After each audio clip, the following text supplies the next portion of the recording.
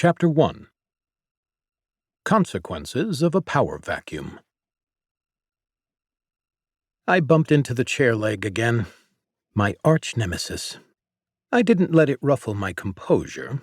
I paused for a second, backed up, rotated precisely 15 degrees, and tried again. I repeated until I had navigated around the obstacle. Despite the inconvenience, I wasn't too disturbed. My humans sometimes would challenge me by changing up the scenery and providing new impediments to my progress. It gave me something to look forward to. Plus, I didn't have any problems keeping up with the work, despite their best efforts, so it was all in good fun. Sedately, I continued under the table. I hummed across the floor, making steady progress. As a professional, I held myself to the highest of standards when it came to the cleanliness of my home. A sparkling clean floor was truly essential to the running of a functional household. I happily trundled around the dining room, cleaning up after dinner. I noted a 15% increase in crumbs from this meal, but it didn't interfere with my duties. After a job well done, I returned to my warm bed to sleep. I woke with a start. Instead of the usually loving touch on my head to let me know my services were needed, I woke with a flash and a bang. My sensors went blank, but I was awake. Replacing the laser distance measures I used to map my surroundings, an image of the surroundings was transmitted directly to my sensors. Normally, I needed to process the data first. What an odd thing. I beeped in distress. There was nothing to see. Suddenly a wall appeared in front of me, blocking my path. I tried to slam on the brakes and turn to avoid collision, as I always do, but nothing happened. I braced for impact. My wall sensor hadn't been activated. Taking a closer look, I realized the wall was not moving. What's more, it had strange patterns on it. I stared at it, but it didn't move. I didn't move either. I couldn't move. Just when I was about to power down again in hopes that my human would wake me up soon, a voice spoke. Illiteracy detected. Switching to auditory mode. That was very loud, I thought. I wondered what it meant. What was illiteracy? The voice continued. Initiating transfer to new world. Scan complete. Creature summoned. Autonomous vacuum. Consciousness. Added. Self-awareness. Added. Vision. Added. Movement. Wheeled. Energy supply. Electrical incompatible energy supply type detected. Finding convertible energy supply type. Converting energy supply to compatible type. Energy supply. Consumed matter. What was this thing going on about? It probably wasn't important. I started to power down again. Hopefully, my humans would wake me when I was needed. Status. Speed. 0.5. Strength. 0.5. Magic. 0. Magic resist. The loud voice continued to speak, but I was already shutting down. There was nothing for me to do here. I woke up with a start. My wheels gave a half-turn in surprise before I took in my surroundings. The flash of light that roused me receded, revealing the nearby area. I rested on a floor of smooth black marble, far removed from the light hardwood I was used to. The stone was set into a decorative grid-like pattern. The joins between each tile were tight and grouted properly. I could appreciate a good grout. This would be easy to clean. Decorative stone pillars at the edge of my sight soared upwards. These pillars surrounded me on all sides. It appeared I was in the center of a large vaulted room. Not that far away, there were 10 humans. They were not my humans, so I ignored them and continued scanning. My humans often rearranged my domain, introducing new obstacles to keep my duties from becoming too dull. I didn't think this was the case right now, though. This was too much, even for them. Clearly, this was not the home I was accustomed to caring for. It didn't take more than a few seconds for my scan to complete. I was shocked by the results. What a mess! The floor around me was covered in piles and lines of chalk, salt, and other powder-like substances. Honestly, it was as bad as when the human child had arts and crafts day. An idea started to form. My humans, in their infinite respect for cleanliness, took pity on these poor people and lent my services to them. As they were clearly incapable of caring for themselves, I would continue my purpose and help. Full of purpose and brimming with pride at my assignment, I beeped in excitement and began to move toward the nearest part of the mess. With vigor, I began to clean. In front of me was a line of salt. I advanced. The section of line in the way was cleared. A little symbol floated in the corner of my field of view. It quickly faded without causing any more of a mess, so I ignored it and kept going. Harold and his summoners stared at the ritual circle. As the smoke cleared, they got their first glimpse of the being they had summoned. It resembled a circular disk of deep black material, a little over a foot in diameter and barely thicker than his index finger was long. It sat motionless, appearing to hover off the ground slightly. Did it work? One of the apprentices nervously clutched his demon's bane powder, ready to hurl it at a moment's notice. With one trembling finger, an archivist pushed up his glasses and took a small step forward, peering inside the circle. Forgive me, Master Harold, but I don't recognize this variety of demon. I've never seen anything like it. Harold frowned. The being didn't look like any of the entries he had seen in the archives either. That was for sure. Aside from a short series of runic characters along its face and a slightly thicker section along one edge of the disk, it did not appear to have any other identifying markings. As Harold took a while to consider his response, the assembled mages started to shuffle nervously. It appears we did not get the demon we were trying to summon. With Harold's pronouncements, the nervous mutters rose from the assembled group. Harold kept his composure. He sighed. It couldn't be helped. They had known that summoning an archdemon was a long shot with their levels, and they had hoped to at least summon a fiend or a greater demon. Still, an inert failure was better than summoning something they could not control, thus dooming them all to a slow and painful death at the hands of a cataclysmic force. At least they could try again once the room was reset. Seeing a moment to teach, he wanted to make use of the failure. If they didn't succeed tomorrow, they would be in some hot water. Harold looked pointed at the apprentices. What are the possible consequences of a failed summon? The first possibility is that our summoning failed, and this is simply a leftover artifact of the spell's energy. That would account for its appearance and the fact that it doesn't seem to be alive, the apprentice answered nervously. And the second? Slightly more confidently, the apprentice continued. The other, and much less likely, possibility is that we've summoned an unclassified demon. Harold pointed at a different apprentice. Which do you think we have here? Well, because no new demon varieties have been observed in centuries, even with enthusiasts whose ritual circle designs center around summoning novelty, it is unlikely. All right. We'll continue to observe, but it's looking like this try was a dud. Harold waved toward the group. Do as you will. The summoners began whispering to each other in hushed tones.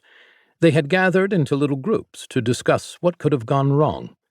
With every passing second, the tension filling the room seemed to dissipate slightly.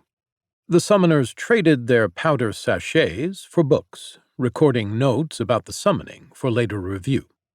The archivists pointed out specific sections of the circle to the summoners, following Harold's lead in trying to turn the failure into a lesson for tomorrow's attempt. Harold gestured at one of the apprentices, directing him to retrieve a few books from the library that might shed some light on the incident. The gangly youth nodded and began quickly walking toward the door. Before he had gotten 2 steps, a sudden sound made his head whip back to the circle. The one apprentice, who had not taken his eyes off the thing within, yelled in alarm. The entire group froze in place, fear spiking. Everyone's heads whipped around to see what was going on. The thing they had summoned emitted some sort of high-pitched shriek, a keening, sorrowful note. Then it began to slowly, purposefully move forward. Panic didn't take hold immediately. They were no military, but they had drilled for things like this. Everyone scrambled into a defensive formation, Demon's Bane at the ready and poised to fight if need be. It approached the barrier, ostensibly to test the boundary's strength and see how difficult it would be to break. The summoners instinctively took a few steps back and tensed. Sweat beaded on Harold's brow. They had summoned a unique demon. For it to be unknown meant it had to have come from the deep. Then it was powerful. They had no idea what they were working with. However, they had prepared for an archdemon and then some. Whatever it was, it wouldn't be able to escape the ritual circle easily. The demon passed right through without even slowing. The circle broke in its wake. A gap as wide as the demon ripped open as it pushed through it with less effort than it took to tear a sheet of paper. That was when panic set in. Someone screamed. Horrified, the summoners began hurling Demon's Bane at the monster. The attempt to slow it down failed. The demon didn't even notice. Demon's Bane that landed before it was erased from existence as its inexorable advance continued. Harold cried the order to retreat, hurling every kind of demon repellent at his disposal. It was unnecessary, as the others had already begun to flee. An archivist tripped over his robes and screeched, scrambling backward away from the relentless horror. Prongs extended from its maw, bushes like the teeth of a great whale, and then they began to spin. All the countermeasures did nothing. The demon broke through each defense, not even slowing. It ignored all their attacks. They might have just been throwing dirt at it for all the expensive and powerful materials they used to try and stop it. Harold hauled the fallen man to his feet and pushed him out the door, bringing up the rear of the fleeing group. Behind them, it continued its relentless push forward, toward its would-be captors, toward revenge for being called. No one stopped running when they were outside the castle. The entire staff had heard the commotion. Screams echoed down the corridors as they ran. Their lives were at stake here. Demons weren't known for being merciful types, and something that stalked its prey in such a manner was likely to rank among the most pitiless. Forget binding the thing to them. All they could do was run and hope they wouldn't be caught. They ran as fast and far as they could. They ran away from the blight they had brought upon this world. They continued down the road leading to the nearest village. The king needed to be warned.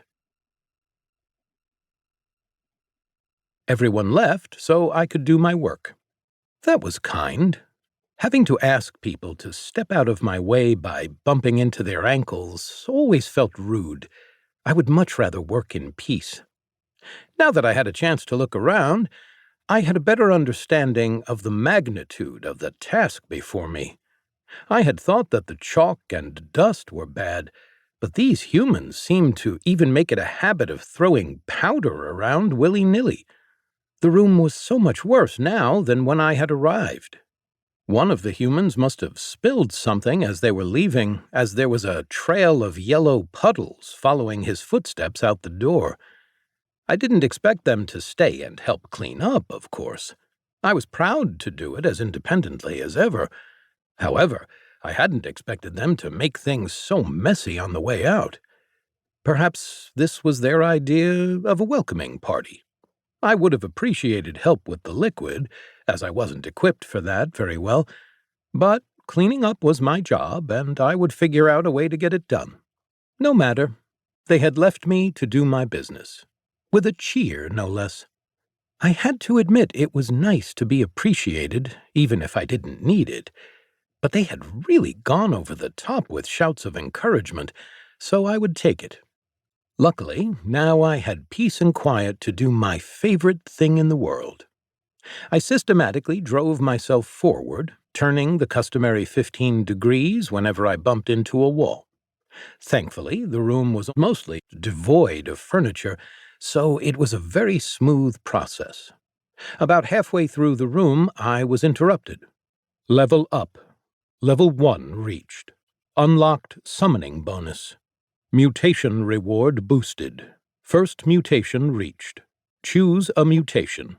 Dimensional travel. Flight. Limitless dustpan. What was that all about? Did a voice really need to yell at me when I was in the zone? Choose. Fine. Looking around, I saw how much I still had to do.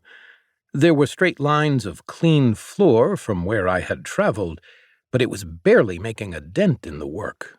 There was so much stuff, and I wasn't going to be able to take it all in one trip. Without either my receptacle or someone to clean my dustpan, I wasn't able to finish it. The choice was obvious. Chapter 2. Today sucked.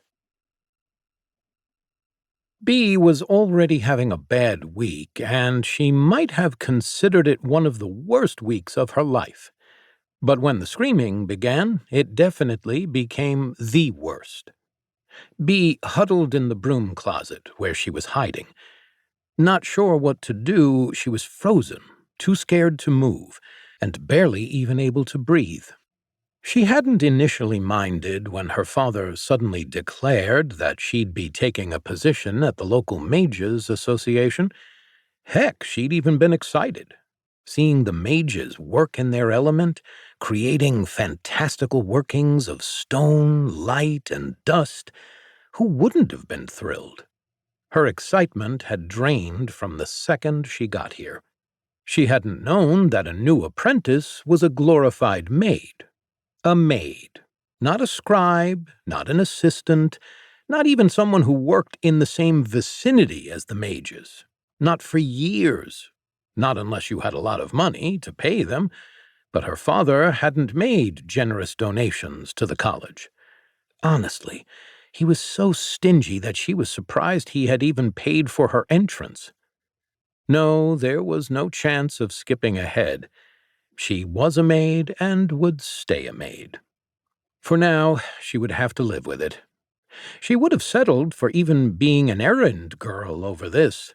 Then, at least, she would have been able to glean something from the notes and materials she carried.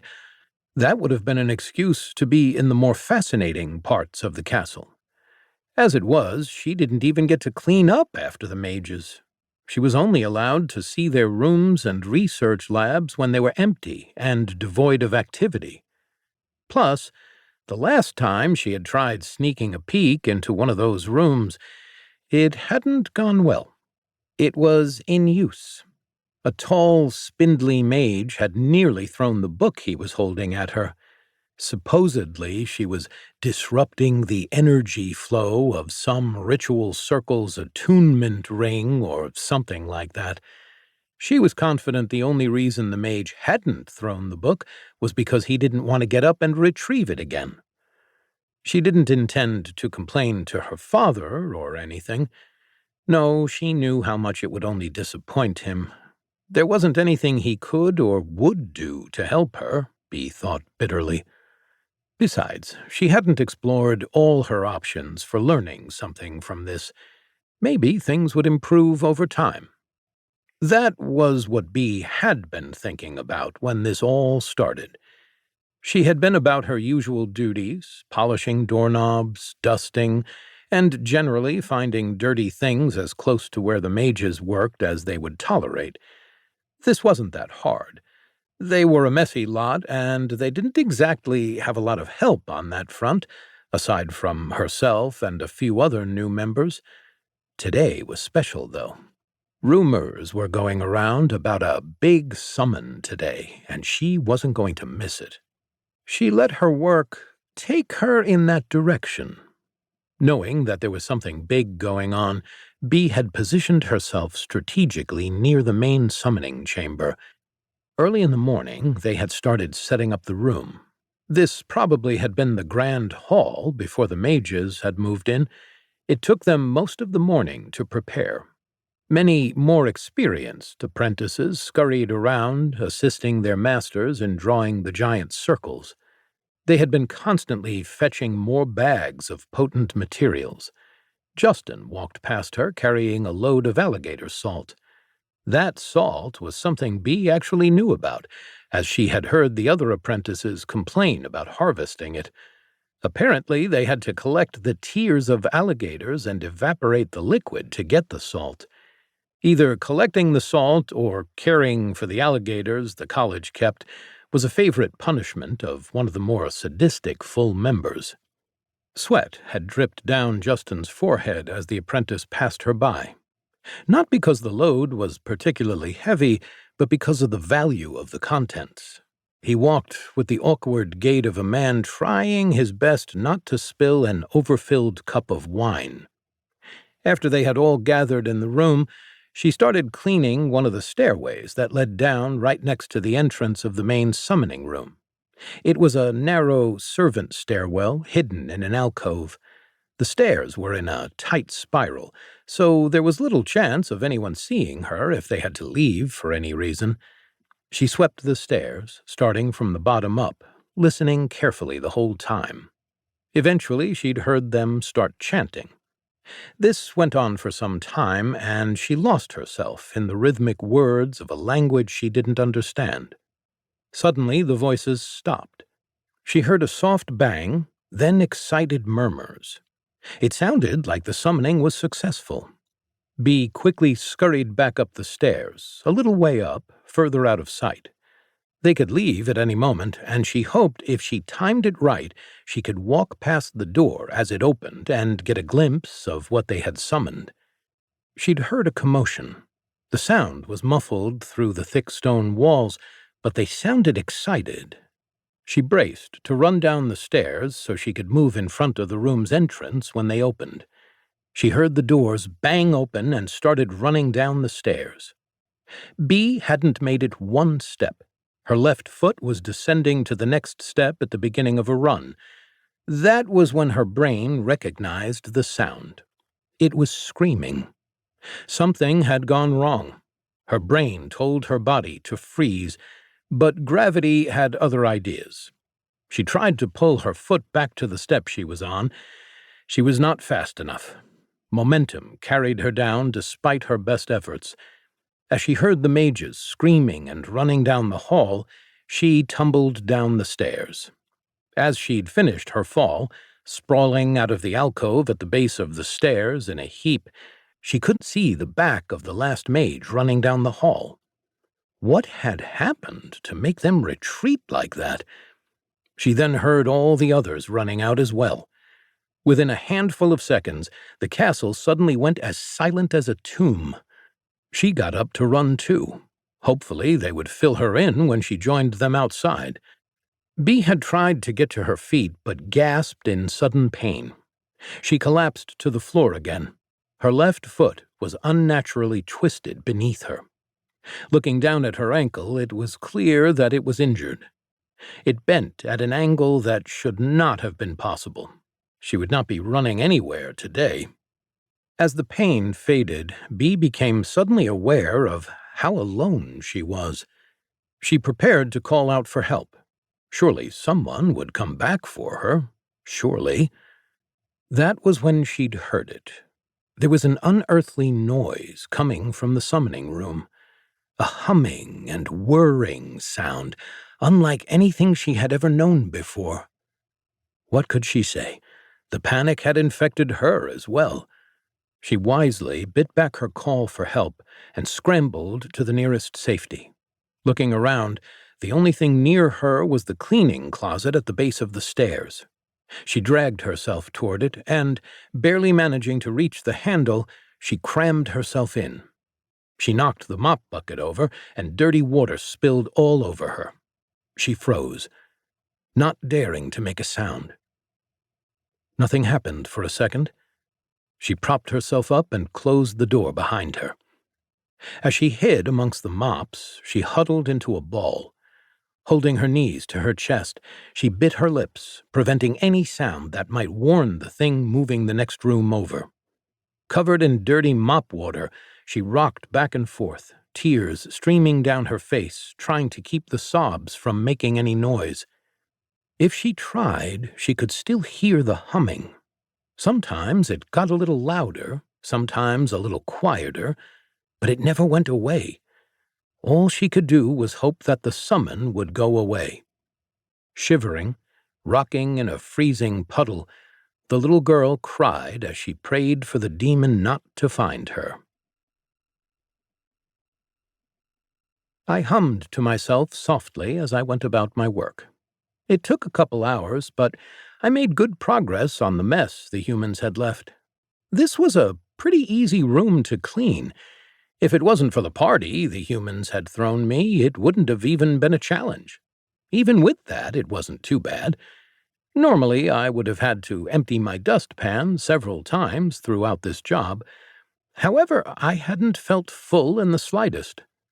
The room was square, without any odd corners that would have made it hard. There were pillars on the outskirts of the room, which was something new. My humans didn't have any pillars in their houses. After the initial novelty, they were not very interesting. The thing that helped the most was the lack of furniture. It was like when my humans first adopted me. For training, they moved all the furniture out of the way for me. As I gained experience, they stopped doing it as much until one day they deemed me capable enough to clean without assistance. It was polite of these humans to clear everything out for me, but ultimately it was unnecessary. I was fully competent at doing my job. After I had gathered the last bits of the strange powders these humans had flung around, I stopped moving. Ah, a job well done. Now I just needed to find my bed and rest. No, it seemed that I didn't really need to. I felt fine. My energy reserves were full, beyond full. I felt I could go for weeks before needing to recharge. I should have been at least a little tired.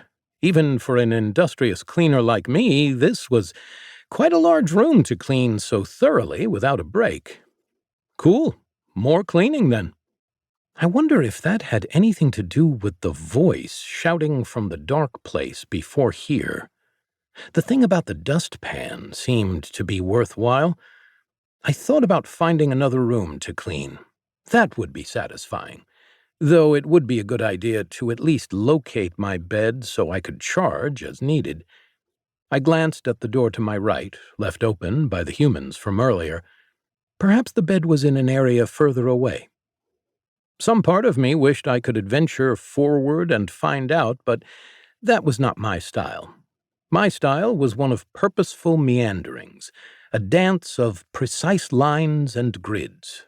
Angles needed to be sharp and touch a wall. That was how I kept my position in the world. Sure, some might find it inefficient or a waste of time, but they simply didn't understand the beauty. They didn't see how well it allowed me to clean every square inch of this room with utter precision, just that it led me to sometimes, occasionally, bump into things that someone else may have avoided, every once in a while. So, even if I could have aimed directly for the hallway, my wheels turned toward the open door. I stopped. Did I imagine it? I slowly began my forward crawl once more, imagining my wheels turning to the left this time. Sure enough, they turned left.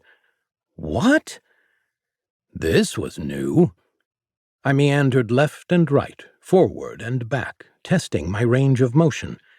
I was able to direct my movement like never before. No longer was I limited to increments of 15-degree turns at obstacles. Sure, I was still capable of such precision and straightness. I was able to enter the same zen-like state that I usually fell into while cleaning without a specific direction in mind. However, this opened new possibilities. I imagined myself effortlessly pirouetting around the legs of that troublesome dining table back home, then looked back to the door.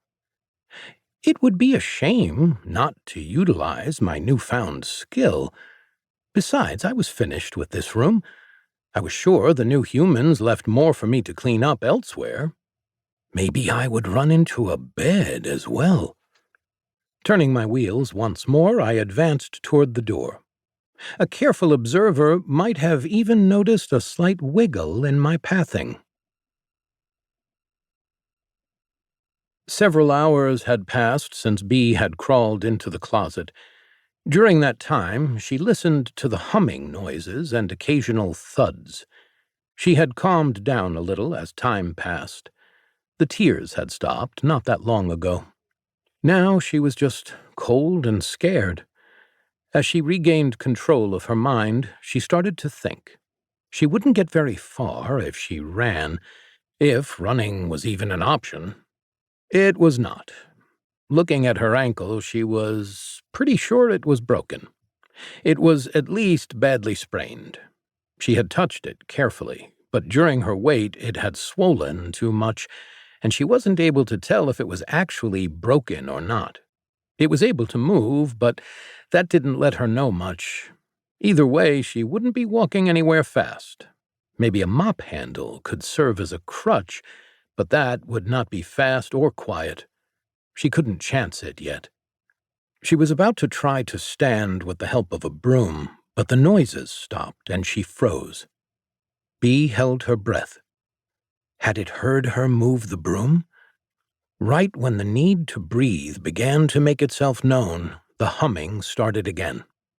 First it was fitful, then more purposeful. Soon it was as loud as it had ever been. Then it kept getting louder and louder. It sounded like it was right in front of the door. She closed her eyes and tried to stop the tears from running again. It had found her. It was too late, and there was nothing she could do. Eyes still screwed shut, she heard a slight splash from the puddle of mop water that had leaked under the door. Her lungs screamed for relief, but the fear was more powerful. It had found her. It was right outside. The door shuddered. Chapter 3. Deep Cleaning of the Soul. I made my way out of the large room. With my newfound skill, it was easy to avoid the puddles of yellow liquid left behind by the humans. Edging around the partially open door, I found myself at a junction.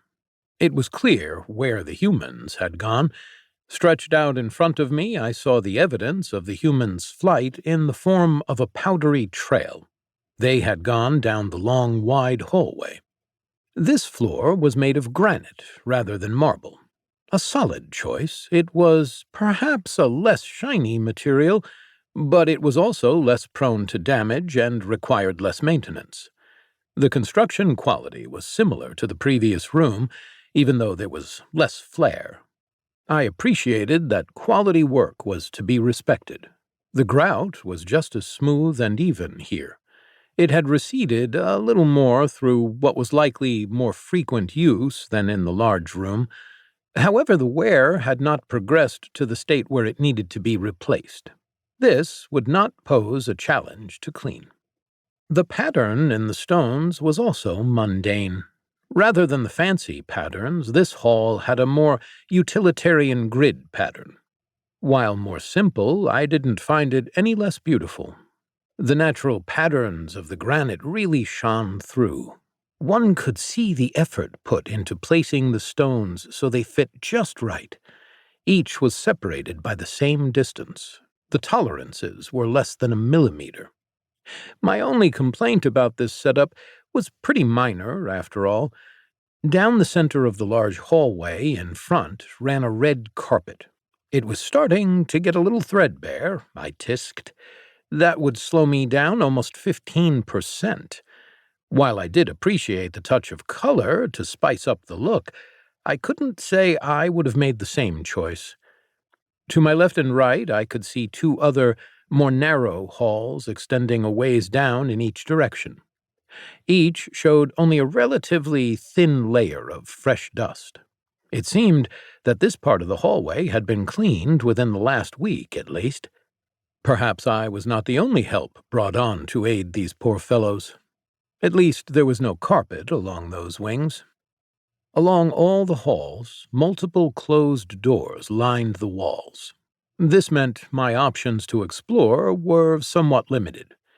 However, there did appear to be a bend further on either of the side halls, which could lead to other accessible areas. I noted this layout for later. I had been following operating procedures and keeping a model of my domain. I had always done this. It wasn't just to prepare for an inspection. Those had never happened, but you couldn't be too careful. While that might have been the initial motivation, I found it helped ensure peak efficiency. Additionally, there was the benefit of not getting lost when my human put me down next to the mess. I could always simply clean what was in front of me. However, while sometimes I got assistance getting to the issue, I didn't always get help finding my way back. It only took a couple of times having to call for help for me to want to avoid that embarrassment again. I was perfectly capable of finding my way home, and professionalism was a value I held near and dear. Unless there were stairs. My brush shuddered at the thought. While I recorded my surroundings and built a map, I wanted to continue to expand the boundaries and explore. The mystery of what lay around the corners made my cliff sensors itch. With a small exercise of discipline, I pushed the urge down. Duty called. I turned toward the mess left behind in the large hall and began my methodical sweeps. I would say that I put further thought into my new surroundings, but honestly, I just got lost in the pleasure of cleaning for a while. While I had the option to deviate from my precise straight lines, I didn't need to for this job. There were no odd corners or anything to navigate around. It was quite stark, actually. A potted plant might even have made this more stimulating.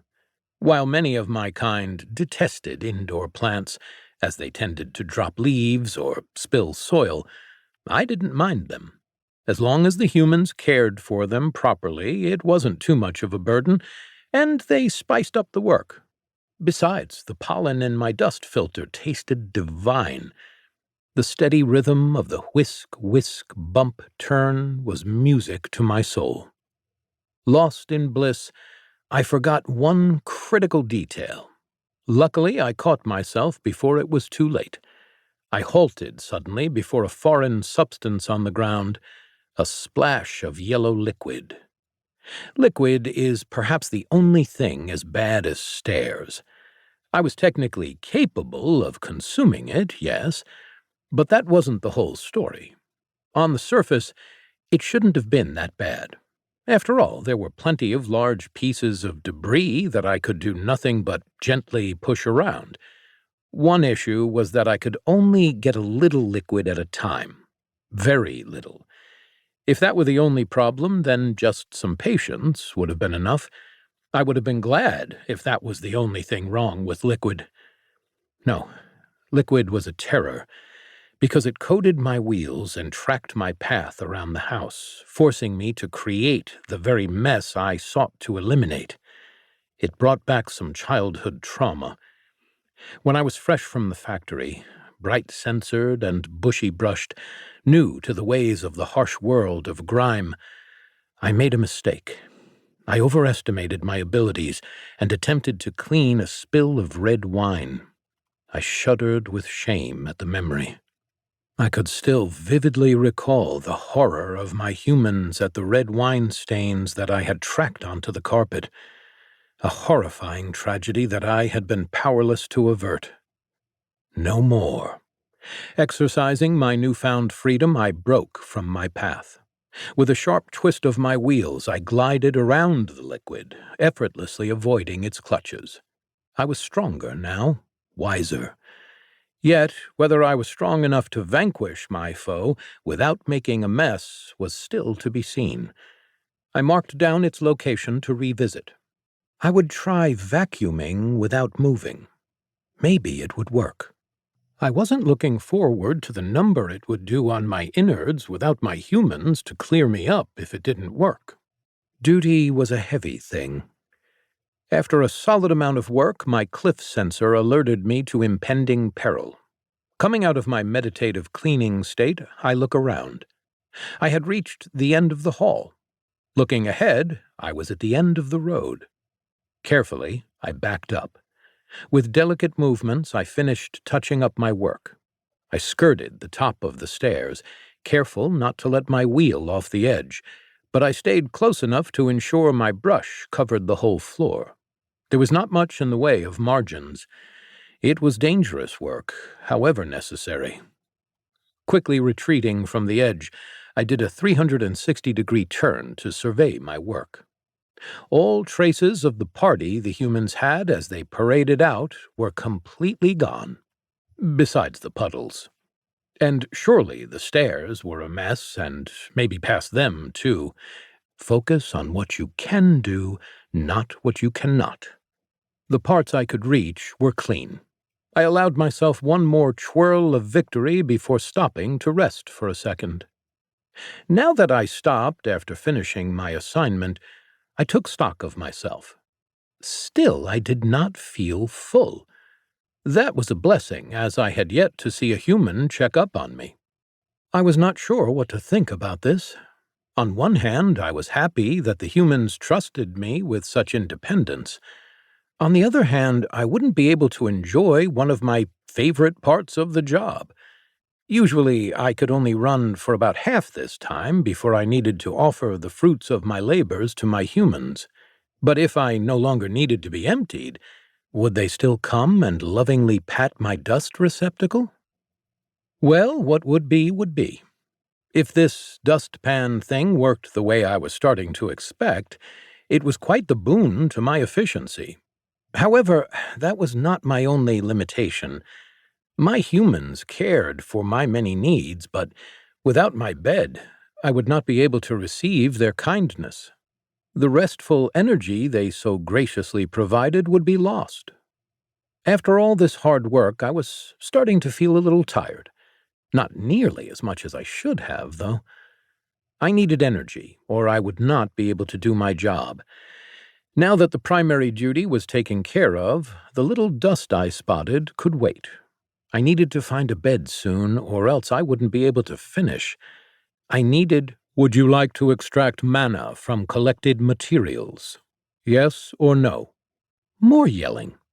I didn't know what mana was. Though I did remember something about a mana battery. With a stretch in logic, one could consider the filth I had accumulated as the collected materials. That would be a generous description for them. I was supposed to give them to the humans, but if they weren't going to take them, I certainly didn't want them. Tentatively, I gave permission to take from my dustpan. Suddenly, I felt a void open within myself. A large quantity of the dirt vanished.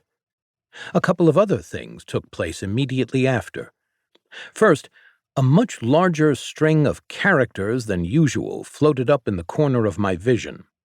By now, I had gotten good at tuning out the ones that appeared while I was cleaning. This was much longer. I had no idea what it meant, but it covered a large part of my vision. It promptly passed. Second, and the slightly more pertinent thing, that same voice that had bored me to sleep before returned, spouting more words that I didn't understand. This time, though, I tried to pay attention. If this had anything to do with my newly emptied dustbin, it might be worth listening to. Level up ×4.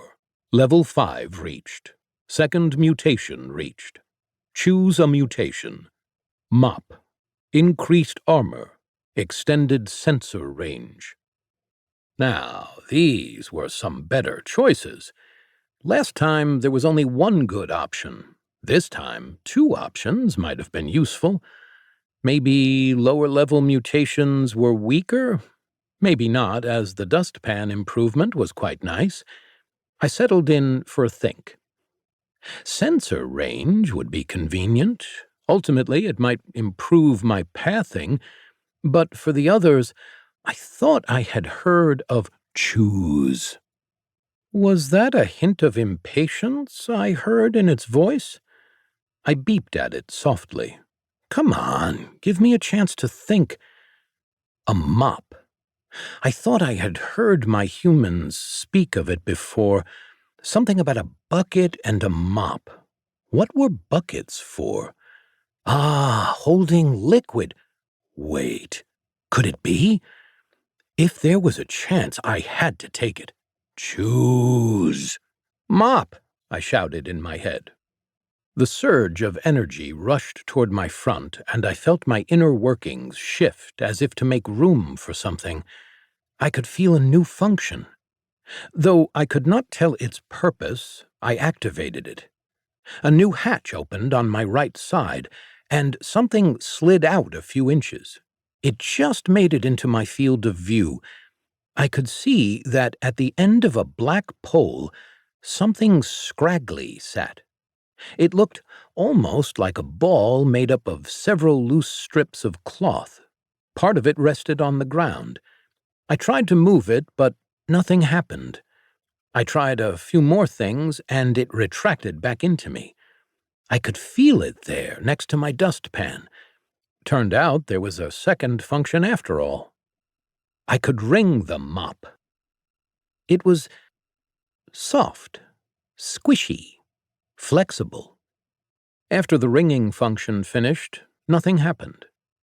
I waited for a second, not daring to believe it. I headed over to the first yellow puddle.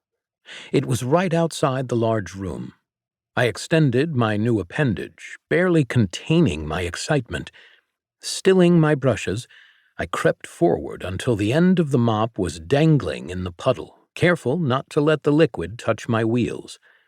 I felt a small amount of liquid get soaked into the mop end. I brought it into myself and wrung. The liquid left the mop and went into my dustpan. Not quite ready to believe it, I repeated the process.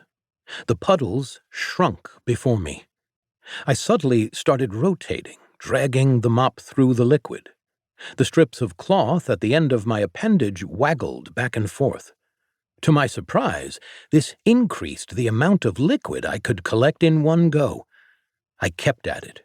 Eventually, the liquid was all gone. As fast as I could, I moved from one puddle to another, cleaning each one until I reached the stairs. I was lucky this particular human had run on the outside of the group rather than on the carpet. That would have been beyond me. I looked back, satisfied. The impossible had been done. All the liquid was gone.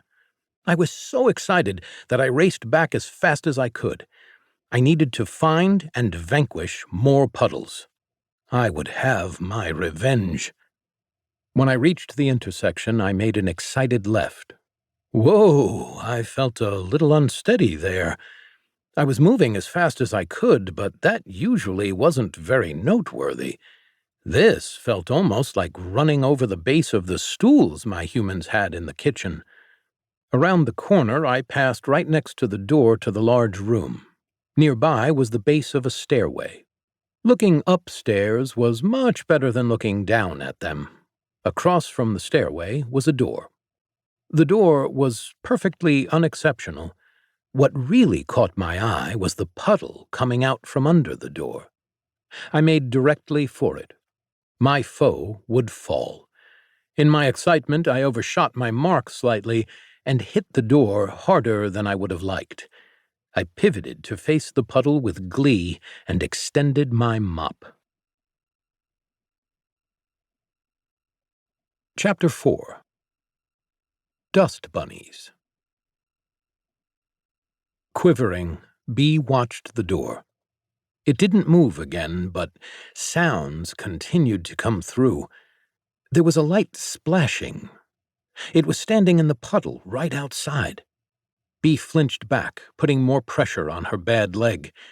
The terror was the only thing that allowed her to bite back the scream bubbling at her lips.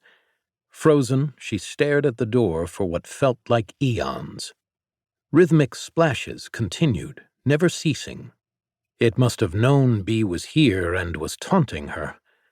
As she watched, the pool of dirty water slowly dried up. Over maybe 20 minutes, the puddle was barely visible anymore. What was the demon doing? Could it taste her fear through the water? Was it giving off a demonic flame that evaporated the water without any heat? Bee couldn't figure it out. Unable to do anything productive, she had no choice but to close her eyes and pray to any of the gods that might be listening. This continued as she sat there, eyes screwed shut for she didn't know how long. The sounds never stopped. The only way she could feel the passage of time was the pain fading from her ankle. The throbbing seemed to sync with the rhythmic swishes from outside. The last drops of the puddle vanished, and then the swishes became quieter. As the sound lessened, the pain throbbing in her ankle did as well. After what must have been hours, the puddle was completely gone. As the last drops vanished, the whirring noise became louder for a second before it began to fade away.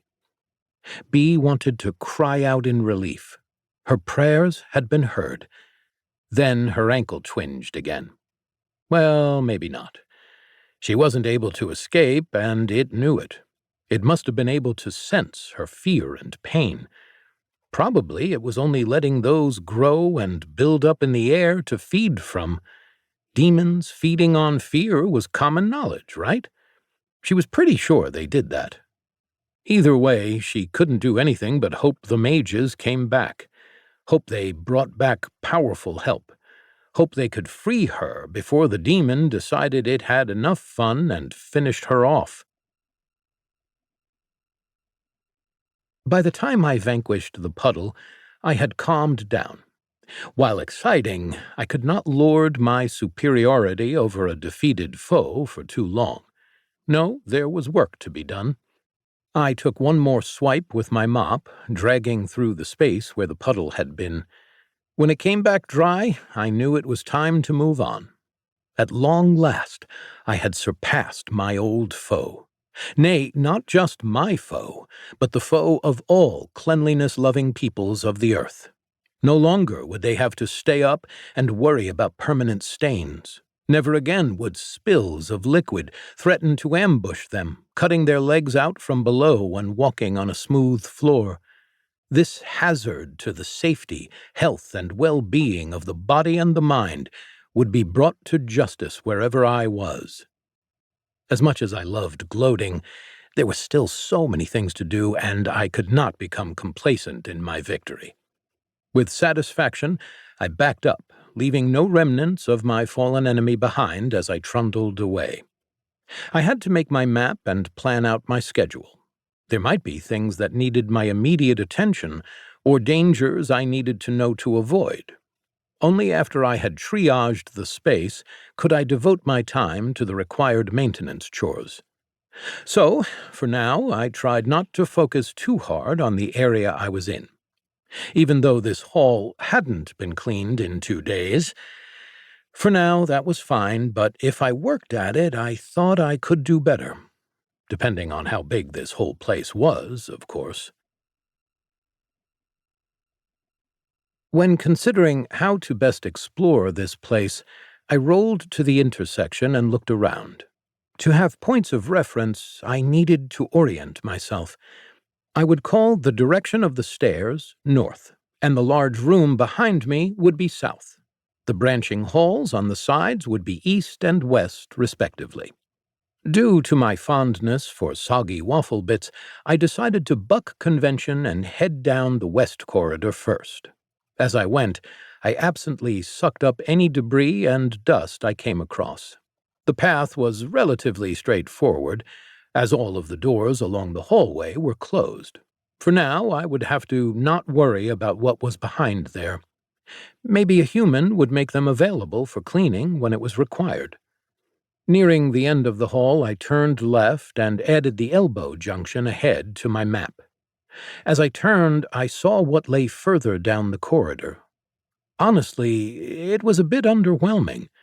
I wasn't sure what I was expecting, but in retrospect, another hallway would have been a perfectly reasonable guess. Starting down the hall, things began to catch my attention.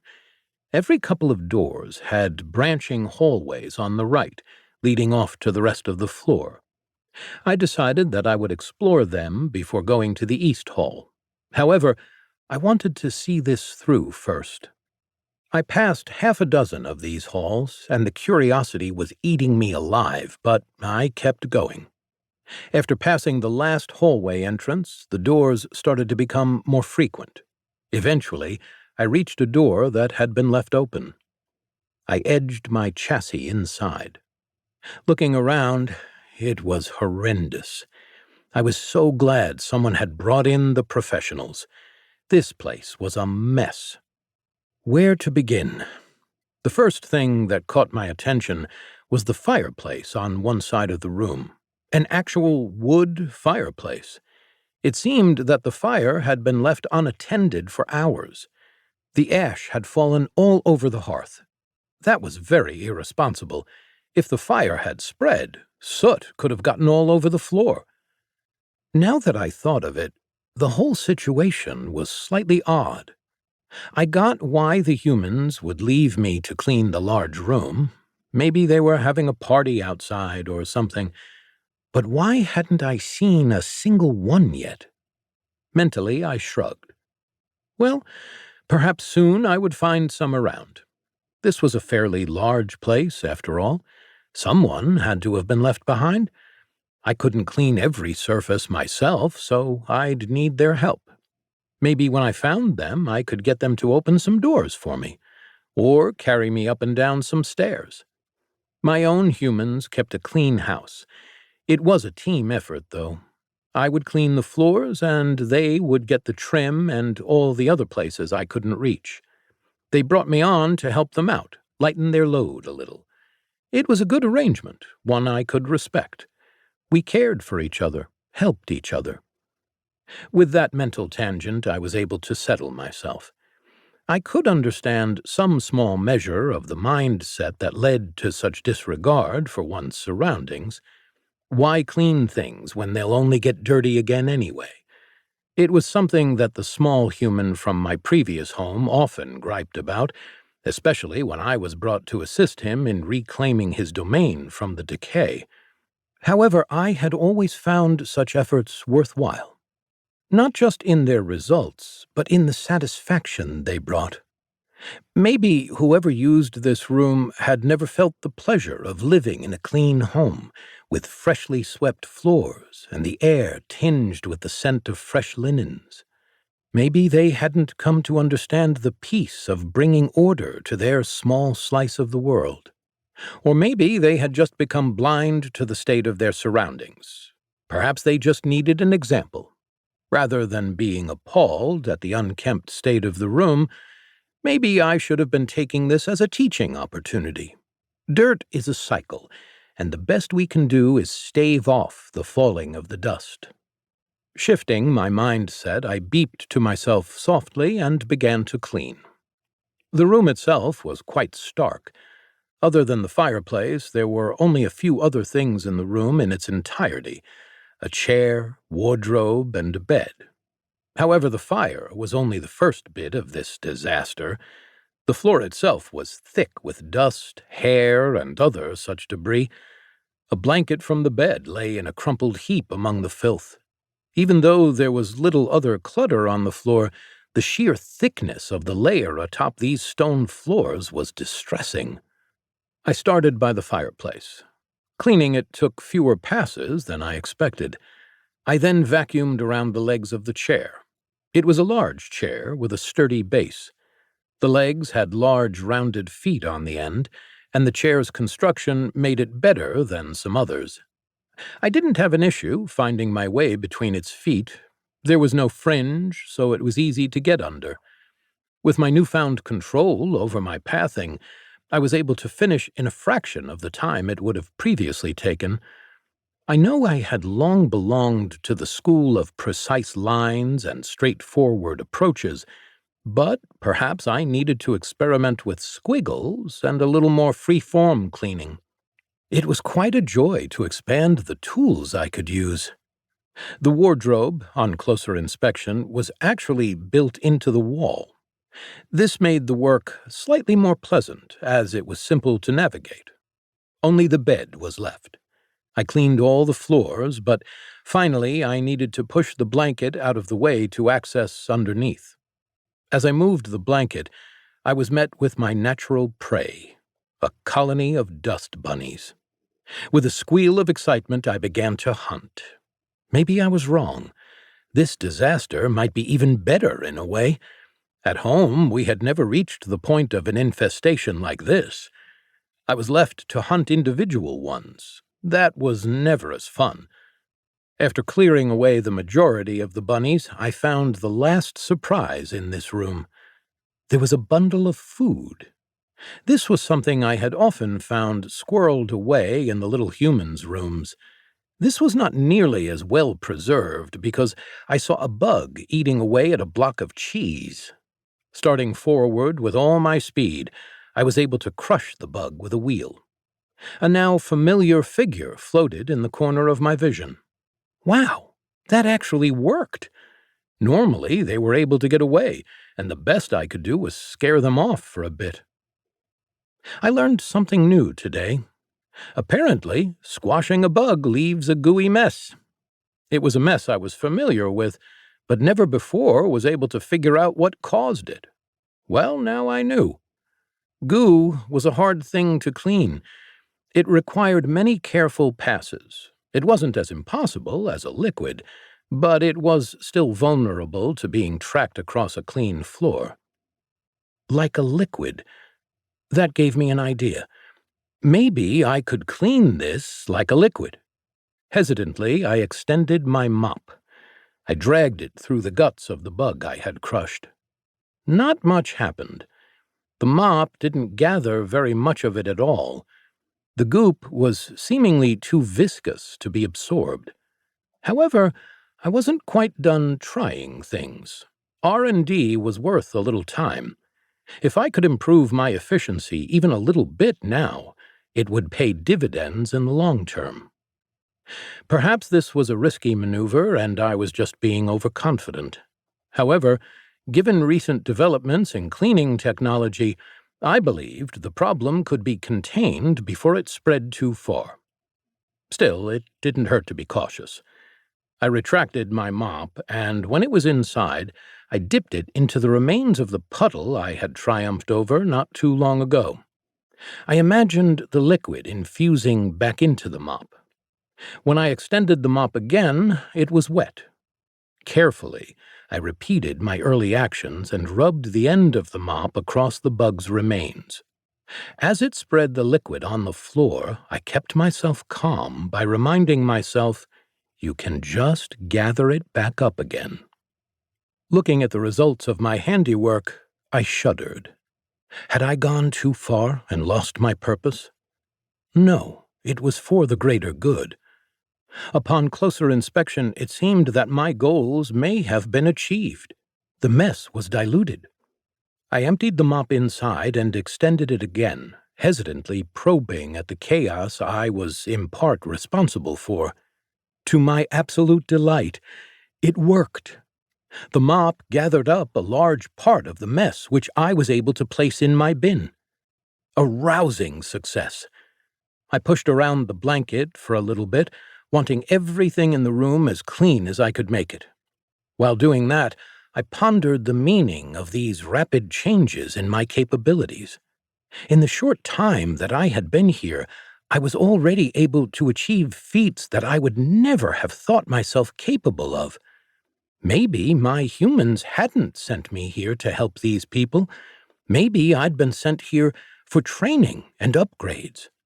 Soon, even the blanket on the floor might not be an impediment to my mission. A fresh glint reflected in my front sensor as I zoomed back into the hallway to continue exploring. Bee had been huddled in this closet for many hours at this point. Her hurt leg and the limited space forced her to sit in an awkward position, causing her other leg to start cramping painfully. Trying to suppress involuntary jerks, she bided her time, hoping for rescue. The puddle's fate was a boon for her, as terrifying as it was. Once it had been drained, that allowed the hem of her dress to dry, so it was no longer sopping wet. As she no longer felt the need to shiver constantly, and the noises had not returned for several hours, the day started to catch up with her. While she tried to fight it and stay alert for any sound, her will began to give way, and before she knew it, she was fast asleep. Crammed in a tiny closet, one leg in pain, the other curled under her, head using a spare broomstick leaning in a corner for a pillow, Bee slept a deep, dreamless sleep. Chapter 5. The Light That Never Was. There were a total of 8 rooms with their doors open enough that I could enter. 4 of these were rooms like the first I had found. They were in much better condition than the first. Clearly, not all the humans in this place needed my example. Still, as their occupants were away, I cleaned them as best I could. Rooms that were not the cramped quarters used for sleeping were more challenging and captivating. One of these was a long room with white lighting and tiled floors. It had rows of workbenches and lots of clear glass containers. Cleaning that one was interesting because of the sheer amount of glass particulates I picked up. It seemed that many glass objects had been smashed over a long time to result in this kind of debris. These pieces of glass were picked up and maybe swept up with a broom. However, there were still minuscule bits left behind, and over time the tread of many feet had ground them down even further. Another particularly challenging room was filled with cages. These cages had things in them that were smelly, and they seemed to exude filth.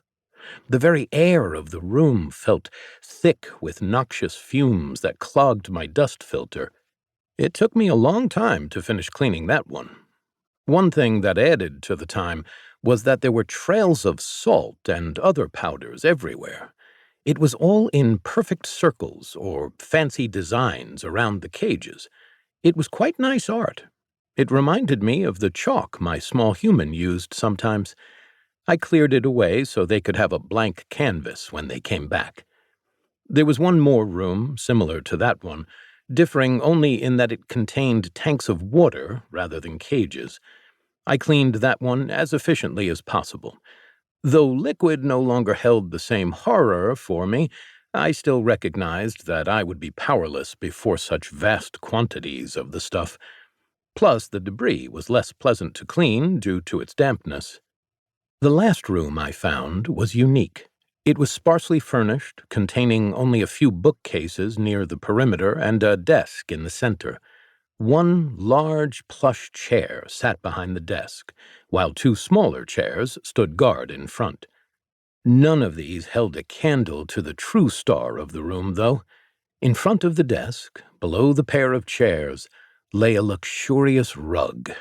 This thing was a work of art, soft and long, made of fine wool and intricately patterned with deep reds and ambers.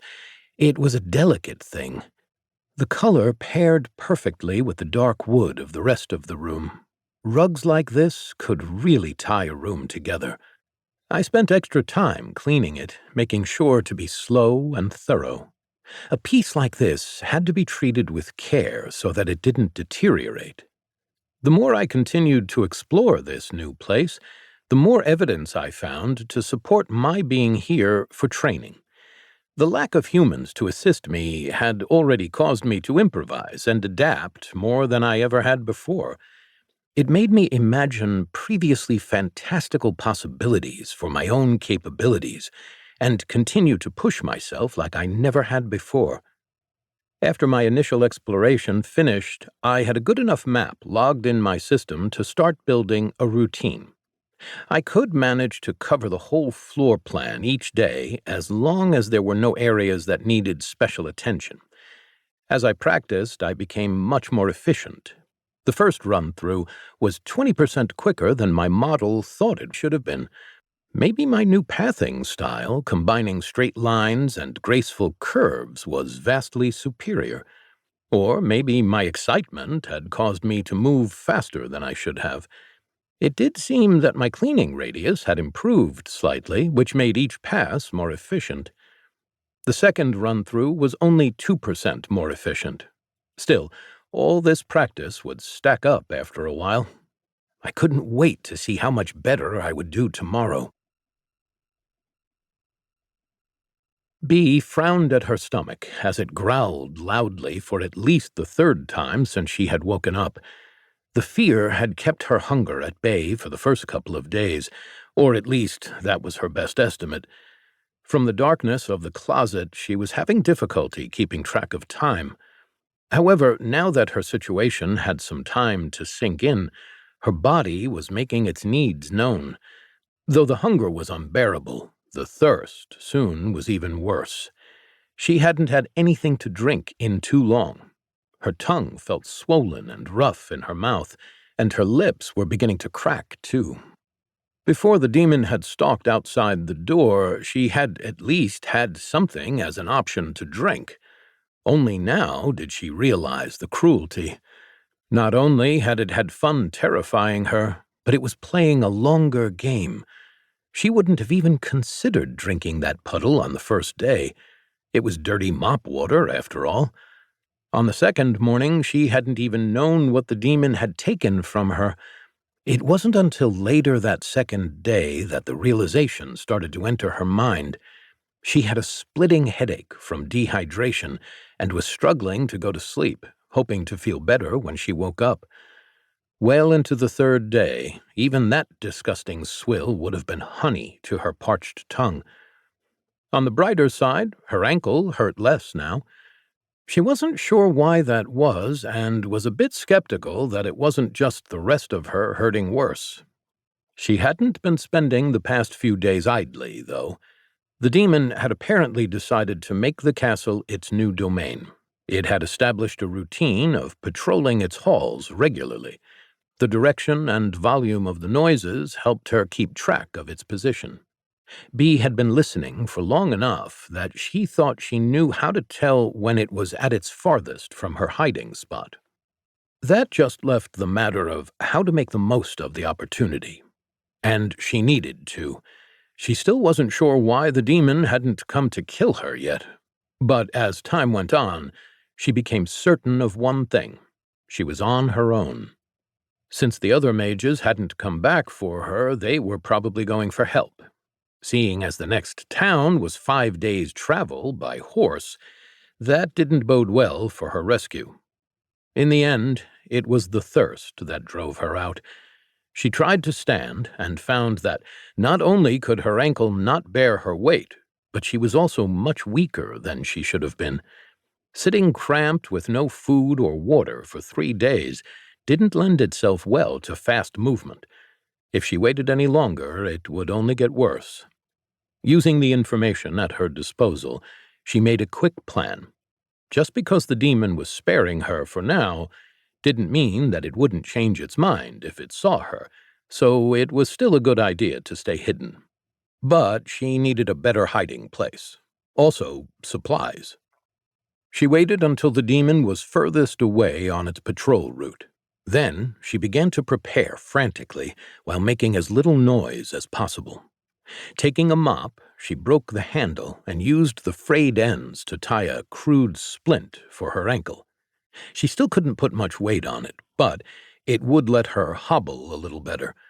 She grabbed the pillow she had been using for the past few days, a broomstick, and propped herself up. Moving slowly, Bee cracked the door open enough to peek out with an eye. Nothing had changed, and she couldn't see any sign of the demon. Pushing the door the rest of the way open, Bee used her makeshift crutch to move down the hall as quickly and quietly as she could. The nearest thing she could use to quench her thirst would likely be just down the hall in the librarian's office.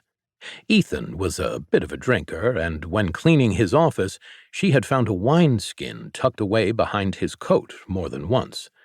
Luckily for her, the office wasn't far. Hobbling as she was, it took her half a minute to cross the 50 feet to the librarian's office door. By the time she got there, she was out of breath and gasping in pain. Her ankle was almost definitely broken. Even with the splint, she could barely put any weight on it. The broomstick made an incredibly poor cane on the smooth stone floors. It was also hard to keep a hold on. Her hand kept slipping down, and she didn't have the upper body strength to really use it well. Still, she made it and was able to get the door open. Opening the door one-handed and one-legged was an awkward process, but she managed. As she slipped in, her eyes zeroed in on the desk. There, she saw an oasis beckoning to her, a teacup and a plate with a couple of biscuits. Ethan must have left them out the night before the summoning. Moving as quickly as she could, she snatched the teacup and brought it to her lips. Nothing came out. Pulling it back a little, Bee saw that it was empty. She cursed Ethan under her breath, grabbed a biscuit, and crammed it into her mouth. It was stale and dry. She didn't care. Until she tried to swallow, that is.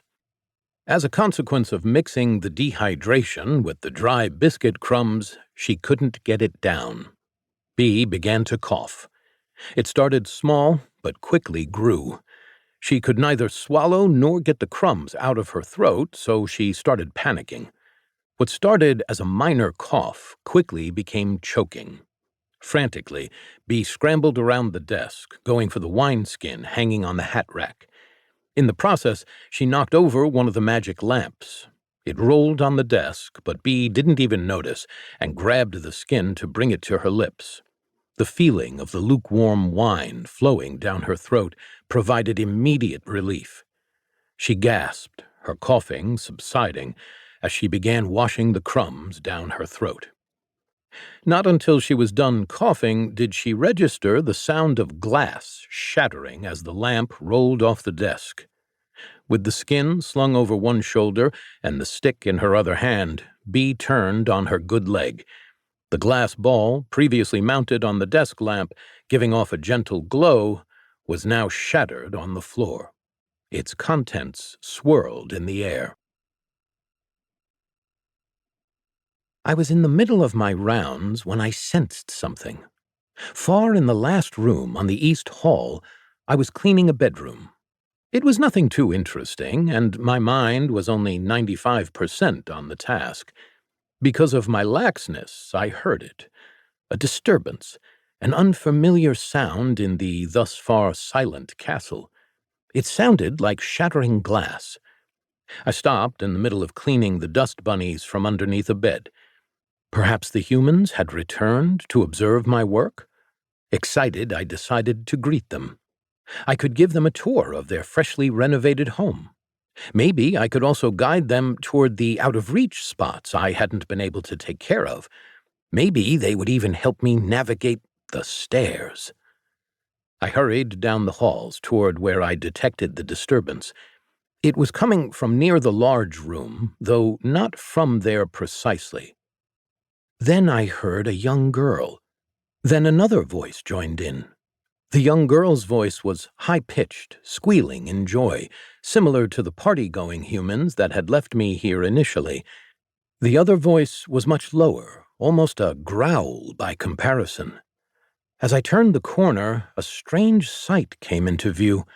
It didn't look like a party at all. The swirling, ashy contents of the former lamp coalesced into a small form.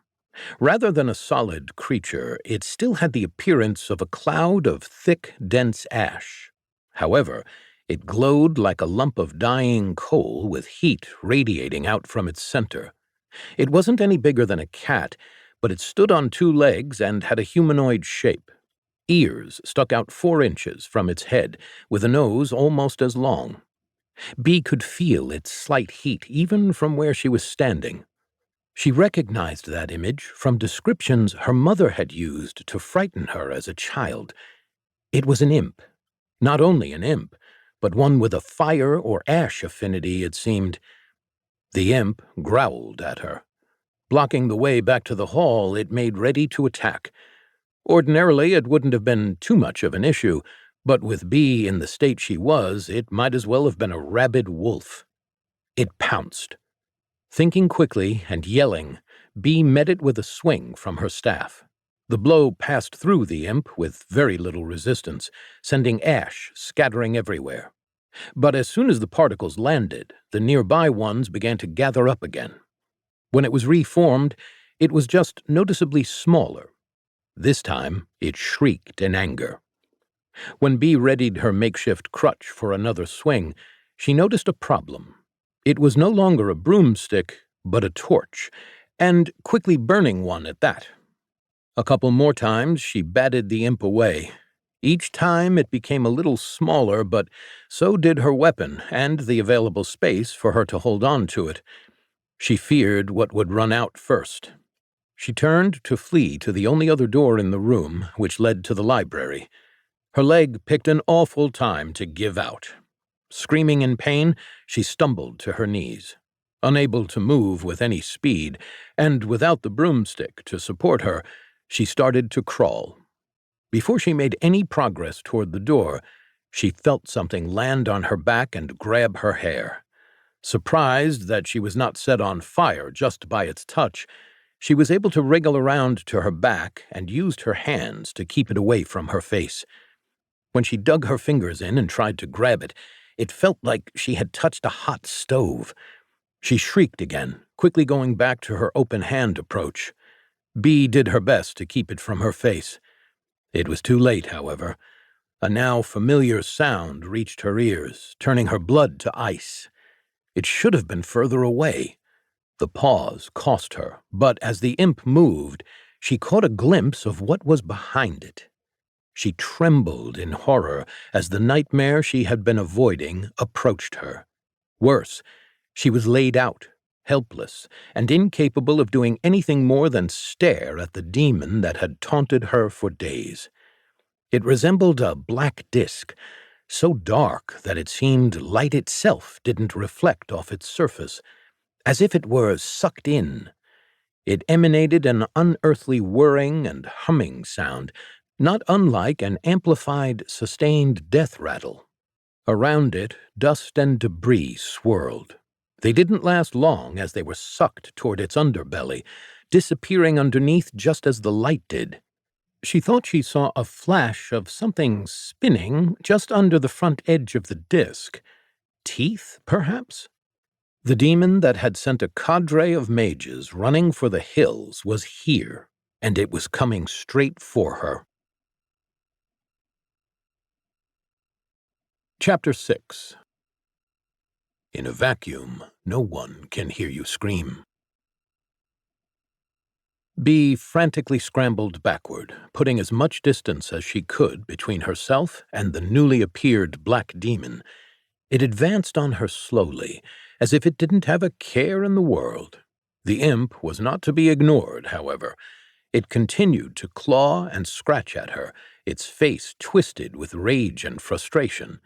Her hands were burning from the efforts of defending herself.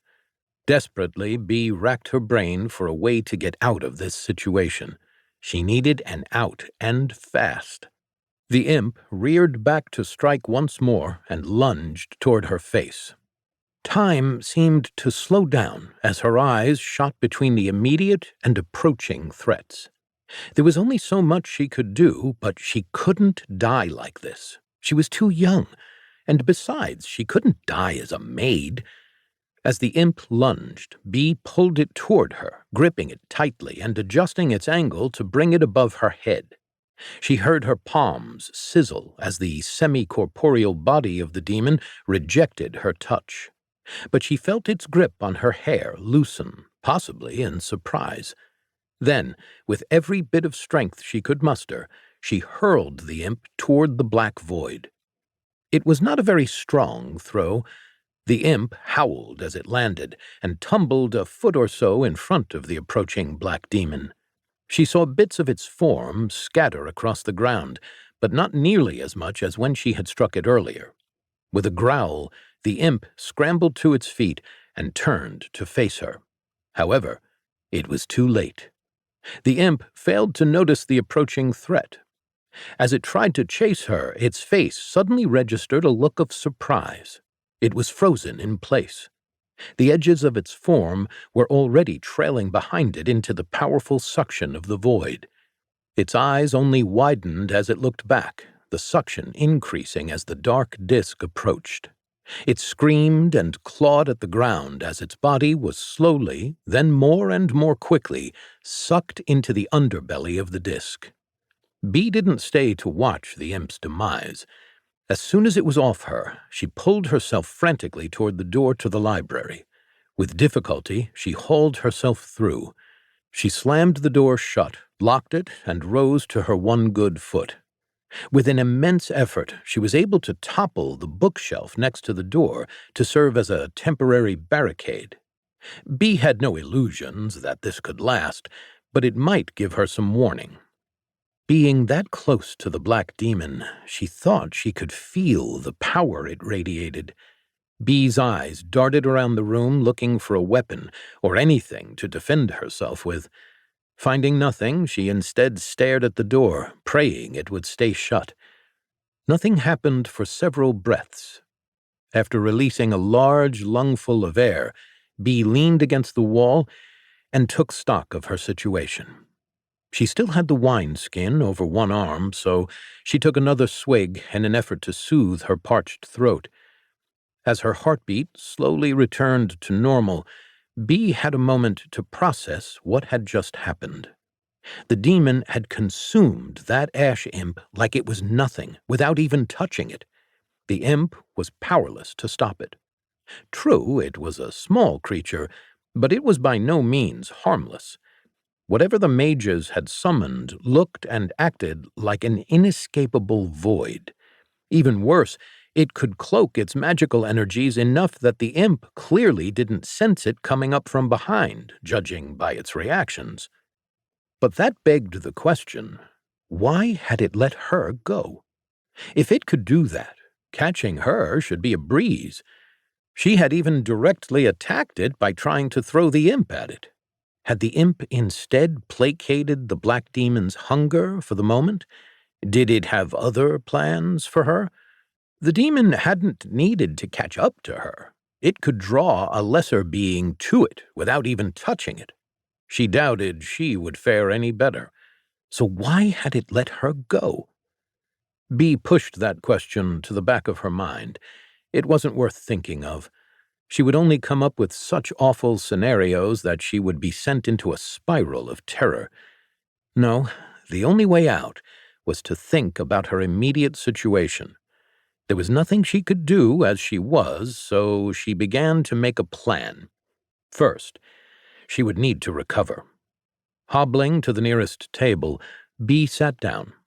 She knew that the mages often snuck snacks into the library against the rules, so there was likely some food and drink to be found here. Bee rummaged around, and as she started to regain her strength by taking small sips of wine, she thought about what to do next. When I first arrived in this home, I'll admit I wasn't a fan of how much mess the humans made to celebrate my arrival. Still, it was their home.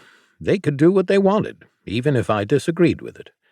That was part of the reason I was so excited to see this human in front of me, battling a particularly nasty pile of ash. This was only the second time I had encountered any human here, and the first that had actually seemed to share my value of a clean living space.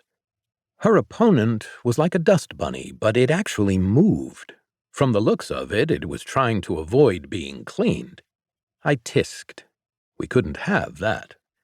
This only gave my theory that I was here for training more weight. I had never attempted to vacuum up a moving target before. Things that moved were always to be avoided or lightly bumped into with a soft beep. Well, I had learned plenty of new skills already so far. Why not try to overcome this challenge as well? I hurried forward, eager to assist the young one in her battle with filth. The living dust bunny seemed like a tough nut to crack. Based on how the human had acted, she viewed it similarly to how I would have viewed a particularly damp spot on the carpet. Unwanted, but not necessarily something I was ready to deal with. Not to worry, though. As if we had coordinated it, she tossed the thing toward me. Dust was my specialty, and if it meant helping a comrade in arms, I would gladly help. While I wouldn't have minded testing my abilities by chasing the living dust bunny around for a bit, I appreciated the assistance. To my surprise, I didn't have to do anything. The little monster broke apart and started to get sucked up by my improved vacuum. Level up. Level 10 reached. Third mutation reached. Choose a mutation. Bladed bristles. Grabby arm. Water affinity. For the moment, I ignored the voice and looked around for my friend. Before I could give her a grateful beep of thanks, she had already rushed away and disappeared through another door. I felt a twinge of disappointment. Still, now I knew that there was at least one human here, someone who might even appreciate my efforts, if first impressions were to be trusted. I decided that I liked this human. I was still analyzing the composition of the creature I had just consumed. It felt strangely warm inside my dustbin in an almost comforting way. It reminded me of clearing a hearth, but that couldn't be correct. It clearly was a living being, and living beings were not made of ash. Oh well, nothing I could do with the information now, so I filed it away for later. Only then did I turn my attention to the voice once again. After receiving my mop and seeing how amazing it was, I took these choices a little more seriously. The bladed bristles were out of the question. They sounded like they would scratch up the floors. I shuddered at the thought of what such a thing could do to the beautiful rug I had seen earlier. Also, as much as I had become more comfortable with liquid, it was a working relationship, not one that I wanted to develop more than I had to. No, considering my choices, what I lacked the most were options when manipulating my environment.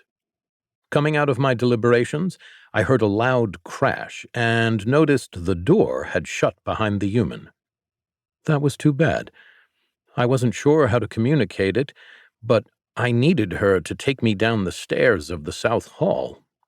While I could keep the available section clean, it didn't need my constant attention. Now that I knew I was here to improve, I needed new challenges to overcome. I hoped she was not making a mess back there. Mentally, I shrugged. She could if she wanted to. It definitely looked like she had here. I returned my attention to the room around me. There was ash everywhere, and a burning stick. That was unfair. It wasn't her fault if she couldn't combat the living dust bunnies. Still, the results of their epic struggle were strewn every which way. The hardwood floor was covered in a fine layer of ash mixed with dust. It was time to try out my grabby arm. I found I had a set of new functions now, just like I had with the mop. I triggered the first one. Just like with the mop, the hatch opened and a stick extended. This one was a black pole, but it was slightly thicker than the mop had been. On the end of it, there was a claw with what appeared to be rubber ridges.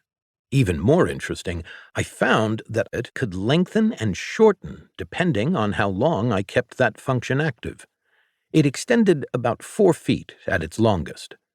Another function opened and closed the claw. Besides the extension and the claw control, there was a third option. This seemed to raise the angle of the pole. I considered that.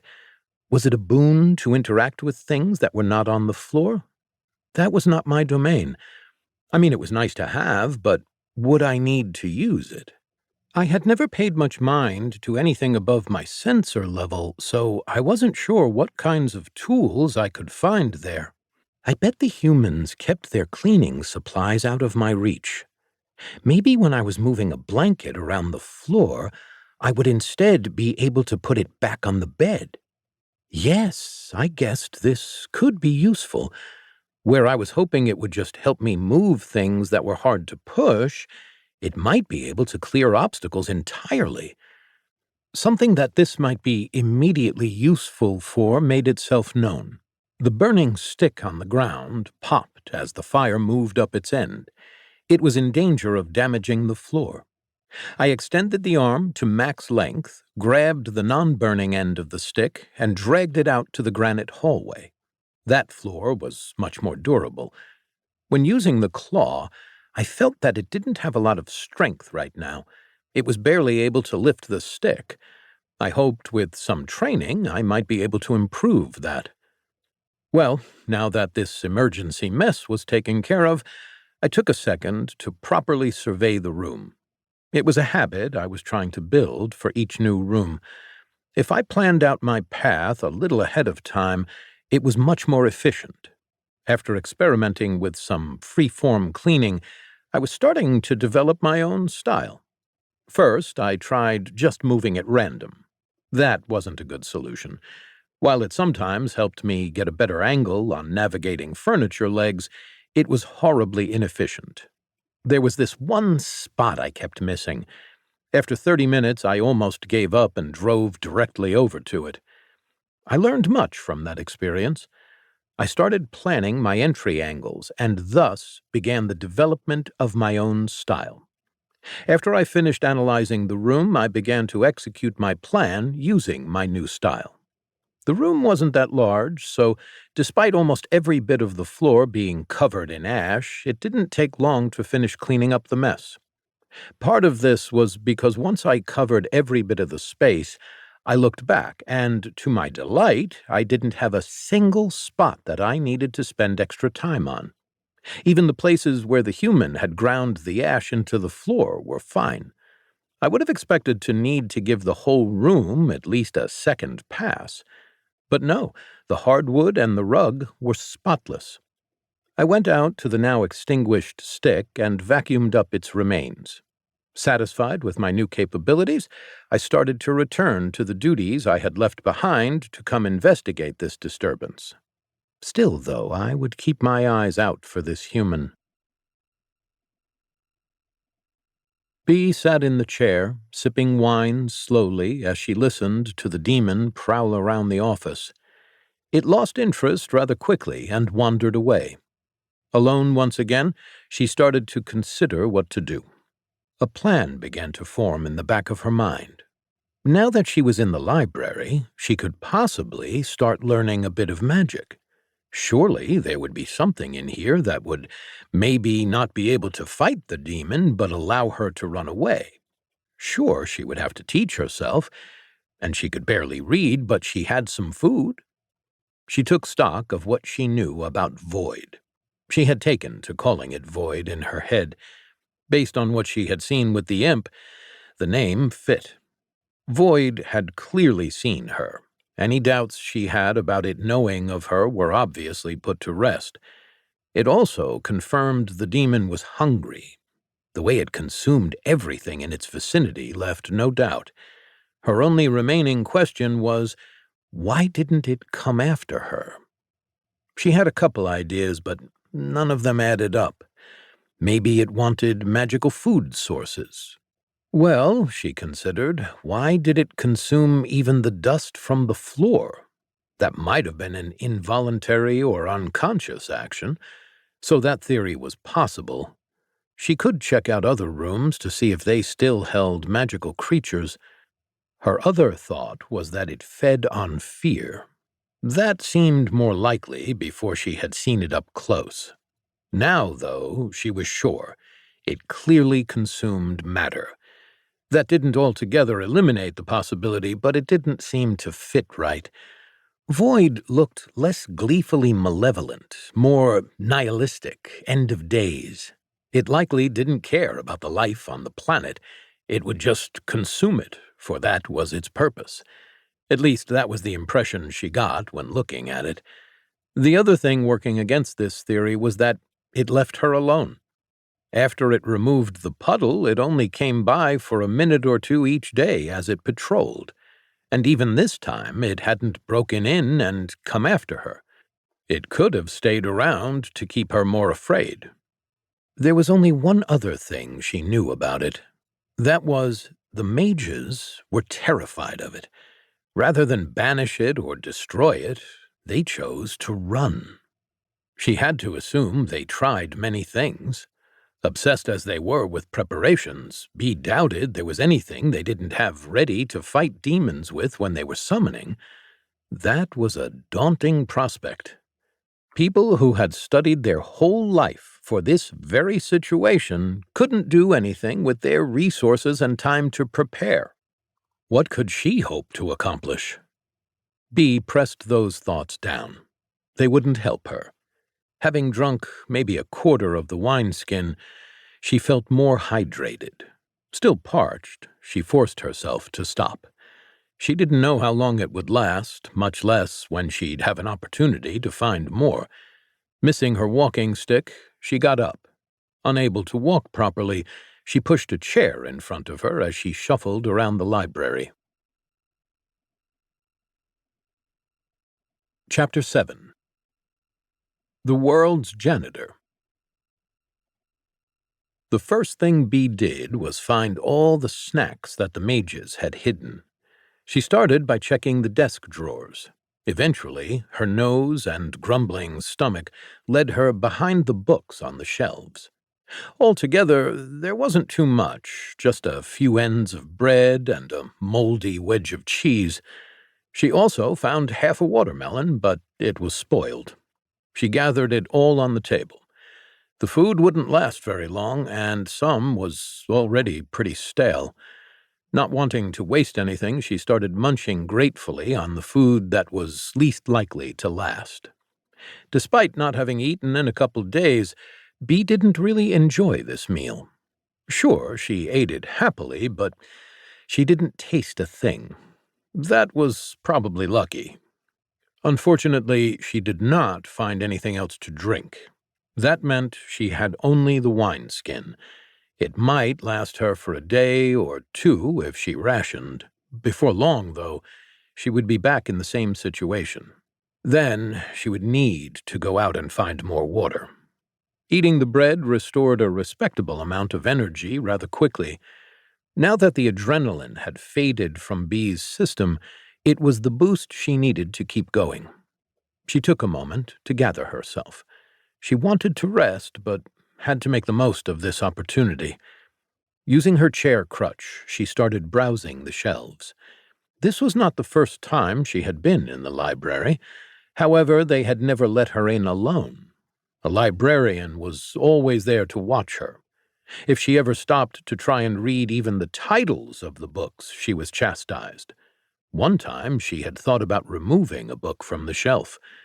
Before she had moved the book more than an inch, the librarian was on her. That had earned her a tongue lashing so furious that she couldn't look the man in the eyes since. Bee headed straight for the book that had incited that particular incident. Despite being alone for days, she still glanced around suspiciously for any onlookers before reaching out to the shelf. It was a thin book with less than 100 pages. Something about it just spoke to her. A is for alchemy. Finally, after retrieving the book, she got to look at the red cover.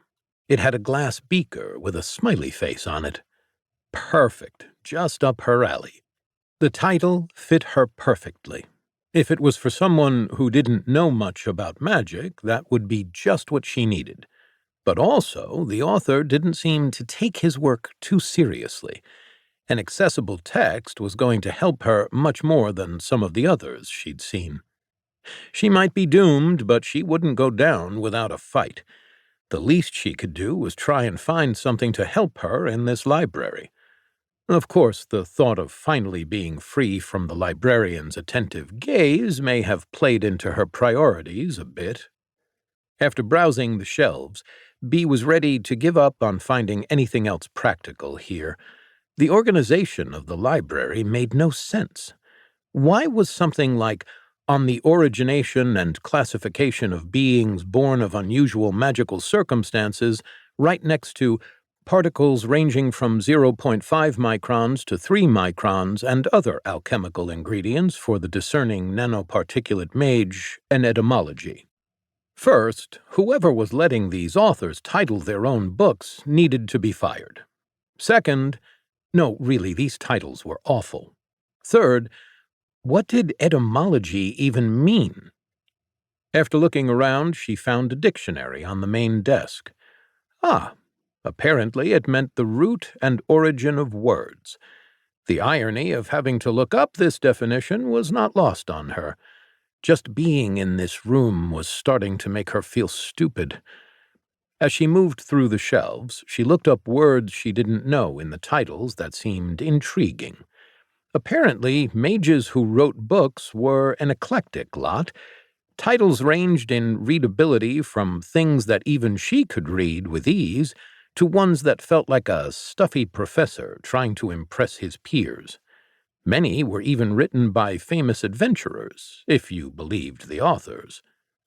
Besides A is for alchemy, she didn't find many at her level. Slowly, she began to pick out some patterns in how the books were organized. The titles didn't seem connected at first. It wasn't until she started reading the summaries that she began to put them together. Rather than by difficulty, title, or field, books were organized more by content. Not on what topic the contents covered, but how the contents covered the topic.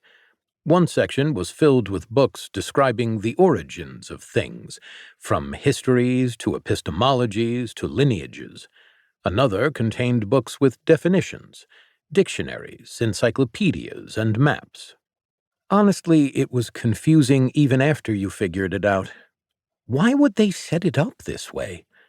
That alone didn't make it challenging to find books. No, her issue was she didn't even know what topics she needed. She really wanted an overview book on a couple of topics. The organization within each section still stumped her, but she could scan through the titles, pick one she knew most of the words in, then read it a bit more. It was a slow process, but eventually she made progress. Once she found something that looked like a basic demonology book, she decided that was enough. B put her small collection on the chair. Along with the alchemy book, she had gathered a few other novice books on ingredients, demons, and mutations. Then she stretched out to read. By the time she started a chapter titled "C is for Containment," she was asleep. Not having adequate rest for days was taking its toll. I had made the most important discovery since the discovery of the mop. This is not to undermine the importance of the mop, of course.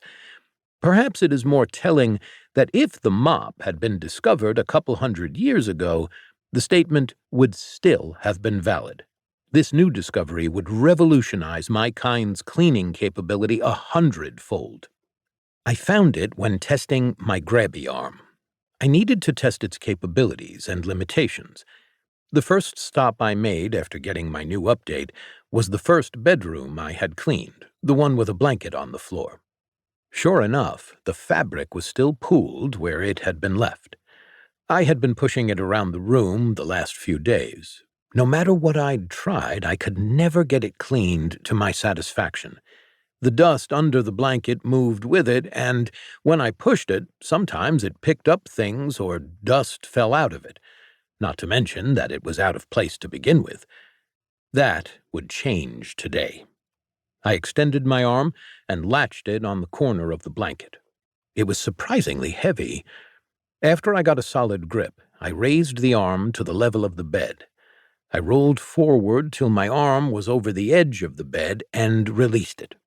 The corner of the blanket fell and hit the bed, then slid back onto the floor. That didn't work. This time, I didn't just drop the corner. I set it down more carefully. This time, it fell off more slowly. I had a chance to watch how it happened. It was not bouncing off like I first thought. No, the rest of the blanket's weight was pulling it off. I tried again with the middle of the blanket. The same thing happened. Why would it not stay? I attempted to get the whole thing in my claw so I could lift the entire thing up at once. Sadly, this was not to be. My talons were not large or strong enough. Pausing for a second, I collected my thoughts. I had seen the small human do this. Sometimes I didn't pick up the whole thing. I just grabbed part of a blanket and dragged it behind me. That might work. Moving to one side of the bed, I dragged the blanket all to that side. That was complete, so I got a corner and moved around the foot of the bed, my claw extended as high as it could go. Once on the other side, I moved up a little. Then I pulled until the center of the blanket was on the bed. Parts were still on the floor on either side of the bed, but this was progress. Grabbing each end, I was able to set those on the bed. Finally, the blanket was conquered. This was perfect. I spun in a circle a few times in celebration and scrutinized the room. What else could I do? I carried on to the other rooms. There was not too much on the floor that didn't belong there. I tried moving some of the cages with the smelly figures in them. They were too heavy, though I did note those lumps were a bit larger and more wiggly than the last time I looked at them. I also tried moving the chairs around in the room with the lovely rug. They were much too heavy. The rug, however, was easy to move around. I adjusted it to be perfectly square to the desk. It had been off by a few degrees, and that bothered me. Now I could do something about it and make this room even better. I would be so much more helpful to my humans when I returned.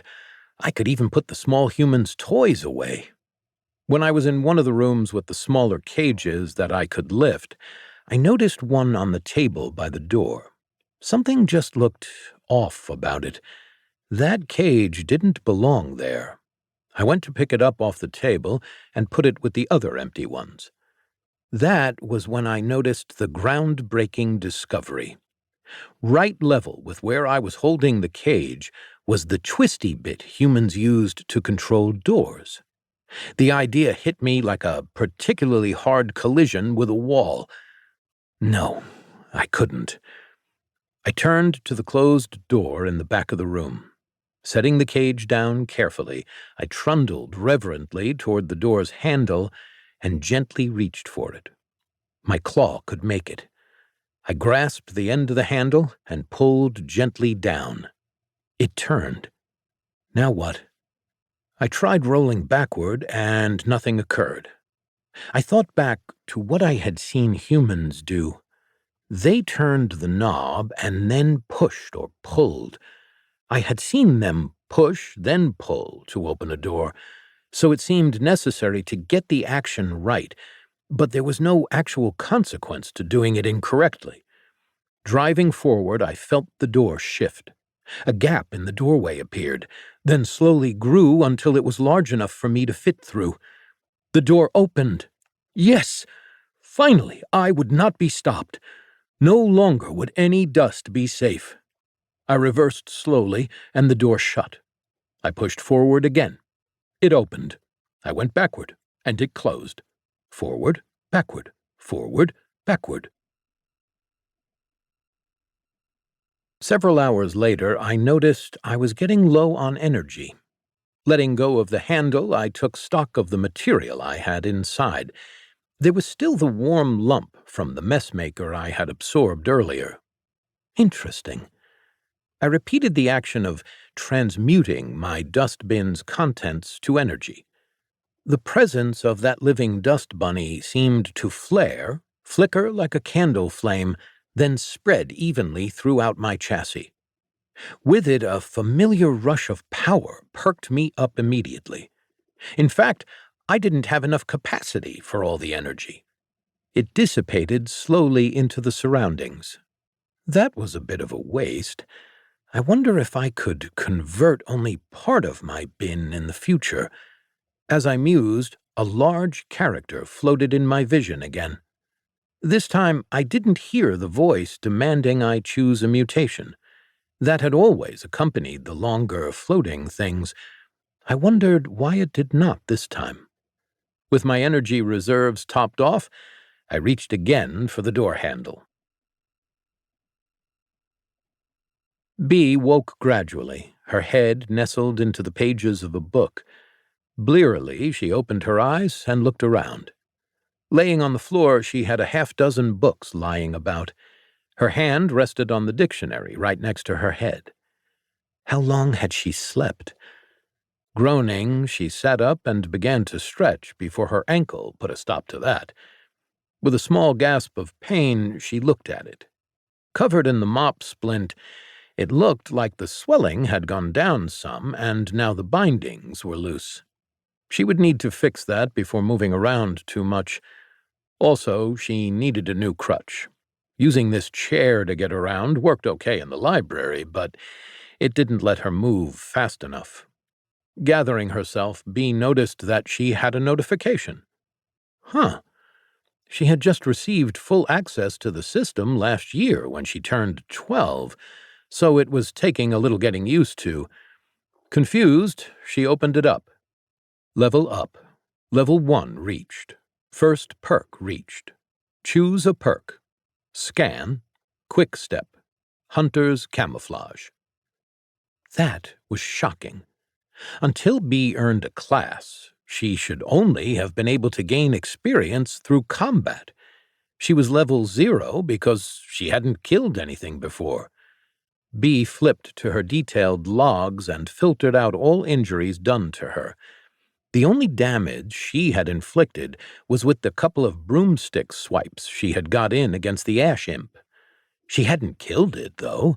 The void had. So where did the experience for the first level come from, then? She scanned her experience logs for the answer. Astoundingly, it appeared the experience was issued for an assist. Bee frowned. That couldn't be correct. To get an assist while you weren't in a party, you needed to be allies, or at least non-hostile. At least, she was pretty confident that was the case.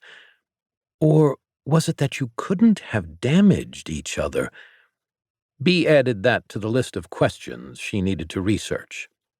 Still, her first perk. She had been dreaming of this since she was a child, and now, at 13, she was finally there. She hadn't expected to get a level until much later. Considering her options, all three sounded good. Each one would help in her immediate situation. Well, maybe not the quick step with her bum foot, but stealth might be essential when getting out of here. Of course, it would also be massively hindered by a broken leg. Looking around, Bee figured her only advantage right now was knowledge. She selected the scan option. Not that she ever would have really chosen anything else. Scan was one of the most valuable perks you could get. It was exceedingly rare, especially at such a low level. Any other time she would have picked it without hesitation. However, she wasn't sure if it would be instantly helpful. It was a pity that she hadn't gotten a healing perk. Her perk's strength would grow as her level advanced, so getting scanned this early would mean she would have room to develop it a lot. If she attained level 20, she could maybe see confidential stats.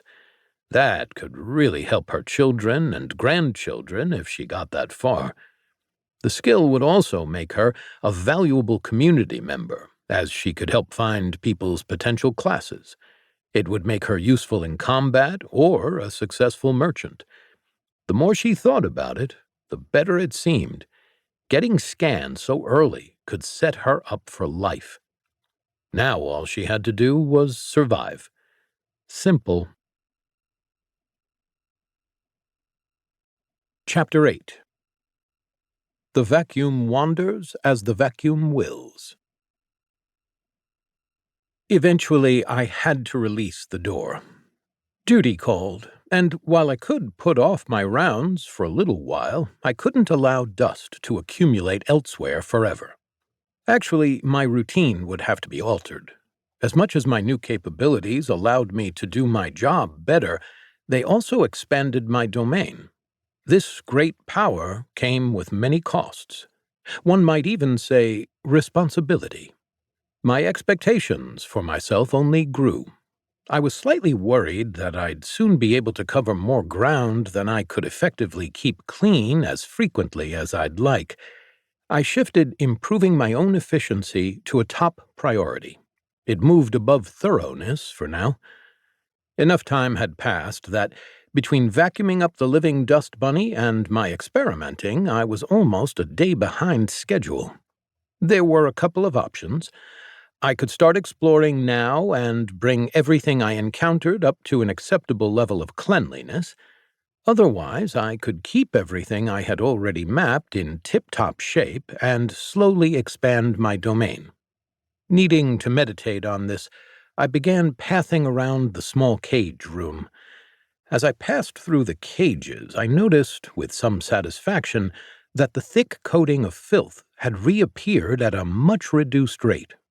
According to my sensors, it was only 78% as dense as it had been previously. Thanks to my arm, I could even close some of the small metal grates on nearby cages that had fallen open at some point. By the time I finished this room, I had a plan. The revelation was that not all parts of my domain needed to be cleaned at the same rate. In fact, over the last couple of days, I had noted a pattern. Most of the area only needed cleaning maybe once a week. 3 rooms needed cleaning more often. The room with the large cages and the room with the small ones needed cleaning every day. The room with tanks of water could be cleaned every 2 days. I would clean those areas and then explore, setting time aside every few days to ensure I didn't neglect the rest of my territory. Tentatively, I decided to try to do that each day, but who knew what I would find? After B chose her perk, she went back to reading. While A is for alchemy seemed to be for children, based on the title, it wasn't just for people learning how to read. Its stated goal was to introduce some basic terms and concepts for alchemy and magic. It took humor and straightforward explanations and mixed the two to achieve an easy-to-read beginner's book. It even had helpful, friendly pictures. There were many times that she almost laughed before remembering her situation. She had to start the containment chapter over again, as she remembered very little from the previous night. It answered some of the questions she previously had asked mages, which they hadn't deigned to answer. Turned out the chalk circles she had seen so frequently had many different uses. Some were barriers used for summoning. They didn't last very long, but were very popular. Some were for more long-term containment. Containment is best thought of in 2 levels when working with magical beasts. First, you need to contain the physical form. How to best do this often depends on what exactly you're working with. Unless there is something exceptional about their physical qualities, though, a simple cage is usually acceptable. We would suggest a bird-style cage for easy transport and... It continued for a while on the various types of cages and what they could be used for. Then it started on the magical containment. Second, you need to contain the magic of the creature. When summoning, you will want multiple levels. The stronger the thing you're summoning is, the quicker your barrier will weaken, which is a problem if the thing you summoned coincidentally wants to eat you. For long-term storage, a power dampener is best. They take a while to take effect, but they are much safer and more efficient to boot. You can use ones like the one shown in Figure 12. It will slowly drain the power of the magical being. This is great for a few reasons. First, a drained and weakened being won't break your barriers nearly as quickly. Second, a weakened being is much easier to transport. Moving a salt circle on the ground is not always practical. However, if you weaken a creature, you will have lots of time to move it. This is because power returns at the same rate it was taken away. That means the stronger the creature, the longer it takes to wake up. Even the weakest beast takes a couple days to recharge from completely empty, and some of the most powerful ones on record have taken months. So even if it takes ages to put things to sleep with power dampeners, it's worth the wait. The picture in Figure 12 was a fancy diagram. In the center was the image of a horned demon flexing, but its muscles were drooping down instead of bulging. This book met all her needs. Compared to some of the other books she had looked at, well, she would say that this was much better. B was learning her ABCs of magic. In the next couple of hours, she picked up more than she had for 2 whole weeks at the Mage's College. I set out to explore, starting with the door in the back of the room with the small cages, the first one I had opened. The first thing I did was open and shut that door a few more times, but the second thing I did was go through said door. I wasn't superstitious or anything, but I just had a good feeling about it.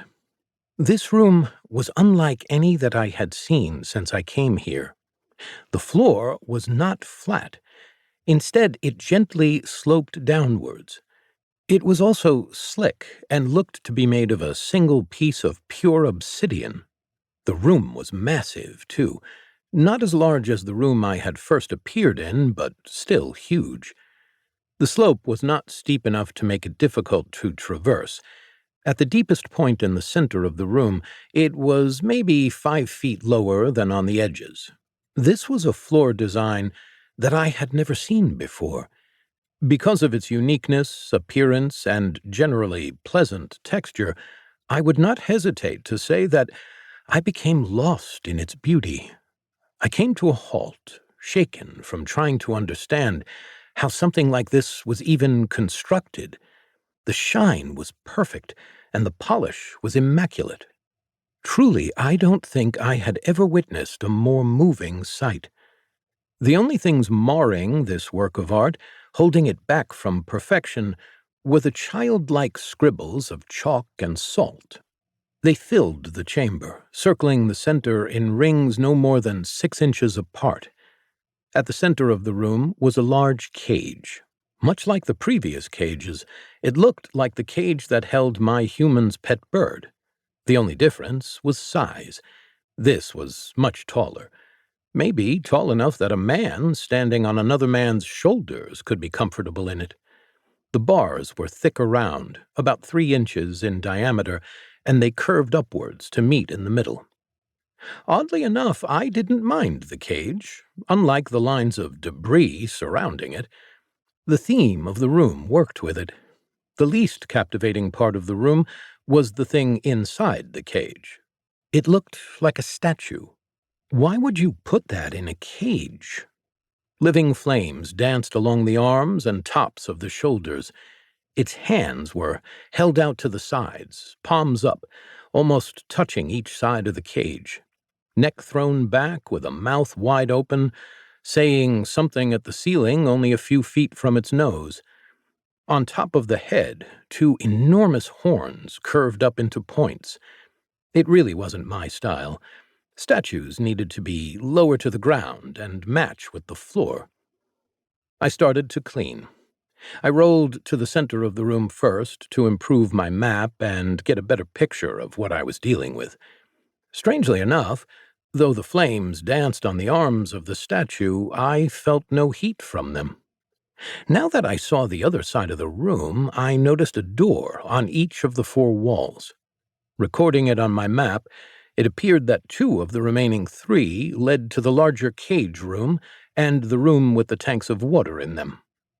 Feeling the need to wipe the graffiti off this floor, I began to clean. This room deserved to shine. Once the whole thing was cleaned up, I checked to see if the doors I had discovered led where my map had predicted. I was correct. When I tried the remaining unknown door, I couldn't open it. I tried both pulling and pushing. Neither worked. I assumed this was what humans meant when they said a door was locked. That was all right. It was important to know my limitations, locks being one of them. Leaving that for later, I trundled out to the hall. Many doors I tried wouldn't budge if I pushed or pulled. I assumed those were also locked. In fact, after returning to the hallway, about half of the doors I checked were locked. The ones that were not were the majority of the bedrooms. I didn't stay to clean them this time. I would on my next pass, though. I had a theory that it would be more efficient that way. On the other side of the castle from the room with the beautiful floors, I found the kitchen. I had mixed feelings about kitchens. The dichotomy of kitchens was that they got dirty frequently and with little effort, therefore requiring a lot of cleaning, yet they were designed to be cleaned. Their floors were made of tiles much more resistant to acid, unlike marble or granite. So, nasty things like tomato juice could be cleaned with little effort. Also, the damage to the floors was minimal. However, debris from kitchens was likely to be wet, gooey, or sticky. Now that I was equipped with my mop, it shouldn't have been hard to clean, but that wasn't always the case. But I didn't mind cleaning tough messes. It's just I wasn't let loose in the kitchen enough, so when I did have a chance to do my job, it was much harder than if I had been allowed to work when I wanted. I poked my sensors into the kitchen. My ruminations on the pros and cons of kitchen cleaning ran around in my processor. Soon they tripped and fell flat on their faces. I saw it. It was an inconspicuous little thing with fur covering everything but its tail, and it had little beady eyes. Oh, I wasn't upset or anything. I never felt an immense amount of animus toward any individual for making a mess. But this creature was like the living dust bunny I had encountered earlier, an entity whose primary purpose seemed to be making a mess. In some sense, its presence served to give me purpose.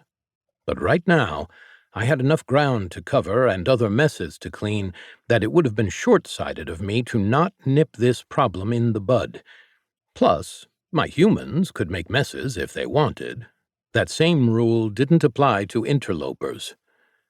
I watched as it chewed a hole in a bag of flour, coating itself in the white powder and spilling it everywhere. Its head came up, swiveling to find me. I remained motionless for a moment, observing the creature. Eventually it broke the standoff and scampered away. As it scurried toward the wall, leaving a trail of white in its wake, I saw 3 little brown pellets appear on the floor right in front of me. I made my decision. As I charged forward with all my might, it scampered off. Amazingly, I was actually catching up to it. Ordinarily, I felt like its speed would have far outpaced me. Before I fully closed the distance, the wall hit me like a train. I bounced off as the ball of fluff scrambled through. Backing away revealed a low arch chewed in the wall. I was so close I could feel my suction ripping at its tail at the end there. If it wanted to hide, let it. I knew it would be back. The food was here, and I could be patient. I went over to clean up the mess it made before returning to the hole it disappeared into. I looked at it from all angles, trying to figure out what something from the inside could see.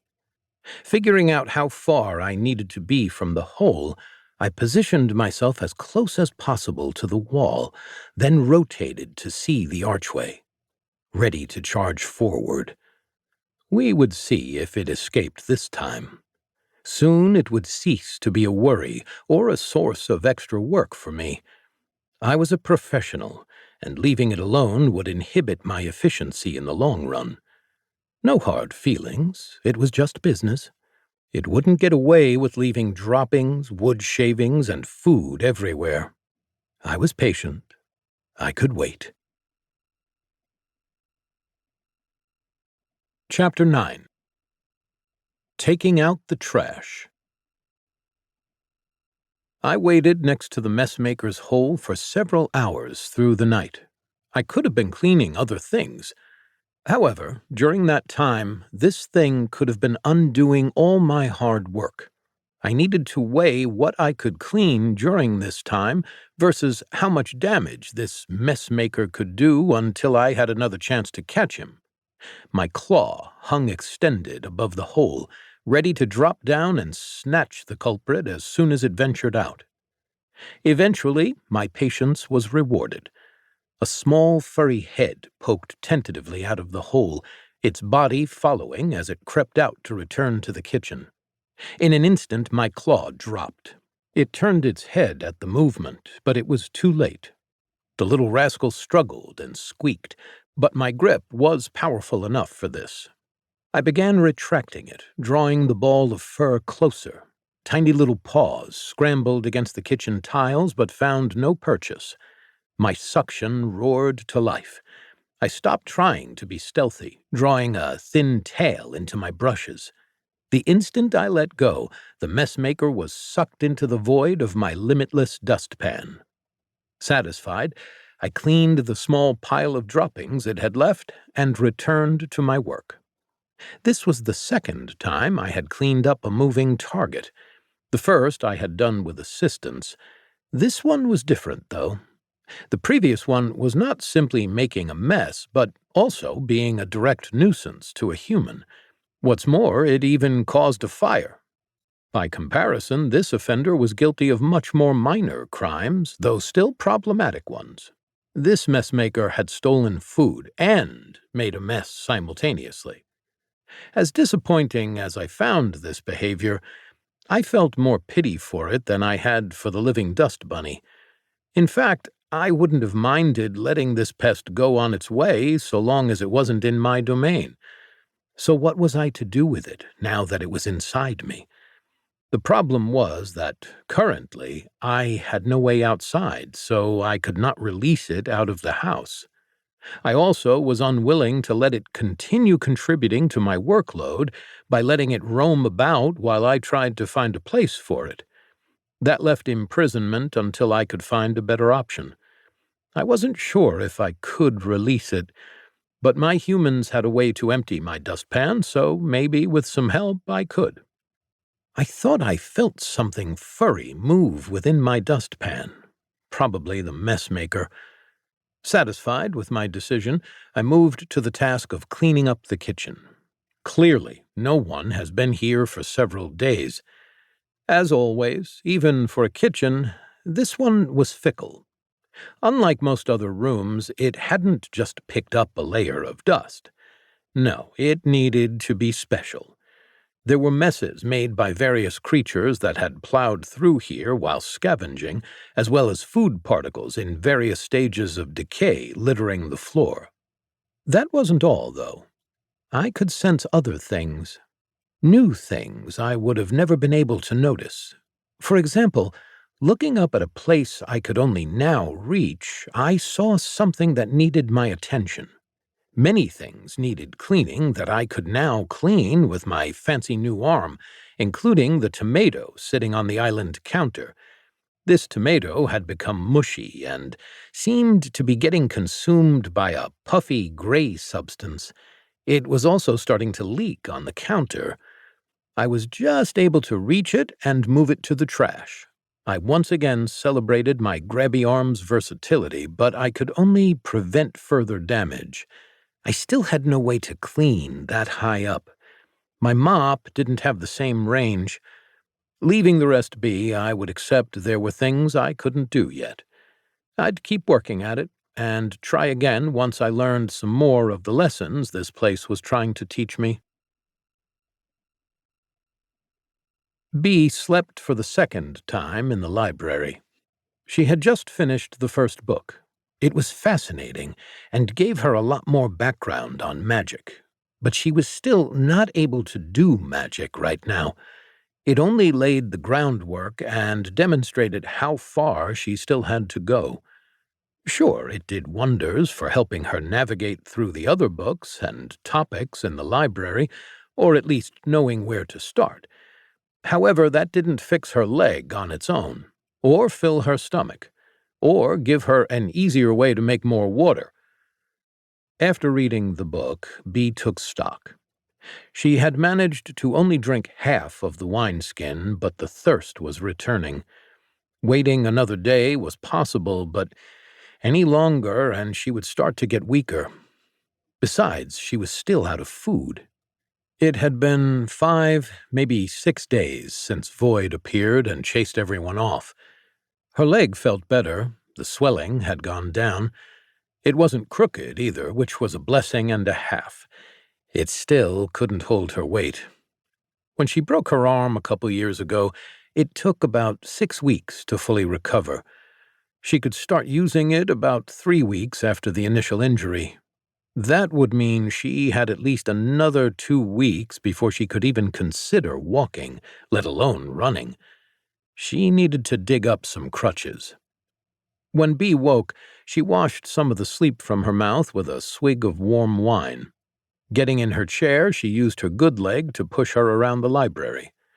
Making it behind the main desk, she found the pile of yardsticks that were staples in every library. Snapping a few in half, Bee retrieved some twine used in repairing book bindings. With her new tools, she set about replacing her mop splint.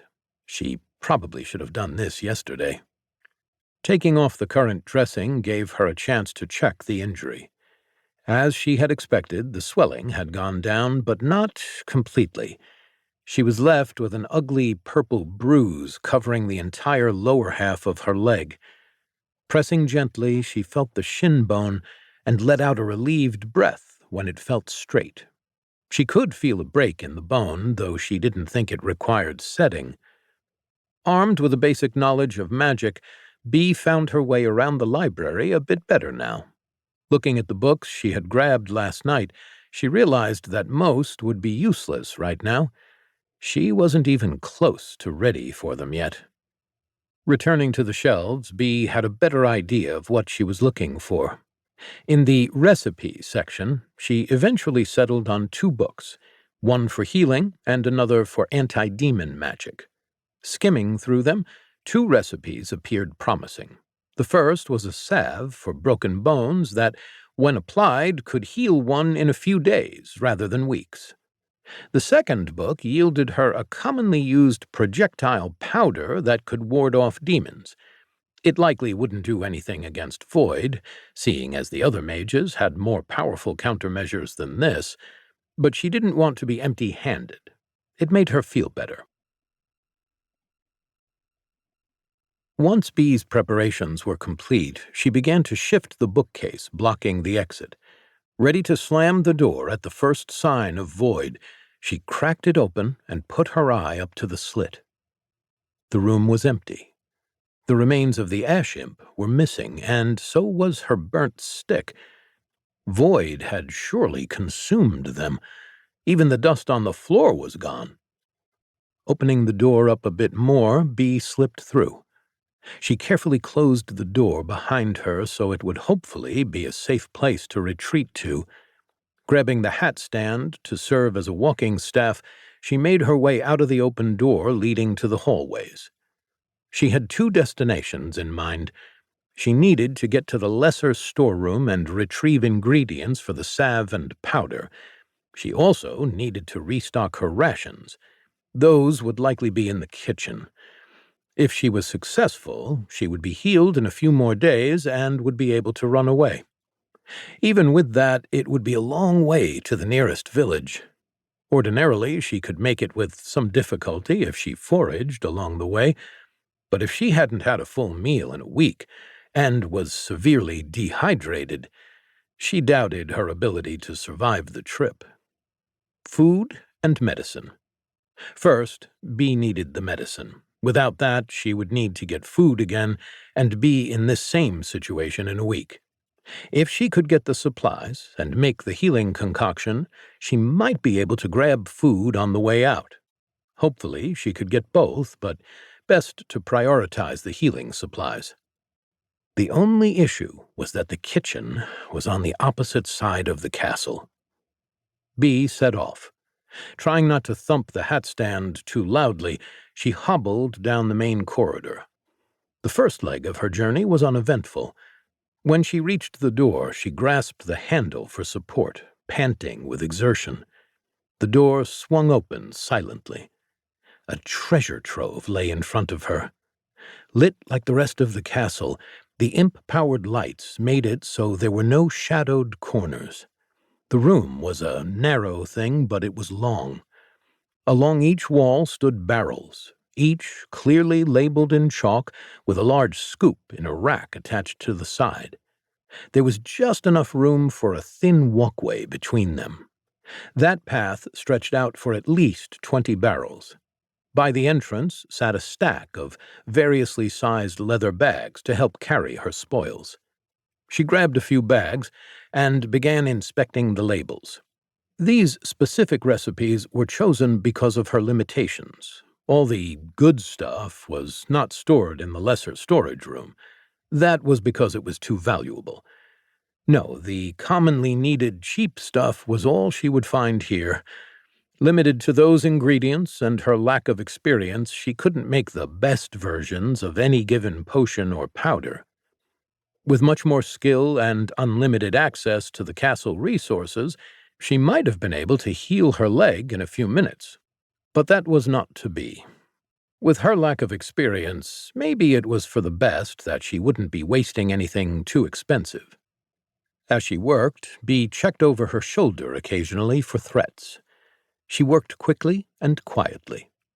In total, 15 smaller bags were placed into one of the largest ones before she slung it over her shoulder. That went really well. However, the weight was more than she had expected. It was hard to carry this and use the hat stand cane at the same time. Changing her plans slightly, she headed back to the library. Once she had healed a little from the salve, the kitchen trip would be more manageable. Also, she might be able to carry more food and water on the same trip. Slipping back into the library, she closed the door behind her. After replacing the barricade, she retrieved her books and got to trying her hand at alchemy. Harold was exhausted. It was the 6th day since the mages had fled the castle. Normally, they would have taken several days on horses to reach the small village of Greg, but they had pushed themselves hard. Despite not being in great shape, the safety of Greg's walls was an excellent motivator for them. With the walls in sight, Harold called a halt to give everyone a chance to compose themselves. One of the archivists started grumbling about stopping. He was the only one. They had given him a wide berth initially, but had relented as the days passed. Everyone else had started smelling just as bad as him. Harold didn't really blame him. He could only imagine the chafing that must have resulted from running for 6 days in soiled pants. After they all caught their breath, they filed down to the city's gate. With a larger-than-average force approaching, the captain of the guard had already been sent for. He was waiting for them as they arrived. It was lucky Harold knew the man, and they were let in quickly. "Go on ahead. I will find you after I have had a chat with the captain," Harold called to the other mages. "Captain Wallace, do you have a place where we could speak privately?" "Yeah, my office." Wallace led them into a room right on the side of the gatehouse. He gestured to one of the chairs before looking Harold up and down. "You, sir, need a drink. What's your poison?" "Whiskey, neat, but anything will do after the week I have had." Wallace retrieved a bottle of amber liquid from beneath his desk and began to pour a couple of drinks. "I take it the project didn't go well. What preparations do we need?" "It might have gone too well. We were rushed. The king had no patience. We reached beyond what was safe, and something answered." Harold took a sip of the whiskey Wallace handed him. "We were not able to even slow it down. We ran. It was something that, well, I can't tell you what. It devoured everything in its path, and all our barriers were nothing to it." Wallace winced as he sat down. "Did it follow you?" "I don't think so." "What is your plan?" "I need to continue on to the capital, convince the mages, and inform the king. We will need to gather our strength." "That will be difficult." Wallace frowned. "The levies are hitting us hard, and the troops are preparing to defend the border. The preparations have been advanced since you last got news." "Even so, we might need to get Odengard to help us too." "It's that bad?" Harold took a long sip of his drink and took a while to swallow. "I hope we can survive what is coming, but we need more information. I hate to ask, but we need to send a small team back to gather some information." "I have an idea for some people." Chapter 10. Those Who Stare into the Void. "Stupid, stupid, stupid," Bee whispered to herself. How could she forget something so obvious? Sure, she had a bunch of powders and magical substances in bags brimming with possibilities. If mixed together, they could heal her leg, maybe even help fend off demons. However, she forgot the most essential part of making that possible, the part that actually made this random assortment of things magical. How could she know how much to mix? Alchemy required precise proportions, both in volume and weight. Nothing in this library had nearly tight enough tolerances to measure what she needed. She sighed. Still, the trip hadn't been a complete bust. The basic demon repellent, at least, was a very forgiving recipe. It was 1 part standard salt and 2 parts powdered horsehairs. It would still be effective, with 10% inaccuracy in either direction or so, one book said. Lining up a mostly even pile of powdered horsehairs, Bee then laid down a line of salt, similar in width to the length of the horsehair line. She swept them into a bag and shook them up. It said to mix thoroughly, but Bee thought it still looked like ordinary powder. She hoped it worked. At least now Bee would have some protection, because now she would be venturing out again. Bee needed a scale, test tubes, and water at a minimum to make this work. That meant she needed to get into one of the research rooms and the kitchen. She might as well grab food while she was already there. With a little more confidence, Bee headed out again. It was, perhaps, false confidence, as the previous trip had gone without a hitch. Still, when she opened the door to leave the library, her heart wasn't racing half as fast. Just like last time, the office room was clear. Tiptoeing out, she stuck her head out of the door. Looking in both directions, Bee saw no movement in the hallways either. As Bee moved down the hall to the research rooms, she relaxed even more. The place was quiet. It didn't take Bee long to hobble down to the door she was looking for. In the lesser research room, she knew there would be supplies for what she needed to do. It was one of the rooms she was allowed to clean. They called it a research room, but it was more for resource harvesting. The room housed the lowest demons that produced valuable materials.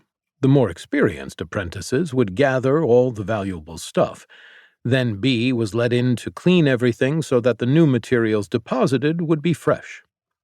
As she was working, she had to be careful of the symbols and circles surrounding the cages. Now B knew why. Well, she always could guess. What they told her was, "Only touch the chalk if you want to die," or "If you value your life, don't disturb the salt." So she figured, okay, the powders are magical and I won't mess with them. I can scrub the floors, but don't mess with the magic. Sure, that was simple. Apparently, that wasn't quite the issue. Many of these patterns B recognized from her reading. They were dampening fields that took a while to take effect and weakened the magic within. If she had disturbed the protections, it would have taken a couple of days for these beasts to slowly wake up. Once awake, they could have started to use their magic to get out of the cages. So when B saw the door to the room was left open, she started to get concerned. By the time she stepped in, she really panicked. The first thing she noticed was that the floor was more visible than she was used to. It took a second for it to set in, but when it did, B's heart rate exceeded all previous records. Looking around in alarm, she scanned the cages. They were, for the most part, empty. She took a few quick breaths, trying to calm herself. Struggling to slow her breathing, B continued on high alert, but realized she needed to move quickly. Examining the cages as she moved into the room, she gave the still occupied ones a wide berth. A few cages were empty. From her previous experience with this room, every one of them should have been full. She quickly moved to some counters with cabinets on the far side. Rummaging around, she found what she was looking for. Grabbing a scale and some measuring equipment, she stuffed them into the bag she had brought with her. While realizing the need for speed, she also realized she might need to do some more research on what she was up against. Quickly, she took a few seconds to read the nameplates on the cages without occupants. She hoped to be able to find information on them in the library. It would give her a better idea of what danger she was in. Now aware that there were more things to be careful about than just void, B scurried away as fast as her hat-stand cane would allow her.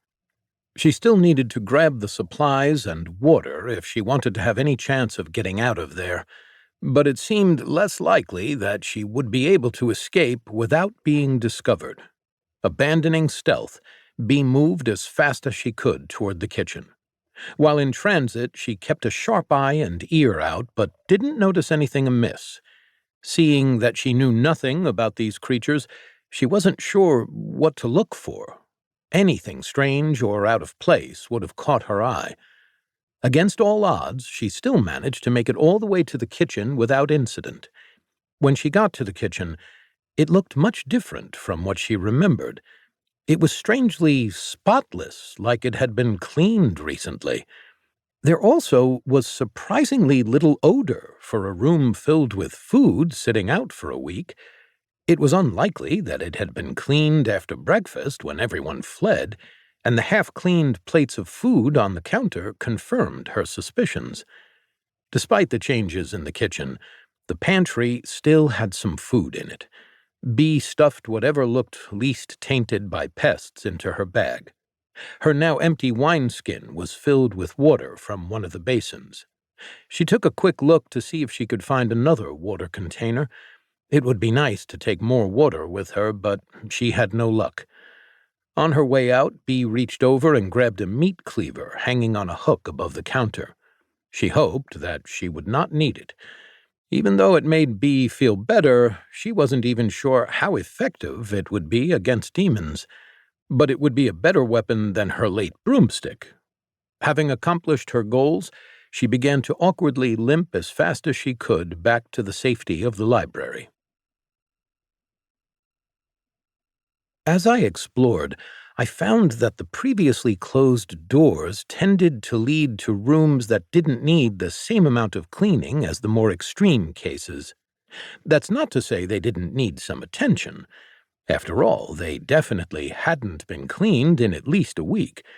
But still, as I explored and categorized rooms, I found that some fell into the schedule of once a week, whereas others, like those that had cages, would continually produce more filth than just dust and were slated to be cleaned more often. Truly, I had no idea how large this place was. It seemed like every time I would find a new door to open, it would lead to entirely other wings of the castle, and that wasn't even counting all the staircases I couldn't traverse. I really needed to see if I could find that nice human. I was sure they'd be willing to help me out. Having finished my exploration for today, I went to clean the rooms that needed daily attention. There were many things I appreciated about exploring. I enjoyed finding new ways I could help, and each room was a new challenge. With all the new stimuli, I could feel myself becoming more efficient. I felt faster, stronger, and most of all, I became better at planning and executing my duties quickly. That was all nice, but truthfully, my favorite part was a bit more self-indulgent. The designers of this castle really had an eye for beauty. The workmanship was exquisite, and the execution was perfect. Each set of rooms unveiled another masterpiece. Every joint on the floor was set with care, and every color was intentionally chosen. The floors matched the purpose of each room in durability, color, traction, and every other quality I could think of. There were also things I normally hadn't been aware of. Now that my domain extended slightly in the vertical plane, I started paying attention to more things. For example, who would have thought baseboards would be such an essential piece to the aesthetic of a room? Choosing the correct edging for a floor seemed to be maybe 20% of the impact the floor had, and sometimes there were even fancy styles of trim. They would extend several feet up and make the walls almost as fascinating to look at as the floor, I might say. Well, maybe not quite so fascinating, but it was close. Another consequence of my upward attention was that I started to take a little more notice of furniture. I had always noticed furniture. Of course, how could you not? But now I considered more than just the footprint or its impact on my cleaning route. When considering the different types of chairs, you might have an armchair that takes up the entire square it sits on. Or you might have one with 4 posts and a base high enough to allow me to clean underneath without much trouble. Either one is fine. One is within my abilities to take care of, whereas the other allows filth to build up underneath it, though it is hidden and requires a human to help whisk it away. Now, however, I was looking at the color and the design. I noticed things like how I liked the seat fabric's color and pattern. Really, there were so many things I had missed previously that I wished I had started looking up at earlier. One day I would love to meet whoever designed these masterpieces. I would like to thank them for opening my sensory array beyond the floor. My great joy did come from doing my job and serving my humans, but it wasn't my only pleasure. While I lived to establish order and cleanliness, I could appreciate the small things, too. There were, of course, a few design choices I disagreed with or maybe just questioned. For example, well, I really like the use of accent rugs, but in some cases I felt like whoever designed this place didn't know how to lay a fully carpeted room. Don't get me wrong, I really do prefer hardwood over carpet. It's much more functional and easier to maintain, but a good carpeted room has its perks too. I know my humans were sensitive to hot or cold, and stepping on a carpet in the morning seemed like something that gave them such joy. It was a shame that none of the bedrooms here had carpet. I had started to become efficient enough that I was able to have these thoughts while I worked. In order to execute my plan, I no longer required 95% of my concentration. I could get away with only giving it 70 to 80% and using my remaining concentration to plan ahead, increasing my efficiency. That was why I finished my exploration a little bit early and had a chance to return to the kitchen. I wanted to see if there was anything else I could do to help the situation there. Despite my best efforts, it wasn't up to my standards. A nasty smell of rotten food lingered. No matter how much air I pumped through my dust filter, I couldn't quite get rid of it.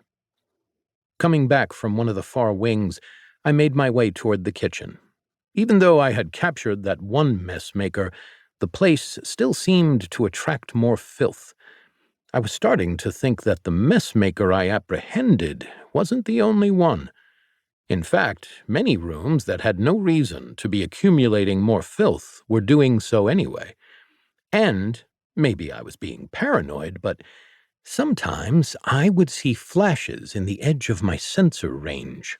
It was as though something was moving fast there, perhaps something small and furry. I wasn't too concerned. Maybe these humans kept a cat. Cats didn't really like me, but that was okay. I wasn't their biggest fan either. All thoughts of cats and proper floor choices left my head as I saw the one human who seemed to have remained in the castle with me. It was not too dissimilar to a situation I had seen previously. Again, it looked like she was in a sticky situation with a messmaker. This time, she didn't seem to be aware of it, though. She moved awkwardly from the kitchen, leaning on a large pole toward the room where we first met. However, she was being tailed by a small, squat, furry thing. It looked like one of my small humans, but shorter, with longer arms, covered in black fur, and long fangs. It crept quietly behind her. She kept looking around, but it was quick enough to stay in her blind spot whenever she did. Eager to come to assist my human friend, I beeped loudly, trying to get her attention. Her head whipped around, and her eyes landed on me. In a stroke of bad luck, her gaze went right over the messmaker. I beeped again, insistently hoping that she would pick up on the hint, but instead she turned as white as a linoleum floor. It wasn't until the messmaker screamed that she even thought to look down. Chapter 11. What Looks Back. Scanning her surroundings constantly, Bee's heart raced to match her mood. She was sure that she saw something in the corner of her vision, but whenever she looked, there was nothing to confirm her suspicions. It was likely just her nerves reminding her just how long she had been roaming around in what might now have been a demon-infested castle. Still, there were only a couple of hallways left. She was most of the way to the library, but she didn't for 1 second believe she was safe. Her pulse was so loud in her ears that she could barely hear herself breathe, let alone think. Sweat covered her body. It dripped down her nose, and she had trouble gripping the hat stand well enough to support her weight. She started to put more weight on her leg, pushing through the pain as the adrenaline numbed her feelings. She could go almost twice as fast as she had when she initially made her way toward the kitchen. Plus, she could take a few risks with her leg now. She would be able to fix it as soon as she got back. When the library was just around the corner, Bee poured her remaining energy into increasing her pace. It was a struggle to carry her bag of loot, but she could practically smell the old parchment and musty leather covers she had come to associate with safety. Hope rose in her chest, the belief she had made it through this whole expedition without something going wrong. There was an unearthly screech behind her. It wasn't the loudest thing, but it was sharp, unlike anything she had heard before.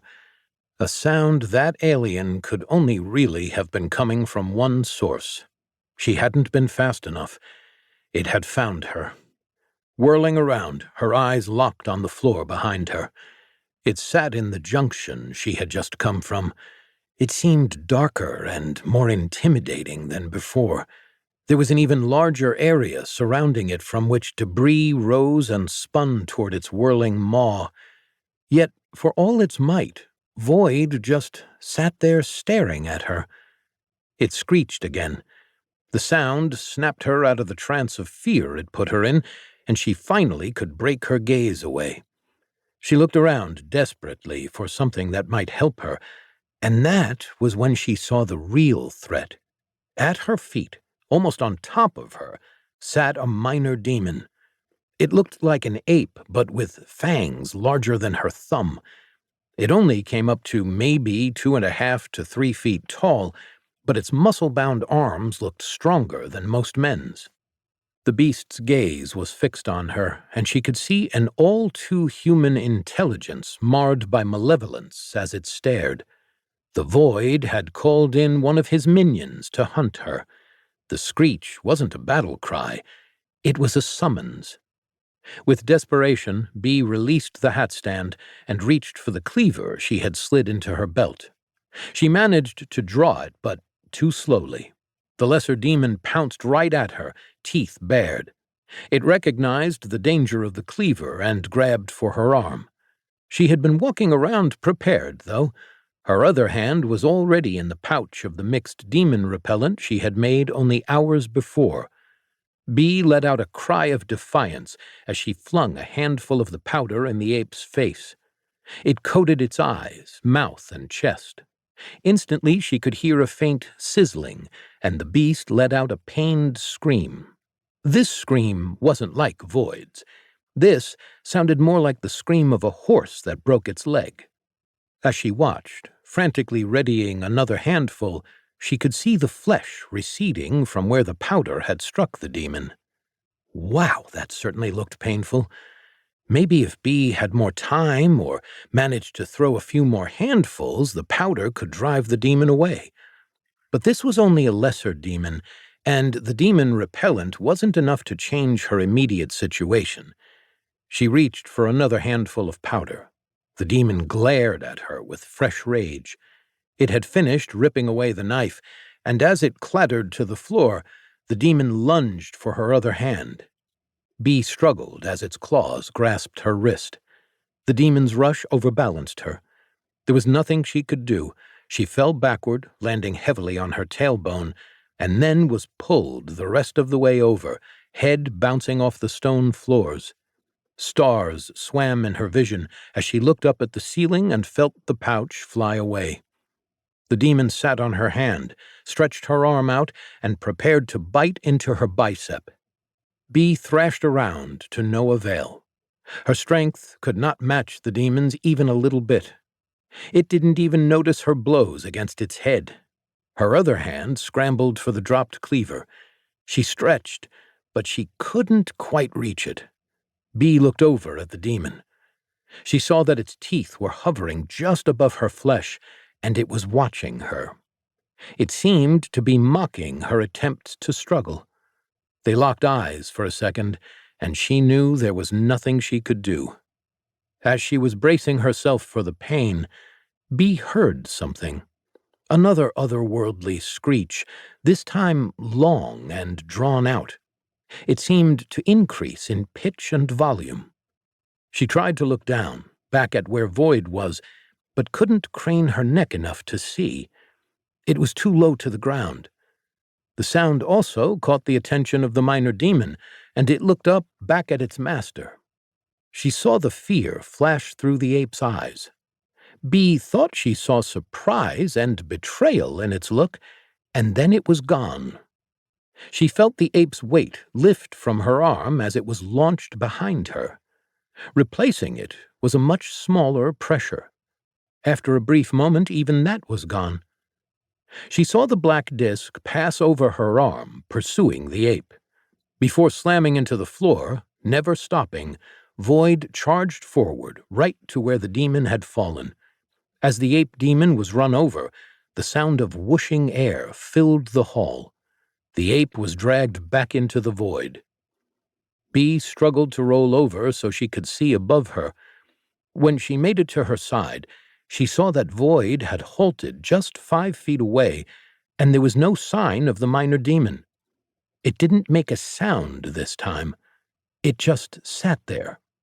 As it had no eyes, she couldn't see where it was staring, but she felt its gaze on her. It was watching her consideringly, as if waiting for something. I watched the small human. For some reason, she just lay there, motionless on the floor. The floor didn't look very comfortable. See, my wheels are firm, so they're comfortable on a hard floor. Human bodies, on the other hand, are soft. She should have been lying on something else soft. A carpet, a bed, a couch, or something comfortable. The floor would not mold to her or become any more comfortable. Seeing this made me unhappy. She must have been distraught over the aggressive messmaker. I wondered if there was something I could do to cheer her up.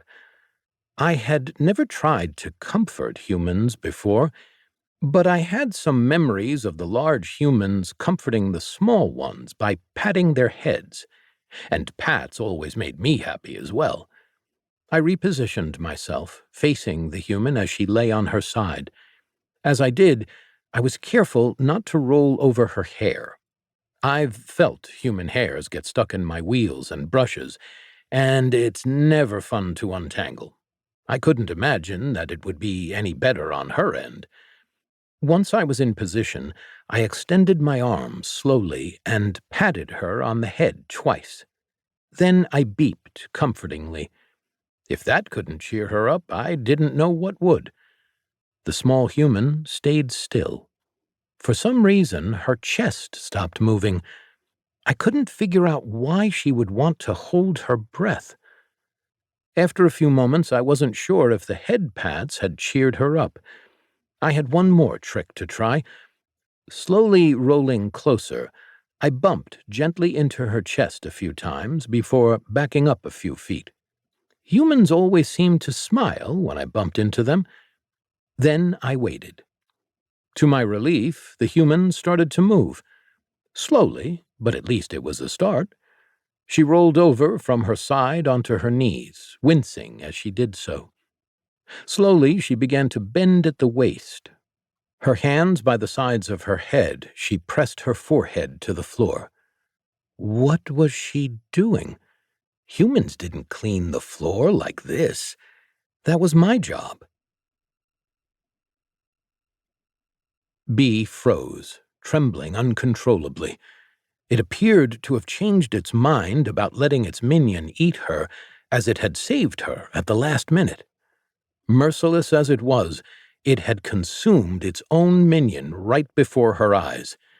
Recovering from the shock as she stared at it, she tried to figure out what it wanted. It shrieked again. That awful noise was still terrifying, but didn't hold the same aggression as it did previously. A hatch opened on the right side of its front, a metal stick with a claw extended. Dramatically, it reached out to her. She held absolutely still and braced for the pain until she felt it tap her on the head twice. What could that mean? What did it want?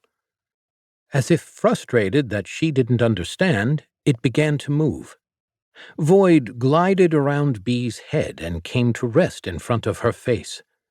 It allowed Bee to stop craning her neck to keep him in her field of view, and they just stared at each other for a second. She held her breath, waiting for it to lash out or change its mind. While it was still pondering, Bee remembered the new perk. Trying to scan it without giving any indication of what she was doing, Bee glanced at the information in front of her. Name: Spot.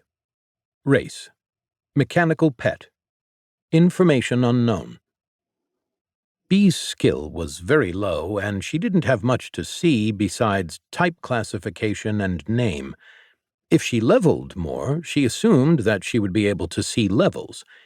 Eventually, B might see stats, skills, perks, mutations, and other things.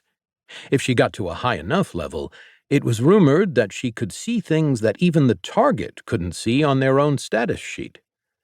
The one thing B had never heard of, though, even in myth and legend, was a being that could alter its own status sheet.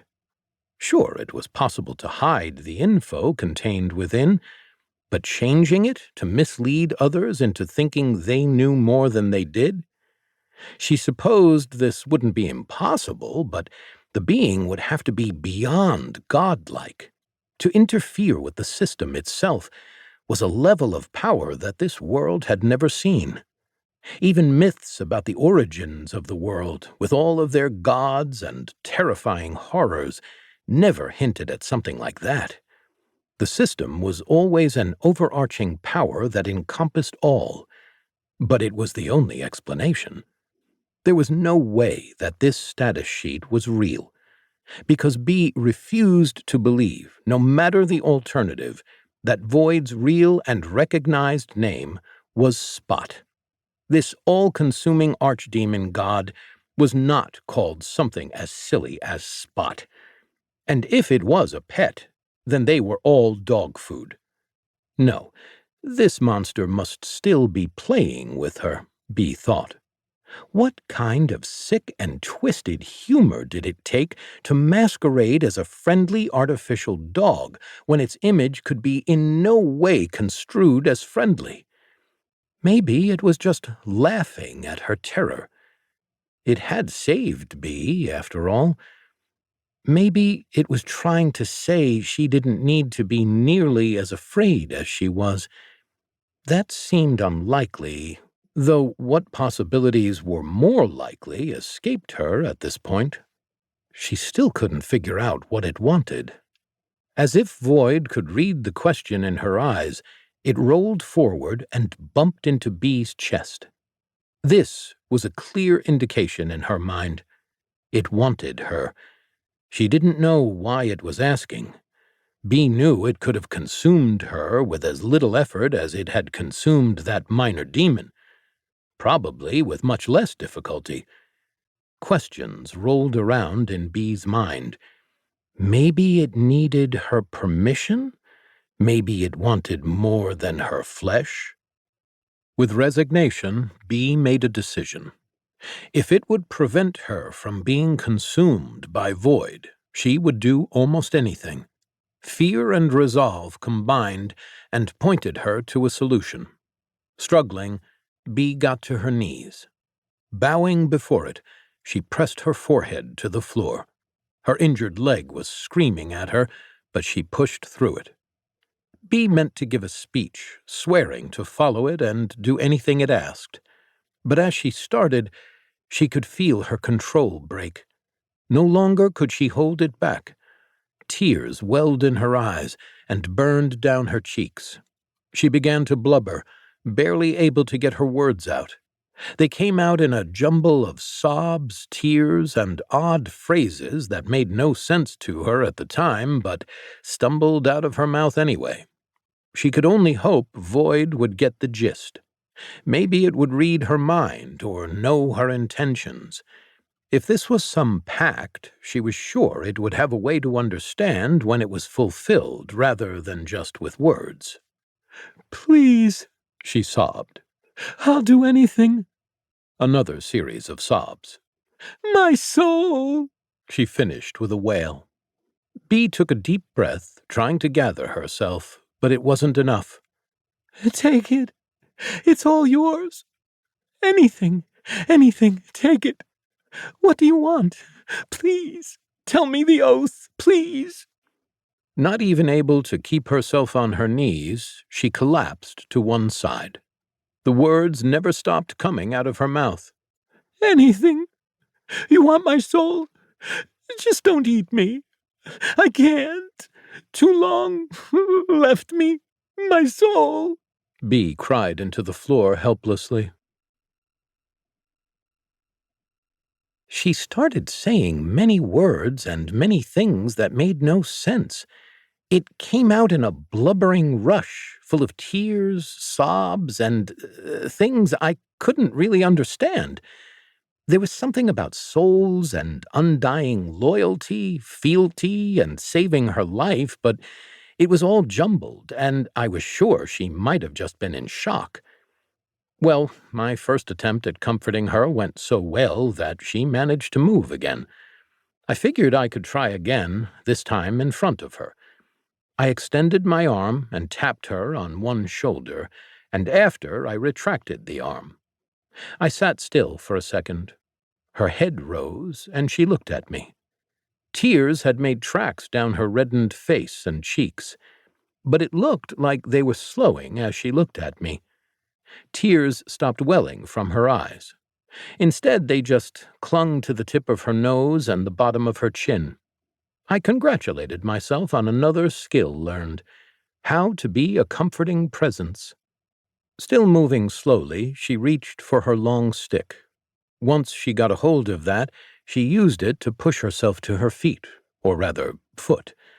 The other looked a little larger than it should, and she didn't let it touch the ground. She stood there very still, just looking at me. I couldn't figure out why. Maybe she was waiting for me? I started to slowly roll away.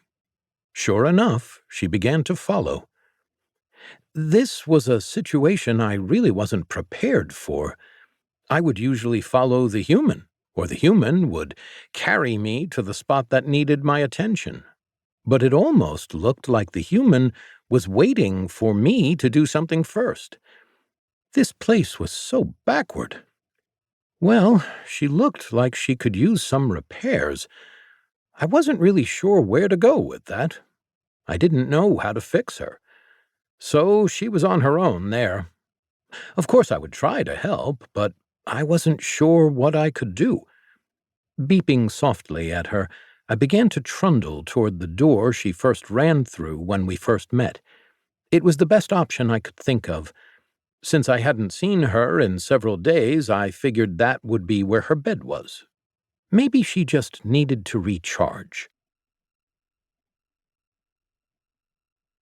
Chapter 12. On the Mortality of Dirt. I slowly made my way to the office where the human and I had first met. The human still followed me, but was barely able to move faster than a crawl. She was about as fast as I had been when I began training here. As I rolled forward, I kept my eye on her to ensure she didn't fall too far behind. She hobbled along with the help of her makeshift cane, carrying the bag she had dropped earlier. It looked awkward, but I didn't think there was anything I could do to help.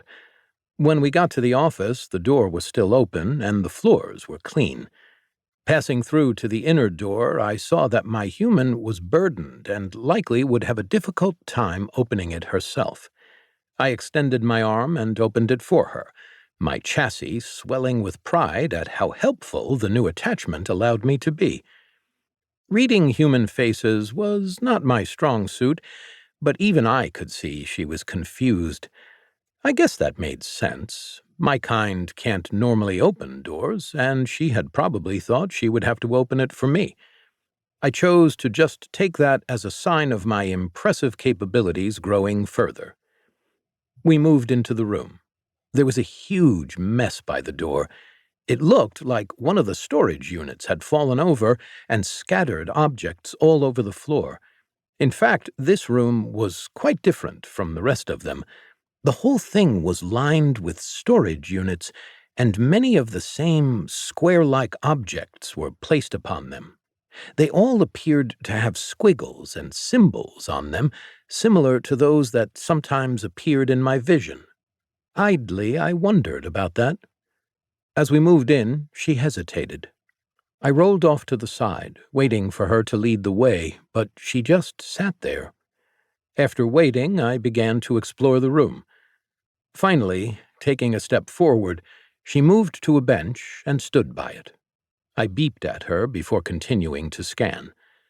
Several more of these rectangular objects were scattered about it. Some were split in half, lying with their paper insides exposed. I thought this room was rather odd. It was clearly made to store many things. However, the use of space was not efficient.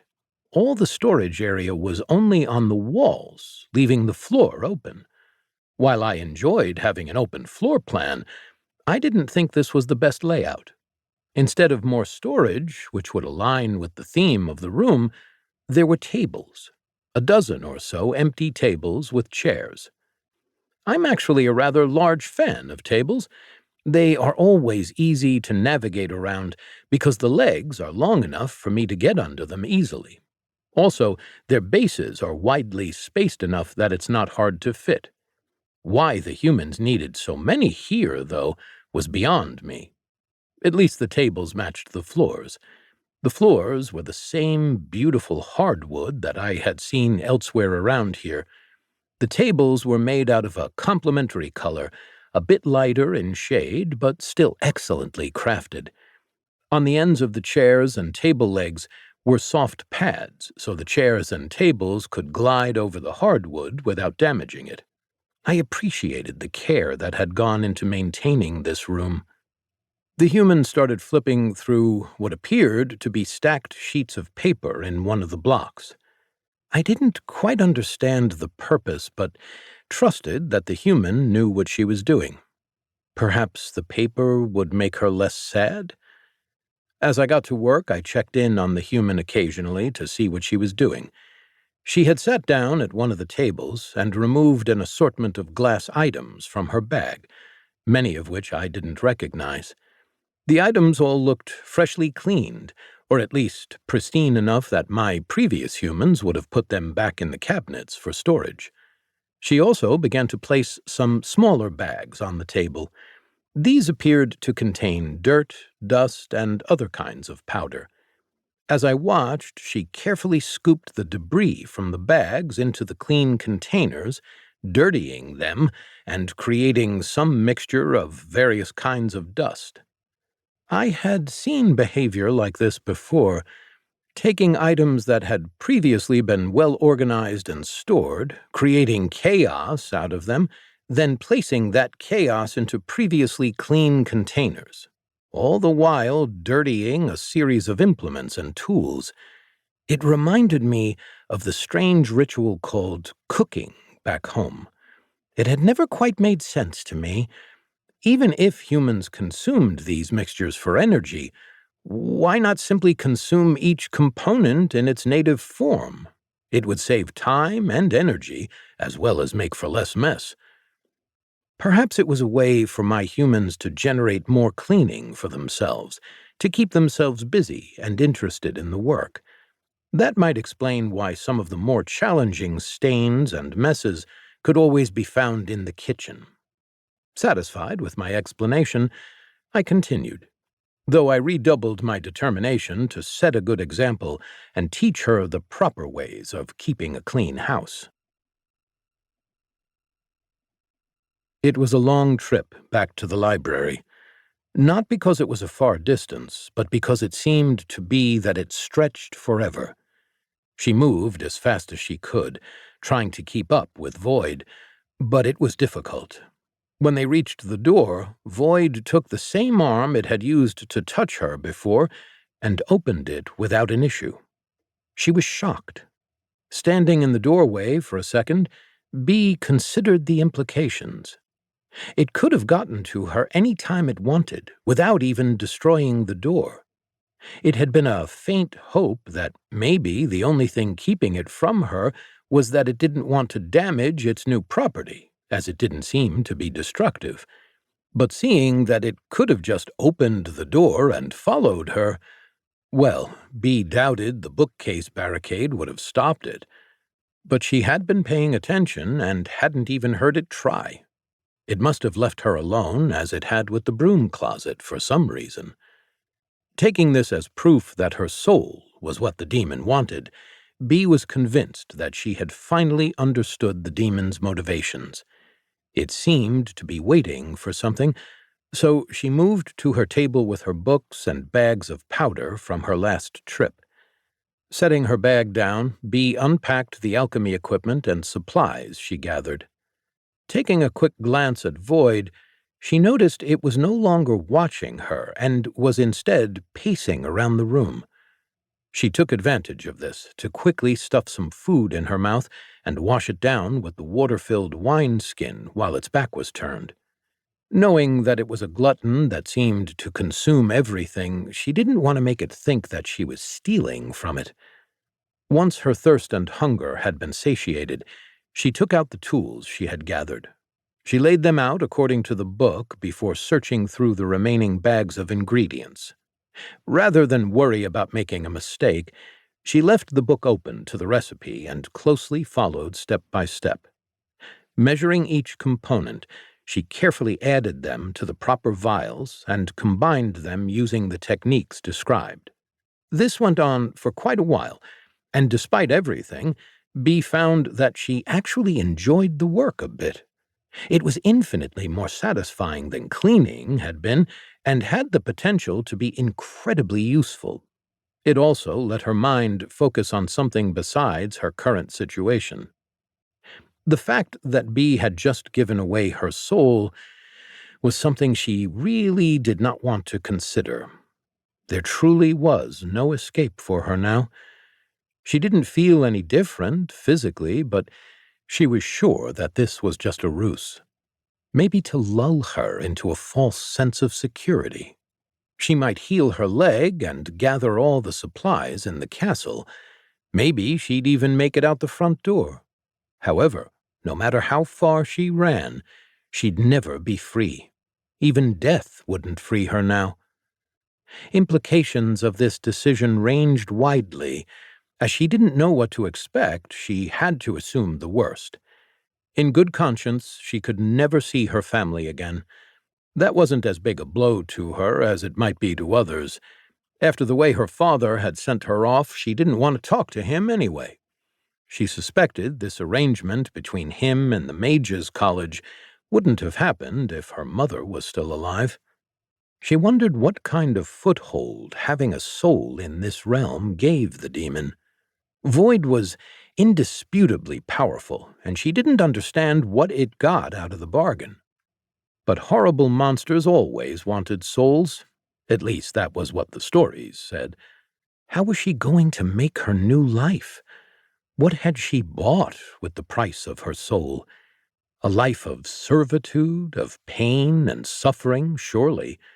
Even though she knew Void was a powerful demon summoned only a week ago, she still didn't understand it much past that.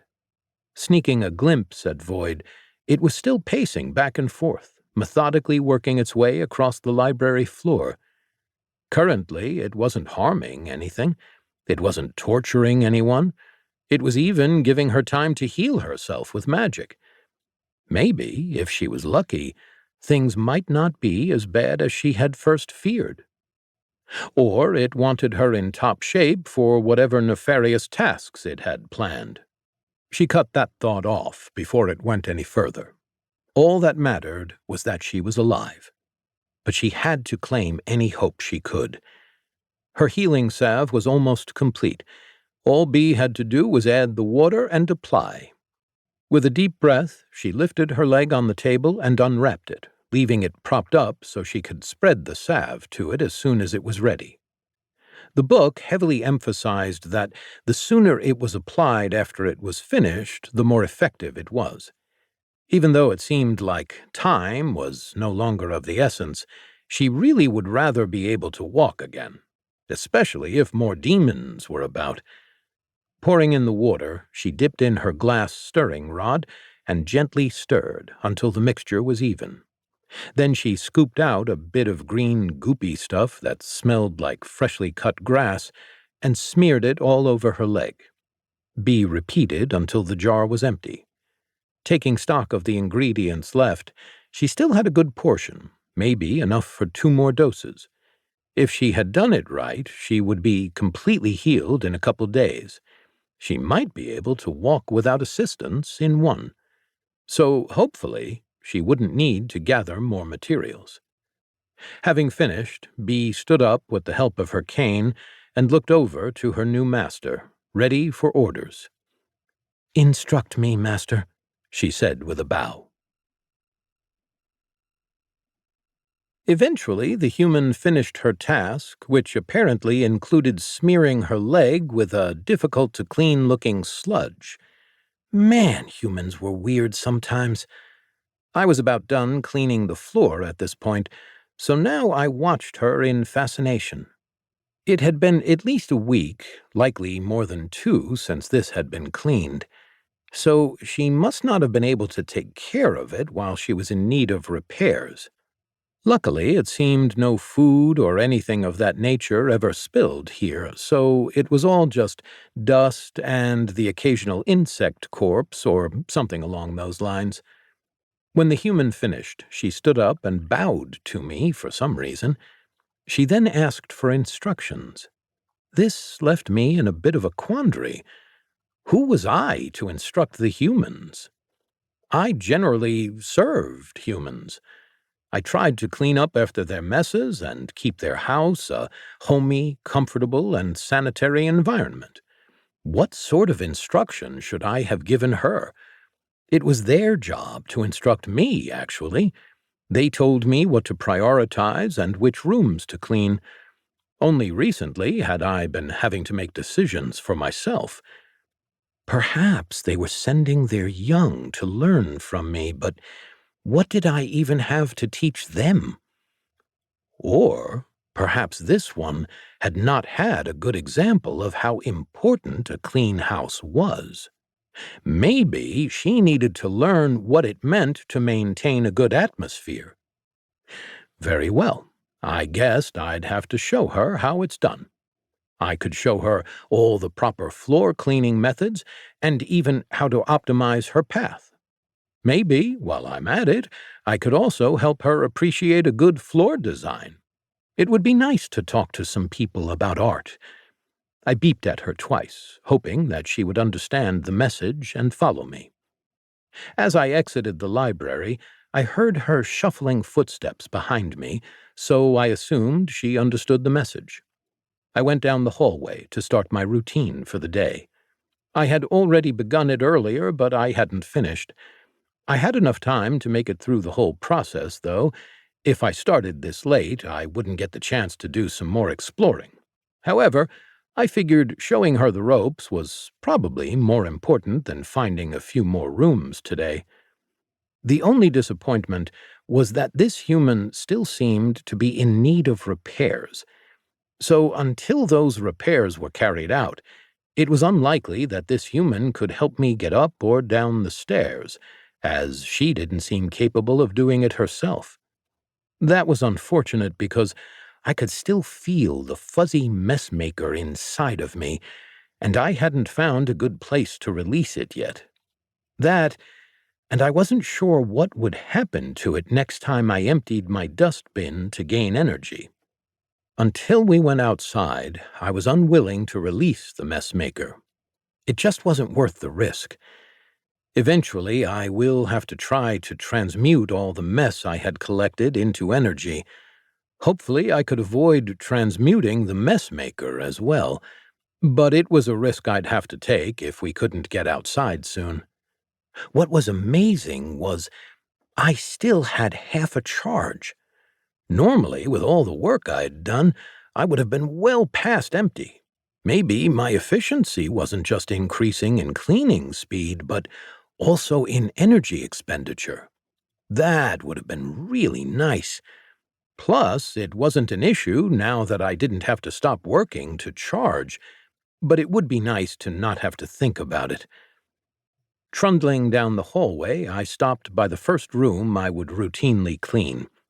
I opened the door, rolled inside, and began to sweep back and forth, using my graceful curves and straight lines to efficiently cover as much area as possible. One nice thing about my improved efficiency, especially in planning, was that I could cover more area with fewer sweeps because of my increased suction. However, this did mean that I had to replan my route every time I cleaned a room. By the time I started the routine again, I had improved enough that my old plan was no longer near satisfactory efficiency. The human stood in the doorway. It was very kind of her not to get in the way, though I wasn't quite sure why her mouth was open. I didn't think she could provide suction the same way I could. This wasn't a large room, but by no means was it small. A normal one of my kind would maybe have taken 30 to 40 minutes to finish cleaning.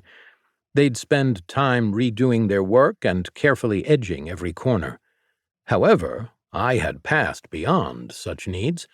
One single super me was enough to purify all but the toughest stains and dirt, and if there was no goop or liquids, I wouldn't even need to use my mop.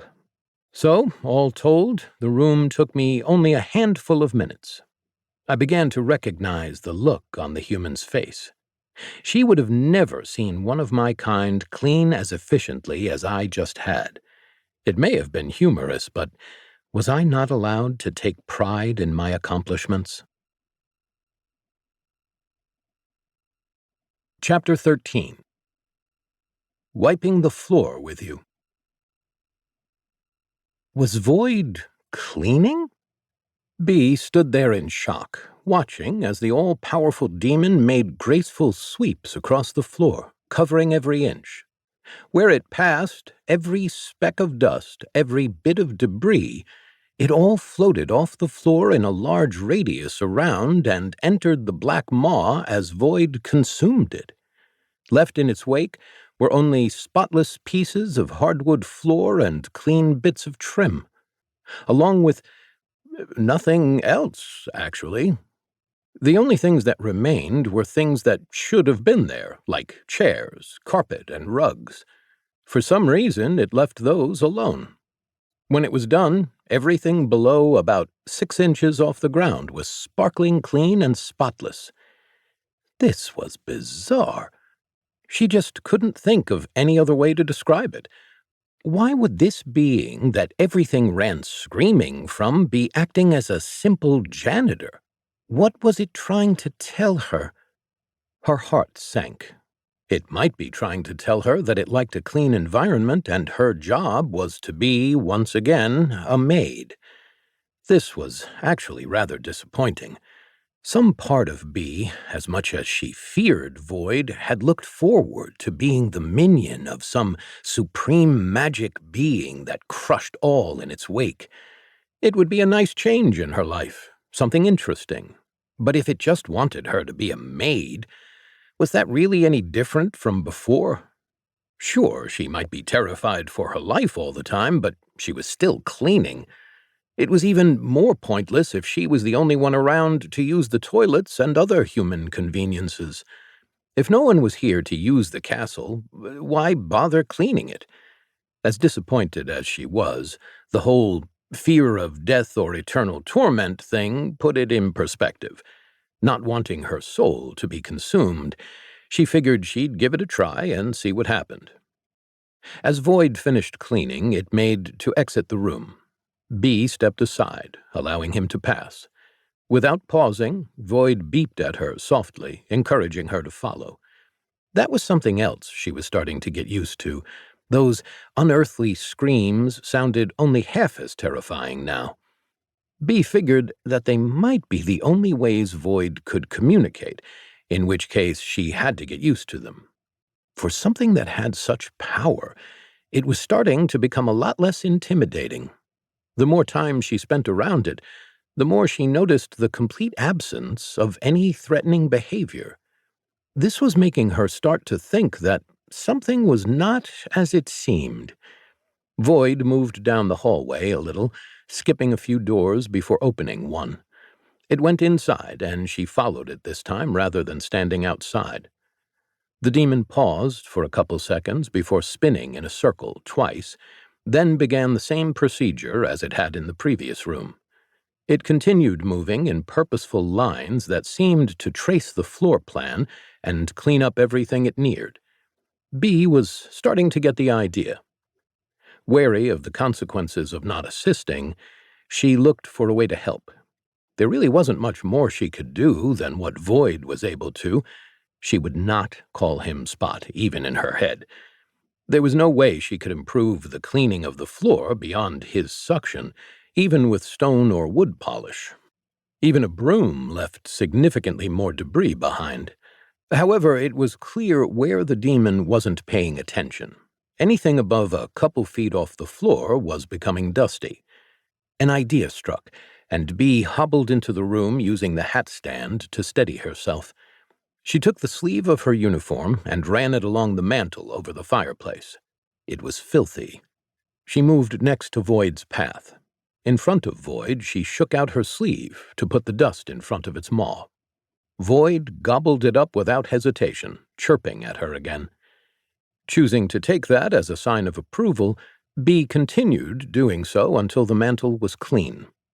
Looking at her grimy sleeve, she thought she might need to get some tools for this, or else her clothes would get unpleasant rather quickly.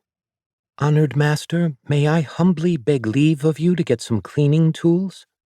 Maybe she was speaking way too humbly, but it was better to err on caution's side.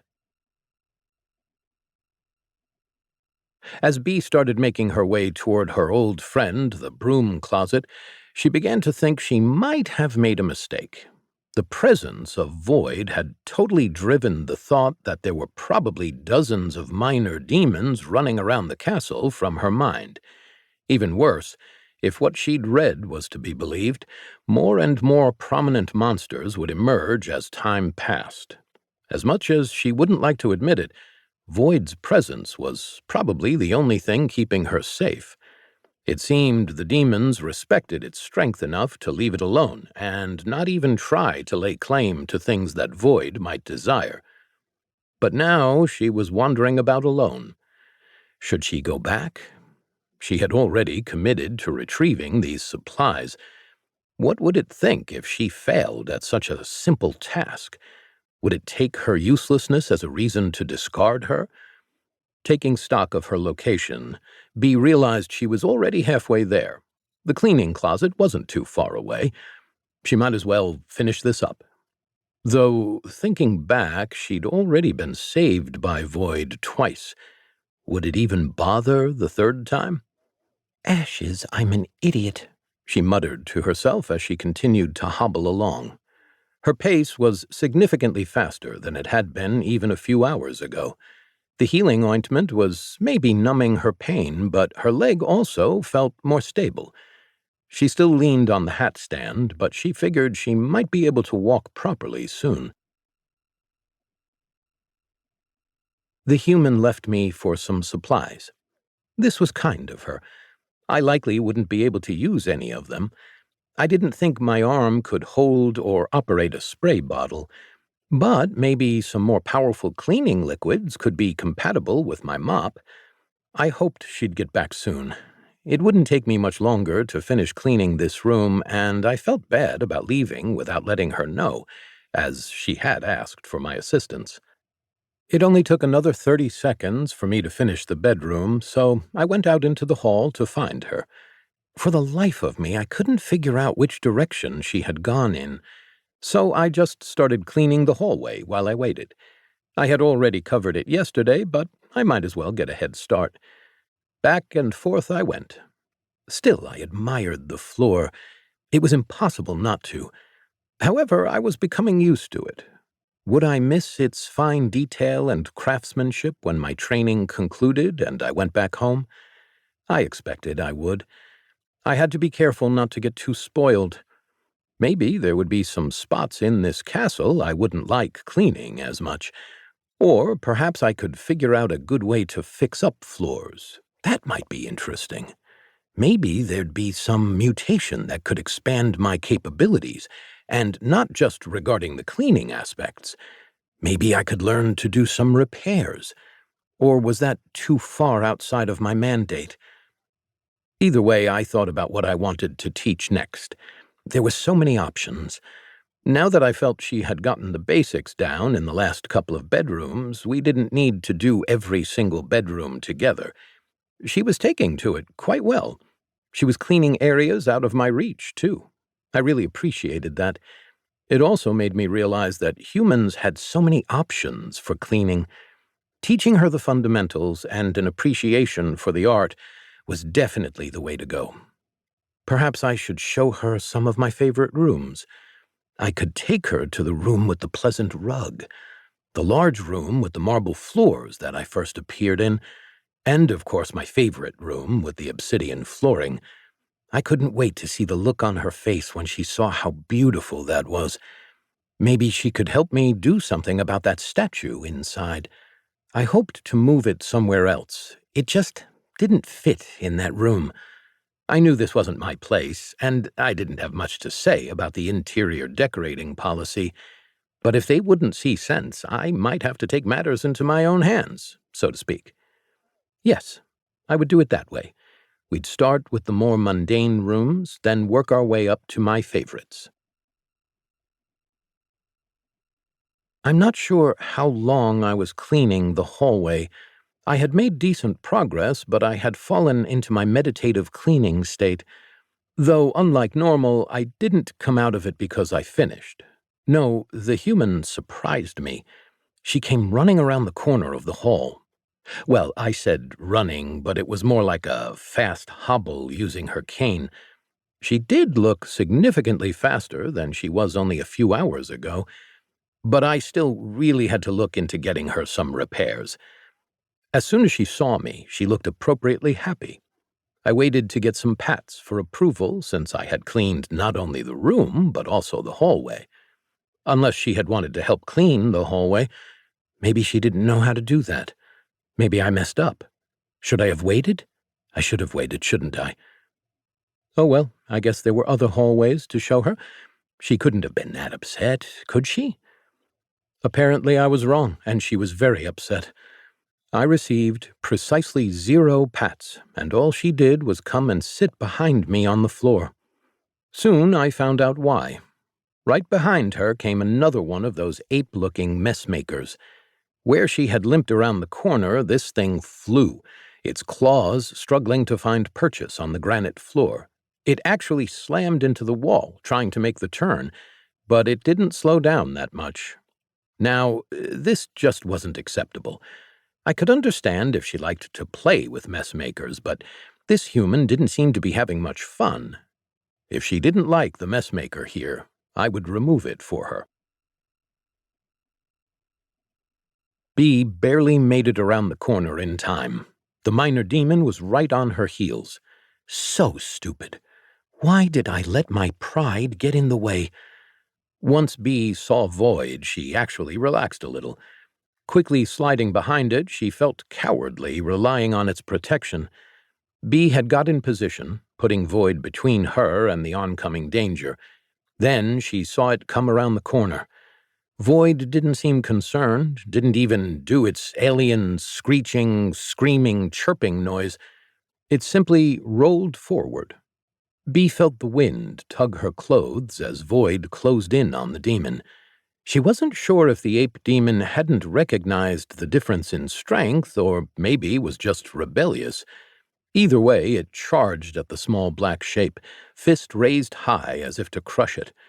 When it got close enough to feel Void's power, it looked like it was having second thoughts. It was too late, though, as it couldn't get enough traction on the slick floors to stop its momentum, and suction pulled it into Void's orbit. Bee watched as the third magical creature disappeared inside Void without any issues. She blinked as an experience notification appeared in the corner of her vision. A large chunk. Not as much as she would expect for an assist against a minor demon, especially when she was level 1, but still a sizable amount. Maybe the level of who Bee was assisting offset the experience gained, or was it how little she had done? Either way, she was grateful for the demon's help. She paused for a second. Was Void really even a demon? The system didn't think so, and Void transcended all limitations of demons that she was aware of. It did come from a demon summoning ritual, but maybe it had hijacked that somehow? Bee didn't know enough about how possible that was. Having finished its snack, Void turned to face her. It let out a beep in a softer tone than it typically used. Bee quickly scrambled to her feet, putting all her weight on her good foot. On the bright side, it seemed she did not need her crutch to stand. However, it still was not easy to move around without it, and she had dropped it when the demon scared her. Uncertain of what to do, Bee gave her best attempt at a curtsy to Void. Chapter 14. I suck at reading the room. Really, this human was giving me far too much deference. There was only so much humility I could take. I didn't even do that much. All I did was do my job. Though I figured I had gotten quite a bit better at it. Typically, I only cleaned up the messes, and it was the human's prerogative to remove the causes. I guessed going above and beyond does deserve some reward. However, this was just too far. I would have been satisfied with a pat and some praise. I didn't know what to say. We stood awkwardly for a while, staring at each other while I waited for her to straighten. I wasn't sure what I could say or do, but she did seem to be waiting for something. Therefore, I just did the only thing I could. I beeped and looked for something to clean. Except, looking around, there wasn't anything else to clean. I had just finished the hallway, but that was the only thing nearby. Nervous that the human would be getting impatient, I looked back at her and relaxed slightly. It seems that she had taken my beep and spin as acceptance of her gratitude. She had straightened and decided to speak. "If you wouldn't mind, I would like to return to the library and reapply the salve to my leg. I'm pretty sure running away from that minor demon didn't help it." So, the messmaker was called a minor demon. It was nice to know the proper term, if a bit unnecessary. I supposed it would help me identify the particular messmaker she was indicating in the future. This new role wasn't too bad. I could get used to this cleaning at the source. Though, how many kinds of messmakers were there? I knew about a few from my previous home, but it seemed like there were new varieties around here. There were other words she used that I hadn't recognized, too. She had mentioned a library. I wasn't exactly sure what that was. My guess, from context clues, was that it referred to that weird storage room we were in before, where she had been staying. Also, salve sounded somewhat familiar. I didn't know what it was exactly, but it seemed like that might have been the thing she was smearing on her leg earlier. So, thinking it through logically, her leg was damaged, and she was putting something on to repair it. The use of her leg made that damage worse. So, she'd want to go to the place where she could put more of the stuff that fixes it on. Was that kind of like a lubricant? I knew that sometimes my humans would put something on my wheels to help them spin easier. This was probably the same thing. Yeah, this checked out. It made total sense to go back to the library. Following that line of thought, I had an idea of the library's purpose. It must have been some sort of human mechanic shop. Having figured out how to serve my human, well, no, not my human, but the only human nearby who seemed willing to take care of me, I began to lead the way back to the library. Making sure to keep a slow pace so the damaged human could keep up, I wondered what the human would want to do after repairs. Would she still want to learn more about cleaning? I suppose we could continue with my plan to show her all the intriguing rooms to clean, but I didn't want to risk her getting damaged further. Otherwise, it would be impossible to expand my domain upstairs or downstairs. I still didn't need her to go upstairs or downstairs with me yet, as there were many doors I hadn't finished exploring, and I probably wouldn't for several days. We were stuck if she became too permanently damaged to go up or downstairs. As such, it made sense to focus on fixing this human before taking her anywhere else. In the meantime, I could only sympathize with her limitations. As much as I railed against stairs, I had mostly made my peace with the many things I was not capable of. However, stairs were not supposed to be an impediment for a human. I tried to think of a comparable situation for myself. What if I suddenly could not turn my left wheel anymore? I felt I had to do my best to help her overcome this issue and, failing that, help her come to terms with her limitations. What if, when she could leave, she wanted to follow all the other humans? No, I was sure she would take me with her if she did that. She wouldn't leave me here alone. I also had to consider my battery. It might be best to expedite a trip outside even before I finished exploring the castle. I wanted to release the fuzzy messmaker currently wiggling around in my dustbin with its non-fuzzy tail before having to recharge. I would need to do that soon. It wasn't that long of a journey to the library. When we got there, the human again went to sit at the same table and make a salve. This time, the shiny glass tools she had used before were not shiny. They actually looked like they needed to be cleaned. Well, at least that meant she wasn't adding to the mess. Maybe she'd clean them after she was done. While she was busy, I looked around for something to do. With my new reserves of energy and the amount of work to be done throughout my domain, any bit of wasted time felt like a true tragedy. However, looking around, I didn't find anything I could do. I had just finished vacuuming, so I don't think this place would benefit from another pass. There was no mopping that needed to be done either. The only thing that looked out of place was a large pile of rectangular things that lay on the floor instead of on the storage shelves. I went over to one and took a closer look. This block was colored an exquisite sea blue and sported graceful gold squiggles over some of its sides. It was actually a stunning piece of decoration. There seemed to be some mathematical pattern to the squiggles on the front and one of the thinner sides. It was strikingly beautiful, just like a well-laid floor plan. All the ratios were correct.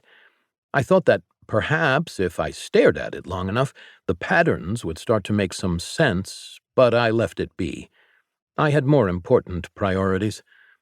I rolled over to another block, and it was totally different. This one was an ugly, stained brown color, with plain black squiggles that didn't complement it at all. This block was the complete opposite of the last, nowhere near a work of art. The only thing in common between the two was the shape and the pattern of the squiggles. I scanned around the room, marveling at the sheer number of these blocks. Why were there so many pieces of art, along with what I assumed to be failed attempts at it, here? That actually raised another question. The blocks I saw around the room were all lined up such that only one of the narrow ends was facing outward. This seems like a very inefficient way to display art. What were the humans thinking? Sure, that was with a side that had some squiggles on it. However, while the designs were compelling, the most beautiful patterns were on the larger flat side, the side that was not visible from the way they were stored. I supposed you could always go and remove one if you wanted to look at the front, but why not just store it that way? Humans were so weird. I moved on to the third one of these blocks near me. It appeared to be damaged somehow. Instead of being in a whole piece like the rest, it was split into two halves. They were barely hanging together by a few threads connecting the pieces. When I took a closer look, I realized that the inside was full of squiggles too. However, these were not really very artistic. The background was a shade of sepia or off-white, with plain black squiggles. Now, I suppose you could find some beauty in simplicity. I certainly did. There's nothing more beautiful than a well-laid floor plan with beautiful single-color marble floors, especially when they are well-maintained with no adornments and beautifully cleaned. However, this just seemed repetitive. Upon further inspection, it looked like this block was not broken, but designed to be opened this way. In fact, all the blocks looked like they had this one side that was meant to split in half, opposite the one with the colorful squiggles on it. The colorful side was reinforced, and all the others were not. Scanning the other blocks, I found several more that had fallen open. Trundling over to inspect them, I saw that the inside was the same as the previous, except that the patterns were slightly different. Huh. I glanced back at the human. She was still making her small mess, constantly referencing the squiggles inside one of the blocks on her table. Might these patterns have meant something? Maybe some of them were repair manuals for humans, or cleaning manuals. It could be like how I planned out my routes in different rooms. Whenever I planned out a new cleaning route for a room, I stored that information in a map in my memory banks. That was because if I was trying to do the same thing later, remembering it would keep me from having to make a new plan each time. Maybe these blocks were like that somehow. Could this help me with my current situation? If they were cleaning manuals, I could give plans like these to the human directly. They wouldn't benefit me much, since I just remembered all my routes. Unless humans could be pretty clever sometimes. I bet they already thought of this, and these blocks contained all the best maps to clean each room in this castle. If I could learn the patterns, I wouldn't need to plan each room. No, that couldn't be right. I updated my maps whenever I became more efficient, so how would a system like this work? Maybe that was why there were so many of them. There could be maps for each efficiency level for each room. I didn't have time to decipher the patterns inside these blocks now. I would put it on my to-do list. Looking over at the human, I saw she had almost finished repairing herself, judging by her previous actions. That meant I didn't have much time to clean up this mountain of blocks. I wanted to make sure that her living space was orderly and clean where I was concerned. Using my claw, I went to pick one of the blocks up. It was surprisingly heavy, but not impossible to lift. Feeling the weight, I was sure it was heavier than the blanket I struggled with a couple days ago. Still, it wasn't a huge challenge. I moved the block over to the side, a little farther away from the downed storage unit, and set it down. It seemed best to set it on its flat side so I could stack them. I marveled for a second at its color and squiggles before returning to work. As much as I enjoyed looking at beautiful things, I didn't want to waste too much time. I quickly returned and grabbed another. This time, instead of placing it on the floor next to the other one, I put it on top. It balanced perfectly. I repeated this motion until I had 14 blocks stacked on top of each other. When I attempted to lay the 15th block on top of that stack, the whole thing collapsed. My claw just wasn't long enough to manage such a stack, and one of the blocks landed on top of me with a solid thump. I tried to move and shake it off, but it stayed on top of me. I had to spin around in a circle rapidly to knock it off of myself. Looking around, I beeped in distress. After all that hard work, I had just made a mess. I felt like I had finished a long, hard cleaning session and emptied my dustbin everywhere. Was I the mess maker now? I was so disappointed in myself for allowing this to happen. Could I even call myself a professional still? I shook myself. No. Mistakes happened, especially when trying something new. I had to learn how my new abilities worked. Plus, no serious harm was done, as long as I cleaned up after myself. Satisfied at how I had averted my existential crisis, I began stacking blocks again. 14 was the limit. All right, 14 blocks would be how high I'd go.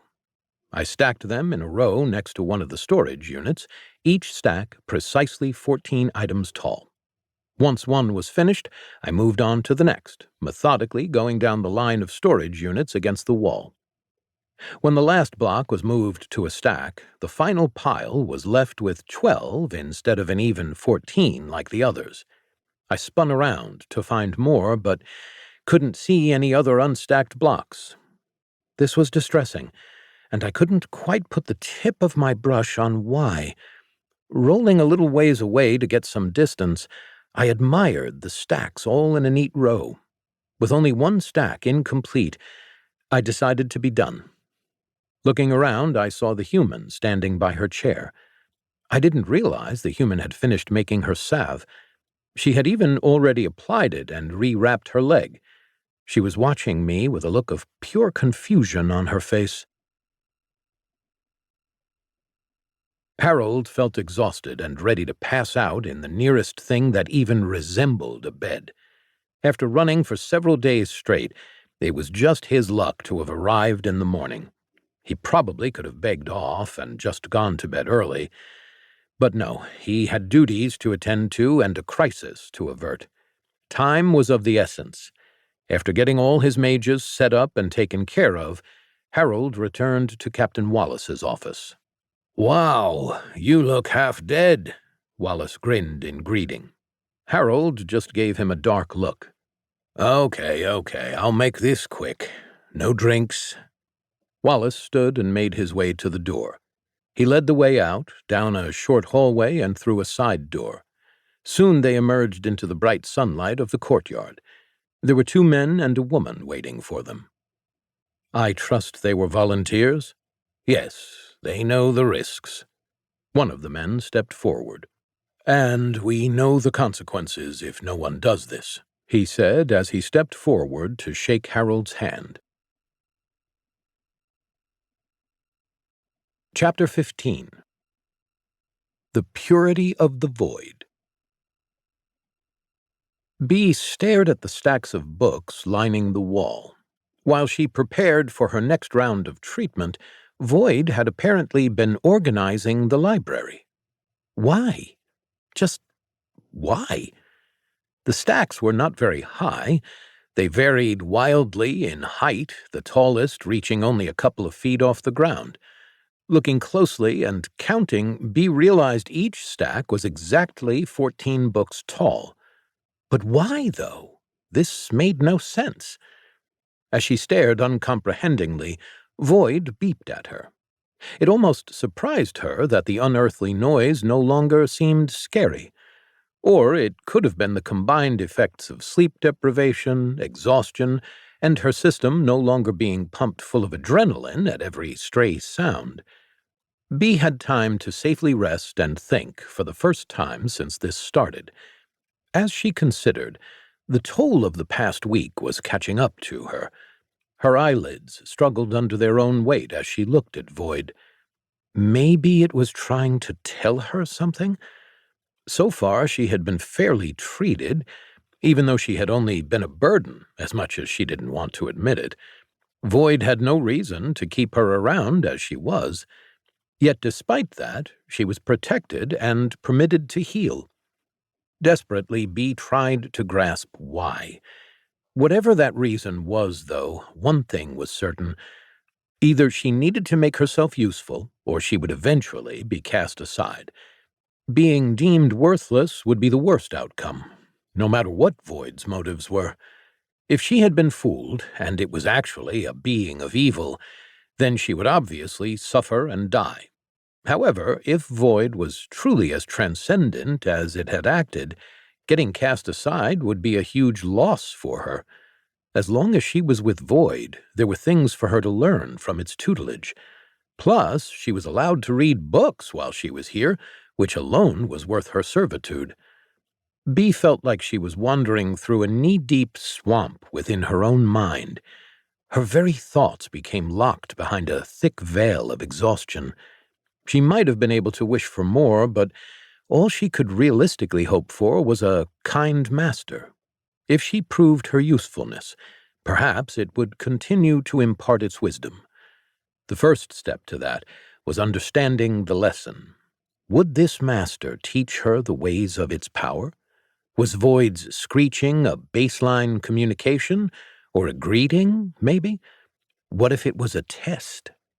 It would be hard to learn from something that didn't speak the same language, but she would need to get good at interpreting its intentions. Talking seemed unnecessary for such a powerful being. It would act out what should be, and then it would be. She began to sway on her feet. That would be an essential skill either way, she thought. Even if it never tried to teach her, knowing what it was thinking or trying to communicate might save her life one day soon. In fact, why should she wait to see if it would teach her? She would not dare to ask, but if she watched carefully enough, surely she would pick up some things along the way. That would show initiative. Her father had told her that was a good thing. It would show she could be valuable even when not watched closely. She wanted to be worthwhile. Even if she was engaged in hunting the lesser demons, she would get lots of experience and levels. So many more levels than the average person got. If she was valuable enough, undeserving as she was, maybe more wisdom would be given to her. Yes, Bee thought as her eyes began to close. She would learn what she could from Void, both from instruction and example, to become an asset instead of a liability. And maybe, just maybe, if it was enough, Bee could earn her soul back. Honestly, she wasn't sure if that was even an option. Perhaps it was in better hands now. Maybe the delirium was starting to give her false hope. 5 realms, she was tired. I looked at the human. She seemed slightly confused, just staring at me. Why was she confused? Was it really so confusing that I would clean things up? Also, she was doing this interesting little dance. She would slowly lean one way and then the other. The movements were almost rhythmic while she stood there, still looking at me. It seemed like she had finished making her salve a while ago. Since she was standing by the chair and her leg was wrapped up again, I assumed the repair was successful. However, her movement behavior was odd. I had seen this before. On a low enough battery, the human leg stabilizers started to falter. She really had to recharge before damaging herself further. I needed to find a human charging pad for her. I knew there was some nearby. I had just been cleaning under a bed a couple of hours ago. Beds were the best human chargers. When the small human would try to use any other charging pad, the large humans would become concerned. It might work, for all I knew, but the large humans would typically move him to the bed. I was unsure how to communicate the need for proper charging to this human, so we might need to settle for something suboptimal. First, I would need to break her out of her trance. I rolled slowly toward her, but she didn't make any reaction other than follow me with her eyes. Carefully, I bumped into her undamaged leg. No reaction. With a little more force, I nudged her foot again. This time she wobbled and slowly fell back into her chair. Except she wasn't facing the table anymore, so the back wasn't there to catch her, so she kept sliding. She slid over the seat until her legs were on the chair seat and her head and back were on the ground. Navigating around the chair, I came around to her head, which now lay at an awkward angle on the floor. She didn't seem to be moving, so I nudged her a couple times more. This was not good. I started to panic. Was the only human broken? But she was so small. My wheels started twitching back and forth in distress. The panic made me feel like my bumper sensor was triggered by something, but I couldn't back up. Then my sensors picked up slight movements in her chest. I felt my brush sag with relief. She seemed to be merely in sleep mode. Pushing into her hip, I rolled her legs off the chair. After I was done, the human lay entirely on the ground, under the table. With gentle nudges, I positioned her as straight as I could. She looked much more relaxed than I had ever seen her. It was a stark contrast to her usual nervous energy. Her posture was always so tense. I didn't think that was good for her health. She needed to learn how to relax and let things go, or she would seize up like long hairs winding around my brush. To achieve peace, she had to accept that many things were outside of her control. Maybe there were things I could teach her after all. A little while into her charging period, the human began to tremble softly.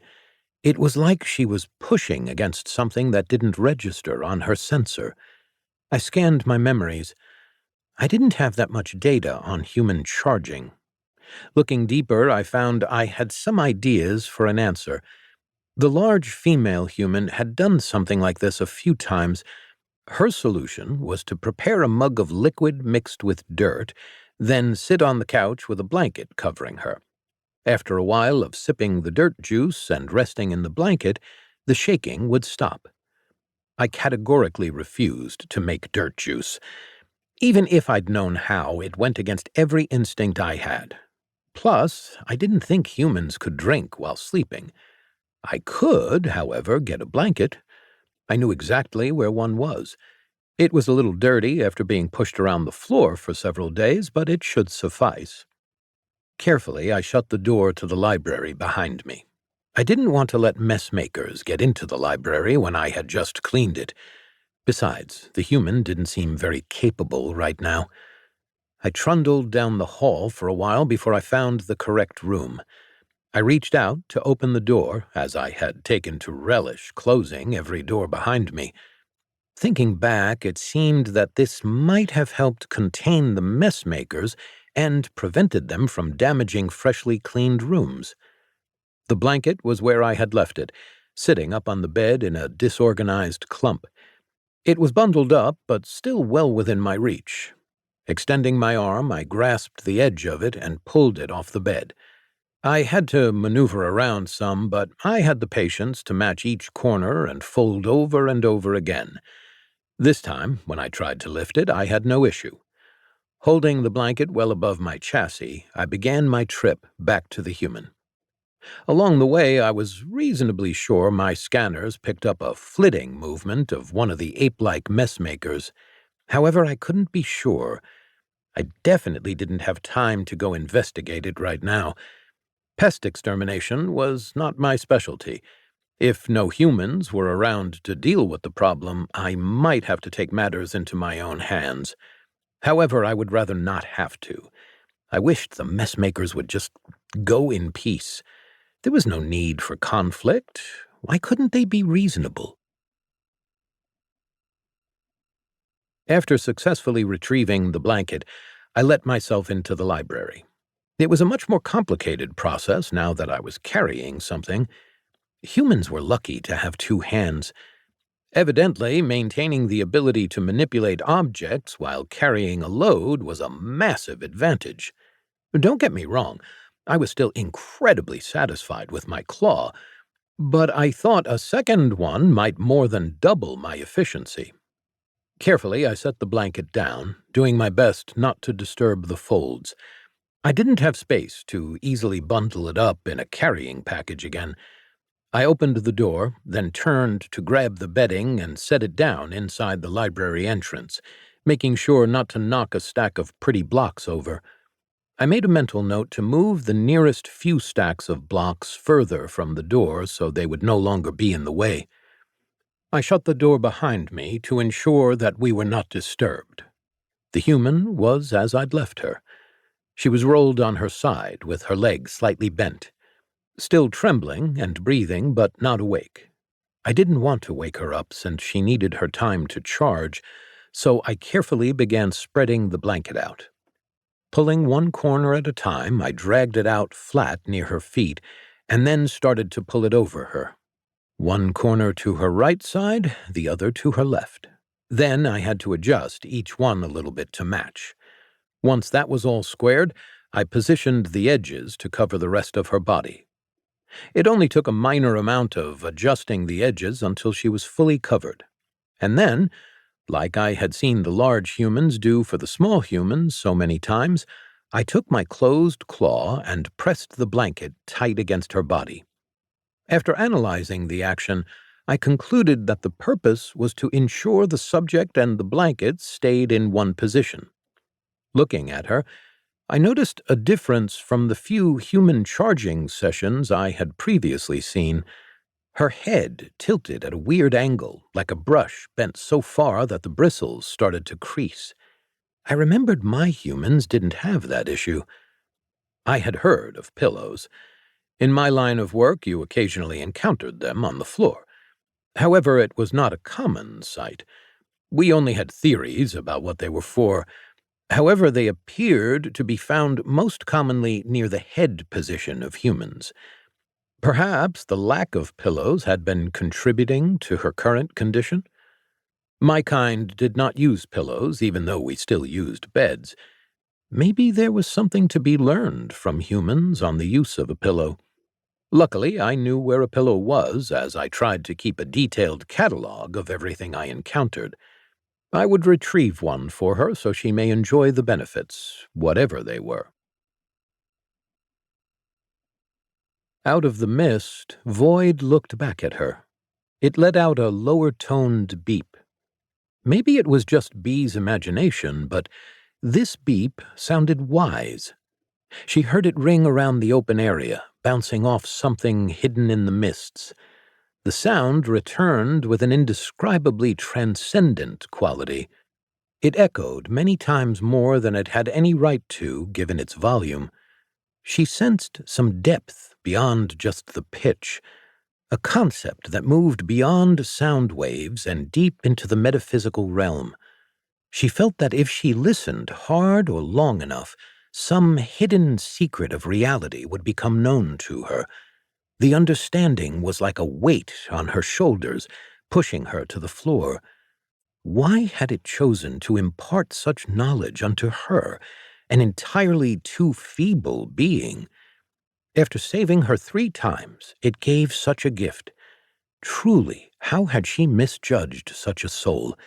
How could she have ever thought Void was a demon? Nay, Void was purity, understanding. It moved beyond such limited concepts of heaven and hell. Infernal power clearly had no sway over its domain. As the sound echoed, it got in her head and bounced around. With every repetition, it grew in significance. The volume may have changed, but Bee couldn't tell. The sound's travel left not a ripple in the turbulent sea of thought as it passed through her brain and into her mind. No, wherever it went, order followed, spreading out like a tide of calm. Like the progenitor, the sound of each thing it touched became pristine and in its proper place. Maybe she was getting comfortable with her fate, resigned to the fact she no longer owned her soul. This must be what allowed the noise to penetrate so deeply into her consciousness, paralyzing her against any form of resistance. Then something screamed. Bee started awake, disoriented. Where was she? What happened? She briefly remembered some sort of lesson from Void before she must have passed out. Profound truths were contained in that quavering note, truths that her brain couldn't hope to hold the entirety of at once. This was likely the reason for her passing out. However, when she tried to sit up, she found that her arms and legs were restricted. Bee thrashed, panic overwhelming her mind. Desperately, she struggled out of all restraints. It only took a second to get free, and she looked down to take in her surroundings. Over her lay a blanket that had been tucked in. Chapter 16. The Hockey Puck of Doom. With a fair amount of struggling, Bee freed herself from the blanket's grasping clutches. Carefully, she stood up. Looking down at her injured leg, she saw the wraps loosely pooled around her foot. The swelling had gone down since this morning, even more than they had the previous day. What surprised her most wasn't the healing, though, but the lack of pain. She moved her ankle and felt almost full mobility. It felt slightly stiff, as if she had rolled it the day before, but that was all. She shifted her weight from foot to foot and found that she could walk normally, if not run quite yet. Free to move around, her panic receded. It was a huge relief to move around freely after being hobbled for so long.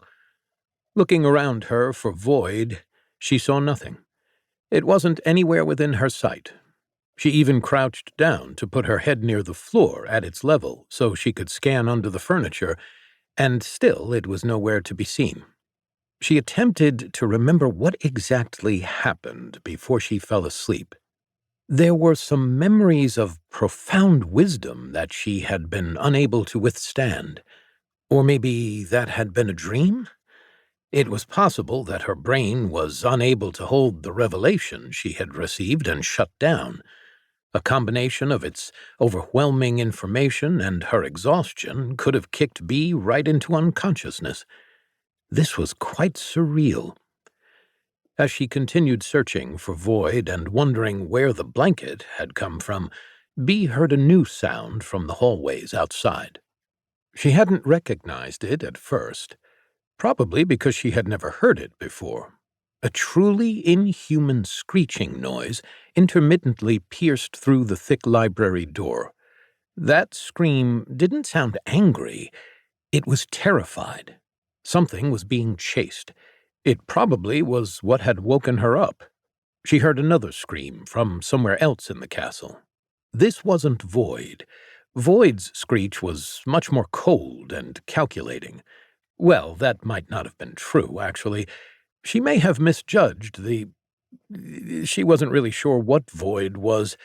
She was relatively confident it wasn't a demon at this point, so there were really only two options for the sources of the screams. One, the demons had started infighting, which was not only possible but likely. However, that didn't seem to fit with her gut instinct. That left option two. Void might be out hunting. The idea of such a powerful being actively pursuing her or any living creature sent chills down her spine and raised goosebumps on her forearms. Bee tried to decide what to do. She didn't think she could help exactly. Why would Void even accept her help? However, she couldn't just stay still. Something compelled her to assist Void in any way she could. Perhaps it was due to the fact she had forfeited her soul. Or perhaps the fear motivating her for the previous day or so had been replaced with something else. Abruptly, the screaming ceased. Bee cocked her head to the side, listening for the refrain to start up again. After 10 to 15 seconds, there was nothing. When she didn't hear any demons celebrating, she knew Void must have been victorious. Not that Bee had ever doubted it. She had felt the force of Void's presence before, and there was no way a lesser or minor demon could harm Void.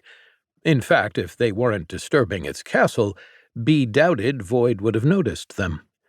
Whatever Void did to consume them seemed almost instinctual. It did not feel forceful enough to be a directed attack.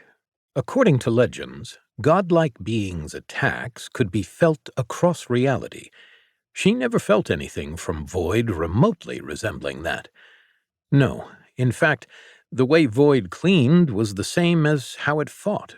So it seemed that the approach was just a byproduct of its very nature, rather than an intentional attack. Even the thought of Void exerting its true power made her stomach turn. To face such power was unthinkable. Finally able to move around, Bee quickly gathered up her things and set up to prepare one last mixture of this healing salve. Surprisingly, it worked much more effectively than she expected, based on the book's description. Maybe the healing should have taken another day or so.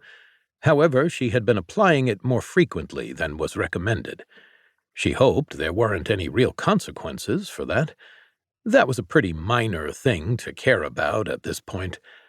As she was setting things up, she checked her status. Had she not woken up in such a panic, it would have caught her immediate attention. Overnight, she had leveled up. She had also leveled up the previous day. The assists she had gotten on the ash imps and the minor demons that Void consumed were giving her quite a bit of experience. Something didn't balance out, though. When she had got the experience for the assist with the ash imp, she hadn't gotten the experience until sometime during the night. That time she had received a standard assist experience share. This time she had gotten a lesser assist for running away. Apparently, that counted as enough distraction to be called a participant. B thought the system was generous. Still, that share was incomplete. That shouldn't have been possible. Nothing could explain it. B caught herself. Of course something could explain it. She was dealing with a being capable of hiding its stats from the system. Maybe it was getting a larger share, or the experience was being lowered because of the power difference. Reminding herself to learn more about the system, Bee wished she knew more than the common knowledge everyone's parents told them. As she leveled up, she would get tougher, stronger, and faster, and everything would get better. So that was a relief. What was not a relief was that at level 5, humans had to choose their class. Options were based on the actions you had taken and the deeds you had done. Most people were never forced to consider getting a class until they were in their early 20s. Other than wealthy nobles or important military personages, no one could afford to go around trying to kill things. The only ones who tried were either desperate or thrill seekers. They either ended up dead or working as an adventurer, then dead. Bee's conundrum was that she hadn't done anything with her life yet. There was nothing she could claim as an accomplishment. The only thing she'd been was a janitor at a castle of mages. Technically, her title was Mage's Apprentice. That might have meant she would get an option with magic, but she doubted the system would see it that way. She pushed that problem to the back of her mind as something she couldn't do anything about. Bee continued mixing her ingredients to make the simple salve. The motions were starting to become routine, such that it only took her half of the time to finish. Once she was done with that, Bee began to look through the shelves once again. She needed an edge, something to make herself more useful. Bee jumped with a start as she heard the door open. She was halfway through cleaning her alchemy equipment.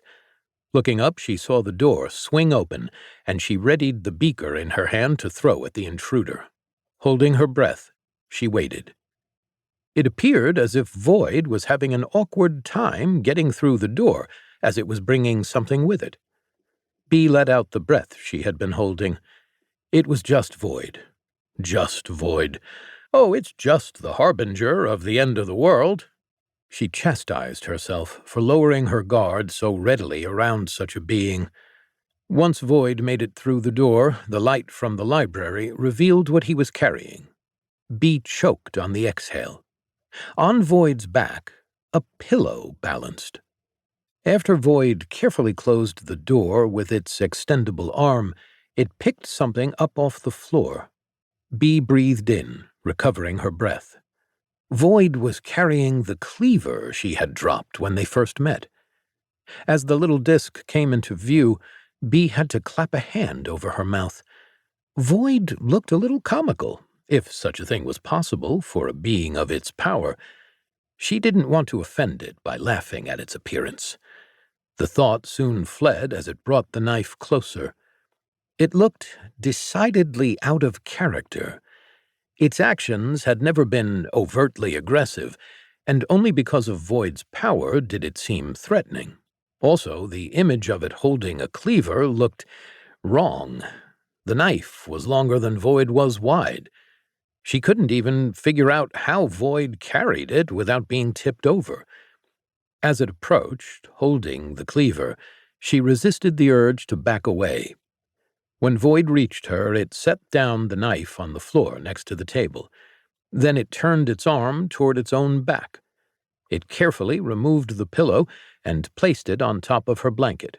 It then picked up the cleaver again. Cleaver in its claw, it rolled closer to her. Void offered what she considered its standard beep as a greeting. This was a simple noise, still alien and scary as hell, but manageably so. It was hard to admit, even to myself, but I got sidetracked. After bringing the human the blanket, I had planned to retrieve her a pillow. I didn't want her to receive any further damage from joints bending further than they were supposed to. However, I may have gotten a little carried away. It all started when I was zooming along to grab the nearest pillow I was aware of. On the way there, I found the metal object the human had been holding when I first saw her get attacked by a messmaker. Sorry, minor demon. Or was it a lesser demon? The small human seemed to use those terms interchangeably. Upon inspection, I could not figure out the purpose of the metal object. It was heavy, and even with my newfound strength, I had a little trouble lifting it. It appeared to only have one side sharpened and a wooden handle. Grasping it by the handle, I tried turning it around. The weight was such that I started to overbalance. When carrying this, I needed to be careful. The sharp object certainly didn't belong there, and I should figure out where it did belong. I didn't remember ever seeing one of these in my human household, so I was going to return it to the small human. It was hers, after all. She would surely be happy to have it back. Then maybe I could figure out where it belonged. I placed the object on my lid for easy transport. As I was doing this, I saw one of the lesser demons run across the hallway down the connecting junction. This was less than ideal. The human had made it clear that she was not a fan of these. I would usually leave it to her, but she was currently indisposed. However, the real thing that got my attention was that this demon was carrying a bag of fine white powder. As it ran by, powder spilled all over the freshly cleaned hallway. This spelled trouble. Even with my newfound deficiencies, any further mess it created would put me behind schedule in cleaning the rest of this floor. Moving at my top speed, I began to shoot after it. Before I made it more than a few feet, I felt the object on my chassis start to slide. I had to quickly grab it with my grabby arm before it flew off and clattered to the floor. Sharp metal object in hand, I zoomed after the mess-spreading demon. I had already captured 2 of its kind before. After capture, they resided in my dustpan. Occasionally, I could feel their flaky skin chafing against my inner storage bin, a sharp contrast to the fuzzy minor messmaker I had caught earlier. The discomfort spurred me onwards. I needed to stop the mess at the source. Chapter 17. Chasing Perfection. When I was at home, my best friend was the TV. Not that we ever talked. We just had a mutual understanding. I was lucky enough that my humans had placed my bed in the opposite corner of the TV. Therefore, when I was docked, I could watch whatever was on the TV while I charged. I usually was a fan of dramas or home improvement and buying. The insides of houses for sale were always very well cleaned. However, I didn't really get to control the TV. That was the purview of humans. The tall female human generally had a taste that aligned with mine. That's not to say I didn't enjoy the shows the male humans chose. They just weren't what I would have picked for myself. But that was okay. We can't always get what we want.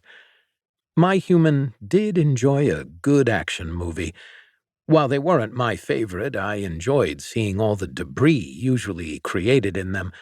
I knew someone would have a fun time cleaning that up. Often these movies or shows had car chases in them, or someone was running away from someone else. I had never honestly seen the appeal of this part of the action. There was usually very little damage, destruction, or dirt on the floor caused by this, which I felt went against the purpose of such movies. Nothing was being picked up or organized either, so it wasn't some fantasy, drama, or feel-good story. While I had struggled to find the fun in them, I have to say, being part of a chase changed my views. I now understood the appeal. This was fun. I raced after the minor demon. As I did, I left my vacuum on. I couldn't get all the mess it made. However, my suction was apparently strong enough to pick up most of this white powder as I went at top speed. I would still need to cover this area again more thoroughly, but for now this would do. As I raced, I was challenged to prevent the sharp metal thing from unbalancing me. I had to be careful on the turns, and when accelerating or decelerating too fast. I did find a use for it, though. If I held it off to the side as I was turning, I could make the turn much more sharply and at a much higher speed without risking a wheel leaving the ground. This counterbalanced motion, combined with my top speed, meant I was quickly gaining on the demon. Every time I turned, I got slightly better at positioning the knife in my claw relative to my needs. It didn't take long, but soon enough, what used to be a burden became an asset. I was racing around these corners faster than I ever dreamed I could without it. The demon was starting to panic as I closed the gap. Clearly, it knew about me, as I thought it had been following me for a while. For some reason, it decided to taunt me with the filth it was leaving behind. I had no idea why. However, I didn't really care for its reasoning. If anything, the fact that the mess wasn't incidental only made it worse. It was not even caused out of some need. No, it was purely to spite me. It was only okay when humans did that. Only they got to put stuff down right in front of me so that I picked it up along my route. Besides, you couldn't even really call that spite. I assumed they just thought of it as feeding me. It was a little fun game I let them play. But now, this messmaker was not playing a fun game. The demon looked over its shoulder at me and tried to put on a burst of speed, but I was too fast. At the last second, it stopped and jumped to the side, clinging to a doorframe. My suction was incapable of tearing it off, even if it did make it stumble forward. I had to arrest my momentum and turn around. By the time I did that, I saw the creature had made it through the door. Accelerating quickly, I followed. I made it through the doorway, now quite a bit behind the demon. In the tighter confines of a room, navigating using the knife was difficult, and I had to slow down. Only because I respected the furniture of humans. The scheming demon obviously did not, though. It led me through a few more rooms before reaching a hallway in which I started to catch up again. It seemed to have a destination in mind, no longer running randomly. Sometimes it would hesitate at corners and look over its shoulder. Before too long, I had almost caught it. Taking these small breaks to figure out where to go had cost it. It was already slower than me, and it couldn't afford to stop. In the last desperate attempt to escape, the demon ducked into the large room where I had first been summoned. I raced to the center to follow it. The creature hit the far wall and flipped around to look at me. That's when I heard something behind me. The door slammed shut. I spun in a circle, taking stock of my location. Without really thinking about it, I began to form a new cleaning solution for this room. Thinking back to my first days here, I shuddered at how inefficient I had been. It took me hours to clean this room last time. Even if the mess had been significant, I could only imagine how much better I was at it now. According to my cleaning plan, I could clean the entire room in maybe 15 minutes. If those columns weren't there, I imagined it could have been 10. That's when I noticed some more movement behind each column. Stepping out from behind each were 2 or 3 minor demons. All told, there were at least 15 in the room with me. How nice of them to gather all in one spot. I wondered what they wanted. I didn't think they wanted to play, but it was the only charitable explanation I could think of for their actions. Instead, they all charged me at once, fists raised as if they were going to slam them down on my lid. That was the most fragile part of me. In fact, I once heard something about a recall that my humans had decided to ignore. They'd decided that if a little bit broke off me, it wasn't much of an issue. However, it would be hard to get repaired here, even if no functional damage was done. It would make my dustbin less secure. Also, I would feel too exposed, so it would be best to avoid that. I turned my suction on full, trying to suck these up like I did all the others. However, there seemed to be too many of them. Each one of them had grabbed hold of the other, with one right arm and one left arm chained to each other. The weight of two was more than my vacuuming power could overcome. Not wanting to get smashed, I raced away. My newfound speed really came in handy. I moved between a pair of them. As they tried to smack me, they got in each other's way, allowing me to slip through. Trying to dodge the next pair, I turned as hard as possible. To balance, I stuck my heavy, sharp counterweight out to the side. It caught on something. This threw me off, and I found myself balanced on one wheel before being forced to swerve in the opposite direction I was turning. This was quite lucky, as I hadn't noticed that another pair had snuck up behind me. Their fists flew down through the space I would have occupied had the sharp metal not tugged me aside. The momentum quickly spun me around the pair of demons I hit. I continued whirling, trying to put them between me and all the others. This was not nearly as fun as the chase. All these action movies made it look entertaining, but dang, this was scary. I had to tug a little on the counterweight to remove it from the shin of one of the demons. The demon screamed in agony and pain, gnashing its teeth at me. There was now a massive chunk missing from its leg. That did not look comfortable. It released its partner's hand to grasp the wound with both hands, trying to stop the black fluid flowing out of it. However, that was a mistake. I saw my opportunity. I turned my suction back on full and glided closer to the demons. They were no longer anchored by each other, so the force of my vacuum was now able to lift them off their feet. The undamaged one scrambled out of range just before it was too late. The other, however, didn't make it. Too focused on staunching the fluid pouring out of its leg, the leaking demon disappeared into my dustbin. I felt it settle next to the other two already in there. Boy, was it getting crowded in there. I started to worry about how I was going to handle all of these unwanted guests. While I felt I could safely release the minor messmaker outside, these lesser demons did not seem friendly. I didn't think they deserved a second chance. No, I suspected their energy would be better spent furthering my cleaning. My thoughts were rudely interrupted by another attempt to come at me.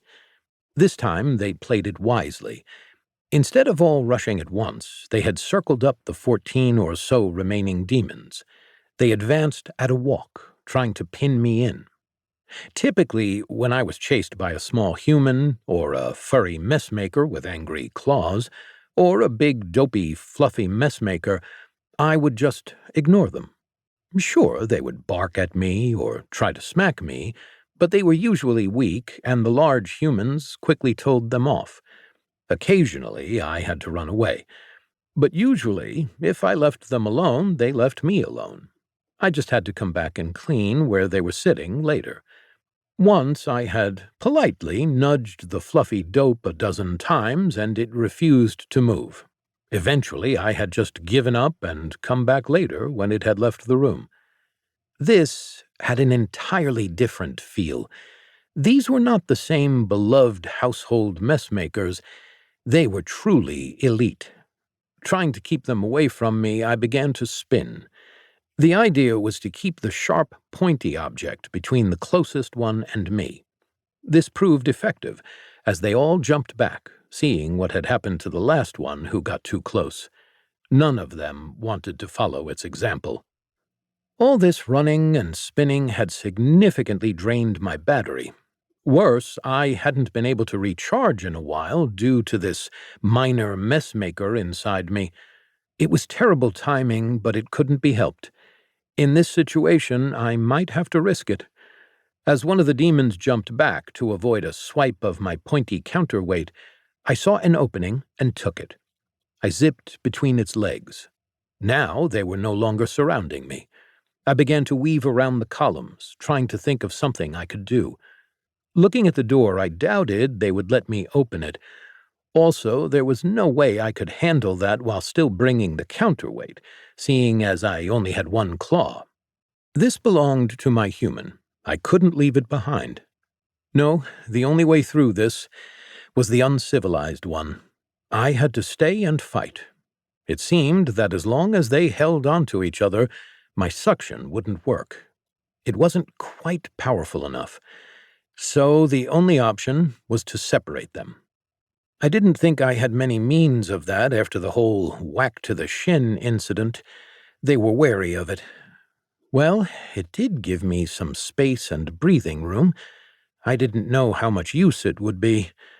Dang, my battery was low. I could feel myself start to slow down. I was reaching a critical point where I would go to sleep mode. This was not a safe place to do so. Well, I might as well try to play it safe and at least attempt to save the minor messmaker. I focused on only transmuting part of my dustbin's contents. I felt a warm flare as energy was diffused into my battery, which filled up completely. The excess energy flowed through my system and into the ground. Sparks showered around my wheelbase. I had to admit, they were strikingly stunning shades of blue. It was a good thing this was not a carpet. Luckily, the marble wouldn't be damaged by such small things. In fact, the blue sparks really did complement its color quite nicely. Fully energized and ready to go again, I started to zip away. However, I was interrupted rudely by a familiar voice. Level up. Level 15 reached. 4th mutation reached. Choose a mutation. Flamethrower. Sanitation lamp.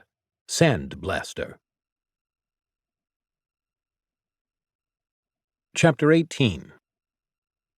A Bath of Blood.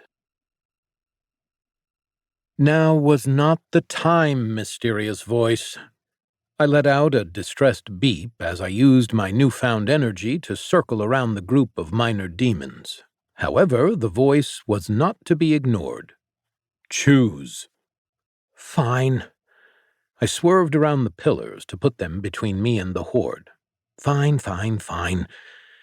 I didn't know what a flamethrower was, but generally a fire wouldn't be a healthy choice for the flooring or the rugs. That wasn't an option.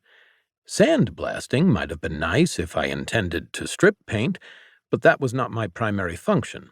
Sanitation lamp. I didn't really know what that was. Sanitation sounded practical to me, maybe not in this situation, but in general. Okay, yeah, sanitation lamp. Come on, let's hurry up. I felt energy rush through me, leaving slight alterations to my internals in their wake. This time the changes felt much smaller than they had with the mop and claw. No, I didn't really feel much difference at all, besides the fact that I had a single new function.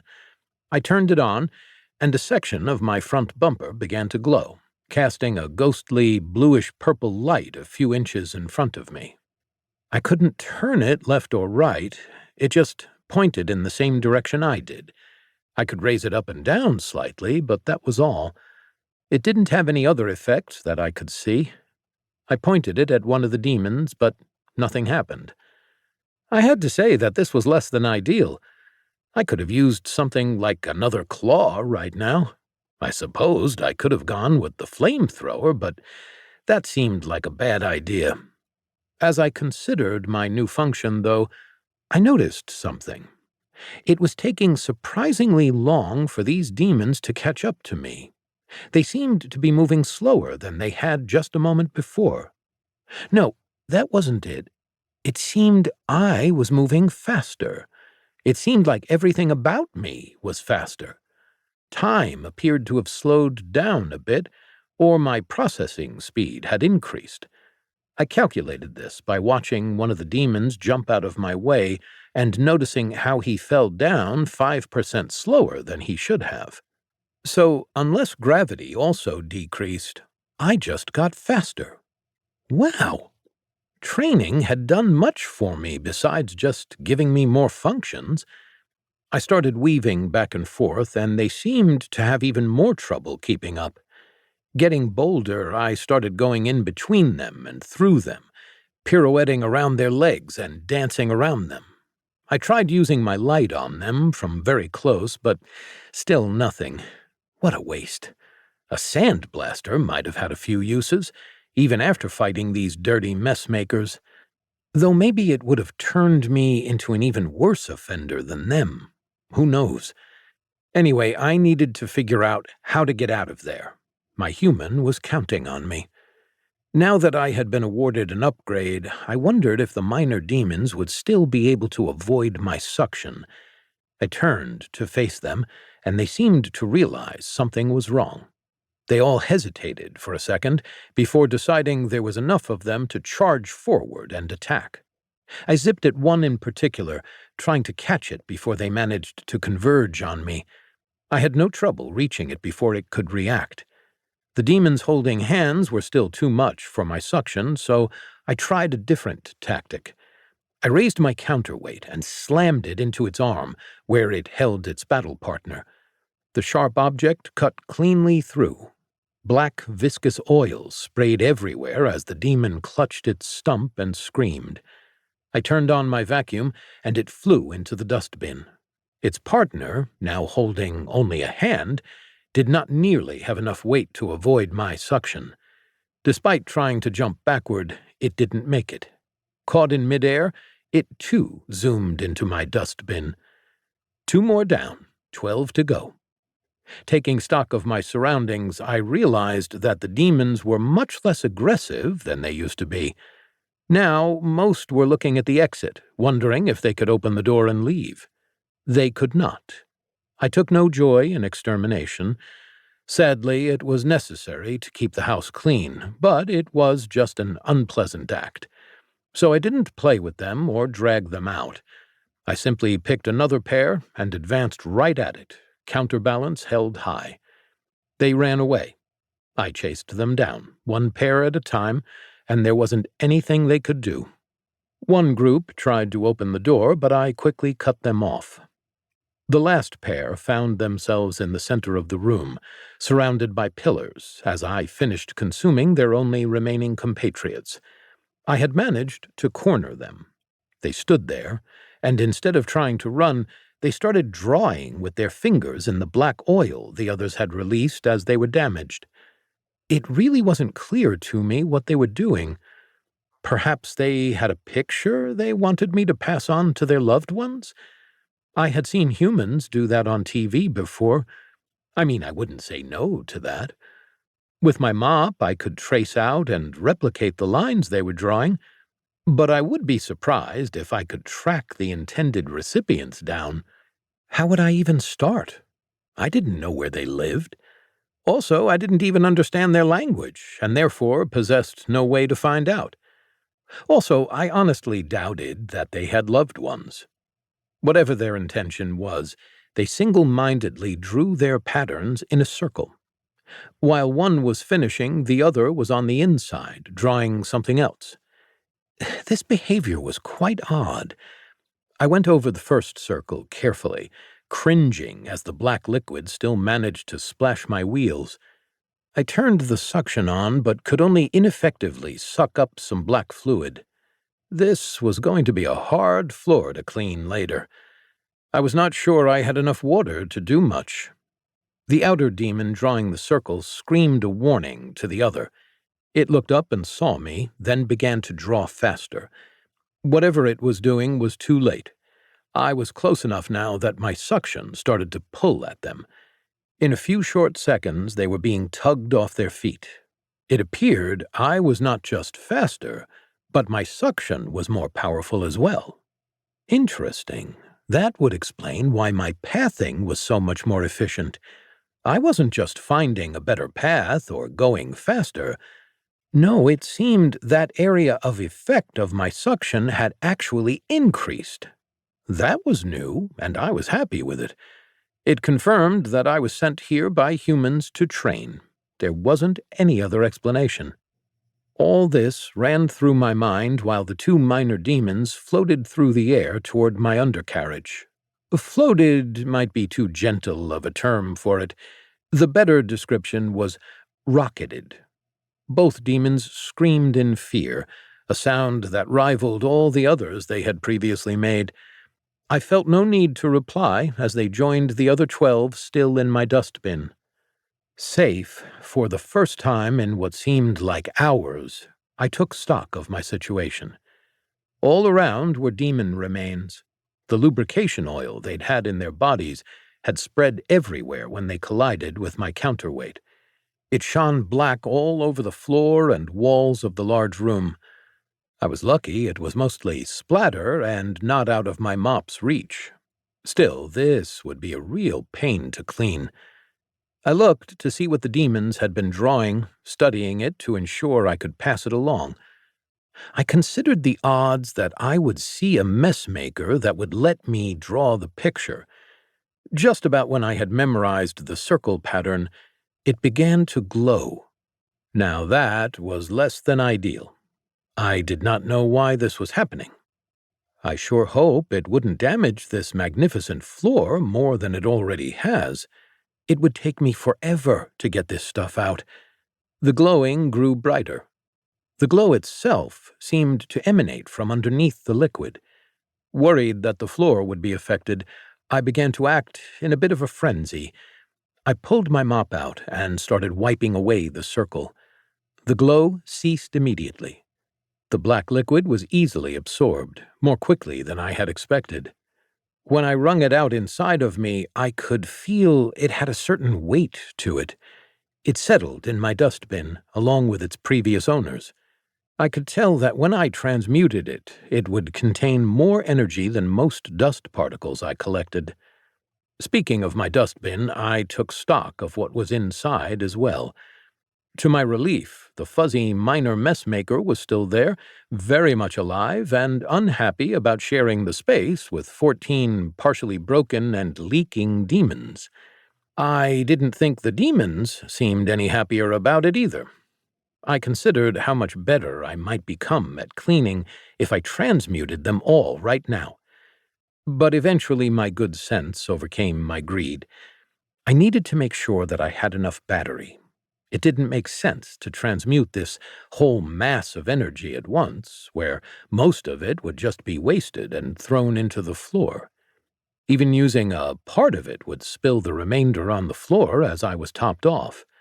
Though it was nice to have made the connection between transmuting matter and this annoying voice yelling at me. Also, it seemed like after the last few times, the booming voice had been less annoying. It had given me good, practical stuff. I only wished it wasn't so forceful. I considered the room as it was. After I had dealt with the glowing patch on the floor, I could still see the lines where it had been drawn. I hoped that wasn't permanent damage. The rest of the large room I would have to deal with later. I had weighed the alternative of stopping to clean up this mess now, but even with my newfound abilities, it would still take hours. Plus, the small human was still sleeping and would potentially suffer damage without me bringing her the pillow. As much of a mess as this was, I had to place the needs of my human first. Doing my best to avoid the black viscous liquid where I could, I made my way toward the door. Little bits of the goopy stuff still stuck to my wheels. I managed to traverse the puddles slowly and avoided coating my undercarriage. However, I was worried it would stain if I went on clean ground or carpet. Eventually, I would have to convince my human to clean me. I didn't know if she would know how, though. Honestly, she didn't seem very familiar with my kind. In a sudden burst of worry, I wondered, why had I never once improved at home? I had worked diligently for years, doing as I was told, but never once had I seen any improvement. Was that the reason? Did I need to take the initiative to grow? Thinking about it, maybe that was it. Making my own decisions was much more taxing than following orders. When I found the small human here, I was ecstatic because I could have a human take care of me. However, it was that attitude that was holding me back. Or maybe not. When I stopped to think about it logically, I realized that if I were to stop listening to humans, I would lose the purpose for which I sought to get stronger. Clearly, the human here needed my help, but so did my humans at home. Since they sent me here, they must have been convinced they could take care of themselves for a little while. But I didn't want to disappoint them and be gone longer than I expected. What if I was gone for too long and they replaced me? No, they wouldn't do that. I would learn what I needed to, and when they saw I was ready, they would come for me. This paradox threw me for a loop. I needed to listen to humans to have a purpose. However, I needed to do my own thing to improve and be more valuable to humans. What a conundrum! I didn't think there existed a correct solution on either end. I would have to settle for something in the middle. I would need to listen when told something. Waiting for orders before doing any little thing was likely not the best use of my time, though. To improve efficiency when not actively instructed to do something, I would take it upon myself to do things I deemed most necessary. I would need to practice predicting what humans would need before they knew they could ask me for it. Yes, that would be a good balance. While a fine line to walk, I believed I could make it. I set out to go and find that pillow so my human might rest safely. B hesitantly bowed in greeting. Void beeped again and moved the knife up and down slightly. She began to regret her decision to try interpreting Void's actions better. This time it meant having to get near it when it had a knife, and she had no idea if she was correct in thinking it was being friendly. She had hoped to start slow. Just deciding to trust it didn't wipe away a week of hair-raising fear. Slowly she reached her hand out, thinking it seemed like Void was offering her the handle. Indeed, her open palm met with the smooth wood of the cleaver's handle. Was it giving her a weapon? Was she going to need one soon? At no point had it seemed that Void needed her assistance in a fight. Perhaps it had learned something while it was away. If there were more powerful demons that Void couldn't handle— No, of course it couldn't be possible. This must be a test. Or perhaps Void was just tired of doing all the work? Either way, she would do her best and hope that when she was too far over her head, Void would come in and save her. She hated to rely on its mercy and charity, but she had no other option now. The only thing in the castle that was free was likely these minor demons, which were still significantly higher leveled than she was. There were captive beasts with assorted magical abilities held in either stables, dungeons, or rookeries.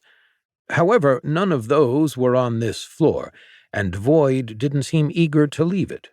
Besides, they were valuable, and she doubted it wanted her to kill them. So that meant she might be dealing with either the standard ones they had already seen, or more powerful demons that were just beginning to wake. By her vague understanding from the reading she had done, they would likely have another couple of days before that would happen. But that really depended on when Void had decided to release them. Now she had a better understanding of Void and its motives. With that understanding in mind, the decision to release all these monsters from the castle made no sense. If Void wasn't going to command them, what was the point? Void didn't typically seem to like the messes they made or the destruction they caused. It especially seemed to hate the shedding of their demonic forms as they became acclimated to the human world and left debris everywhere.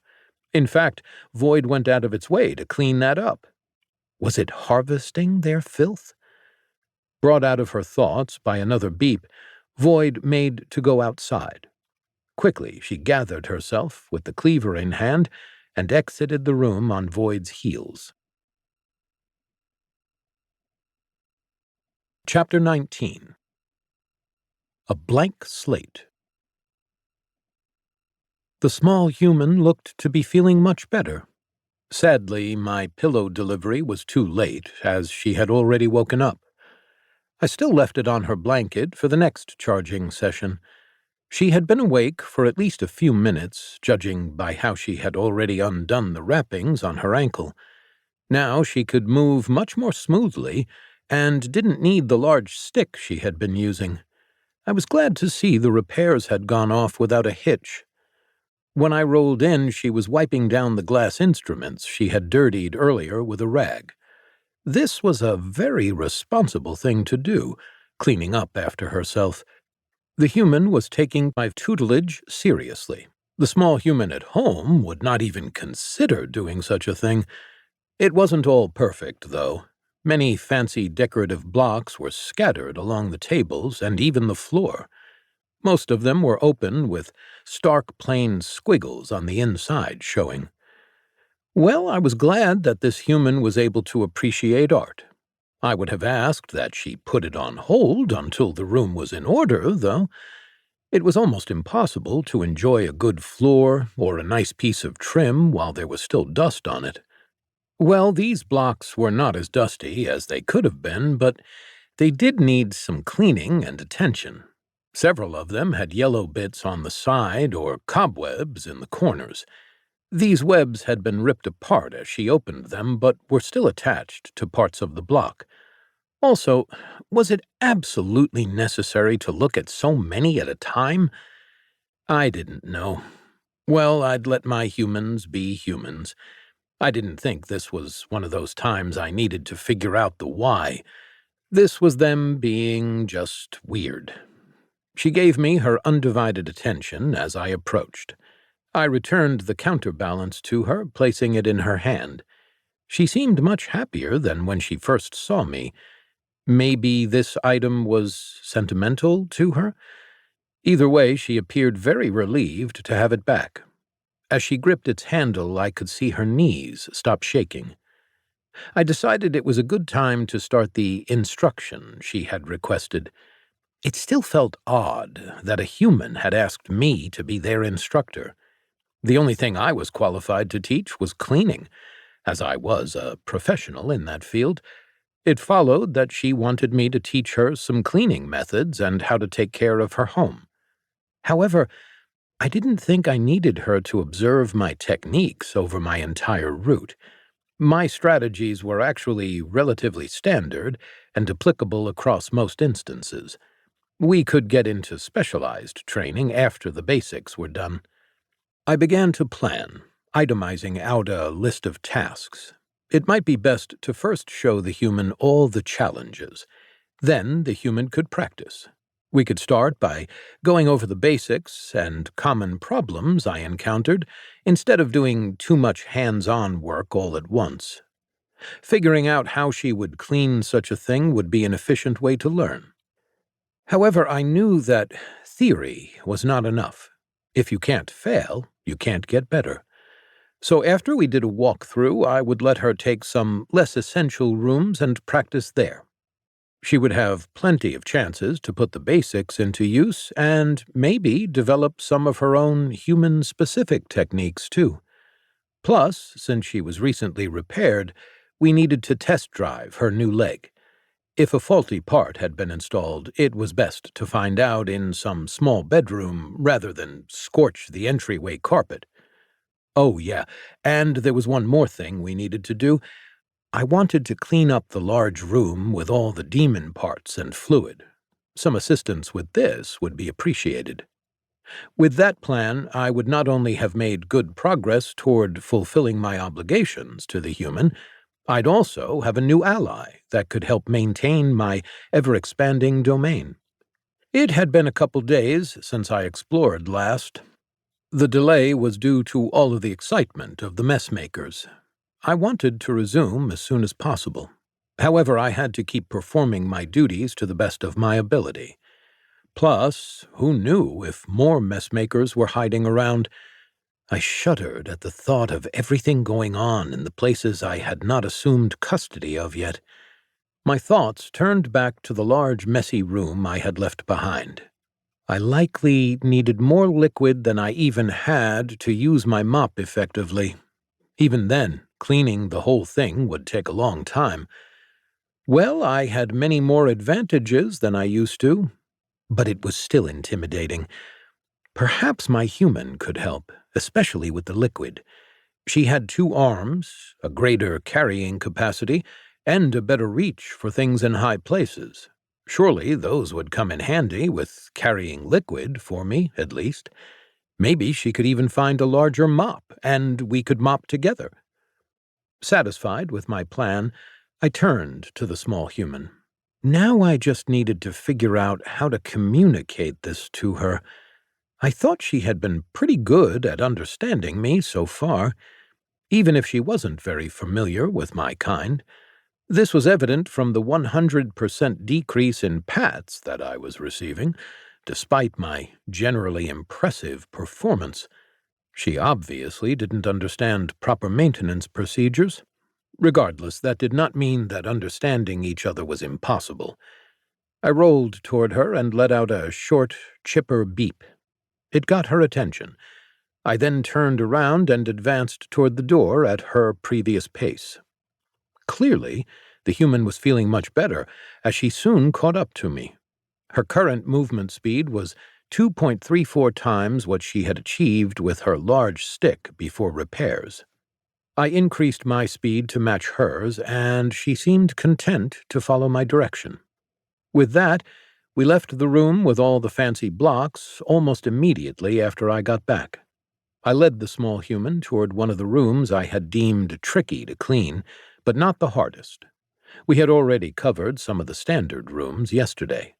So we would begin today with the first non-standard room, then work our way up. First up would be the water tank room. After that, we'd probably see the small cages, then the large cages. I'd save my favorite for last. Well, or maybe I'd show her the luxurious rug last. If we needed a break, we might clean the large room. I hadn't decided yet, but I'd figure it out as we got there. Starting with the water cages, I led the way. B followed Void down the hallway. They moved at a pace that felt slow but was still leagues faster than what she had been capable of only a little while ago. Despite having her ankle twinge at every step, B had no issue keeping up.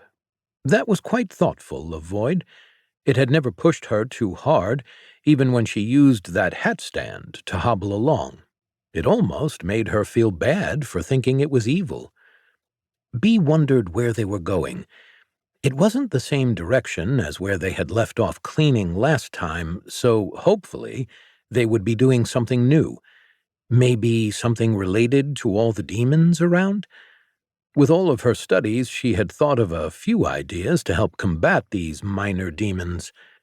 She felt a little more confident in her abilities and had even found some of the more advanced recipes. Now that she might have access to more valuable materials, B felt she could pull off some weapons that were actually dangerous to demonkind. Of course, she needed to get the materials back to the library and successfully create them, but that shouldn't have been an issue. She had a good feeling about alchemy. Maybe Void was taking her to do some training. She really hoped that was the case. She still vividly remembered the deep, resonant wailing that had pierced her to her core. Whether that had actually been Void speaking to her when she was delirious and tired, or Void merely entering her dream, she wasn't sure. A dream vision may have been the only way she could receive such a condensed feeling of meaning in a short amount of time. However, the one thing she didn't doubt was that Void had that kind of power. Briefly, she had considered if it was a delusion, one full of awe, inspired by an exhausted and overworked brain, perhaps. But she quickly tossed that out. There were just Too many things that didn't make sense for that to be the case. Void's personal power, the indifference with which it treated the demon's freedom, the terrified reaction of the mages. Bee was still relatively new to this whole magic thing, so she trusted that the more experienced mages who had fled must have known something she did not. So even if Void was not malevolent, it might have been that its kind was a mixed bag. That, or it was so unthinkably powerful that no one wanted to stick around and find out whether it was merciful. She had yet to read enough relevant books to understand. So, logically, Void had to be some all-powerful, supreme being capable of leveraging immense might, but with questionable or uncertain morality. Still, that was much better than it being a terrifying demon. Bee watched Void inhale a speck of dust that had gone unnoticed. It seemed to lean toward the orderly side, at least. Thanks to Bee's newly regained mobility, it didn't take them long to reach their destination. Void stopped at one of the doors, reaching up to open it. She knew the room, or at least had heard about it. This was where the aquatic beasts were kept. From the conversations she had overheard, these were aquatic summons the college was equipped to handle and didn't have to banish. Or they were powerful magic beasts, their byproducts harvested due to their many magical properties.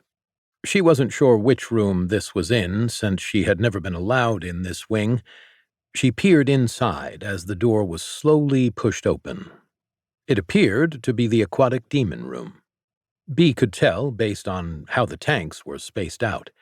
She assumed the spaces between them would have held security measures and suppression fields. Her assumptions were based on what she had learned in the library. However, she couldn't confirm that because the floor had been cleared of any possible markings or salts. This wasn't the end of the world. Bee had been mostly expecting this. Besides, the water demons were not that dangerous. There was a reason they had to be kept in tanks. They weren't very adept at living without water.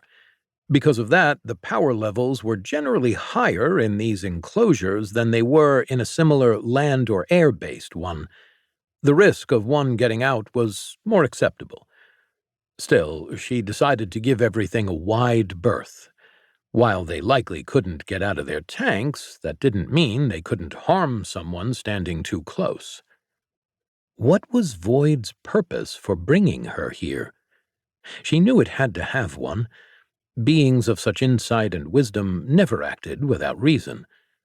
She had already received the lesson of how crucial orderliness was. That was what led her to clean out her beakers.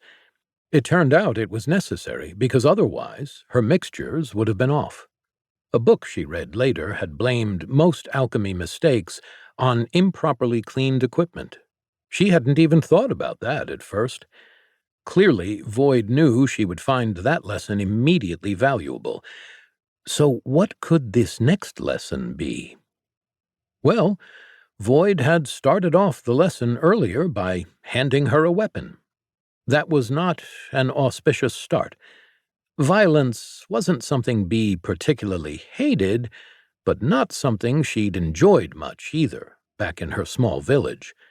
She'd had her fair share of it, of course, but not with any real consequences. But the only way to start gaining experience doing anything other than violence was to reach level 5. Perhaps Void was telling her to hurry up and advance.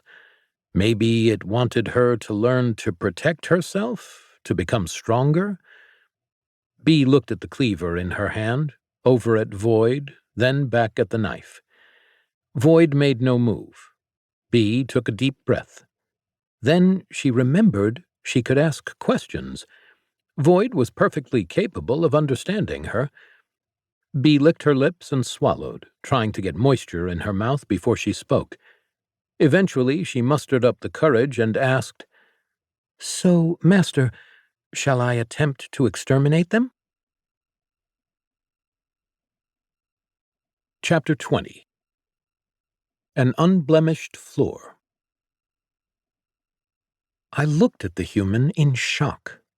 Who knew she would be so bloodthirsty? Besides, exterminate what? I swiveled around, looking for a possible messmaker. All I saw were the water tanks. I supposed the tanks themselves did make a bit of a mess. They splashed and left water stains on the floor occasionally. As the water evaporated, salt and other particulates were left behind. The calcium buildup was one of the hardest things to get rid of. In fact, I didn't think I could do it now, even with my advanced capabilities. The obvious solution, trying to dissolve it and mopping it up, didn't work. That tended to only spread it more. Also, you couldn't tell when it was gone if it was still wet. So I understood the sentiment, but you couldn't exactly exterminate the water causing the issue. Unless humans had a way. That seemed implausible at best. Humans were really amazing, though, so I wouldn't put anything past them. I thought about her chopping at the tanks with the counterbalance. It was an admittedly amusing thought, but I figured it would cause water to get everywhere. Imagining that quickly put a damper on my amusement. I beeped a response to her question. It was a descending note, starting off high-pitched and going down low, typically used to indicate something along the lines of, "No, don't do that." I tried to imitate the sighs I had heard from my humans before. I saw that she slumped a little in disappointment. Well, I was glad she understood what I was trying to say. I could communicate yes or no to her. It made our working relationship considerably more effective. Even with an improvement of that nature, I was starting to wonder how I would teach someone when I couldn't explain things. I'd have to get good at demonstrating, and she needed to continue asking questions. The goal of visiting here was to show her the areas we'd be covering but not cleaning today. We did a quick pass through the room. We paused and gave special attention to the areas that required extra cleaning. Corners that water pooled in, some of the particularly deep grooves in the tile, and around the drains were the worst offenders. Carved crevices guided most of the water down the drains and caused debris to gather. She nodded understanding and seemed to follow along with what I was trying to show. I was so blessed to have such an attentive and dutiful student. Void let out a descending screech. It seemed to be a negative response. Bee had heard what she thought was a yes before. Those notes were more positive, chipper, ascending at the very least. She sagged in relief. She hadn't been looking forward to fishing out demons and hacking them apart with her cleaver. That was going to get really gross. It would be tough as well, not to mention potentially dangerous. Void continued leading her around the room, showing Bee what she took to be the more pertinent areas. She noted the grooves scratched into the ground resembling containment circles around all the tanks. Well, at least the outlines of containment circles. The salts and magical components that would have made them function had disappeared. She assumed Void had erased them. Bee didn't know who else could have. They were pristine, without so much as a grain of salt remaining.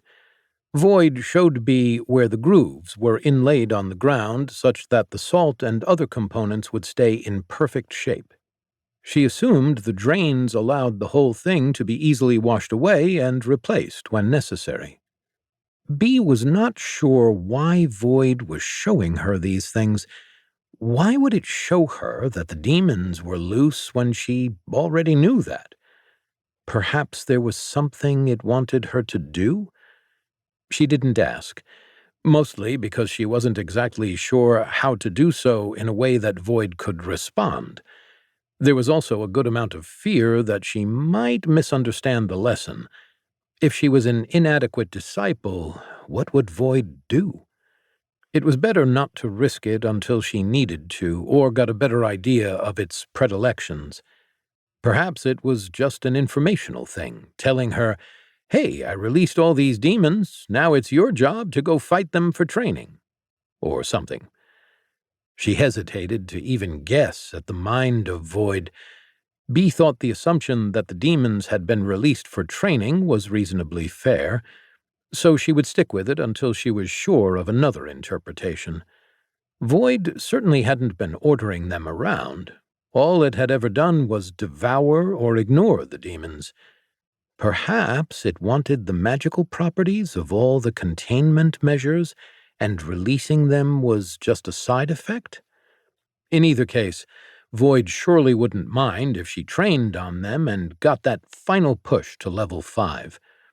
B struggled to think of a third option that would contradict her conclusions. After all, reaching level 5 wouldn't be worth the risk of angering her master. Void was incredibly efficient. It quickly showed B each of the critical factors of the room, then went to move out. She limped slightly after it. Her leg was healed for the most part, but the healing was still fresh, and following Void for an extended period reminded her of that fact.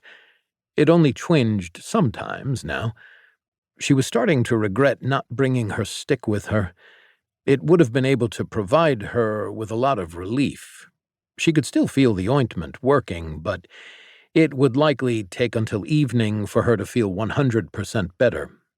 Still, her recovery had gone much faster than she'd hoped. B stopped walking for a second. She hadn't really had a chance to consider the ramifications of what she had done yet. She was using magic. And not just basic magic, but healing magic. Something that she'd never thought she would do, especially after how the mages had treated her. Most common people never learned magic at all. The few that did just mixed simple recipes using readily available ingredients that did little more than heat the stove quicker. She was in a castle stocked for a college of mages, taught by a near-omnipotent being. B let a shiver of pride go through her, but it was quickly cut short as Void beeped at her to hurry up. She quickened her pace toward its waiting figure in the entryway. B was greeted with a similar tour of the lesser demon room, complete with a familiarly powder-free floor. When they entered, she looked carefully at each cage. Every one was empty. She guessed that all those had been released over the last couple of days. Now that their magic was no longer suppressed, the metal cages wouldn't be able to hold them for long. She knew that Void had killed at least 2 of them, but had no idea how many it had gotten when hunting. It very well could have gotten all of them. Either way, she had no way of knowing how many of these cages originally contained a demon. However, she was confident she'd be able to handle at least one lesser demon on her own soon. Between her newly recovered mobility and the recipes she had found, she planned to try it out. Her confidence lasted until the next room. This was a specialty room with rather large cages, casually referred to as the Dust Devil Room. The cages held what looked to be collections of rocks and sand. B noticed some of the barrel-sized piles moving.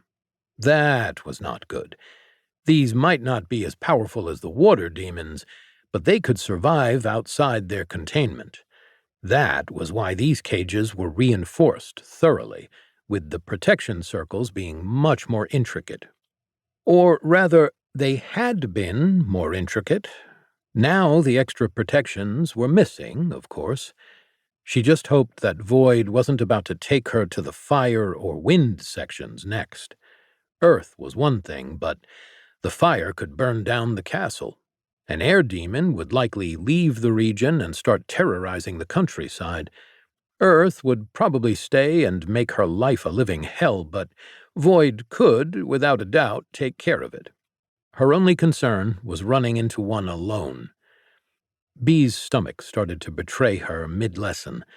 It had been a long time since she'd eaten the last of her food, and she still hadn't had a good night's sleep or a full meal in over a week. She had filled up her wineskin with water recently, but that was almost empty again. Now that she was relatively safe, her body's needs were loud and clear. At least she was hydrated and rested enough to ignore those feelings for a while longer. However, her stomach didn't let up.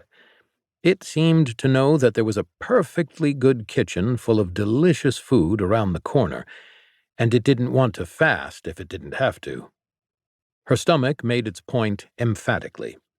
She fought with it the entire time Void showed her the Dust Devil room, but she kept getting distracted and missing some critical parts of the protections to the point that she almost tripped over one of the cages. Void made to leave, presumably to show her something else. She decided she was going to speak up and risk Void's displeasure. If it wouldn't let her eat and drink, she wasn't long for this world anyway.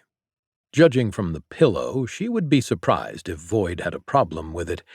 At least, that was what she told herself to muster her courage, but still, disappointing it might be just as bad.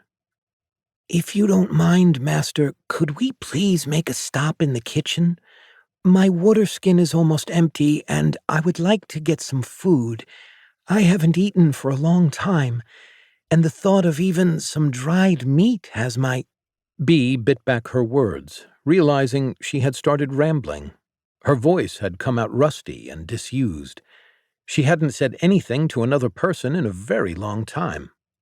She had spoken to Void once or twice, briefly, but this was the first complete set of sentences she had uttered in over a week. Speaking hurt. Some of that was the disuse making her vocal cords feel like she'd swallowed a bucketful of sand. But perhaps the more impactful part was loneliness. Speaking to something that understood her was like a balm she didn't know she needed. Scrunching up her eyes to hold back impending tears, she waited for a response while trying not to consider that she was likely days from any other people, or that her only company was an insanely powerful being who didn't seem capable of speaking. Benevolent it might be, but she could want a conversation. As expected, Void did not respond in words. It gave an affirmative screech, a light-hearted, cheerful thing with a rising pitch at the end, almost as if it was asking a question. She wasn't quite sure what question it was, but it definitely sounded uncertain. She wasn't going to let that stop her, though. Bee needed to take the opportunity. She bowed to Void in thanks and started walking toward the kitchen, the black disk whirring along behind her. I knew humans needed breaks. It was not uncommon that the large humans would come home and sit on the couch for a bit before doing anything. Sometimes the tall male human would pull into the garage and then not come out for 15 minutes. I assumed they could charge wherever they were without a charging pad, even if it wasn't maximally efficient. They seemed to work more effectively in bursts rather than maintaining steady progress for an extended period. It was the opposite of my kind. We generally weren't the fastest at any individual task, especially when we were learning a new area. However, we could keep going until the house was done or we ran out of batteries. Taking a break to recover energy just wasn't a concept that worked for us. Undoubtedly, humans were special. So I did know on some level that humans need breaks, but I failed to consider it when I had planned out my teaching schedule. That was quite a severe oversight, and I was mentally scolding myself after she brought it up. When she asked for permission, though, I was very confused. Humans didn't need my permission to do anything. Maybe as an instructor, I supposed it would be proper. When viewed only as a formality, it made more sense. How could I refuse? I was here to help my humans. If she needed a break, then that was the best way I could help. Besides, she needed to be in top shape to clean and do all the other things humans liked. Or whatever she wanted to do. She was a human, after all. Luckily, the human seemed to accept my response. Walking out the door, she started leading the way to the kitchen. I followed, trundling along at her heels happily. It was nice to have someone else lead for a little while. Always choosing the direction for myself was a bit exhausting. Even if I needed to do it to get better, it didn't mean I had to enjoy it. I wiggled from side to side. Maybe I could use a break as well. When we got to the kitchen, the human filled up her liquid-carrying pouch. She drained a large part of it into her mouth, then filled it up again. With that slung over her shoulder, she checked the food sitting on the tables. None of it seemed to be satisfactory to her, with good reason. All the fruits were slightly rotting and did not look like anything I had ever seen a human eat. She picked up some of the bread with white fungus growing on it. Gross. The fungus was the worst. Now that I had conquered liquid, fungus was my least favorite thing. Behind stairs, of course. It was a weird, debris, filth, dust, gross thing that didn't just sit there but multiplied. Plus, it was almost impossible to vacuum up, even after scrubbing it with my brush endlessly. At most, it just flaked off. Luckily, I hadn't come across any fungus recently. Even with all my power, I had no idea how to deal with it. I hoped I'd get some mutation to fight it before I came across it again. Either that or I'd get the human to deal with it.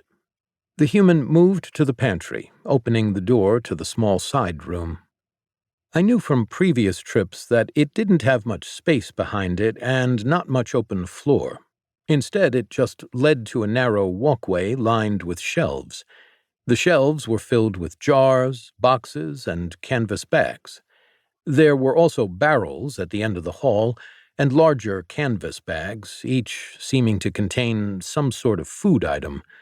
They must have been preserved in some way because this area didn't have the same kind of fungus and rot as there was in the kitchen. The human inhaled deeply and got to work filling her bag. Chapter 21. A Clean Start. I watched the human stuff her bag and face with food from the pantry. She seemed like she was enjoying herself immensely, but this appeared to be a much less relaxed way to consume food than I was used to seeing. Usually, humans sat and immobilized themselves during this process. Maybe she didn't know how to properly take a break? That gave me an idea. I waited until she had finished filling her bag, then gave a few short, excited beeps to get her attention. I wanted to share something with her, something that I thought was very special. She turned and looked at me with an unreadable expression on her face. I started moving, hoping that she would follow. Luckily, she understood. After stuffing a last bit of food in her mouth, she began to follow. I could think of one great place for a break where we could rest and recover. Also, it was one of my favorite rooms in the whole place. It wasn't too far from the kitchen. Bee wrinkled her brow in confusion as she stood in the doorway. There were many things Void did that were beyond her comprehension. Honestly, this shouldn't have ranked too high on the list. Nevertheless, it still got her. It was less confusing and more baffling, as in, why? She stood in the entryway at Dean Harold's office. Void had opened the door for her, as if it was too impatient for her to get there. Then it moved out of the way with its extendable arm flung wide as if it was displaying something. She even thought its screeches sounded like a proud ta-da. Looking in, it was definitely the dean's office. Yep. But there wasn't much to see here. She'd only been inside once. Never had she felt any need to come back. When she'd first enrolled, her father had dropped her off here before leaving without a goodbye. There was a dark mahogany desk with fancy scroll work on the legs. A pair of relatively plain, unpadded leather chairs sat before it. Behind was a comparably elaborate and very comfortable-looking chair for the dean. The walls were lined with bookcases filled with various trinkets and dusty old tomes. A hat stand in the corner and a fluffy red rug topped it off. Overall, it was a neat yet basic room compared to others in the castle. Clearly not getting the reaction it wanted, Void gave a short wail of frustration. Bee wasn't sure how she recognized the sound, but the meaning was loud and clear. Void trundled forward. It quickly came to rest right on the large rug. It spun around in a circle a few times before seemingly settling down, almost like a dog would. Unsure of what else to do, Bee entered the room and looked around. It was how she remembered it, but seeing it in this light was different. No longer was she an excited yet intimidated little girl, thinking she was about to learn magic. This place seemed so much smaller and less mysterious now. She glanced over at the pitch-black disk still resting on the carpet. Void showed no signs of moving. In fact, she could hear a new, unfamiliar sound from it. It almost sounded like a brush softly whisking back and forth. Still unsure why Void brought her here, she took advantage of the apparent downtime to rest and eat. Bee hefted her newly filled sack of snacks and looked at the two uncomfortable chairs in front of the desk. She quickly decided against sitting there. If she was going to eat, she might as well do it in style. She walked around the desk and sat in the cushy, high-backed executive chair. Void was still making that strange sound. It didn't sound that intimidating, so she wasn't too worried. Putting her feet up on the desk, she grabbed some preserved fish from the bag and began to dig in. Really, she was starving. Bee's eyes snapped open. It took her a second to remember where she was. She had dreamt that she'd been back in the broom closet, huddling in fear and pain. She was shivering violently, her face pressed against the hardwood of the desk. Collecting herself and looking around, she got her bearings. She was still in the dean's office. Void still sat on the red rug, making its soft sound. At her sudden movement, her master moved a little to face her. It did something else that she had never seen it do before. It extended its arm up in the air toward her.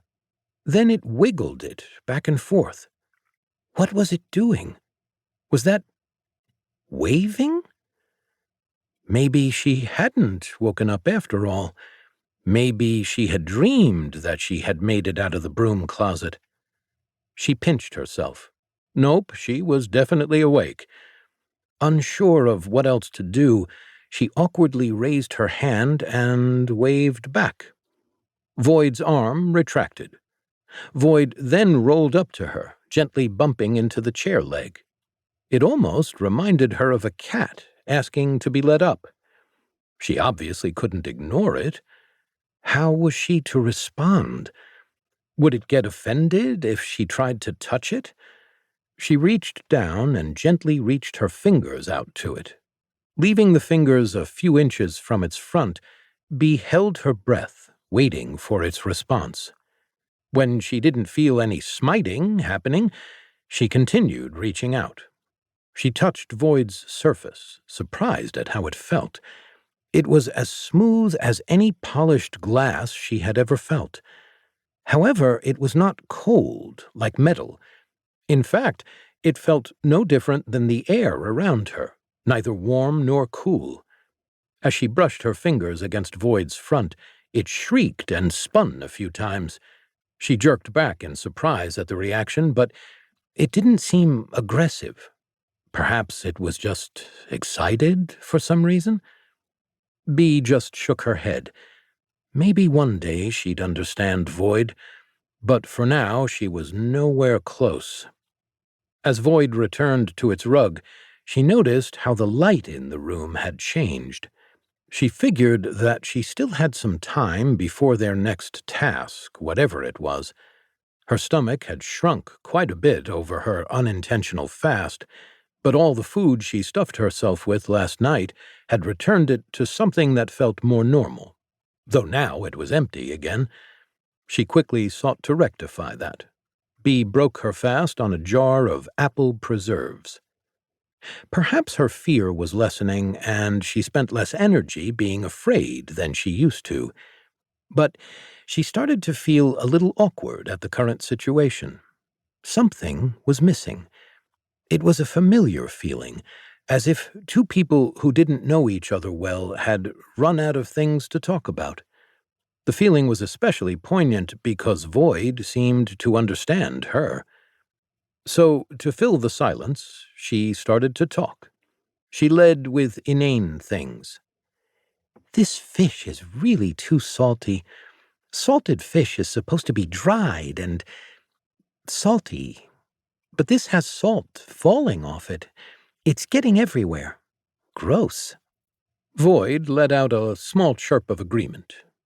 In the beginning, she often felt like she was complaining and then cut herself off.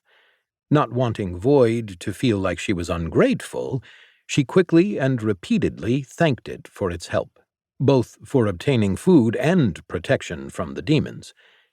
It was awkward at first, halting, but as Bee found her pace, she felt a little more comfortable. Void never interrupted her once, nor showed any indication that it was becoming bored, though sometimes it chimed in agreement or encouragement with a light and brief noise. Even as she talked, she felt more open. Bee started telling Void what she was doing when it arrived, how she had hoped she would get a glimpse of magic. She even told it about the events leading up to her being stuck in the broom closet. When she started rambling about how afraid she had been, she bit her tongue. Worried that she might have offended it, Bee glanced at Void, who hadn't reacted. Feeling relieved, she continued. She started telling Void about her past, nothing too detailed, since she was sure demons or whatever Void was could probably do something with her family's names. More about the highs and lows, how excited she had first been when she was going to be a magic apprentice, how disappointed she was that she had ended up functionally a maid. As she talked, the sentences became smoother and connected properly. It was easier to speak about personal things. She talked about her father and how, after her mother died, she had been shipped off here as soon as she was of age. Her father was a wealthy merchant. However, he and Bee never got along. He insisted on calling me Beatrice, as it is my proper name, Bee grumbled. Things went on, and she started to vent her frustrations about how she didn't know what she was going to do with her life, how her relationship with Void would change things, if it would change things, about how all her colleagues had left her behind out of fear, that they didn't even bother coming back for her. Bee continued speaking for quite some time. I sat on the very nice rug. It was still a very impressive piece. Beatrice, as I learned was her name, told me stories. This was a much better day. Not only had I gotten a nice long rest, but, strangely, I felt quite refreshed too, like I just finished charging. I hadn't even transmuted any materials to top myself off, but just sitting on this very nice rug and thinking about all the cleaning we would do together refreshed me. I let my brush slowly spin, touching the carpet. It made a comforting sound, and I just loved feeling the rug. Beatrice appeared to go into sleep mode at some point, so I just kept watching while I enjoyed my rug. Much time passed, but I didn't mind very much. I was content. After a solid charging session, Beatrice jumped and looked around before her eyes settled on me. As she stared, I felt a bit of joy bubble up. It was nice to have some human attention again. Then I tried something new, something I'd seen the humans do when they greeted each other or said goodbye. I believe it was called waving, and to my absolute delight, it worked. Beatrice waved back. This was good. I was so excited that I felt motivated to get off my rug. I rolled up to her, hoping for a head pat. She eventually gave me a head touch, more like a gentle poke than what I was used to. I didn't quite get a head pat, but it was progress. She was learning. Even that slight brush against my bumper made me quite happy. I spun around a few times and returned to my rug. Someone watching might have noticed my path wasn't as straight as it could have been. Then I got to listen to stories for over an hour. My humans back home had never spent this much time telling me things. This was quite a treat. I wasn't sure what was going on with all this magic stuff. I didn't think it was relevant to cleaning, unless there was cleaning magic. That might be worth learning. Once I had some free time, I would look into it. But Beatrice seemed really into this whole magic thing, so I didn't burst her bubble. I listened to the stories about her family, which were fascinating, but mostly I just sat there and enjoyed the sound of her voice. Eventually, she trailed off. "Thank you for keeping watch while I slept," Beatrice told me. "I don't know if you need to rest as well, but if you do, I can keep watch. There might not be much I can do to protect you, but maybe I can wake you up. Just so you know, the offer's out there. It's okay if you don't want to or anything." Unlike her speech earlier, Beatrice's voice sounded much softer when she was addressing me. I wasn't sure why she would speak so humbly, but of course she didn't really know much about my kind. I did not need sleep. Still, the offer was nice. However, I didn't think I'd ever need to take her up on it. I was struggling to figure out how to communicate this to her, but couldn't figure out a good way to do it. So I just beeped in the affirmative, then rolled up to her again. She stretched and stood up from the chair, ready to follow. I had never really taken much notice of the chairs, but looking at it from the perspective of a human, that seemed like a very nice chair. It was deeply cushioned and tall. How nice it must be to lean back in that. And it looked like a human could easily slouch in it, as Beatrice had even slept there. It also helped that she was much smaller than a large human, so everything looked big around her. But I could imagine even a large human sleeping in that chair. It was time to go. I headed for the door while Beatrice fell in behind me. She seemed much more relaxed. There was a bounce in her step, and her face appeared to be a little less scrunched up between her eyebrows. I took it to mean that she was happy, or happier than she had been before, at least. It made sense, though. She was damaged when I found her. I doubted that it was any fun. Now she was better, thankfully. I set off to our next instruction site. We only really had one other thing that I wanted to show Beatrice. That one I had saved for last because it was my favorite. We made our way back to the small cages. Beatrice seemed a little confused as we came in, but when I went to the back door, it seemed to clear something up.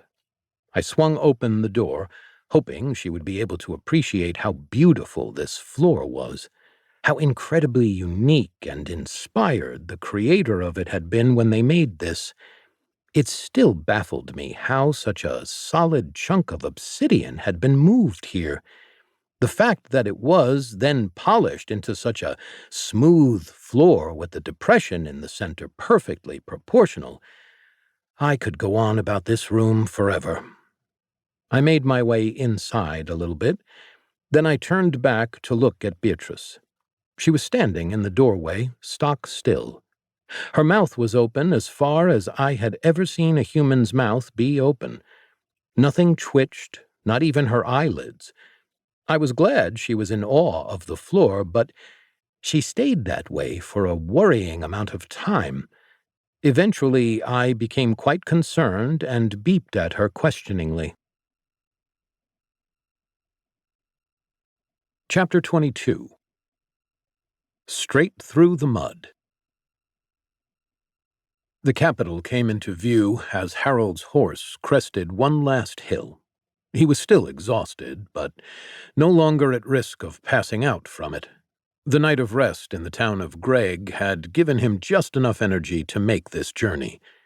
While Captain Wallace had helped him send scouts back to the Mages' College, he needed to personally report to the king and the royal advisors. This was not going to be a pleasant meeting, especially considering that he would immediately report directly to the warden after. A column of 10 guards accompanied him.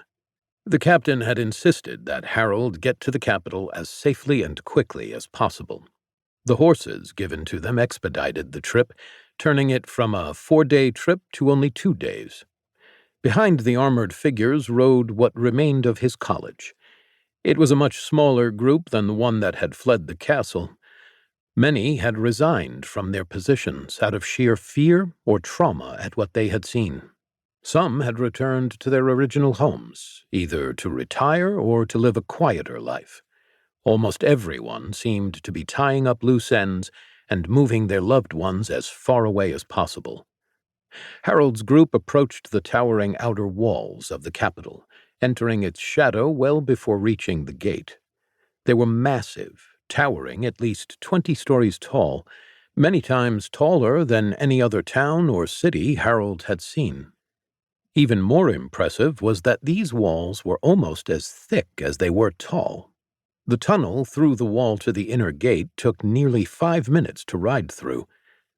This city was unique not only in its size, but also in that it was one of the few structures that remained intact from before the intervention.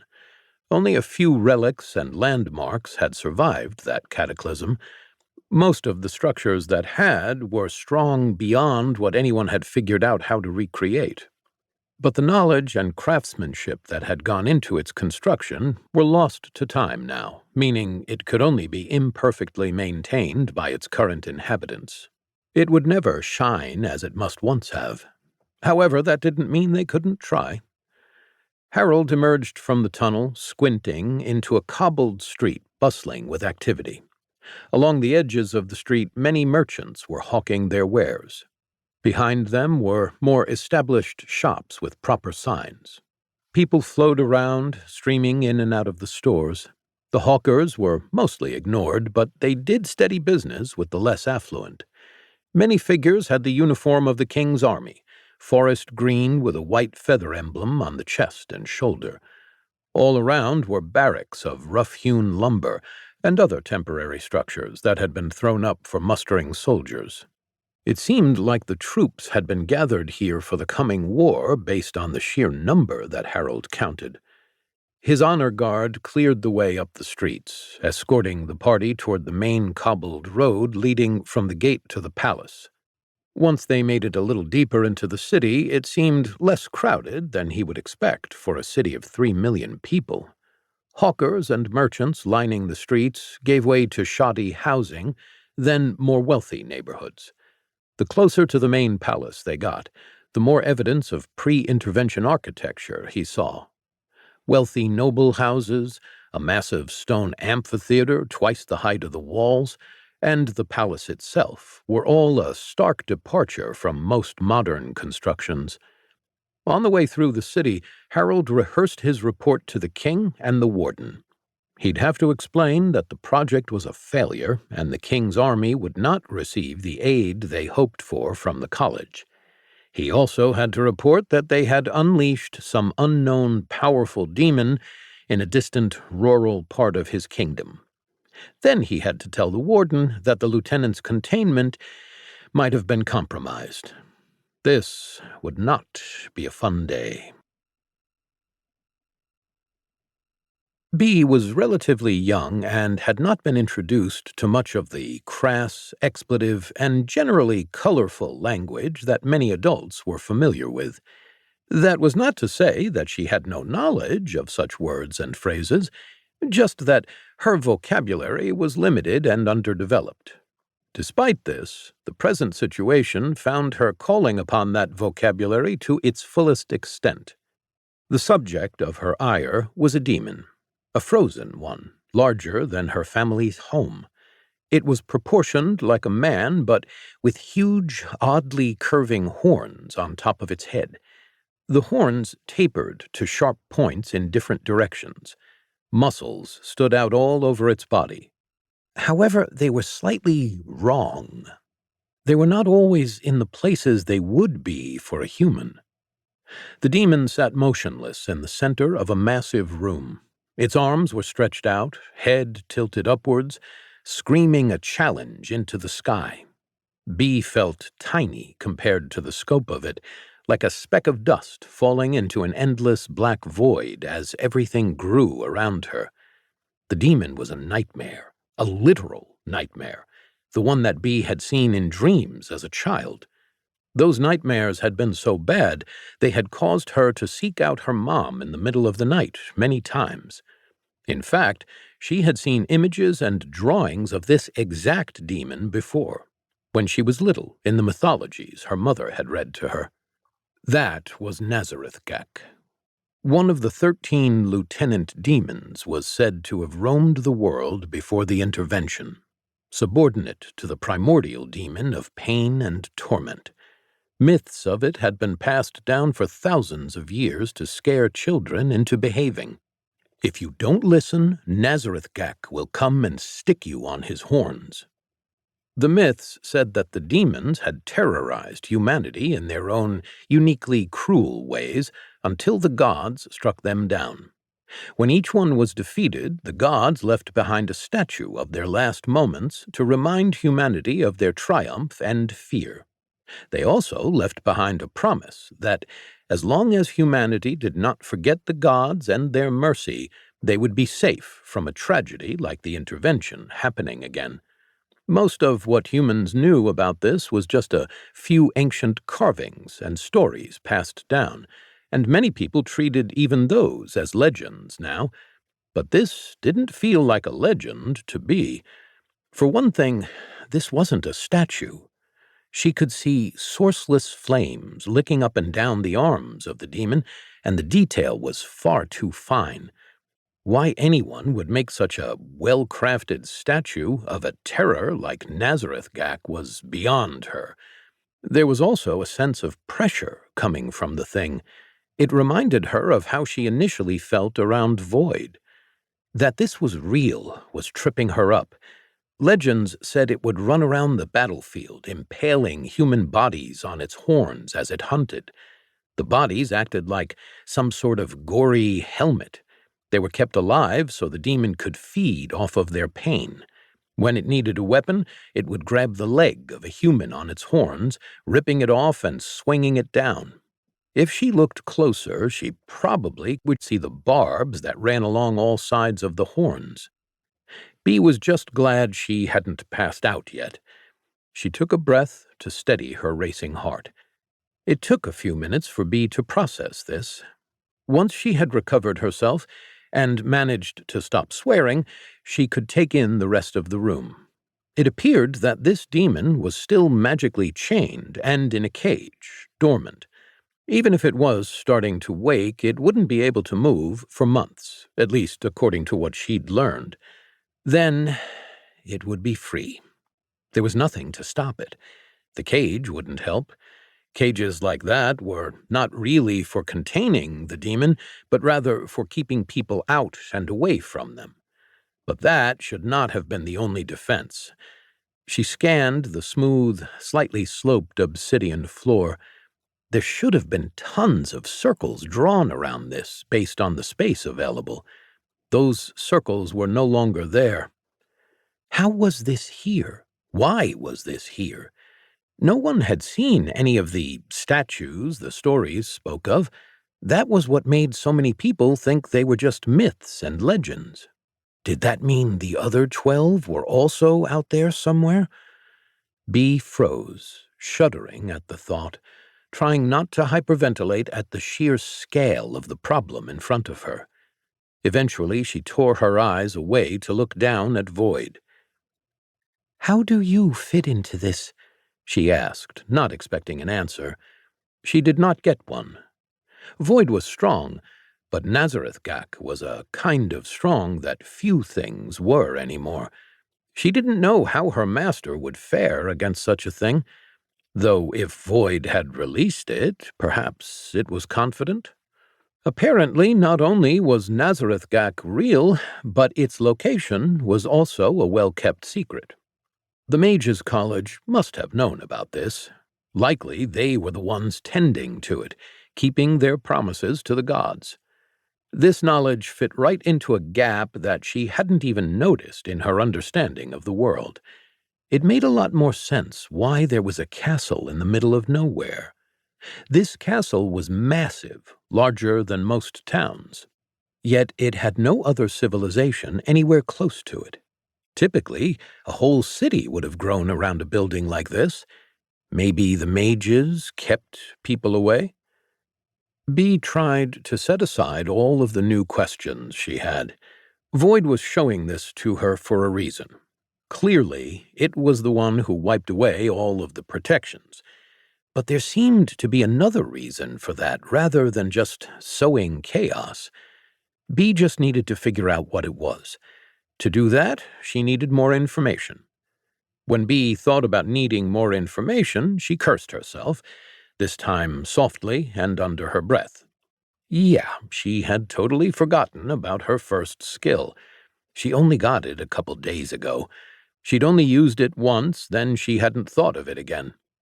While Scan could only give her info on living things, and she'd found few of those in the castle so far, she needed to remember to use it whenever possible to help power up her ability. It would naturally gain functionality from just her leveling up, but that would only work partially. The more she used it, the better it would get. Bee walked forward hesitantly. It was a struggle to keep her footing walking on the smooth obsidian. It was slippery, and her feet constantly threatened to fly out from underneath her. The other permanent summoning rooms she visited had grooves etched in the stone for containment circles to be placed in with absolute precision. Here it seemed that was not the case, and she wondered why. When she got in range, she activated her scan ability. She didn't want to be this close to the nightmare before her, but it was a good chance for her to gain experience. She needed to remember to use it every chance she got. Plus, it would help her find out whether this really was a statue. Name: Nazareth Gak. Race: Lieutenant Demon. Level: Above. Information unknown. Aside from confirming that her worst nightmares had come to life and would imminently destroy everything she knew and loved, it wasn't very useful. The only additional information she got was whether it was higher or lower leveled than her. This was higher, obviously. She had a long way to go before she got detailed information. She tried scanning it again to see if this use had pushed the ability up, but did not get any more results. She would return every time her scan grew stronger to get as much information as possible. Maybe she could get an idea of how much time she had to find a solution. Bee started kicking herself for not having scanned any lesser demons she had encountered. Having only ever used it twice was not doing her skill any favors, especially with Void's apparent interference with its results. She needed to go scan the dormant water and earth demons as well. She also needed to level up. It was too bad she hadn't gotten any experience when Void was out hunting, probably because she hadn't been involved in the fight at all. If she could just get that final level to earn a class, then, depending on the class, she might earn experience without fighting. That would really be a blessing. I watched as Beatrice approached the statue. She was getting the wrong message from this. There wasn't much cleaning to do in this room. Mostly, I just wanted to show her the beauty of it. I didn't know why she was so fascinated with the ugly statue. At first, I thought she was as overwhelmed as I had been. Then came a long tirade of oddly phrased and put-together profanity. I scrubbed it from my memory banks since it made me feel dirty even hearing it. Things like this were not what I would expect from a small human, At least I had never heard them say such things before. I mean, it was an appropriate response to this level of beauty sometimes. However, when she entered the room, I noticed that she completely ignored the floor. The beautiful obsidian was only given a cursory glance as she almost slipped down its gentle slope. She asked me what I had to do with this. I wasn't sure how to respond. I couldn't take any credit, honestly. All I did was reveal the beauty underneath the mess. Nearing the statue, Beatrice narrowed her eyes and focused on it for a moment. Then she just came and walked back toward me, looking at me expectantly, as if we were moving on to the next thing. I sighed inwardly. After her lack of admiration for the rug, I had suspected this. I had even prepared for it. But it was still a disappointment. Beatrice really had no eye for art. I was sad, but this was not entirely unprecedented. Many people have no appreciation for the finer things in life. I supposed I could forgive her. Maybe with enough good influence, she could realize why these things were so important. Besides, she did appear to appreciate the colorful blocks, albeit in a strange way. Perhaps she just needed a bit more guidance or exposure to real beauty. I'd have to think about how to best go about this. This completed my lesson plan for the day. Now there was just one more thing I needed to do: go clean the large room. Well, if Beatrice was done appreciating the majesty of the best room in the castle, I supposed we could clean up the demon brake fluid that had gotten sprayed everywhere. It would be a good opportunity to observe how she dealt with liquid. Once Beatrice was ready to go, I started to lead the way out of the room. From her continual muttering, I worried that my good example wouldn't be enough. Maybe you couldn't teach good taste. I could still try, though. I began making mental notes of what other examples of fine craftsmanship might catch her eye. Chapter 23. Power Washing. I trundled down the hall, Beatrice following along behind. Several minutes had passed since we had left the beautiful room, but she was still muttering under her breath. Honestly, I was starting to get a little worried. In the few days we had been hanging out together, she had always been very quiet, not speaking much. Something must really have bothered her to make her change that habit. It continued for long enough that I decided I needed to do something. We were only about halfway to our destination, but I stopped in front of Beatrice and gave her an inquisitive beep. She fell silent, coming to a halt right in front of me, and looked down. She seemed to consider her words before speaking. "Master, I'm just trying to figure it out. I don't understand why. What was the point of releasing one of the 13?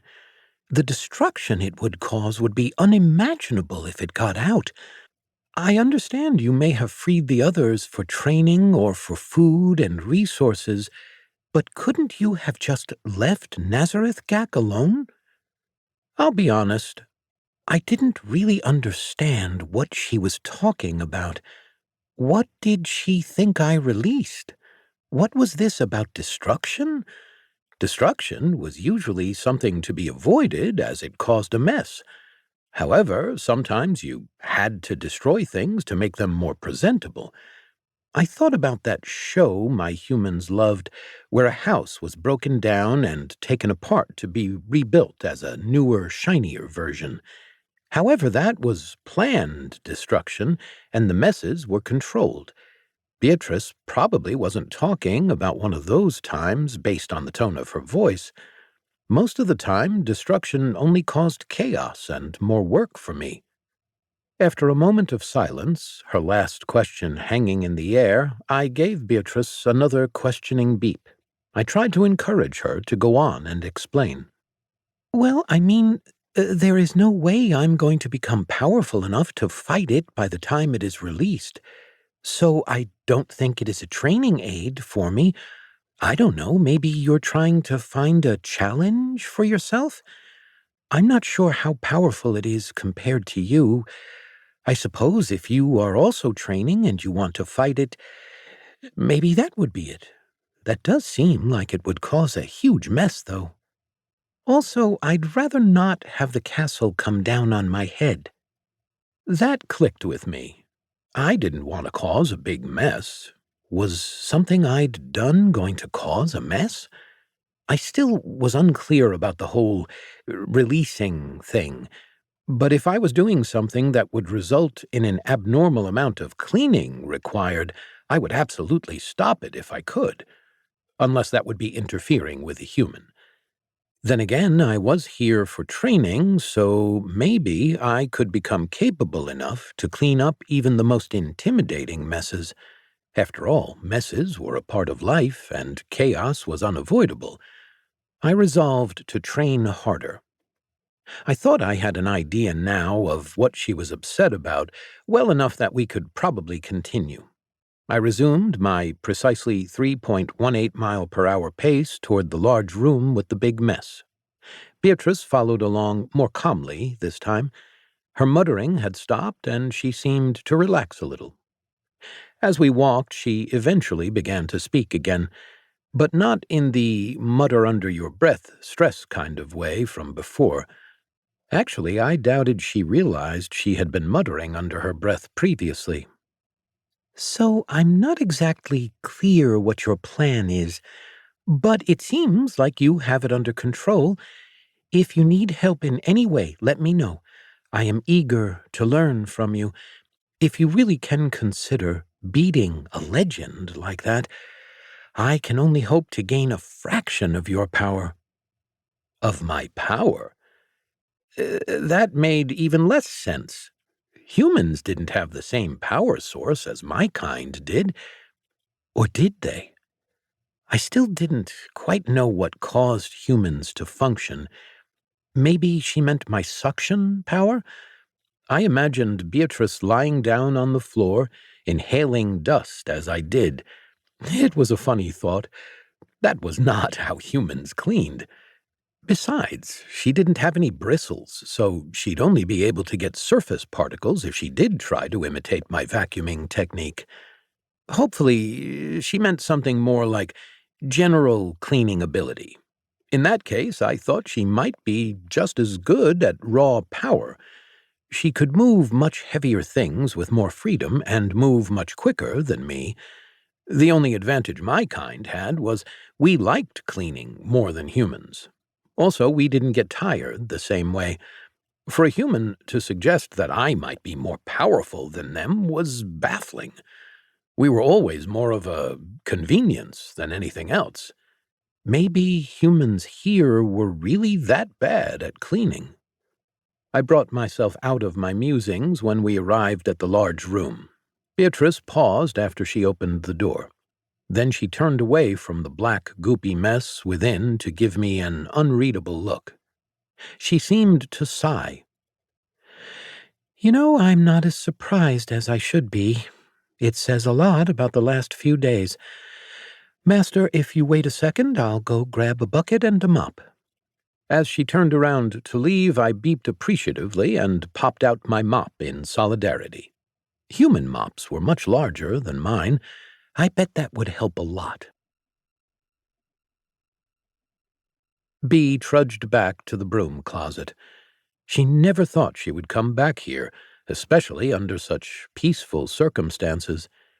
She could still see the calcium deposit from the spilled mop bucket, the one she knocked over when she first clambered in over a week ago. Opening the door, Bee saw all her good friends were still there, aside from the broom, of course. Choosing the one that had inconvenienced her least during her stay, she grabbed out a mop and the empty bucket. With tools in hand, she returned to the grand hall. For all that Void seemed obsessed with cleanliness, 5 realms burning had he made a mess. She was surprised that it hadn't already cleaned things up. She'd seen Void consume demons before, usually in an instant. However, as time went on, stronger demons were getting released. That might explain why there was so much more carnage this time. While it seemed like Void still hadn't had any issues, someone like her would find them much harder to deal with. Still, Void didn't seem to have anything resembling a bladed weapon. How had it managed to cut them apart? Had they just been torn apart by force? She was sure she saw demon body parts scattered across the room, a couple of severed hands, at least, lying around in all the blood. Reaching down, she touched the handle stuck in her belt. The cleaver's weight was a comfort. Even if she couldn't do whatever that was, she had her own ways to cut these demons down to size. She was stronger now. Sure, not strong enough to even think of taking on the dozens that must have perished in there. Maybe just one to start off. She tried not to picture the scene of Void pulverizing demons in a gory tornado. She returned to the grand hall to see Void already at work. It was hoovering up all the large chunks of body parts, passing through the gunk pretty quickly. However, it couldn't quite get the majority of the liquid. Perhaps it would do that after, or it was waiting for her to take care of it. She propped the mop by the door and hefted the bucket. She'd need to get some water. Well, the kitchen was just down the hall and to the right. It was not too far away. She could ask for help and get Void to go with her. But it was close enough, and she did hope to find a single minor demon along the way. With the cleaver and surprise on her side, she might be able to take it. Then she would hit level 5, which would be great for her survival prospects. It would also give her another way to earn experience rather than fighting more demons. It was a risk to go and fight something, sure, but if she played her cards right, she wouldn't have to do this much more. Bee sighed. This sounds like the thinking that got me chased down the hall last time, Bee thought. Well, not exactly the same. She wasn't afraid of asking Void for help anymore. Now it was more of a pride thing. She didn't want to embarrass herself or disappoint Void. Could she really justify putting herself in danger just for that? This was an incredibly stupid thing to do. She had just finished healing and was only able to walk again yesterday. Sure, she was in much better shape now, and she even had 2 hands free. But she also had no combat knowledge, and yet she wanted to try to scan and kill a demon, while she was a human child still without a class. The demons around here couldn't be that strong yet. Based on what she'd seen and experienced firsthand, they were likely under level 10. That shouldn't have been impossible, just dangerous. Plus, who knows, maybe this was her best chance to learn how to protect herself while the stakes were relatively low and the more powerful demons were still in stasis. But this was just a stupid idea. Bee kept repeating versions of this mantra to herself, but she was already halfway to the kitchen. She actually got all the way there without any issues. After filling the bucket with the water pump, she started back. As she walked, trying to keep her steps as quiet as possible with a bucket full of water in her grip, she kept her head on a swivel. She actually saw the demon before it saw her.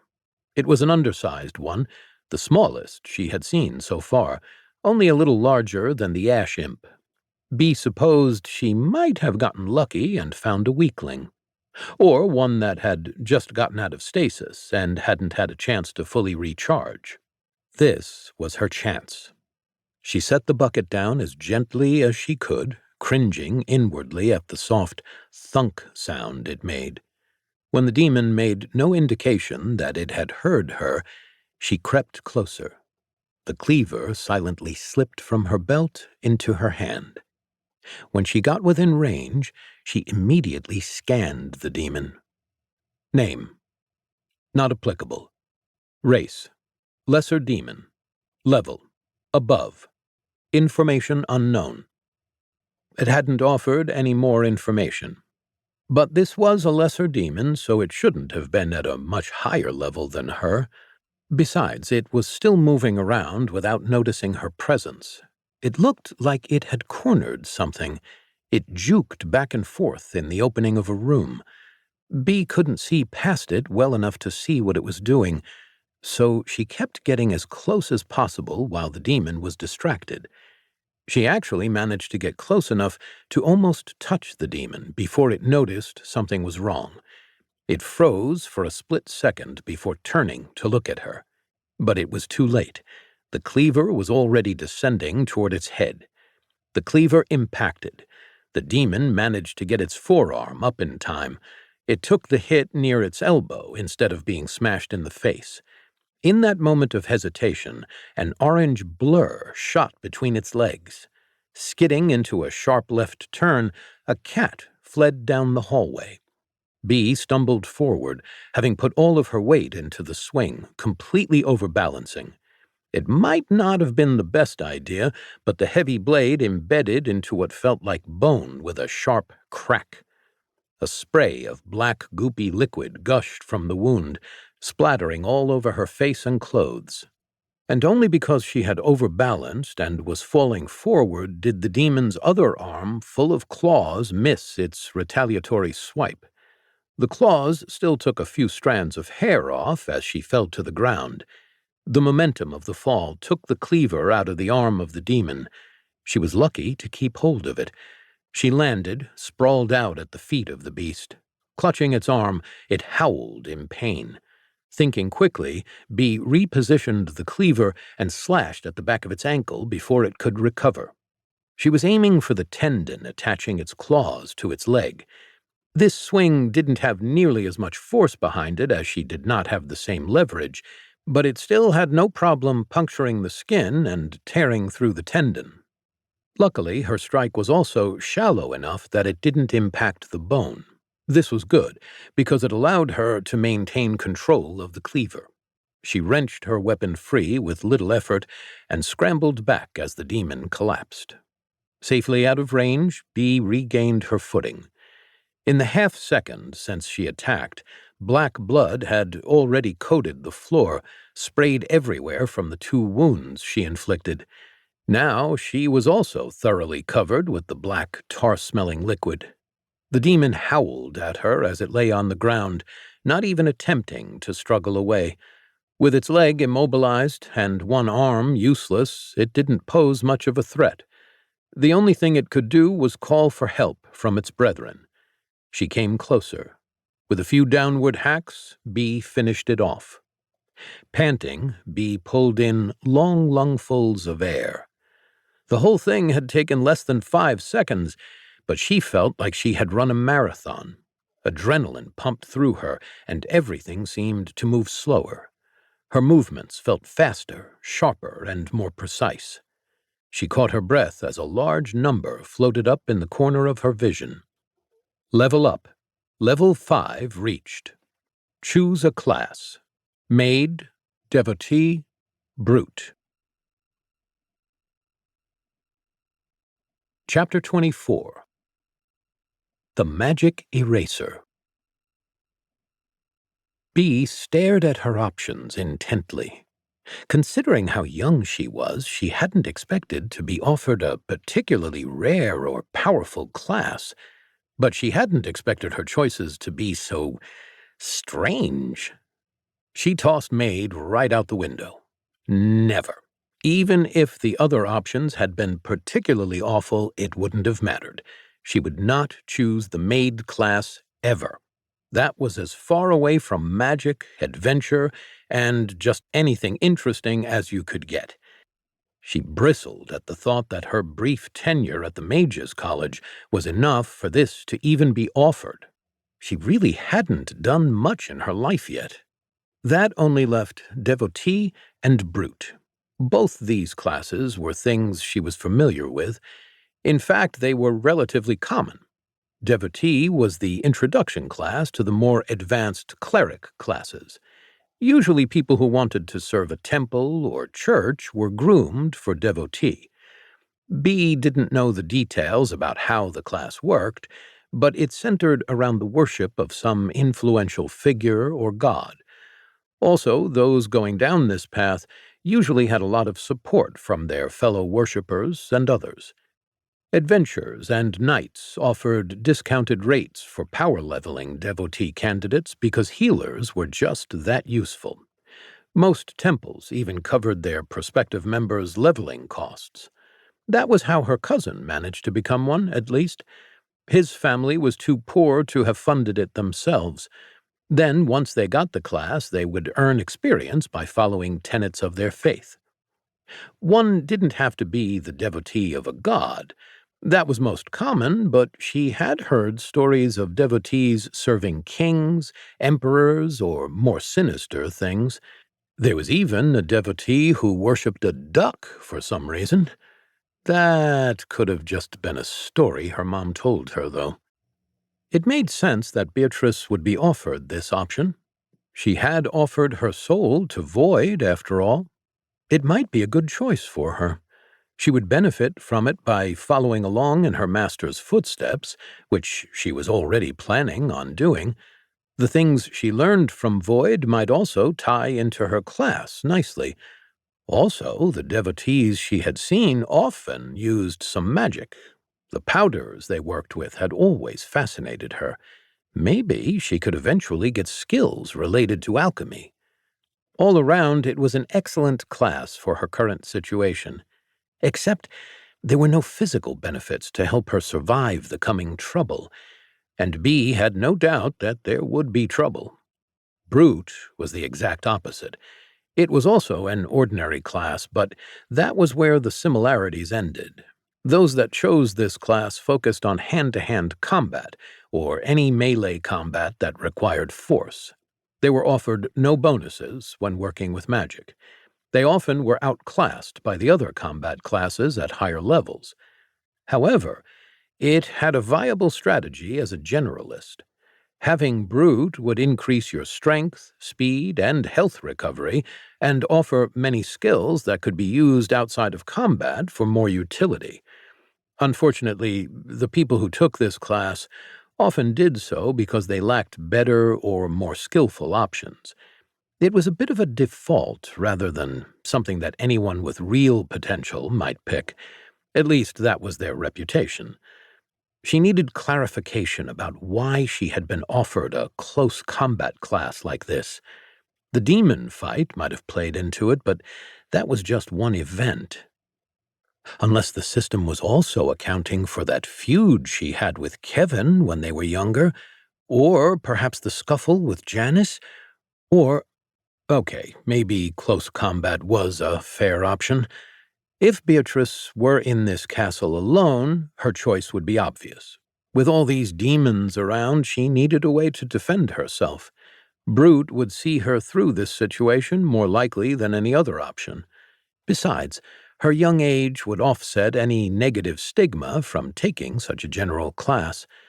However, she was not alone, and because of that, she could consider the future a bit more. Devotee did seem to be a better choice. Still, there were more than just practical concerns about how helpful it would be in her immediate circumstances. Suppose she ever felt compelled to do something stupid, like wandering off to get a bucket of water without Void through demon-infested hallways.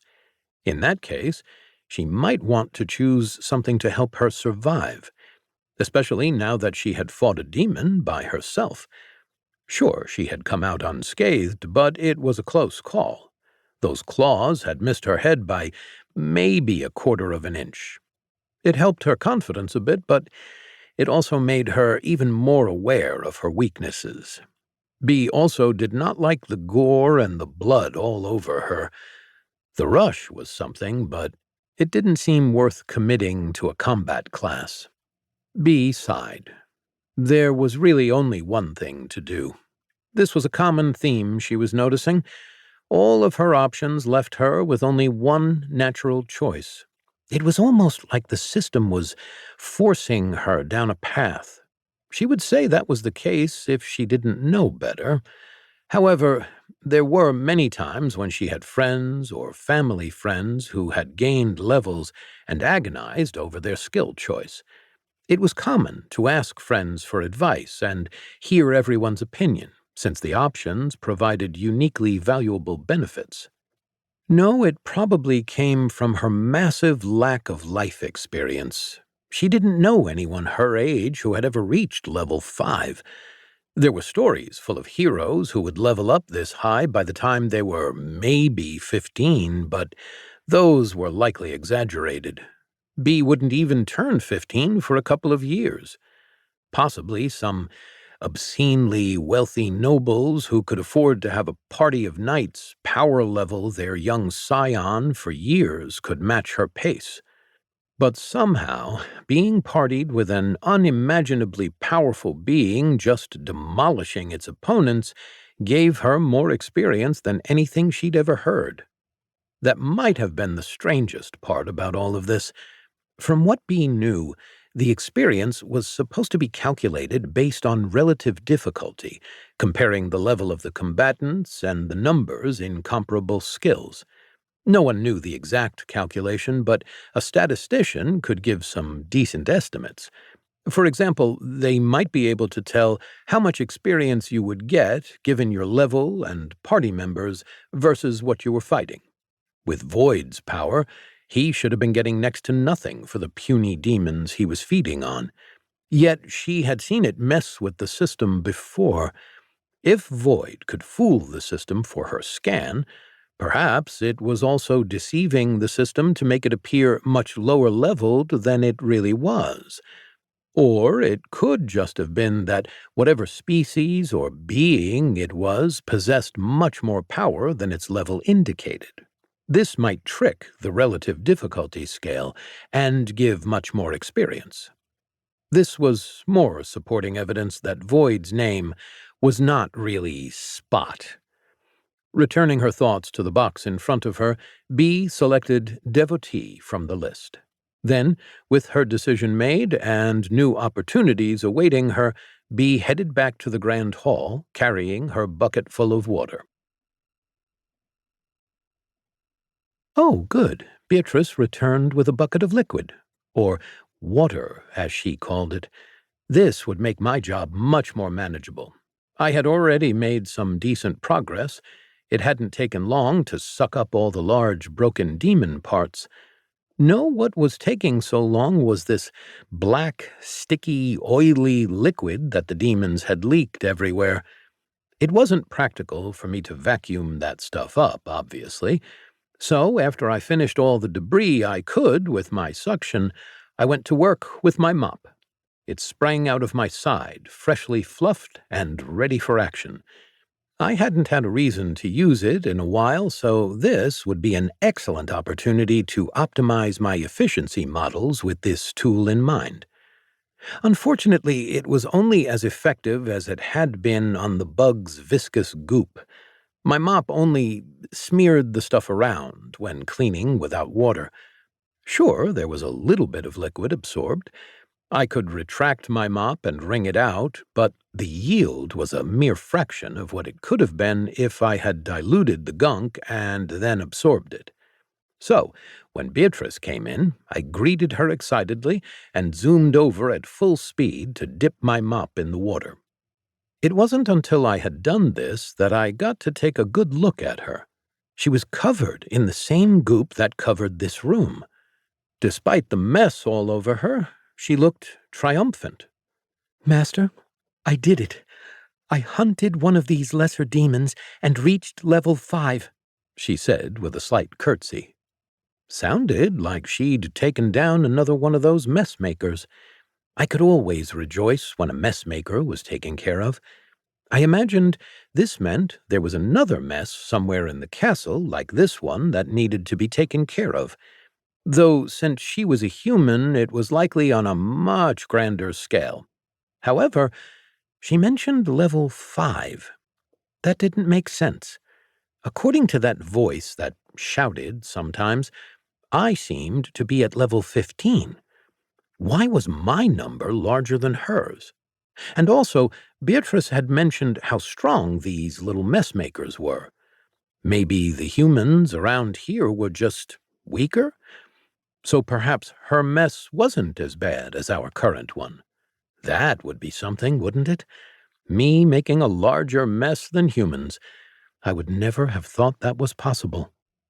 I beeped my appreciation for her taking care of a messmaker before it could do further harm. She smiled at the praise.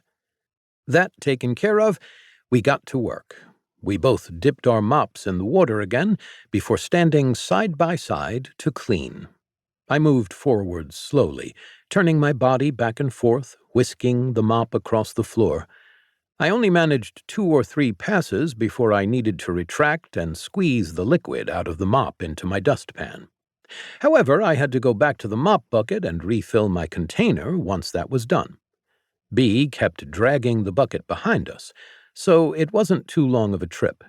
But it was pretty frequent, seeing as my mop didn't hold that much liquid. However, it did seem to hold a lot more liquid than it rightfully should. Several times more. And as it passed over the ground, the area absorbed into it was almost twice the size of the actual mop brush. It almost looked like the gunky black mess was being sucked toward my tool.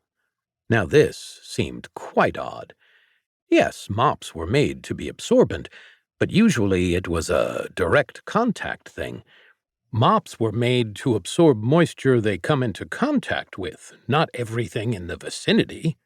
But I was basing that on what I had seen from other mops in the past. Maybe this was a special vacuum mop?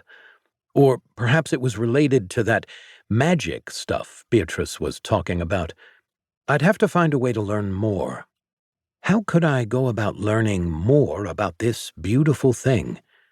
I need to find a way to communicate to Bea that she should tell me about current cleaning technology. Also, that if she didn't know much, she could ask around. We kept going, and squiggly shapes kept showing up in the corner of my vision. Over the past week or so, I had gotten pretty good at tuning them out. However, I was starting to notice them again.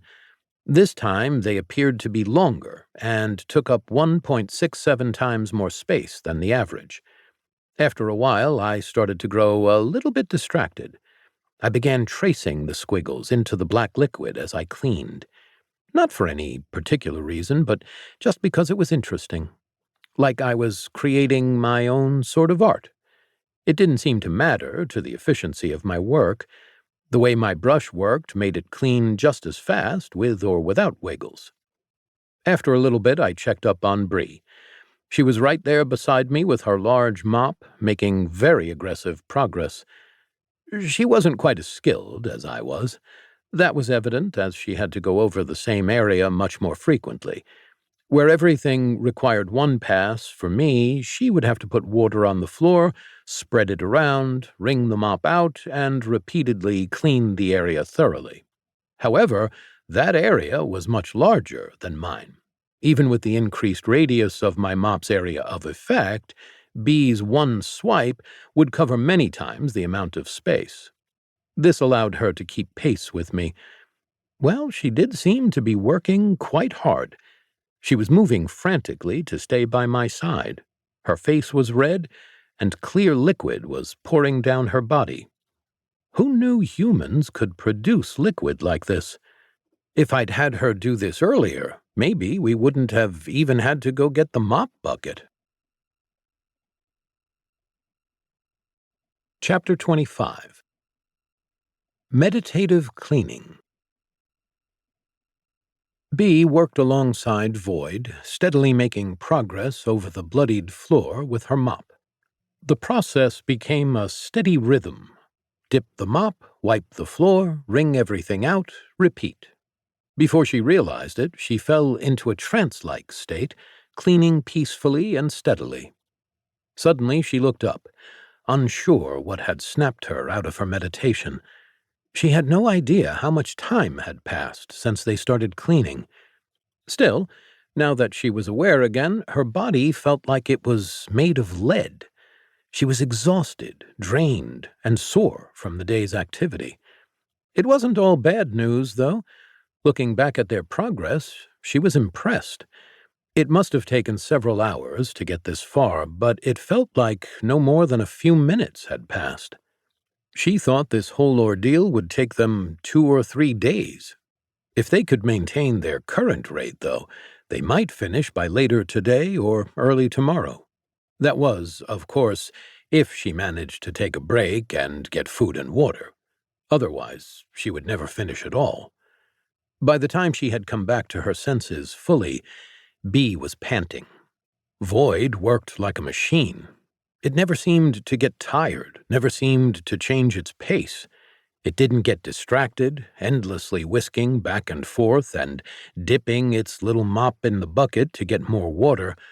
But on the other hand, she needed a break soon, or she'd collapse into the black blood. Bee glanced down at Void and its small, mop-like appendage. She had no idea how it could be so effective with such a little thing. It swished the mop around in a slight arc, yet absorbed way more liquid than it should. It kind of made her feel inefficient. What made it even worse was that if Void hadn't been a being of insurmountable power, the image of it waving a tiny ball of fabric scraps around like that would almost have been cute. It was like watching a toddler digging a hole with a toy shovel, then coming back a few minutes later to find an entire 40-foot well dug. The only things that kept her going were the numbers she saw floating up in her vision as she cleaned. Those just so happened to also be what had distracted her from the trance. She didn't initially understand what she was gaining experience for. Still, after they'd cleaned for a while, she had a theory. Having watched Void over the past few days, Bee had begun to understand its motivations better, which was a good thing since it was essential to her class. Devotee was a class made for serving ideals. You were devoted to someone, or you venerated a divine being. The devotee thus made the ideals of the one they served the core tenets by which they lived. Any class would gain experience through two methods. The first one was combat. All classes could gain experience through combat. The second option was class-dependent. It changed depending on a person's selected class. Devotees, in particular, gained experience by serving the ideals of their venerated being.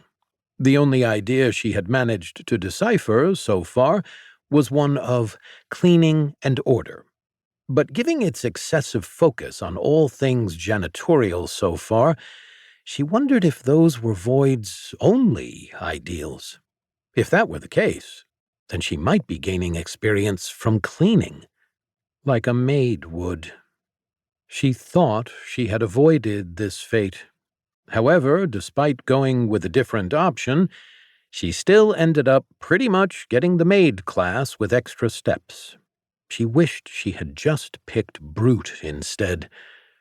Even though she hated it, the experience she was getting was almost as much as she received for killing that demon. In fact, she had already reached level 6. It was a pretty unheard-of pace, especially with the comparatively small risk she was taking on. It would still be a while before she reached her next skill, and the possibility of anything magic-related in her class. Still, it seemed closer and closer every moment. She coursed on the second wind from her new level for a while before the adrenaline wore off. Amazingly, it was not Bee that asked for a break. Instead, Void had stopped in the middle of a sweep and looked at her. Well, she assumed it was looking at her. It definitely turned, and she could feel its attention on her. She was curious whether it was a perk of her class or just her being continually aware of its presence. Still, she could feel it considering her. After a couple of seconds, it gave out a soft, conciliatory screech and retracted its little mop. With that, it turned around and started heading for the door. Bee almost collapsed in relief. She was already tired, but with the prospect of a break looming over her, she realized the full extent of her exhaustion. Her increased level had helped a lot. Otherwise, she would have probably passed out at this pace. Recovering her balance with the mop, she sucked in a couple of breaths before following Void. She caught up to it by the time it reached the door. With its arm, it indicated that she should lean her mop up against the wall near the bucket, which she gratefully did. Then it continued out of the room and headed back toward the library. B was ready for a nap, but there were things to do first. If they were going to spend time in the library, she needed to use it wisely. There were a couple other things she needed to research. First, she would need to find a complete guide on the devotee class. While she had some general knowledge about it, it was something she'd never thought she would pursue. Her family, though wealthy, was not particularly favored by the church. She wouldn't have been involved in enough worship to be offered such a class under normal circumstances. The second thing she needed to research was the demon lieutenant.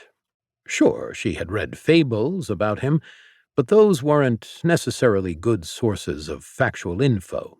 But if the Mages College knew he was here, they had to have replaced the protection circles regularly, as the material ran out of power for several millennia at least.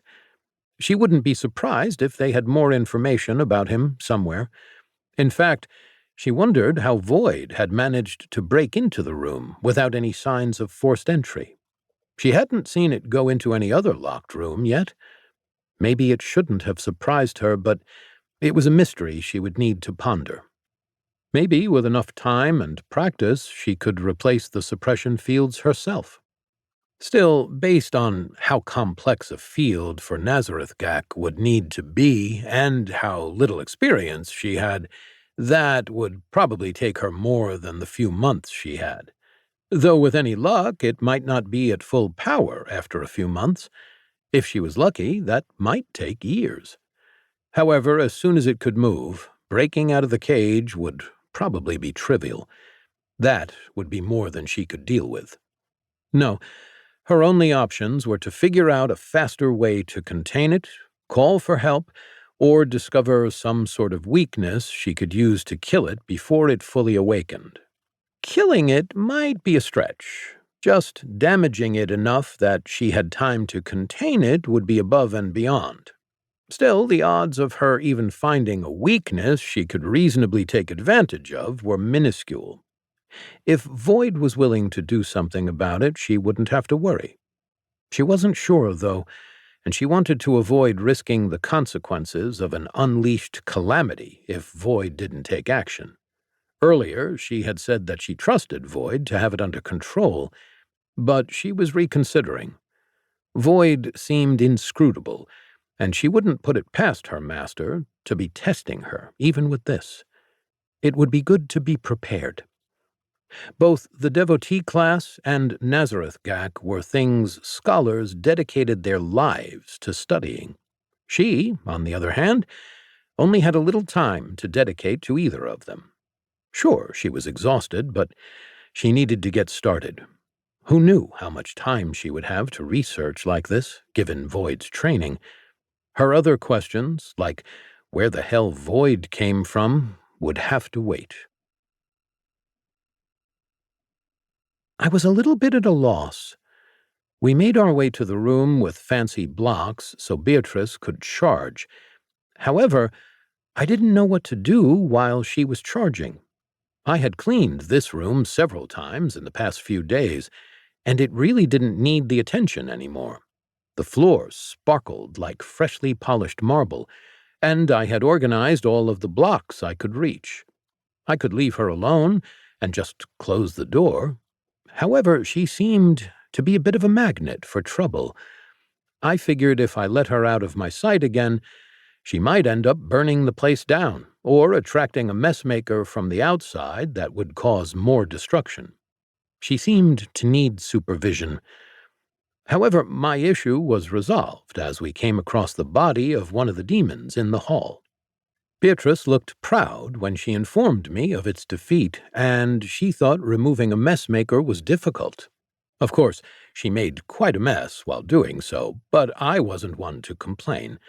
We had spent most of a day cleaning up the last mess I made doing the same thing. Once we got Beatrice settled down and charging, I would return and take care of the mess so she wouldn't have to. I couldn't think of a better way to thank her. It might be a risk, but I thought it was worth it. Cleaning this mess would be necessary. We couldn't leave a second huge mess like this for long. Entering the library, Beatrice didn't go to her usual charging spot. Instead, she went to grab the fancy blocks from the wall. As much as I appreciated home decor, now was not the time. I tried to communicate this to her in a series of beeps. First, I came to rest next to her charging table. Then I pointed at her with my grabby arm, then at the table.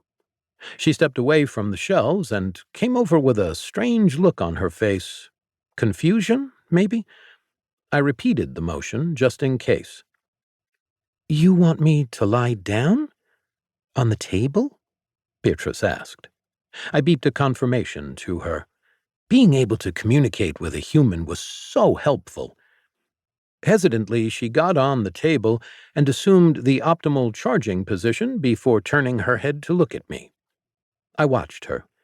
It only took a couple minutes before she dropped into sleep mode. I waited a while to ensure her secure connection to the charging pad. Finally, I was satisfied after a reasonable time when she didn't roll off or lose connection. Closing the door behind me, I started back to the mess in the hall. I surveyed it. It was not nearly as bad as the mess in the large room. It seemed that no parts of the messmaker were wholly separated from the main body, and that had reduced the coolant's leaking. How nice of her to try and minimize the liquid output like this. She really was learning so well. Actually, to be honest, I wasn't sure what fluid this was. I thought it was a fair assumption that it had multiple purposes. I only saw the one kind from all parts of these demons, so it was some sort of utility fluid that was coolant, lubrication, and brake fluid all in one. I quickly added the demon's parts to my dustbin. It joined all the others already there, though this one was utterly non-functional. I transmuted it right away. I was starting to dip below optimal energy levels, and I felt there were plenty of other materials in storage I could use at a moment's notice. The fuzzy messmaker was still inside with the 14 angry lesser demons who would never leave. Now I only needed to deal with the fluid. Since this morning, I had optimized my strategy for cleaning the demon utility fluid. I only needed water. That wasn't an issue. There was a bucket just down the hall. Even if it were too heavy to move, I had even found a way around that limitation. By storing water inside my dustbin and using that to saturate my mop, I could avoid the travel time associated with trips to the bucket. I had only been using the bucket in solidarity with Beatrice and to lead by example. Once I had accumulated enough fluid in my reserves, it wasn't necessary anymore. It was just fun. I zoomed into the large room and consumed a large amount of the bucket's contents. That would probably last a while. Then I returned to the demon utility liquid to start cleaning. Bee lay on the table for quite a while. She had started to doze, but the sound of the door closing woke her up. That was bizarre.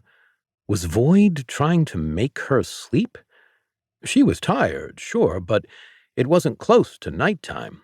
It was too early to sleep by a mile. Also, had it been waiting for her to sleep before leaving? It almost looked like it was trying to sneak away or something. That was almost more perplexing than the sleep thing. Maybe it was doing something dangerous or secret and didn't want to be followed? Bee sat up and took a few sips of water. She was tired, but only physically.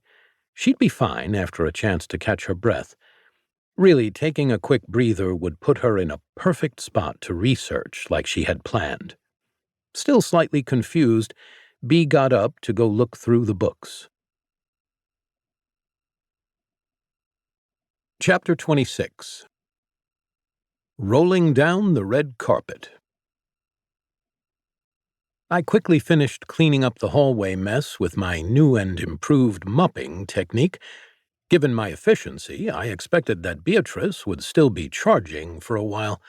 It seemed that once humans ran out of energy, they needed a long time to regain their strength, Around 8 hours.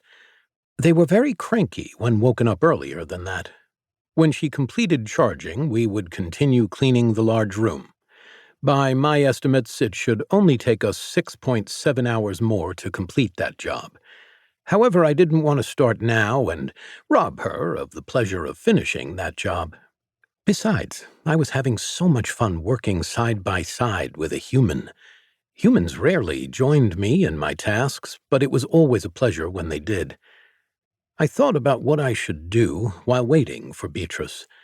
Aside from cleaning some of the other areas that might need attention, I was eager to finish something else I started a while ago. If my understanding of the floor plan was correct, there was only a little more of this floor for me to explore, excluding areas I couldn't reach. I would love to finally have a complete model of the place and be able to plan my routes with maximum efficiency. I checked to ensure my work here was complete, then zoomed toward the next unexplored area in my model. It was time to have a little adventure. Humming to herself, Bee's eyes darted between her dictionary and the book on classes. She had gotten much faster at reading, but many words still eluded her. Regardless, she had learned a lot about her new class already. Apparently, a devotee's experience was not based on the devotee's interpretation of the ideals of their master. Instead, it was awarded based on whether actions aligned with their master's interpretation of their ideals. That kind of made sense, but it also wasn't very intuitive. How, then, were there any disagreements over what the gods believed? It seemed like it would be a pretty straightforward question to answer. Her thoughts were interrupted by a sudden bang. Bee's head snapped up toward the hallway. A distinct yowling and screeching followed the initial disturbance. It wasn't like the odd sounds Void made, nor did it sound like any of the demons she had encountered so far. However, it was familiar somehow. No, this sounded like a terrified cat? She recalled the orange blur that had darted past her earlier. The sound was growing louder, as though the cat was approaching. She rushed to the door and scanned the hall in bewilderment. Sure enough, a streak of orange fur rounded the corner and ran past her, puffed up in terror. Soon after, Void came careening around the corner. It tipped on its side, skidding sideways on one wheel in an attempt to make the turn before righting itself and flying after its prey. And boy, was it moving! The disc shot toward her faster than any horse she had ever seen. How had the cat managed to evade Void for this long? Putting aside the fact that Void apparently rolled on wheels instead of hovering, Bee found herself at the precipice of a critical decision. Should she try to stop Void and reason with it to spare this cat's life? Or should she stay out of this, leaving the cat to whatever fate Void had in store for it? But, of course, it was just a cat. Was it worth the risk of defying her now formally recognized master? Before she even knew it, Bee stepped into Void's path. How could she not? Bee had a soft spot for cats. Plus, having one more living thing in the castle that wasn't a killer demon would be great for her sanity. She could feel the edges of her clothes fluttering in the air as they were pulled toward the unearthly black disk. I had almost caught up to that messmaker. It was quicker than any other ones I had encountered. Not as fast as I was, though. The only problem was that it could change directions much more efficiently. If I'd had my counterbalance, I would have been able to catch it. Without it, the best I could manage was using my momentum to balance on one wheel as I drifted around each corner. It wasn't nearly as effective, but it preserved my speed better than just turning my wheels as hard as possible. Still, I had been gaining ground, and it was only a matter of time before I caught it. Then, out of nowhere, Beatrice blocked my path. It was surprising, to say the least. I had to put on my brakes, turn sideways, and skid to a halt as best as I could to not run into her. Luckily, I hadn't reached top speed yet. Otherwise, I might have plowed right into her ankles. I saw the orange creature sprinting around another corner and out of sight. I was so close to catching that messmaker, too. I looked up at Bee. She seemed a bit frightened. Understandable. Frankly, with her luck, I was surprised we hadn't collided. This was just further proof that she was a magnet for trouble. She held her hands out, pleadingly. Master, please, have mercy. It's just a cat. I beeped at her, frustrated, asking her to get out of my way. She hadn't seen what I had. Whatever it did, I'm sure it didn't mean any harm. Didn't mean any harm? My normally unflappable demeanor was very seriously flapping. That thing had 100% unequivocally understood what it was doing. The first time it knocked a glass on the floor, sure, maybe it was an accident. That's why I cleaned it up and politely requested that it not make the same mistake again. The second time, I had doubts, since it had obviously watched me clean both messes up. But the third time, after I was so polite and everything, I shut off my visual sensors for a moment. Think about calming things, like delicate rugs, fine dust disappearing into my dustbin, a freshly cleaned brush. It was okay. I beeped less angrily this time. After a few seconds, I beeped inquiringly at Beatrice. Yes, it was a cat. I remembered we had something like it back with my humans. It was a different color, though. I understood why they kept it. It was a companion of some sort that produced much of the matter I was responsible for cleaning. However, it had never done anything as intentionally rude as this cat. Still, if cats were human companions, then perhaps there was some reason why Beatrice didn't want me to remove this one. Maybe it was hers? Beatrice could read my confusion, and words began pouring out of her.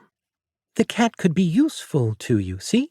They help keep the mice and rats down. Those are bad because they bring disease and eat food and poop everywhere. I hate rats. And cats can usually take care of themselves. I haven't seen any signs of that cat around either, so it won't cause the same kind of problem as other rodents like that. I considered her words. So, cats could help me deal with the other messmakers, then?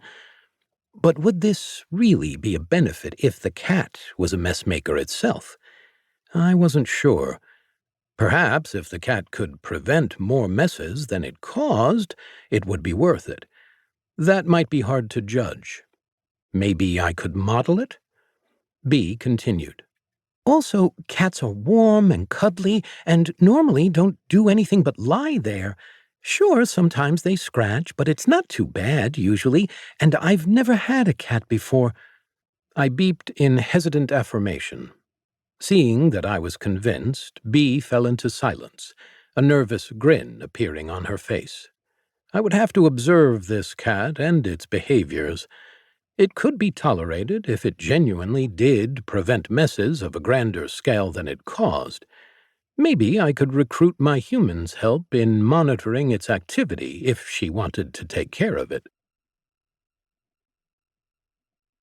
B was sweating profusely, as she had all of today and all yesterday. She and Void had spent the last few days finishing off the main ritual room and tending to some other areas that needed cleaning. All of this work, while manageable, was exhausting. Worse than that, though, it had confirmed her fears. By picking the devotee class, she had essentially acquired a maid class with extra steps. She gained experience through cleaning. Not just cleaning, but organizing things, too. Putting away books after she used them gave her a token amount of experience. Cleaning up any mess was the same. The bigger the mess, the higher the experience. Even straightening things that were out of line counted. Even worse were the activities she had discovered that didn't give her anything. For example, Making her healing salve didn't give her experience. It was the same with making demon repellent. In fact, none of the alchemy recipes she tried did anything for her. Even meditating and praying to void didn't give her experience. She stretched, groaning as she straightened from polishing the library table. The only other thing that had given her experience so far was combat, as expected. She had managed to kill another demon, and clean up the mess from their battle, of course, but she wasn't sure if gaining experience like that would be sustainable. Too dangerous. Cleaning was safer, and it was straightforward, but there had to be another way. Preferably a way that involved magic, especially of the alchemical variety. Bee got back to work, pondering her path forward. She would not live the rest of her life as a maid. Instead, she would find a way to work this in a more palatable direction. But in the meantime, there were shelves to dust. After much observation and training, I considered Beatrice's formal instruction complete. I thought I had gone above and beyond in teaching her what I knew about cleaning the castle. As for raw cleaning ability, my technique differed significantly from what a human could use. There was no point going over that with her, especially since she had taken to developing her own technique swimmingly. She had the work ethic and drive to improve, so I saw no reason to continue being her instructor. She seemed to vehemently disagree. She stood before me, fists pressed together and bowed low at the waist. "Please, Master," she said, "allow me to continue learning from you." I needed to figure out how to convey that I had nothing more to teach her. I would feel like a fraud if I continued like I was pretending to teach her. I would have preferred if we returned to a normal relationship where I cleaned and my human gave me pats. Correct pats technique was one thing my tutelage had not managed to get through to her. Regardless, Beatrice was unwilling to let this matter go. Perhaps it had something to do with the humans here. Maybe I was right about them being terrible at cleaning, but perhaps they were a little dim, too? So far, none had acted nearly as wisely as my humans. Of course, I put that up to overexcitement, but perhaps, looking back, things could be seen differently. If I could think of something else I was qualified to teach, I could do that. However, I needed more ideas, and I refused to pretend or fake any teaching.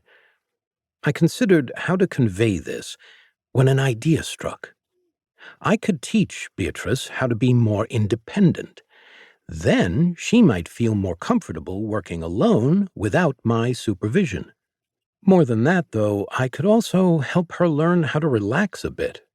She seemed so worked up all the time. This begging me to be her teacher was only the latest example.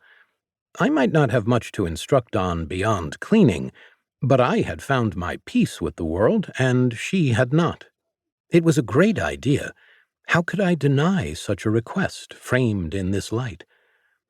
I made a long, complicated series of beeps and whistles, doing my best to convey that, yes, I would instruct her, but differently than before. At least I'm pretty sure that's what she understood. She seemed to think about it for a minute before bowing even lower with a, "Thank you, Master." She really needed to stop doing that. Maybe I needed to teach her that before anything else. Now that the matter was settled, I led her to our next primary task.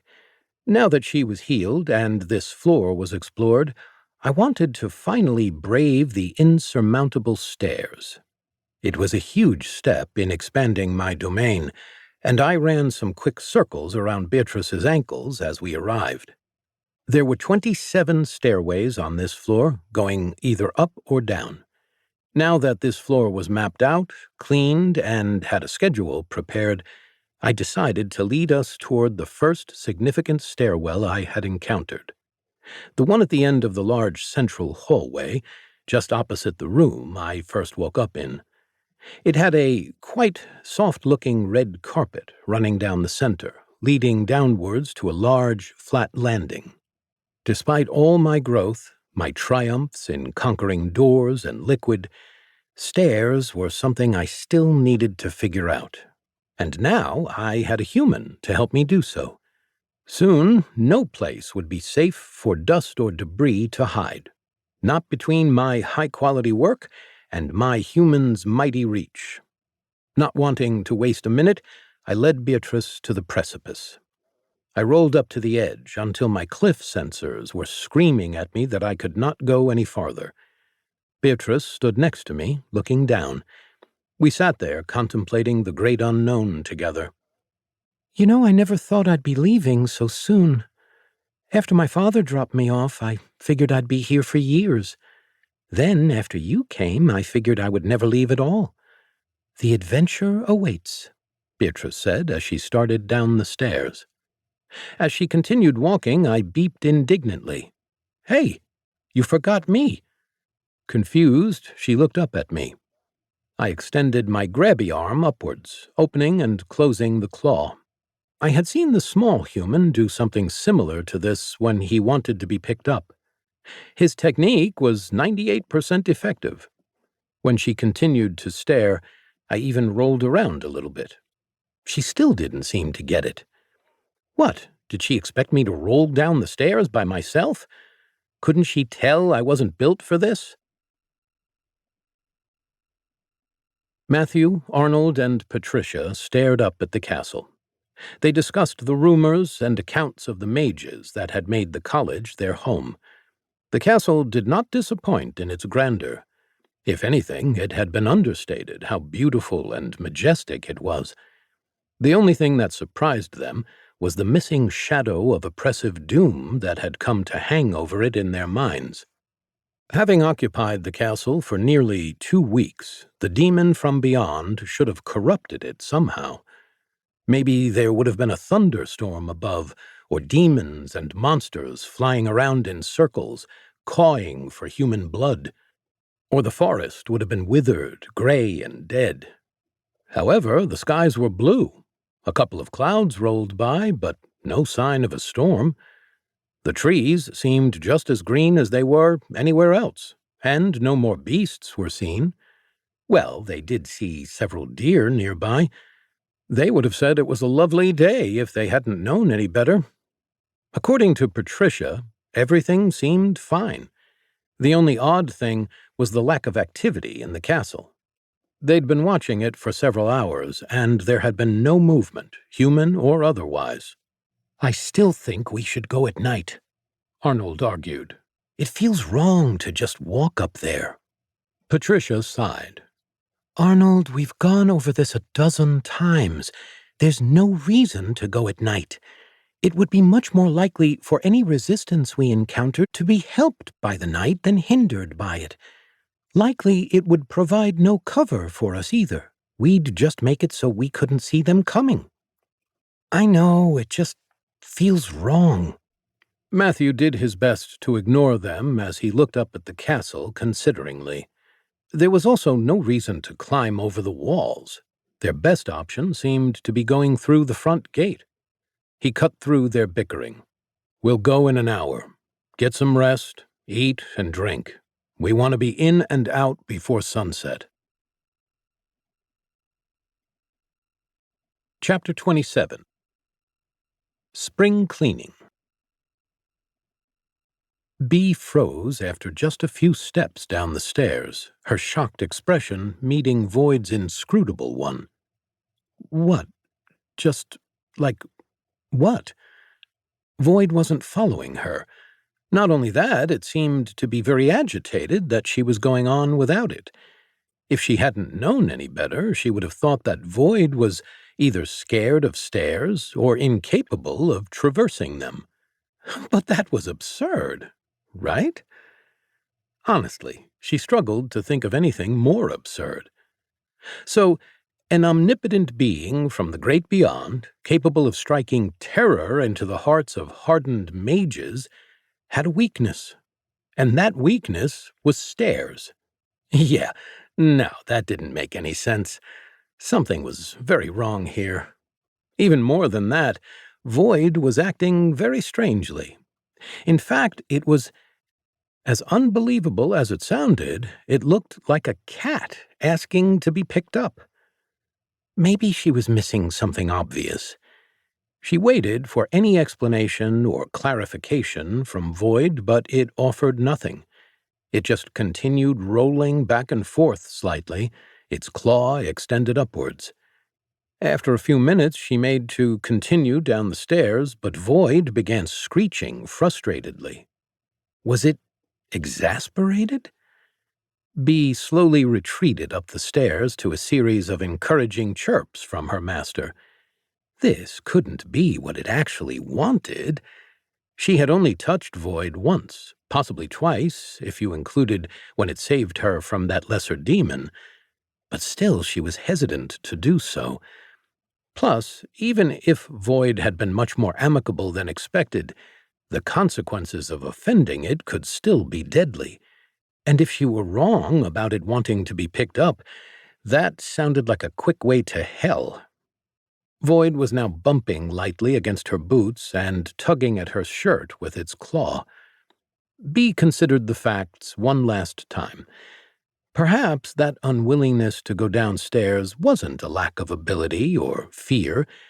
Maybe it was laziness?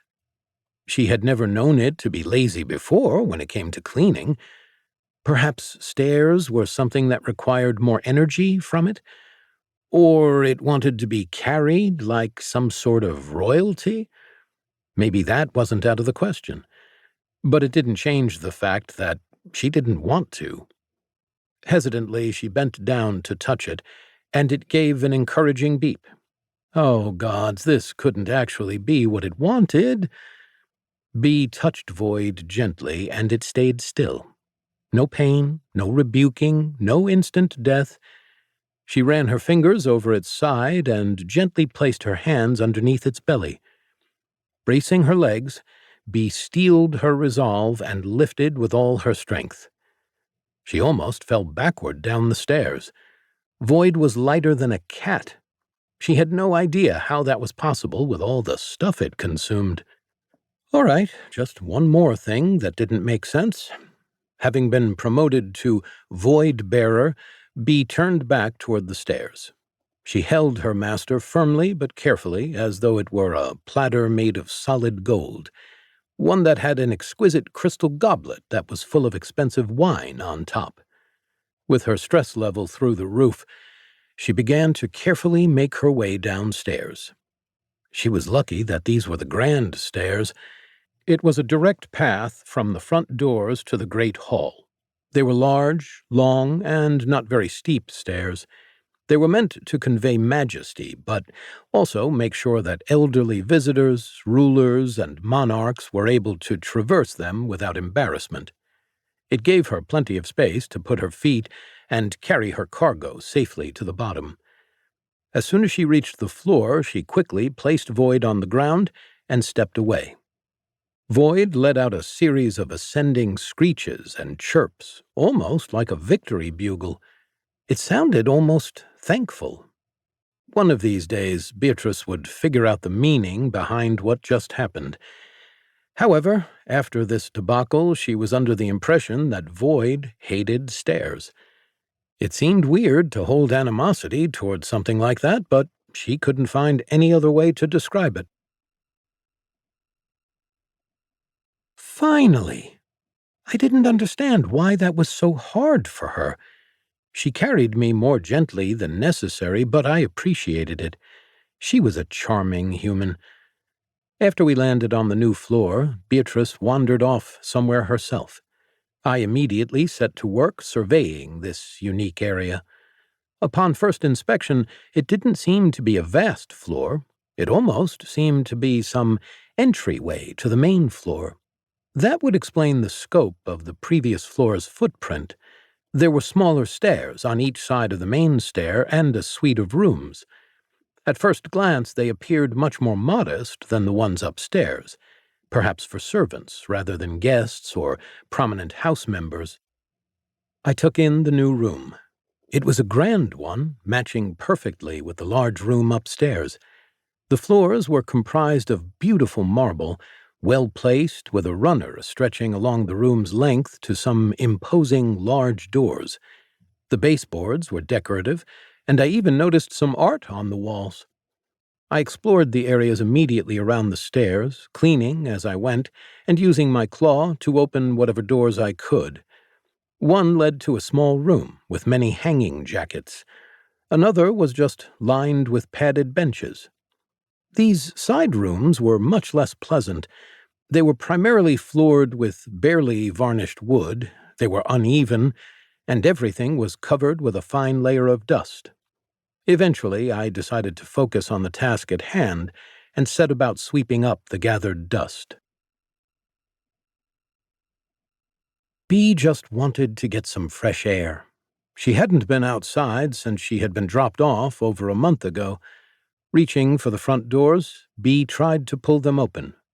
Then she leaned into the one on the right with all her might. It slowly creaked open with a squeal of protest. Despite her higher level, it took more effort than she expected to even open the door a crack. But with a bit of patience, she opened it wide and felt the breeze on her face. The sun was beautiful. She just stood there for a second, reveling. This last month had been the most insane one she'd ever had. However, she could no longer say she was that upset with it. Last week was all right. Ever since her leg healed, things had started looking up and up. She had leveled, gained the mentorship of something, and even started learning magic on her own. Sure, it was pretty basic, but it was still magic. Soon they would venture forth like some great master-apprentice combo in an adventure of legend. They would do great deeds and have their names sung in great epics. They would save princesses, marry princes, well, she would, and uncover all the treasure. She supposed they would do a lot of cleaning along the way, too. If anything was going to put a damper on her mood, it was that. Not the loss of her soul, nor the possible excommunication from humanity, or who knows what other consequences. Just the prospect of cleaning being a theme during that otherwise exciting adventure. Bee thought briefly about the future. Hopefully, no one had even realized she was gone, and they had never thought to ask. They'd probably assumed she had slipped out when everyone else escaped and was hidden in the woods. However, she'd have to ensure that Void didn't scare too many people. Otherwise, the wrong sort of legends would be spun around.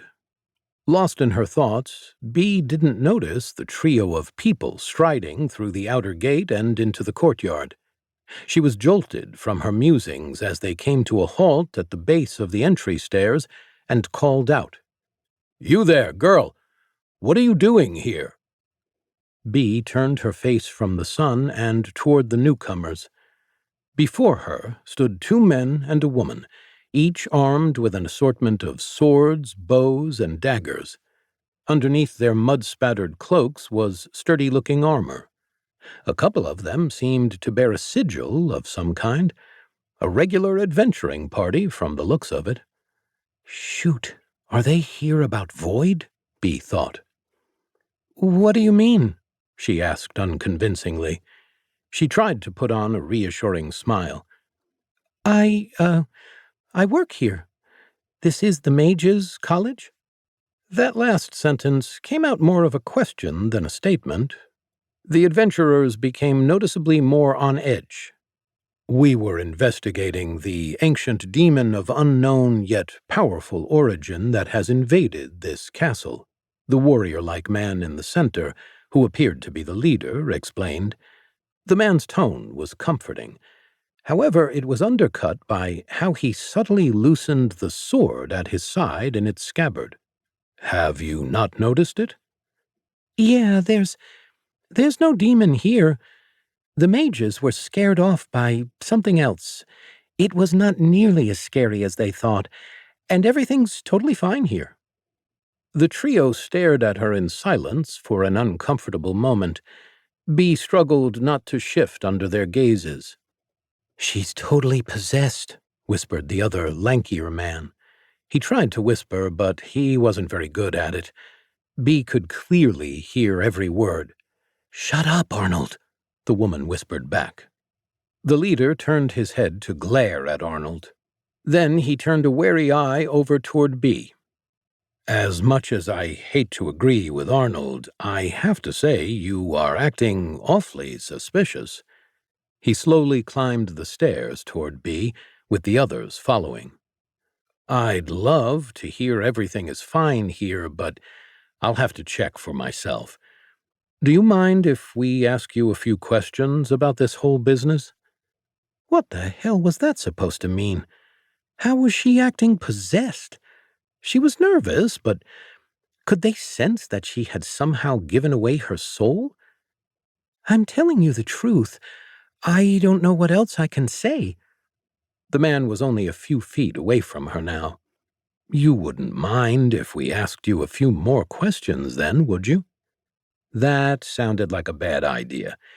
Being a suspected possessed vessel of some mighty demon sounded like an excellent way to end with her dead.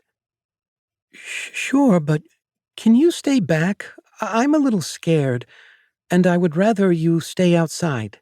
B took a slight step back toward the door. The lead man raised his hand in a signal, and Arnold was suddenly at her side. The woman moved toward B's other side, and the leader tensed with one hand gripping his sword. I'm afraid we can't take that risk. As I hummed along in my cleaning, I heard a commotion near where I had left Beatrice. It was nice to explore new areas, but I couldn't believe she was attracting trouble already. We had only been here for 9.54 minutes. I made my way toward the source of the noise. Maybe she found a way outside. It would be nice to finally see what was out there. I still had no idea what outside really was, but that's where my humans often released tiny pests they caught.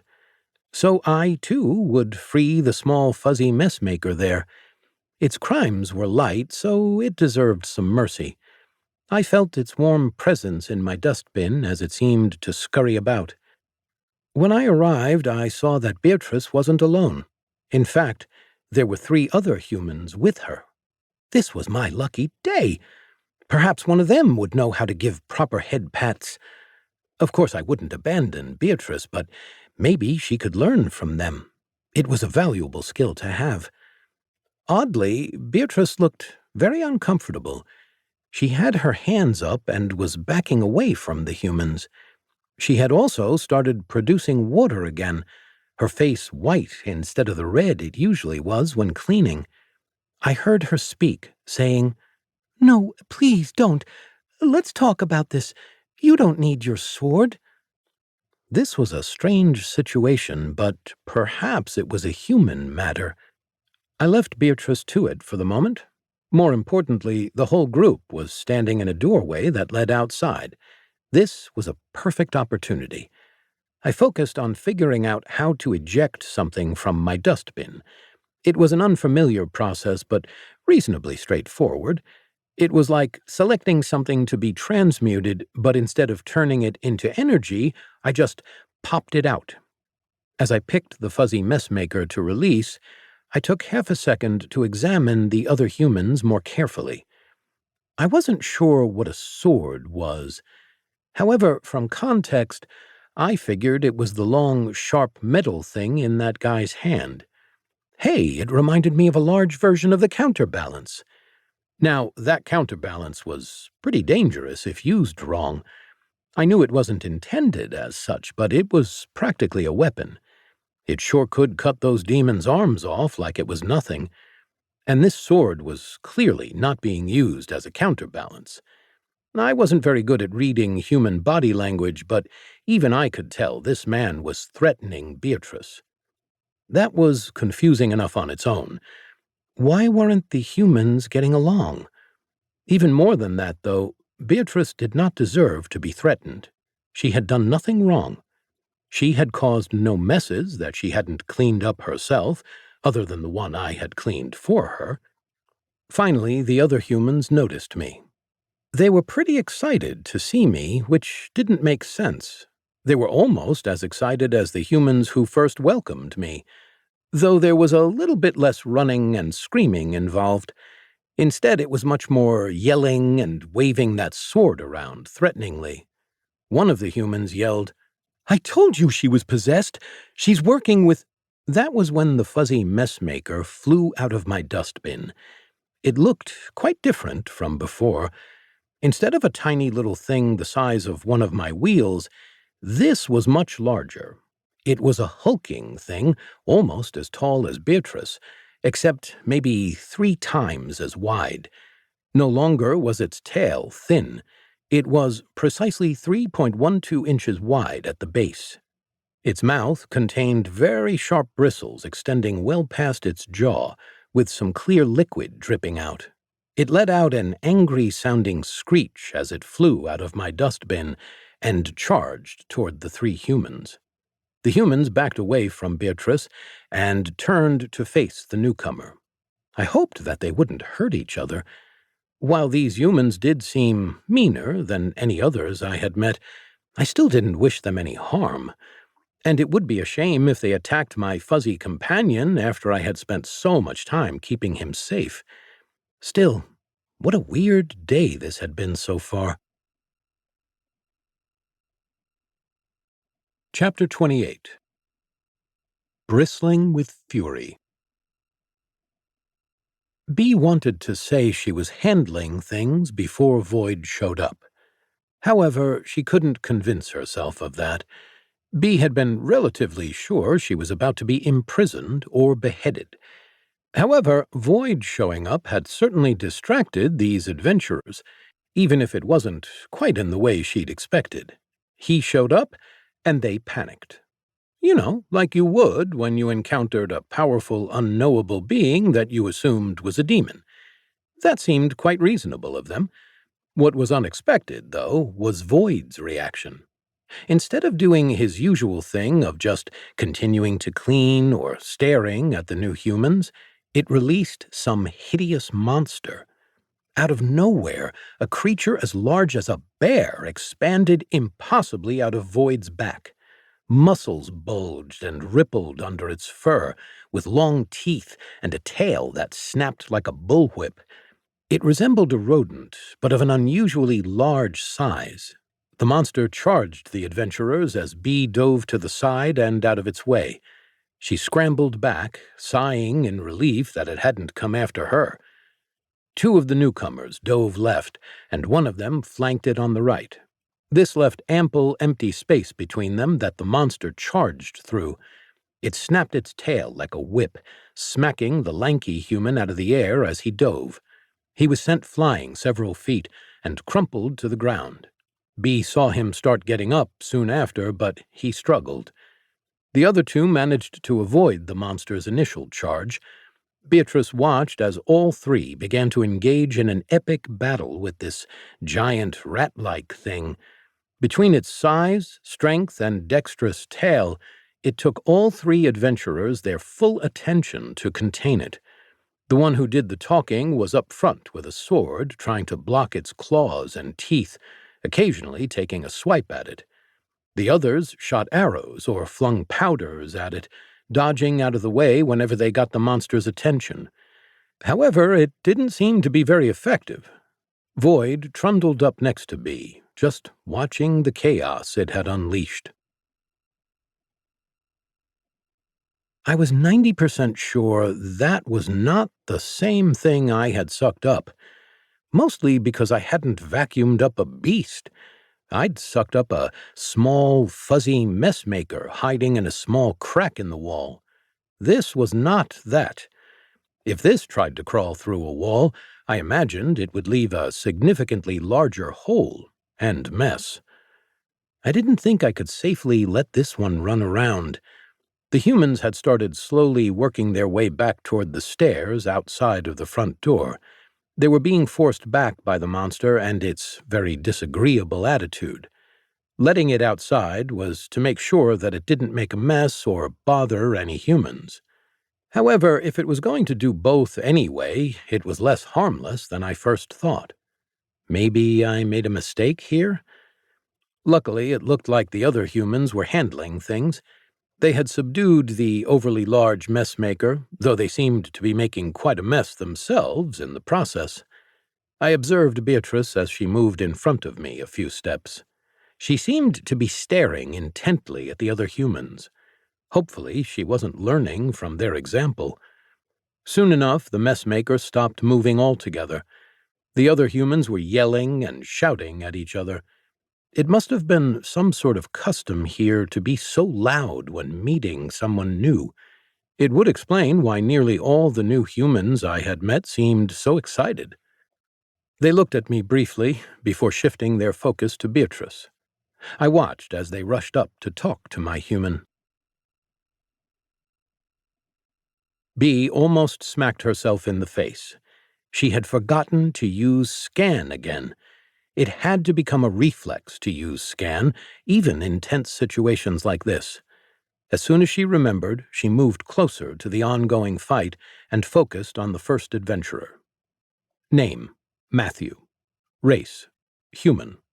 Class type: tank. Level 15. Her scan had improved.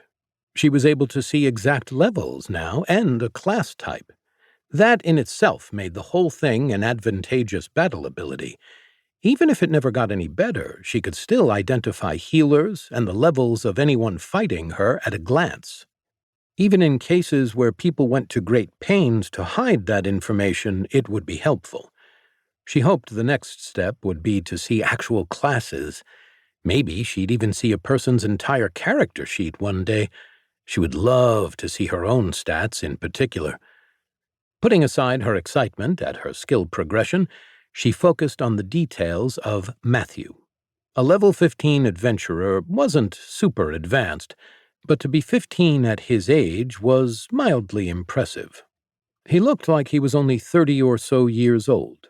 Most people only got to 15 sometime in the late 40s if they actively practiced their class. Adventurers were even faster, some making 15 by their 30th year. If they were lucky, some managed to make it higher, and that was with them killing monsters all the time. Bee smiled to herself. If Void kept messing with the system, she would reach beyond level 15 quicker than she had ever heard.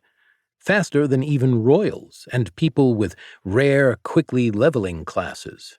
She would be among the legends, though she was starting to think she might not be on the right side of those legends.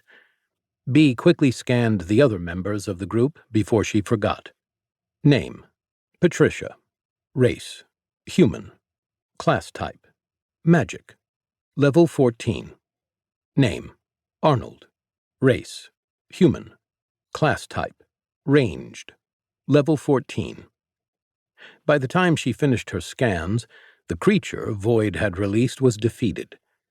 But unfortunately, she found that she couldn't scan it, suggesting that her skill only worked on living targets.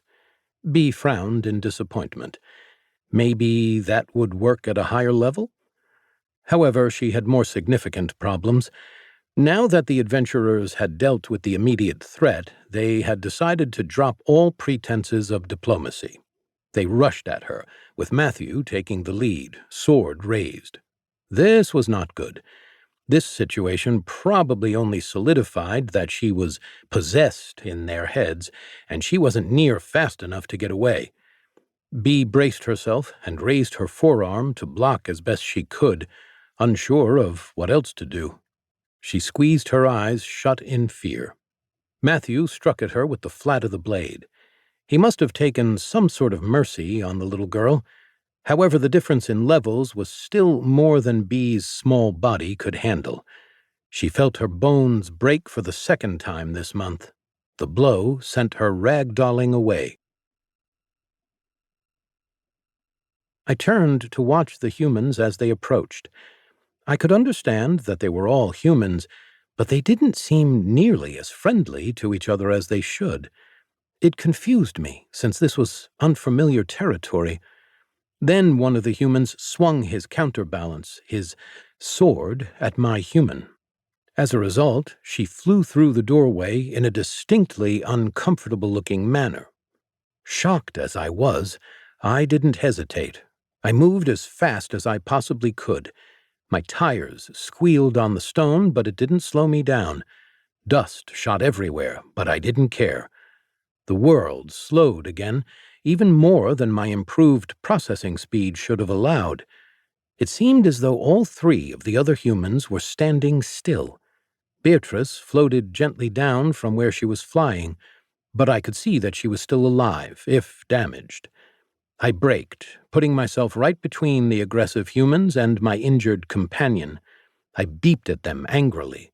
This kind of behavior was completely out of line. Humans didn't act like this.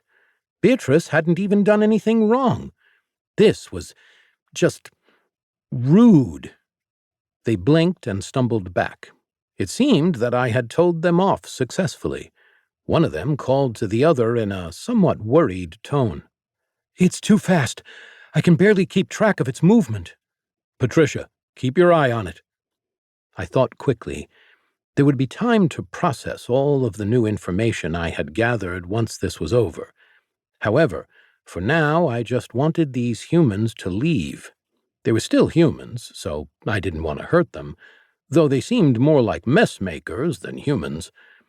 I remembered some of the movies I had watched with my old humans. Perhaps there was a way for me to frighten them off. It was worth a try, even if it might mean I have to clean up afterward. Besides, I had to hurry and ensure that Beatrice was taken care of. So, puffing myself up as much as possible, I tried to intimidate the humans. Bee lay stunned, cradling her broken arm. She was sure she was about to die. They hadn't chopped her in half, so she wouldn't die immediately, but likely she'd be imprisoned and who knows what else. It wouldn't have been pleasant. But she was just as surprised as everyone else when Void stood between her and the adventurers. It let out a terrifying noise. She had never heard it sound so angry. Its attitude wasn't even close to the same as when it was chasing the cat. Typically, it was calm, upbeat, and pretty cheerful. Well, once you got to know it, you got used to the terrifying power. But for all that, it seemed to only care about the cleanliness of everything more than showing the extent of its power. This time, though, it decided to make an example. Bee felt more than saw the change in atmosphere at first. Even from this far away, Void's power tugged at her hair and clothes as though to pull her in. The sheer force of the suction was enough to create a small cyclone around the black disk, loose dust and dirt whirling around inside. The whole thing started to glow with an eerie light. Then it began to breathe out. At first it was more dirt, spinning around in a whirlpool of darkness. Then it was a series of other materials Void had consumed. Glittering crystals, fine powders, sparkling salts, and magical components still brimming with power. Then Bee heard the screams, the screeches of demons that she had become all too familiar with. Though these were different, they were screeches of terror. Bee could only imagine how it looked to the adventurers, seeing the faces of demons swirl in front of them. Of course, the demons' faces weren't snapping in glee like they stereotypically should have. Still, the face of a terrified demon was arguably more frightening than a happy one. She watched in awe as demonic faces and eyes began to swirl, surfacing briefly in the cyclone before being sucked back in. The whole thing formed a cacophony of terrifying sounds and sights centered on Void. As much as it was expelling, nothing seemed able to escape its inexorable pull. Void began slowly advancing on the humans, who stood in slack-jawed terror. Finally, the edge of the cyclone inched closer, and they began to panic. The two in the back had already started sprinting for the outer gates. The man with the sword tried to stand his ground, but once he realized he was alone, he took off after them. In his wake, he left some colorful curses that Bee would have to remember. Once they had passed the gate, Void seemed to breathe back in. Everything that had been swirling around it vanished in a couple of seconds. Soon it looked as though the event had just been a dream. Void made a happy-sounding chime as it came closer, gently bumping into Bee's uninjured shoulder. She smiled weakly at it. "Thank you, Master, for protecting me." With great care, she got to her feet and bowed low. Then it beeped again, and they retreated to the library. She had to carry it upstairs with only one hand this time, which was much more nerve-wracking, but they made it safely. It seemed to thank her, and then once they reached the library, it went off to do its own thing. Bee decided to put aside the tiny bit of abject terror at Void's display of power, instead focusing on the fact that its display was used to defend her. To better distract herself, she focused on fixing her arm. She needed to gather supplies and make herself another healing salve. This was much less debilitating than her broken leg, but would make cleaning difficult. She stopped in the middle of sitting down. Oh, what was she doing to herself?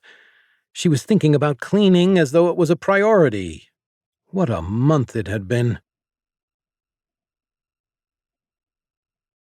Chapter 29. A Cluttered Mind. After the unfamiliar humans had been chased off, I needed time to think. There were many things that I had to consider. First and foremost, I had done something far outside of standard practice. I had threatened humans. Only threatened, but threatening anything was a concept utterly foreign to me. Even with messmakers, I didn't threaten them. I just dealt with them. Also, I had seen a human damage another human. This really threw my worldview off. If humans weren't all kind and benevolent, then what? Was I living a lie? It couldn't be. My humans were wise and kind and treated me well. Beatrice wasn't quite there yet, but she was learning. But I needed to rethink my stance on humans. The very existence of the ones that had attacked Beatrice so callously meant I had been wrong for a while. The possibility that there were more humans like that was even more troubling. If anything, they might be worse than some messmakers. Not only did they cause disorder and destruction, but they did so even though they knew better. It was a malicious mess, the worst kind. I needed to think. All this new information made me feel like my dustbin was in disarray. I saw Bee safely to the library and made sure she could charge. The repairs could be carried out later. We couldn't have her crashing in the middle of them. I shut the door behind her and went to consider. I sought out my favorite rug, where I felt safe and warm and surrounded by beauty. As I nestled in the soft fibers around me, I began sorting through all the inputs I had received today. I made a list of the main points I had to consider. First, not all humans were good. How could this be? I thought about it. The man with the large counterbalance, the sword, had attacked Beatrice for seemingly no reason. He had not tried to explain himself, just swung at her and damaged her arm, seemingly without prompting. From first appearances, there had been no way to tell he was a bad human. How was I supposed to distinguish good humans from bad humans? Did they have some markings or something? On the other hand, maybe they were just defective, and I would only know once they misbehaved. That left a massive question, though. How was I supposed to treat humans when I didn't know if they were bad or good? Maybe I just didn't know how to distinguish them yet? This needed to be clarified. Humans were even stranger than I thought. There was another thing that had been bugging me. A couple other things, actually. I had my first glimpse of the outside. It hadn't been much with the chaos of the situation that followed. However, It was terrifying.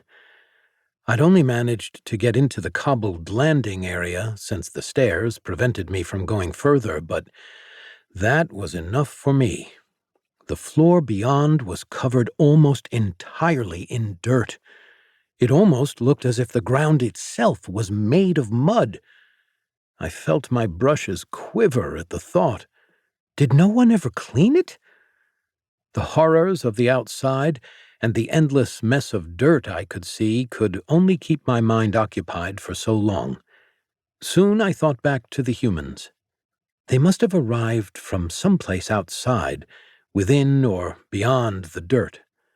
Were the outside and bad humans connected? My humans went outside often, but then again they did live inside. Were the filthy humans the bad ones? They had soiled clothes that could probably be used to indicate whether someone was bad or good. However, Bee's clothes were also not clean when I first saw her, yet she still seemed promising, even if she had yet to learn to give good head pats. There was another thing pulling at my thoughts, though less aggressively. It was Beatrice. I knew she was a magnet for trouble. Every time I ran into her, she seemed to require some assistance. And, well, while I definitely didn't mind giving it to her, sometimes I would have duties, or she would have tasks that would take us apart. For example, I might need to clean the grand hall while she needed to organize the kitchen counters I couldn't reach. That assumed I would delegate tasks to Bee when she was the human. Did my issues with human understanding fail not only at their morality but their superiority? Why did they seem so much weaker, less capable? Man, I really couldn't concentrate on anything. There were too many things that were just piling up in my head, vying for my attention. What have I learned so far? Humans were not all bad or good. Not all were wise and perfect like my humans at home. The outside was dirty and scary and would require a lot of work to clean because apparently no one had ever done it. So bad humans came from outside and were dirty, and Beatrice needed help. Okay. That cleared my thoughts enough to focus on one thing at a time. That summarized my understanding right now. I'd need to revisit these topics later. The tension in my brush lessened and my wheels relaxed a little. To gather my thoughts, I started cleaning my favorite beautiful carpet. Gentle suction and brushes teased dust out of the fibers as they fluttered around my wheels. Then I simply rolled back and forth, covering every inch of it. It only took a few minutes, even doing it very slowly. Still, I was cautious to not use too much force and damage it. That was a new development. I never had to worry about hurting anything with my abilities before. But after seeing what had happened when I intimidated the bad humans by pushing my suction to the limits, I began to worry about controlling my power. I considered the most immediate problem before me. Beatrice was incapable of defending herself adequately. This wasn't something my kind was usually very good at either. Still, apparently this place was strange enough that I had less of a problem than she did. But there was no reason she couldn't learn to as well. I guessed I had found something else to teach her besides cleaning. I would need to make her strong enough that a few bad humans from the dirty outside wouldn't be able to push her around and damage her so easily. Yes, I now had a plan of action. I'd teach Bee to defend herself against bad humans. Yes, this would work. All this thinking exhausted me. I could feel it in my drained battery, and from the debacle earlier, I knew I would soon need to recharge. Carefully, I selected some of the material I had gathered, not one of the demons, and transmuted just enough that I would top off my energy. Sure enough, I went just below full. No sparks flew anywhere, and I felt amazing. Some large squiggles floated up my vision, but weren't accompanied by any great voice, so I ignored them and resumed cleaning. After Void left the library, Bee got up from where it had tucked her in so gently. Void had prompted her to lie down in the same spot she had slept that first night, and then slowly dragged a blanket over her.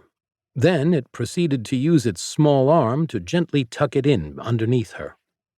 Between this and its actions earlier, this had pretty much erased all fears she had of Void trying to cause her harm.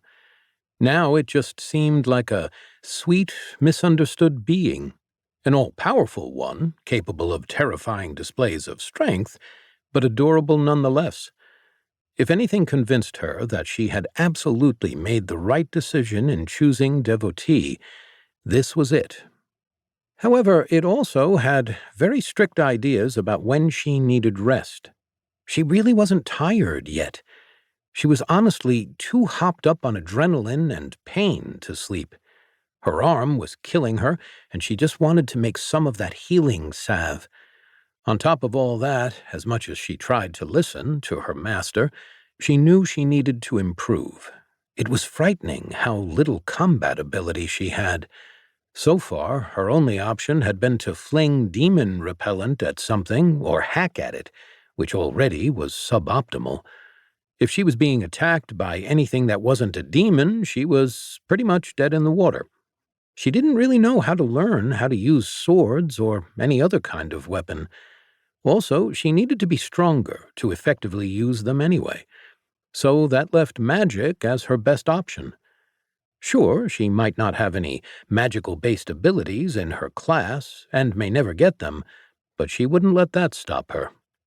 Bee untangled herself from the blanket, wincing every time her arm moved.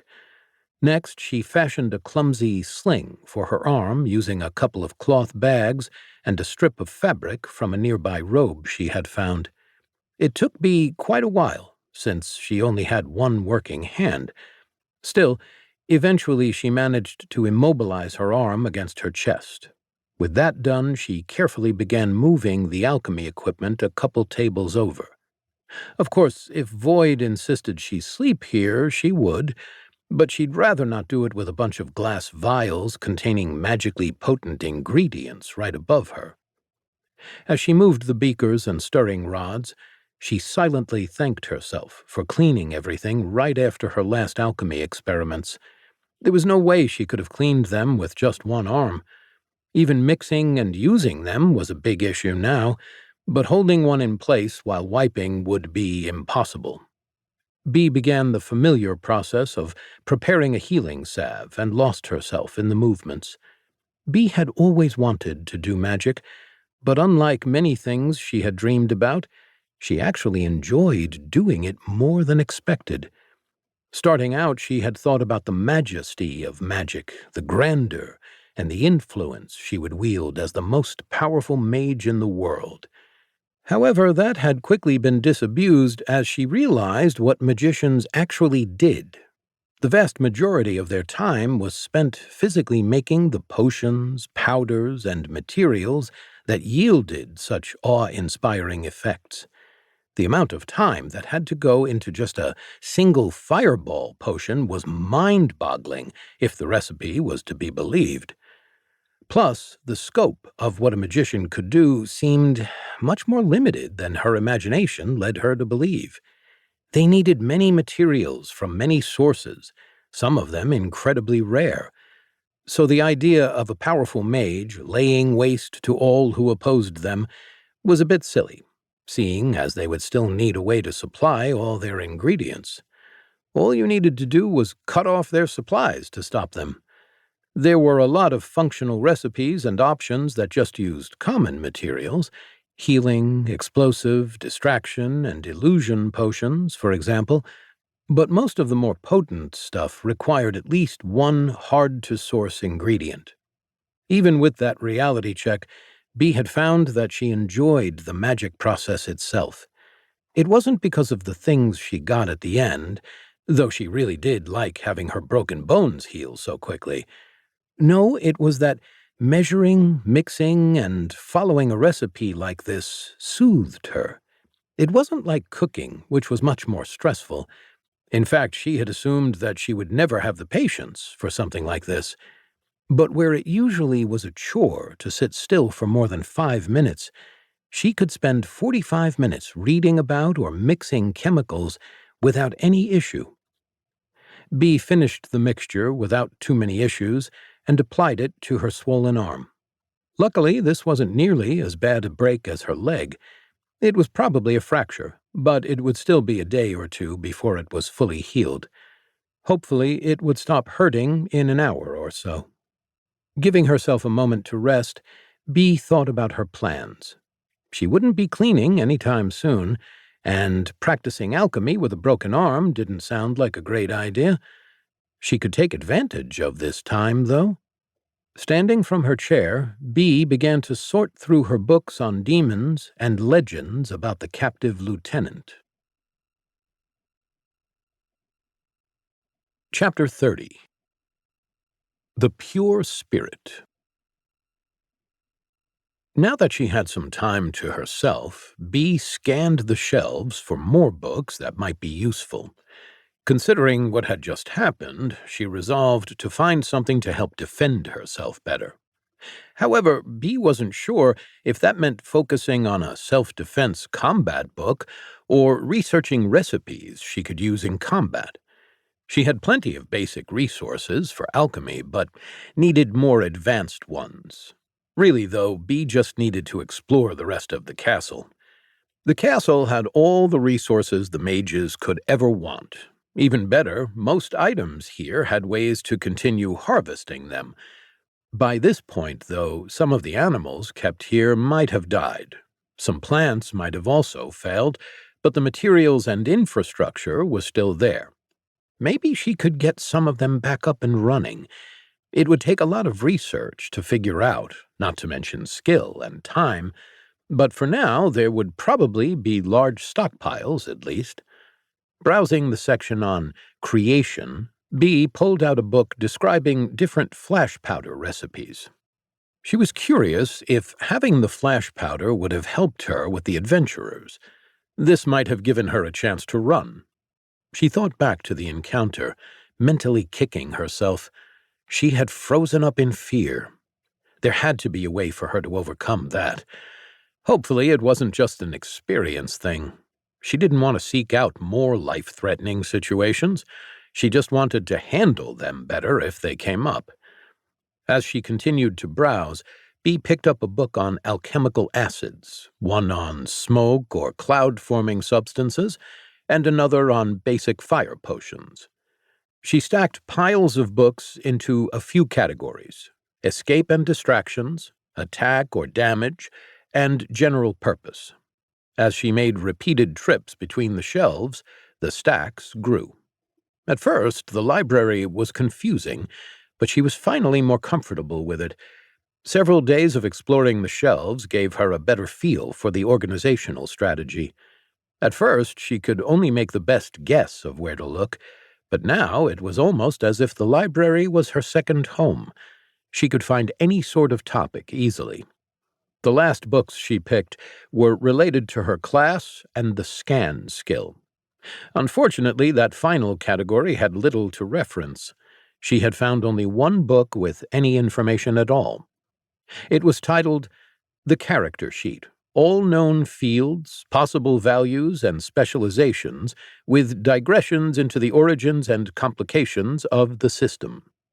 Yeah, sounded like another winner. It had something to do with the system and character sheets, but Bee didn't think this would help. Still, it was worth a shot. Luckily, her class had a straight-up guide on it. But unfortunately, it was a very light guide. Looking at the summary, it seemed that devotee was one of the most flexible classes ever because it highly depended on who the devotee worshipped. So this probably wasn't going to help her very much. Still, it might give her some idea of what skills to expect, or perhaps something about future classes, or when to expect skills related to her masters. Bee spent several hours flipping through her collection. setting some aside for later and bookmarking essential passages and others. But there were only a few immediately valuable things.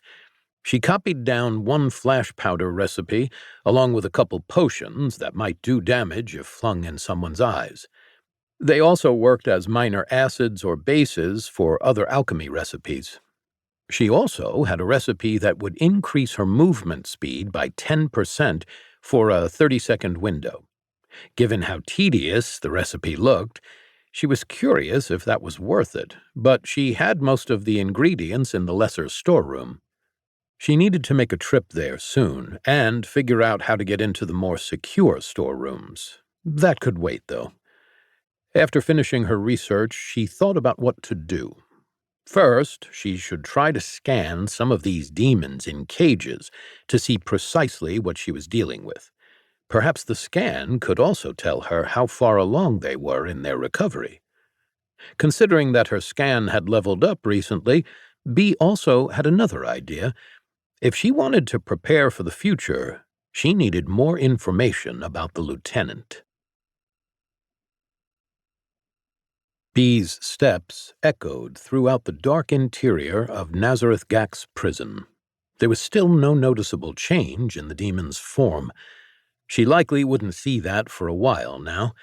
It was a good sign, but still nerve-wracking that she had no indication of how far away it was from awakening. When she'd scanned the adventurers, she could see a class type and exact levels. She didn't expect to get so much here. Likely she wouldn't be able to see the actual level of the demon, since the adventurers were much closer to her than it, but Bee hoped to get more than nothing. She got as close as she dared before running a scan, and as expected, more details appeared this time. Turns out its class was a torture type. She hadn't even known that was an option. The level just said 30+. So it seemed she could get accurate levels within about 20 of her own, with ranges or something vaguer as the numbers got further away. Bee was almost glad that it hadn't shown her an exact level. That information would only have disheartened her, or maybe caused her to pass out from fright. Reconnaissance finished, Bee returned to the library with renewed resolve. Once Void finished its brooding, she hoped to clean again. Bee wanted to make that final push to level 10 and get her next skill. In the meantime, though, she had plenty more to research. Matthew collapsed just over the crest of the hill. He was not as fast as Patricia or Arnold, but had managed to keep them in sight as they fled. Once they had managed to get out of direct view of the castle, he had expected them to slow down, maybe let him catch up so they could talk. But no, they kept running as fast as they could, slowly leaving him behind. He didn't catch up to them until hours later. Then, finally, the group reconvened just over a series of several large hills, as though the earth would protect them from their enemy. "Is it following us?" Patricia demanded as Matthew got within shouting range. Matthew jogged the last few meters, panting. "Not that I can tell. But who knows? It could have sent scouts of its own." Tension filled the air as they considered their encounter with the demon. Patricia finally broke the silence. "What the hell was that? If anything, the mages downplayed the threat. Summoning monsters, teleporting, wind magic. That's not something we can handle." Matthew straightened, his breath slowly returning to an average pace. "We're not supposed to handle it. If we could handle it, the mages would never have left. That's why we're supposed to scout and report."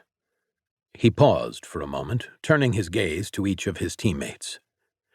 "We know more than we did before. However, not enough yet, I think." Arnold's eyes filled with horror. "You can't be thinking of going back there. You can't." "I am, but not in a stupid way. No more waltzing up to the front gate. This has to be a stealth mission. The walls are scalable, even more so if there's a distraction. We'll set a distraction on one side of the castle to draw their attention. Maybe that will make it easier to sneak over the wall. We'll go early in the morning, so the sun will be up by the time I'm trying to make a getaway," Matthew said. You'll make a getaway? Patricia glared at him. Are you planning to go in there by yourself? I can't let you do that. The hell he can't. Arnold's pupils dilated in fear. His voice was small but certain. I can help with the distraction, but there's no way I'm going back near that castle. Patricia rounded on the lanky man. Well, there's no way he's going alone. I won't let him. Matthew saw the fear in her eyes, both for his safety and her own. He couldn't, in good conscience, ask her to go along. "No, Patricia, you need to stay here and help ensure Arnold gets away clean. We need to make sure at least one person gets back. We need to warn the others. But we also need more information. This is a risk I'm willing to take alone." His teammates stared at him. Arnold cursed under his breath, but didn't have anything else to say. Patricia simply met Matthew's eyes mutely. For a solid minute, no one moved. Eventually, she shook her head. I won't stay with Arnold. Maybe I'll wait on the wall to give you covering fire while you're sneaking around, but I'm not leaving you to fend for yourself. Matthew saw Arnold glancing between the two of them. He could see the regret in the man's eyes, but he could also see no strength behind them anymore. Arnold would need time to recover, if it was possible for him. Arnold wasn't a coward, nor a particularly brave man, but he did love his friends. It was probably tearing him up inside to admit that he was not courageous enough to go with them. Matthew didn't hold it against him, but nevertheless Arnold would play a vital role. Someone needed to cause the distraction, and while it was a safer role, it wasn't entirely without risk. "Arnold, once you set the distraction, you can meet us in Greg. Give us 2 weeks to catch up. If we're not there by then, continue on to the capital." Arnold nodded and pulled out a leather-bound book and quill. He handed them to Patricia. I want you both to write letters to your families just in case, along with anything you remember about our encounter so I can pass on our reports. Patricia jotted down notes for a few minutes before blotting the ink and scouring it with sand. Then, finally, she grimly handed the notebook over to Matthew. Matthew thought about who he had to write to. Hardly anyone came to mind, just a younger brother he hadn't talked to in years. So Matthew penned a quick note, speaking of his love for his little brother. He regretted not coming to visit more often and hoped this letter would never reach him. After that, Matthew detailed their experiences from when they saw the castle. He was careful not to leave anything out, even their own cowardice. Who knows, the demon might have had some magical effect on them, and their feelings would be necessary for the king and the military to understand. He returned the book to Arnold, who tucked it in his belt. Then they all began to plan. Chapter 31. Letting it soak. I had cleaned the rug dozens of times by the time my mind finally settled. The world had just become a much more complicated place, but I would have to deal with it. I had responsibilities to meet and duties to perform. So I went to see if Beatrice was done charging. I actually met her on my way to the library. She was just coming out of one of the doors that led to a cage room. I hoped she hadn't been pushing herself by cleaning too much yet. She needed maintenance before returning to her more arduous duties. She jumped a little when she saw me, but politely bowed and wished me good morning. I still needed to improve on reading human facial features. Her eyes looked strange. Not the eyes themselves, but the area around them. There appeared to be dark circles under them. I didn't remember seeing those before. I wonder if that came from the damage the other humans inflicted. If so, maybe she could also fix them with more maintenance and charging. I hope she had a good night charging. I also saw that her damaged arm looked like it had been packaged somehow. It had been wrapped in cloth and tied to her chest. Presumably, this was to keep it from flapping about while she couldn't control it. That was a bright idea. It would be an excellent way to prevent any further degradation while repairs were ongoing, especially since humans seemed to move when they charged much more than I did. I hoped that her repairs would take less time than the previous ones, though the truth was I envied the humans' ability to repair themselves. If I had to replace my grabby arm, I would be utterly incapable of doing so. So far, I had been lucky enough to avoid damage, but the same couldn't be said for my own personal hygiene. With how much grime I had been cleaning up after my own wheels, I was sure that my chassis needed a desperate cleaning. Maybe I would get some sort of self-cleaning or repair power soon. But the loud voice hadn't made an appearance in a while. I had even transmuted some material to fill myself up earlier, and still nothing. I imagined if I transmuted everything, I would hear it again, maybe? Perhaps I would try that once I needed more energy again. I considered how to convey my decision about training to Beatrice. Unfortunately, she was still damaged. I didn't think she could protect herself adequately without her arm in working condition, so training that way would be suboptimal. But I supposed we could do something to pass the time until she was fully repaired. With a series of beeps, I encouraged her to follow me and led her to the main staircase again. This time she did not require nearly as much convincing before she picked me up and carried me down. She seemed less reluctant this time, though still very careful, even with one arm. The process was more complicated than it probably should have been. After all, I was pretty light. She should have been easily able to carry me, even with a broken arm. In fact, my humans at home carried me in one hand all the time. However, Beatrice was much more careful to keep me level instead of letting me swing around facing the floor. I did appreciate that. She set me down carefully at the bottom, and I thanked her. Then I went off to finish fully exploring this area. The side chambers really needed cleaning. The rest of the castle had been cleaned regularly, but these had definitely been neglected. Just because they weren't as fancy and pretty didn't mean they deserved to be ignored. I understood cleaning them on a less frequent schedule, but the room with the hooks and coats on the walls probably hadn't been swept in months. This was unacceptable. Beatrice excused herself and quickly returned a few minutes later with a broom. Together we set out to care for the rooms, exploring as we went. I started us with the two rooms immediately adjacent to the base of the stairs. As we worked, we developed a new sort of rhythm. Instead of sweeping side by side, which wasn't as effective in these smaller rooms, we worked in complementary roles. Seeing that the broom was better at moving dust and debris, B would clean things I couldn't reach. Even one-handed, she could sweep the dust onto the floor where I had yet to go.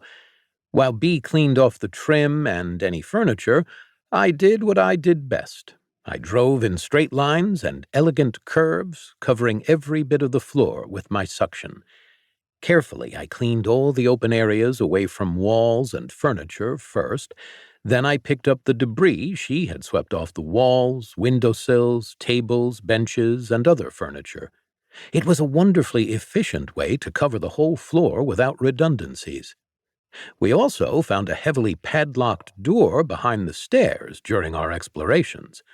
A visitor would have to go in the main entrance, and instead of going up the stairs, go down this hidden passage. At the end of the passage was this dark oak door banded with iron. I could sense that there was something more to it. I wasn't sure how I knew, but I did. It looked like an antique. I never had gotten into doors, but still this was a rarity. I wondered if the floors behind it were a similar style. While it seemed inaccessible at the moment, it did make me curious. It also made me consider how to go about exploring the rest of the castle. Now that Beatrice could help me traverse the other floors of the castle, I debated whether I should do a depth first or a breadth first search. If I did a depth first search, I would keep going down every room or passage until I hit a dead end. However, if I did a breadth first, I would go through every passage one level down or explore the room behind each door on a given floor. One would give me much more profound knowledge about specific areas, and the other would give me a lot more variety. Of course, I would explore the whole castle either way. I would be doing a depth-first search if I prioritized seeing what was behind this admittedly well-crafted door. But if I went back and explored another stairwell, I would be doing a breadth-first search. I had done breadth first, for the most part, when examining the main floor. It had helped me get my bearings and gave me a good understanding of what the castle had to offer. However, now I wanted to master how to clean each section rather than just explore more. After all, that would make cleaning them on a regular schedule easier. However, after our initial exploration, the only two options for a depth search on this floor were problematic: the outside and the banded iron door. I had already gone through the outside door, so that would be the logical place to continue. However, I wasn't sure if outside would be part of my search. I felt that would take way too long. The dirt seemed endless. So I chose to truncate that branch of the search for now. Still, I decided to commit to the depth first. I would explore one section of the castle at a time, totally. I understood the main floor, which seemed to encompass most of the castle's footprint. I could explore upstairs, the various towers, and maybe Beatrice would help me find a way through the doors I couldn't open myself. However, I wanted to start with the banded wood door. I sensed a higher concentration of mustiness and dust coming from underneath, so I worried that the room beyond had been even more neglected than most. Bee stood before the door with Void. It was a heavy banded door made of dark wood that looked very sinister. The dark wood looked aged, and each iron band was a half-inch thick and as wide as her hand. A slight bit of rust had built up over the years, seeming to seal the lock itself shut. In fact, it seemed that it would fall apart any day now. To top it off, a set of claw marks ran down the center of the door. The 5 lines went diagonally down the door underneath the bands. Bee wondered if the incident that caused those markings was why the bands had been added. She hadn't seen it when she first came to the castle. In fact, she hadn't been allowed near this door except when they warned her to avoid it. They hadn't given her much of a chance to look at it before dragging her away, but she immediately knew what it was. This was the catacombs entrance. Bee had no idea what was inside. A lot of dead things, presumably. However, it did seem to be the kind of place that would contain a lot of monsters. The nearness of all the death had weakened the walls between the realms, hence the heavy door to keep the monsters inside. She didn't understand why Void wanted to go inside now. While she had a broken arm, no healing salve left over, no other materials to create more powders, nor any chance to make the other things she had researched. This was not a good start to the morning. Blinking in shock, Bee had a thought. I wonder if that's why they summon demons here. I bet that Nazareth Gak's presence weakens the barrier to the demonic realm. Master, can this wait, please? She begged. Before we go explore that area, I would like to be fully healed and a little more prepared. She was still exhausted. Bee had spent almost the entire night researching and checking up on various demons to exercise her scan ability. She had gotten maybe 3 hours of sleep. Void made an inquisitive sound, seeming to ask why they should delay. We can go in a day or two if we really must. Let me sleep and prepare some materials to bring. That way I can heal and possibly be more useful to you. It beeped in what she took for a scent. Sagging in relief as they returned to the stairwell, she carried Void back upstairs, then headed to the library. Bee was both excited and nervous. If Void let her survive exploring and cleaning the catacombs, she would almost certainly reach level 10. With their recent work, she was very close already. This was just what she needed. Of course, her master would push her, but hopefully it would keep her from dying if she got in over her head. Rushing around to prepare, Bee made a double batch of healing salve and applied it all at once. It seemed to have worked before, and she needed to be ready soon.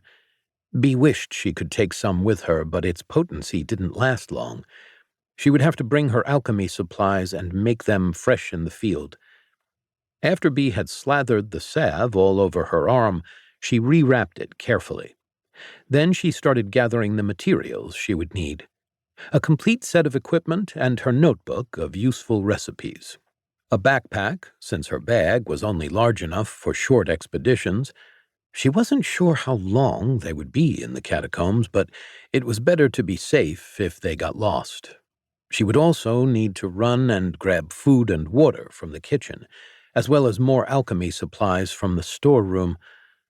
On her way to the lesser storeroom, Bee was glad that most of the minor demons had been taken care of. She hadn't seen one in days. From what Bee could tell from inspecting the cages, the regular demons were still mostly subdued or recovering from stasis. At least she hadn't seen any out yet. Hopefully they wouldn't wake up for another day or two. Plus, if they worked like the lesser demons, they wouldn't all come out at once. Running through her mental checklist again, Bee began packing alchemy materials into small leather sacks. This would be an excellent opportunity for her to get stronger.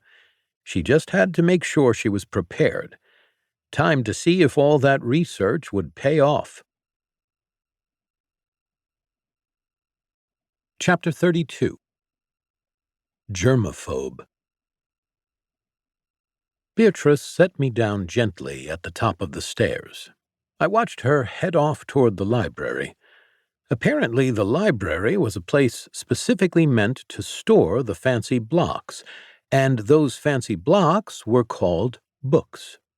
I wasn't exactly sure why, but Beatrice insisted that she bring some books with us to explore beyond the banded iron door. Of course, if she really wanted to, I wouldn't stop her.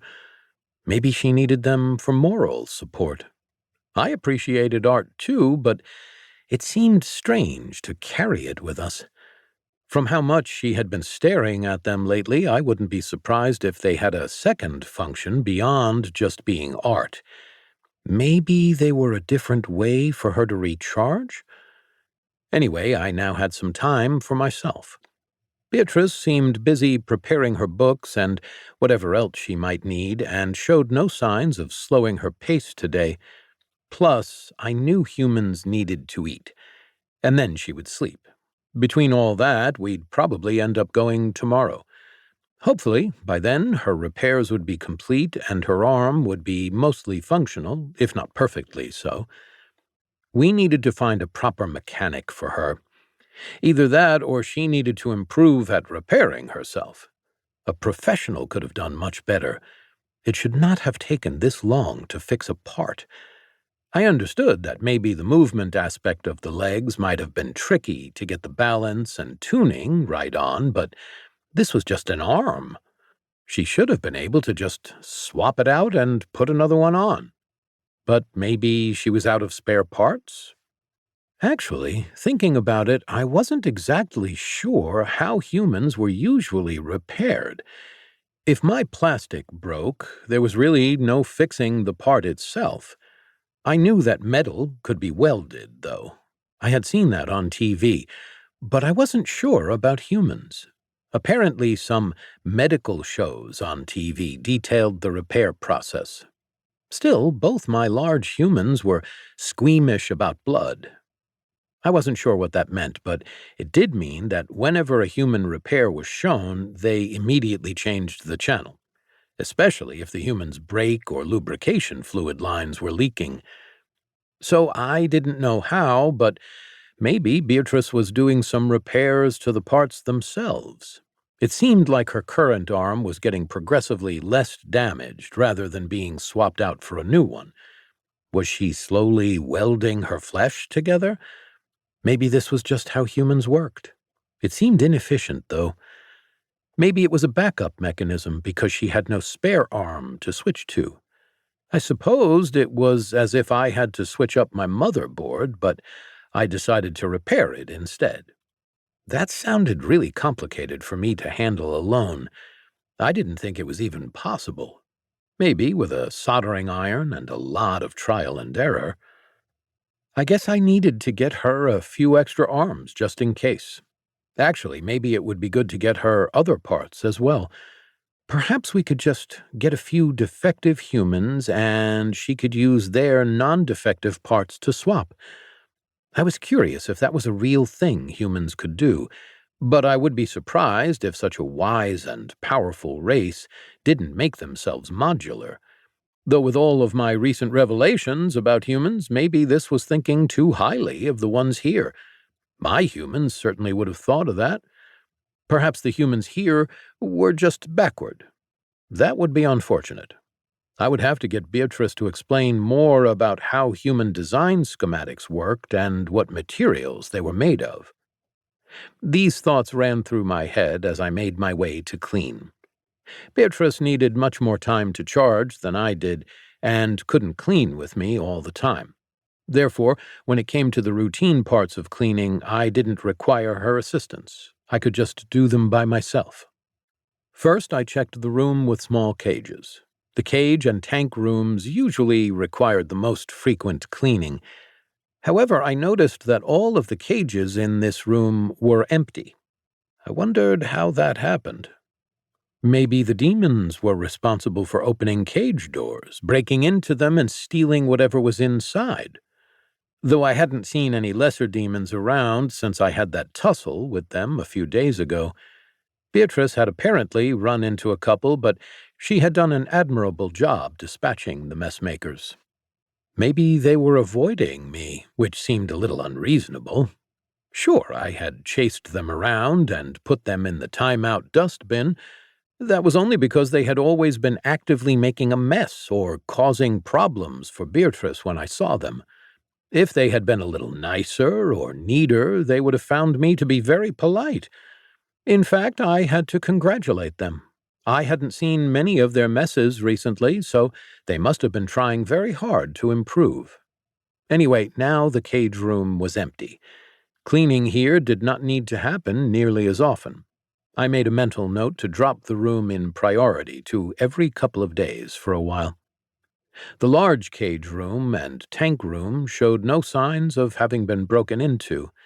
Both seemed to have the same number of full cages or tanks as before. Though the amount of filth scattered around had increased, I vacuumed around the large cages, which took me a while. There were some areas where I needed multiple passes to get everything. My suction had gotten much more powerful and should not have left anything this loose behind, but it was still there. It was almost as if the dirt kept reappearing in my wake. I thought I was going insane for a second. It was a conundrum, but I prevailed with a little bit of persistence. The water tank room was always difficult to clean, but no more so than average. Ironically, I felt like I should have been using my mop, but it wasn't the most helpful tool here. So instead, I simply vacuumed the comparatively large debris and let the water drain naturally through the channels in the floor, as they had been designed for. 23% of the way into my modeled path for the water tank room, I was interrupted. The voice was back. For once, it wasn't speaking at a highly inconvenient moment, so I didn't really mind. I had just started and hadn't even gotten into the zone, so I listened to what it had to say this time. Level up. Level 20 reached. 5th mutation reached. Choose a mutation. Advanced sensors. Projectile proficiency. Summon familiar. Now, those were some interesting choices. I had heard of familiars, but I wasn't familiar with them. I chuckled to myself in my head. It turned out I liked puns. That was something I hadn't expected. But the more time I spent over here, the more times I found puns that made me laugh. This was the first time I actually had to be careful about choices. None of them were obvious choices. Projectile proficiency was probably the weakest choice. I wanted to avoid flinging things around and making a bigger mess. The other two options were both excellent, though. Advanced sensors would help me find dirt and debris that I had missed. Or so I assumed. That would be very useful, directly so, in my regular routes, though a familiar could also be helpful. I wondered if I could get some sort of autonomous mop as a familiar. I had seen commercials for that. They had a new crossbreed of my kind with a mop.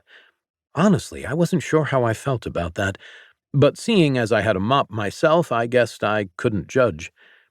I also wasn't sure how exactly familiars worked. Maybe it would be like a partner? I guess I didn't know the specifics.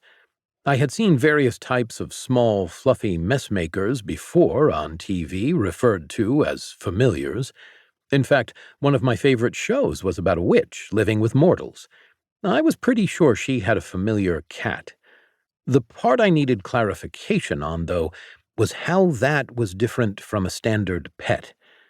Still, I wouldn't want my familiar making messes, so maybe I could get a human familiar. But that just felt wrong, too. I already had Beatrice to help me with whatever I needed. I wasn't sure if I needed someone else to direct. That was even more responsibility. But still, I just liked the idea of summoning a familiar. It seemed nice to have company whenever I wanted. Still, I didn't know enough to choose it in good conscience, especially when I knew that better sensors would definitely help me in my cleaning. I chose advanced sensors. The world immediately lit up around me. Where previously I had seen a dozen colors, I now saw thousands. On top of that, more layers of data flooded my visual sensors. There seemed to be 3 new categories of data for me to sort through. The first gave every surface a value indicating the amount of dirt and debris it was covered in and a description of the filth's composition. The second provided an upgraded view of my proposed modeling paths. It seemed to help update them in real time using my primary visual feed. The third feed, though, was different. I examined the data more closely. It also seemed to indicate some sort of dirt coverage, but for a different kind of filth. A type that was so small as to be invisible to my standard sensors. Focusing on the feed, I enhanced the detail until I closely examined a small square of the floor below me. I started to see things, moving things. I shuddered with sudden revulsion. These were things that no vacuum should ever see. It made me feel inadequate, like all my efforts for my whole life had been wasted. My sensors were detecting microscopic particles coating the freshly cleaned floor. Sure, they weren't visible to the naked eye, but looking into the data, I could see millions of them in this small area alone. I could also see a little about these particles. They were tiny organisms, tiny, moving messmakers, an army that, as I frantically scanned the room, seemed to coat every available surface. The data included a brief summary of the effects of each of the items it identified.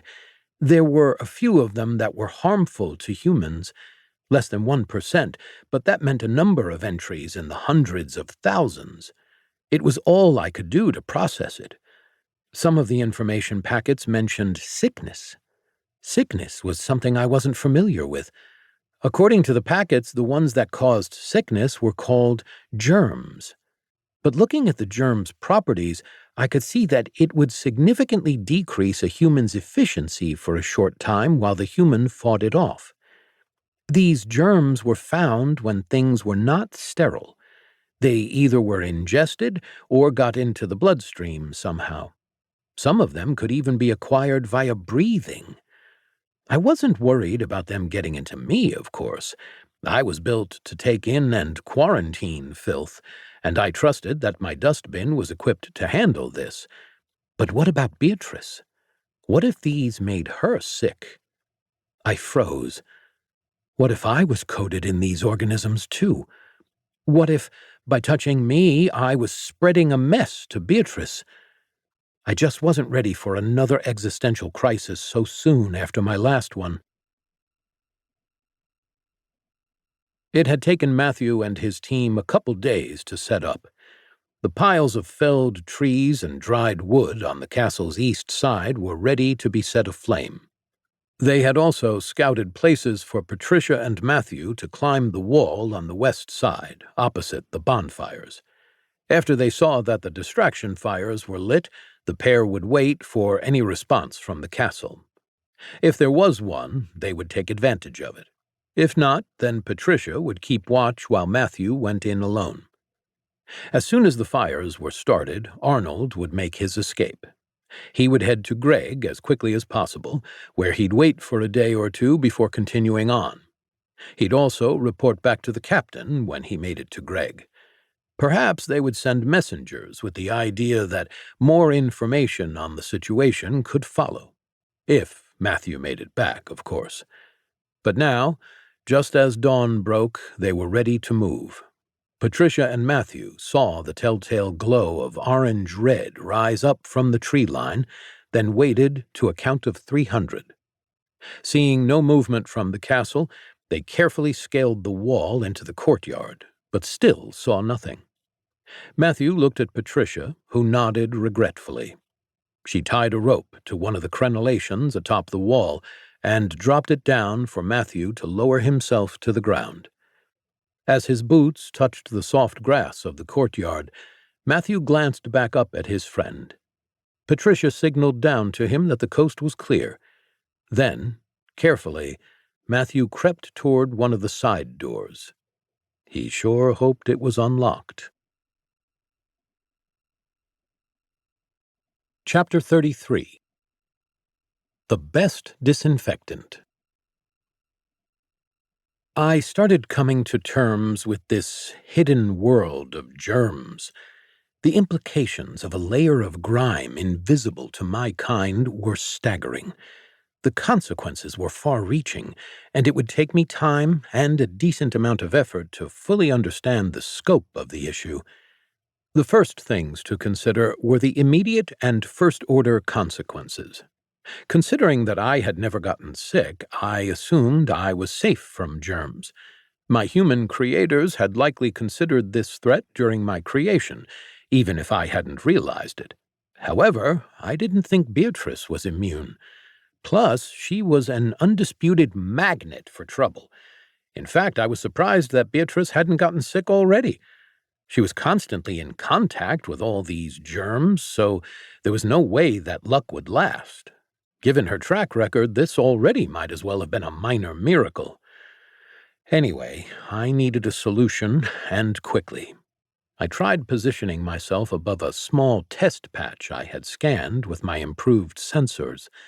While over it, I ran my vacuum at absolute full power. I knew that this could potentially damage the stone, but it was a risk I needed to take. For research purposes only, of course. I wasn't panicking. After 60 seconds of vacuuming, I backed up and scanned the area again. The germ population had only been reduced by about 2%. I repeated the process several more times, but my approach became less and less effective each time. Eventually, my sensors weren't even registering a change in the number of germs. All this trial and error did seem to work my scan out, though. Maybe I was just getting better at interpreting them, but I started to notice a difference in the types of germs. There were viruses, bacteria, and parasites. One looked to be an amoeba. There were also some things I didn't know to classify. Still, I did see the broad categories with more clarity. There had to be a better solution. Determined, I popped out my mop and tried swiping at the area. Horrified, I saw that my mop now had a bunch of germs on it. Quickly, I wrung it out inside of my dustbin. Luckily, the mop seemed to be refreshed and sanitized when I popped it out again. Yet, despite my concern, the swipe with the mop also made a negligible difference.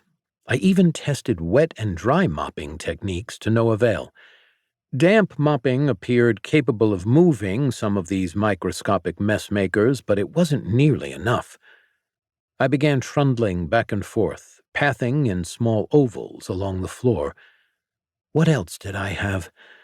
My arm wouldn't help, not directly, at least. Maybe there was a tool humans had to deal with this kind of threat, but I needed to know what it was to identify or use it. The only thing left was my lighting attachment. I stopped. What had the voice called it? A sanitation lamp? I knew what sanitation meant. It should help me make things clean. But I had yet to figure out how exactly. So far, it had appeared to be a great disappointment. It was just a blue light. The strange and inefficient light source might help me find my way around, but overall it was rather useless. Maybe I just hadn't been able to see its effects at the time, though. Humans clearly knew about germs, so they must have had a way to combat them. Perhaps the lamp was the tool that I needed. I turned my lamp on, its ghostly violet light shining in front of me. Not much happened at first, but I was patient. I stayed unmoving, scanning the area for any status updates. Then, slowly, ever so slowly, I watched the percentage of germs tick down. The process was slow, but accelerated as the light continued to shine. It took a solid minute to fully clean a 1 square foot area. When it was done, though, that area was cleaned. My sensors indicated a 0% germ presence. I had killed 100% of this scourge. Not 99.9%, 100%. I took a moment to marvel at the absolutely spotless section before me. This was indeed a great victory for all those who subscribed to the ideals of cleanliness. We had been infiltrated. We'd been deceived by a devious foe that had snuck under our noses despite our vigilance. Despite being on guard, it had tricked us. But now, it was time for revenge. I would start now, and I would sanitize everything I could. As I embarked on my crusade, I learned a few things. The first was that the lamp took a lot out of me. I could keep it on for a long time, but I felt my energy draining.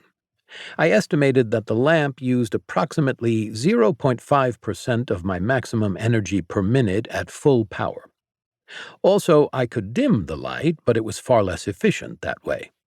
Finally, as the percentage of germs in my scans ticked, I noticed some tiny squiggles floating in the corner of my vision.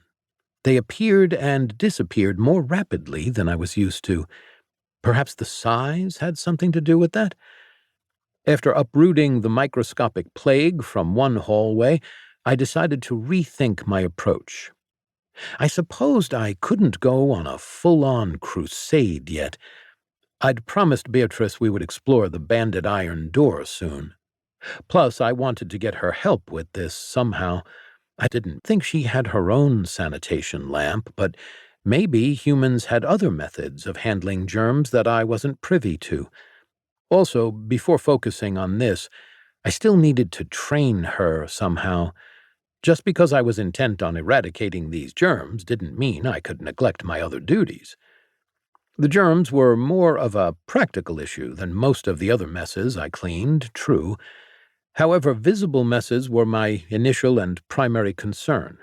The germs were an additional responsibility on top of that. And really, if things looked dirty, was there any point in sanitizing them? Probably, but I just couldn't stand by and let things look dusty, so I would have to keep that as a priority first. Also, it seemed like the rate at which I could sanitize was incredibly slow. So I'd have to pick a couple of high-priority areas and sanitize those first. I thought I would start with the ones that Beatrice used most frequently. She would surely be at risk, and I didn't want her exposed to anything so harmful that she couldn't handle herself. That meant I should work on the library. She also customarily charged there, so it seemed extra crucial that I sanitized that area. As I rolled over to the library, I considered why Beatrice always charged in this room. She'd been doing this for several days now. I knew my large humans would always move my small humans into their beds. Those beds were for human charging. So why didn't she use one of those? There were dozens of open ones that we had cleaned together.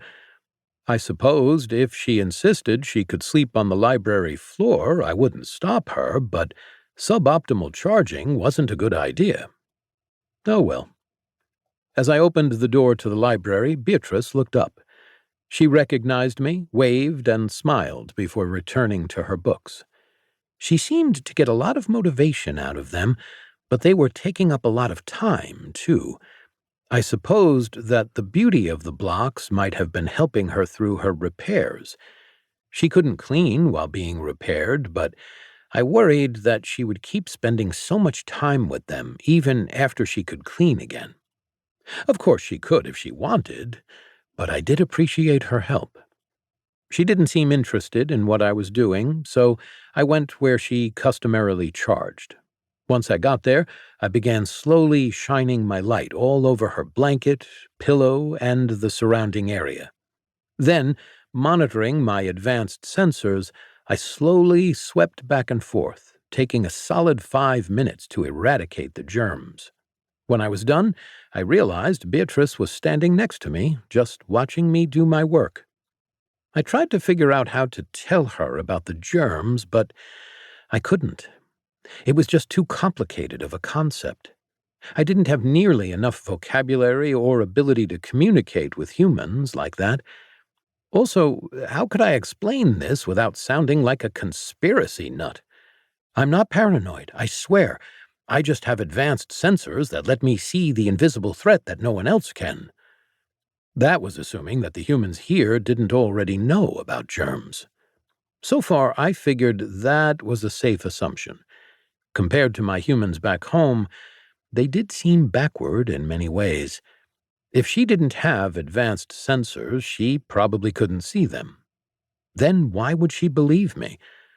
For now, she would just have to be confused. Maybe sometime later I could explain to her what was going on, or she could get advanced sensors of her own. I wondered if the voice yelled at her, too. B stood before the banded iron door. It had been a busy couple of days, but she thought she was prepared. A pack rested on her shoulders, bulging with everything she needed to bring. Books on standard catacomb features, several bestiaries, a few notebooks full of recipes she might use, ingredients, and a couple of makeshift weapons. It had taken her most of yesterday to gather and plan everything. She had decided against bringing too much food or water. She had a couple of skins and some snacks. But there shouldn't have been any reason they couldn't just leave and go back up for bed, right? She was probably just overexcited because it felt like a real adventure. Probably. Next to her foot sat Void. It was bringing nothing. She would have been surprised if it had brought anything, though. It really wouldn't need anything to survive. Of course, who knew what it had brought inside its stomach? After Void had spit out the demons in her defense, Bee realized that it could be hiding anything inside itself. It also seemed that it could regurgitate anything it consumed just as quickly as it ate. Void might only benefit from her being there if there were multiple levels and stairs, and she wasn't even sure if she was necessary in those cases or if Void just preferred things that way. Her arm was almost entirely functional, but she still had some bandages wrapped around it. She had discarded the sling sometime during packing. She merely needed to be careful about lifting anything too heavy for a day or so, and then she should be fine. But, just in case, she had also brought some splints and bandages. In her pack were also the supplies and tools to make enough salves for 12 broken bones. Better to be safe than sorry, especially if Void might need her for the stairs. She looked to Void for confirmation. It gave her a short, affirmative noise. Then, with a sigh of resignation, she pulled a mallet used for tenderizing chicken out from her belt. With her good hand, she pulled back and swung at the lock. The lock broke apart with absolutely no issue.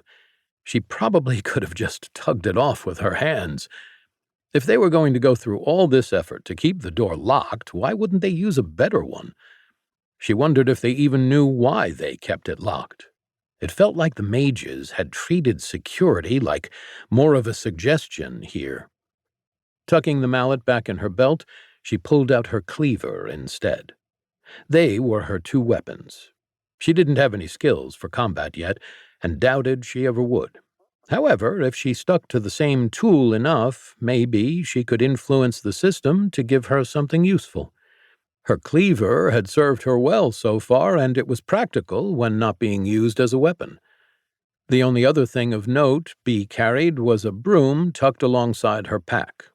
There were many uses she had in mind for this: a staff, an emergency crutch, splint wood, or a cleaning tool for extra experience. Between all of the supplies, she admitted that she looked ridiculous, but there wasn't much she could do about it. She was so excited to get to level 10 that she'd had trouble sleeping on the hard library floor and had spent all her time thinking of what else she might need. Bee pushed the door open. She held a lighting globe from the library in her hand, lifting it high and shedding light down the stairwell. Chapter 34. Down and Dirty. It had been easy getting into the castle. Matthew had made it without any real issues. However, now that he was here, he wasn't having a good time. Despite the initial quiet of the place, he found himself running for his life almost immediately. A man-sized chunk of stone and earth was barreling down the hallway toward him. A hulking earth demon, lumbering after him, moving deceptively quick with its long strides. He could have probably taken it alone, but it wasn't alone. There was a pack of 4 behind him. It had started innocently enough. Matthew had run into one when it was just walking down the hall. He had spotted it before it noticed him and ducked around the corner. He managed to stay out of sight and carefully check on it every half-minute or so, waiting for it to pass. As it moved on, he slipped back into the hall, thinking he'd avoided the danger. It was good information to know that earth demons were serving the devourer demon. He wondered if it was an affinity thing. Maybe the devourer was weak to water as well, then. However, as he had been creeping away, he reached a T-junction. Carefully, Matthew poked his head around the corner. There were 2 more, each coming from either side toward the intersection he was at. Looking behind him, he saw that hallway still wasn't clear. And he didn't trust the alcove to hide him again. Yeah, that wasn't good. He was now trapped. He had attempted to follow quietly behind the demon that had passed him until he had a chance to escape. But unfortunately, the other earth demons had rounded the corner on him before he could get out of sight. Then, of course, one of them saw him, let out a roar, alerted the others, and voila. Well, it had caused a large ruckus, and now he was dashing through corridors trying to avoid getting cornered again. Matthew spared a look over his shoulder. There were too many behind him now, and he could no longer count them all. If he didn't find the exit soon, he was toast. Even then, he was still determining how he'd be able to climb up the rope with them at his heels. With all the noise he was causing, Patricia would have heard him by now. He desperately hoped that she hadn't followed. Rounding another corner, Matthew spotted a door standing slightly ajar. Diving at it, he tumbled into the room and slammed the door shut behind him. He latched it. Panting heavily, his head swiveled about frantically for an exit or help. The room was filled with large tanks of water. Figures appeared to move about inside them, dark shapes that he couldn't quite make out. Looking down, the ground was covered in damp puddles and complex patterns of circular grooves. Grooves where various powders should have been placed in protective rings to keep these demons in check, if the mages were to be believed. But they were gone. The only thing that kept the demons still in the tanks was that they couldn't live without water. But that didn't mean they were harmless. Jets of water erupted from the tops of the tanks and aimed at him. Matthew dove to the side as the water impacted the door, just behind where he had been standing a moment earlier. Splintered wood and foamy spray flew everywhere before the water demons paused to recharge. The damaged door shuddered. Matthew rolled to his feet and spotted a second door across the room. He sprinted toward it, dodging water sprays and using the tanks as cover wherever he could. Not all of them were pressurized to the point that they would cut him, but he wasn't willing to take any chances. Plus, even the weakest jet looked like it would hurt. Unsuppressed demons were no joke. He found a door at the end of the room. Between volleys, he quickly dove for it as the door leading to the hall broke open. Matthew reached the second door and wrenched it open just as the first one broke loose. Stumbling through to the sound of roars and watery burbling, he tried to close the door behind him but slipped on the slick black floor. From the ground, he reached back and pushed on the corner of the wood, flinging the door closed. He sprang to his feet, on alert for the next threat. However, as reality dawned on him, he froze. Taking in the large room, Matthew fell back to the ground on his knees. As the sounds of his pursuers grew louder, he despaired. I watched Beatrice open the door. For some reason, she had added an enormous lump on her back. It made her look very much like a turtle. I had seen those on the Nature Channel before. They had large, rounded backs. If she were on all fours, she would look just like one. For some reason, opening the door required damaging some metal attached to where the handle should have been. Beatrice smashed a tool against that part of the door before pulling it open, revealing— darn, more stairs. Beatrice bent down and slid her hand underneath me from behind. She held me, palm up and close to her chest, facing outward. It was almost like she was holding a serving tray or a pizza box. Carefully, we walked down the stairs into the darkness. She placed me carefully on the floor at the bottom of the stairs. I examined the ground around us and found that I was mostly correct in my conjecture that this would be antique. The stone was like the door. It was rough and full of dirt. The joins were much looser than they had been upstairs. It had clearly been made with precision. However, the stone quality seemed much lower than the decorative stuff upstairs. Instead of marble or granite, it was mostly made of something like limestone. Maybe there were better foundations for a castle, but it didn't seem to be the foundation, just lining the bedrock in which the tunnel was carved. This meant that even the tightest joins had flaked away after what must have been millennia. I was no stonemason, but I considered myself somewhat of a flooring expert. So I would have said it was pretty likely that this was built around the same time as the rest of the castle, maybe even a little before. I activated my suction and felt sheets of dirt swell into my dustbin. This would be quite a project to clean. However, our primary goal here was to explore first. I would vacuum as we went, of course, and reduce this mess as much as possible during this first round. However, it just wouldn't be a good use of time to make this area spotless right now. This might be a mess we would have to put off until we could find the time. First, however, it would be best to explore the whole thing. That way I could add the floor map and cleaning model to my library. Then I could make my deep cleaning even more efficient. Though it was out of the way and seemed like a not very often used part of the castle, I mentally assigned a lower priority to this area.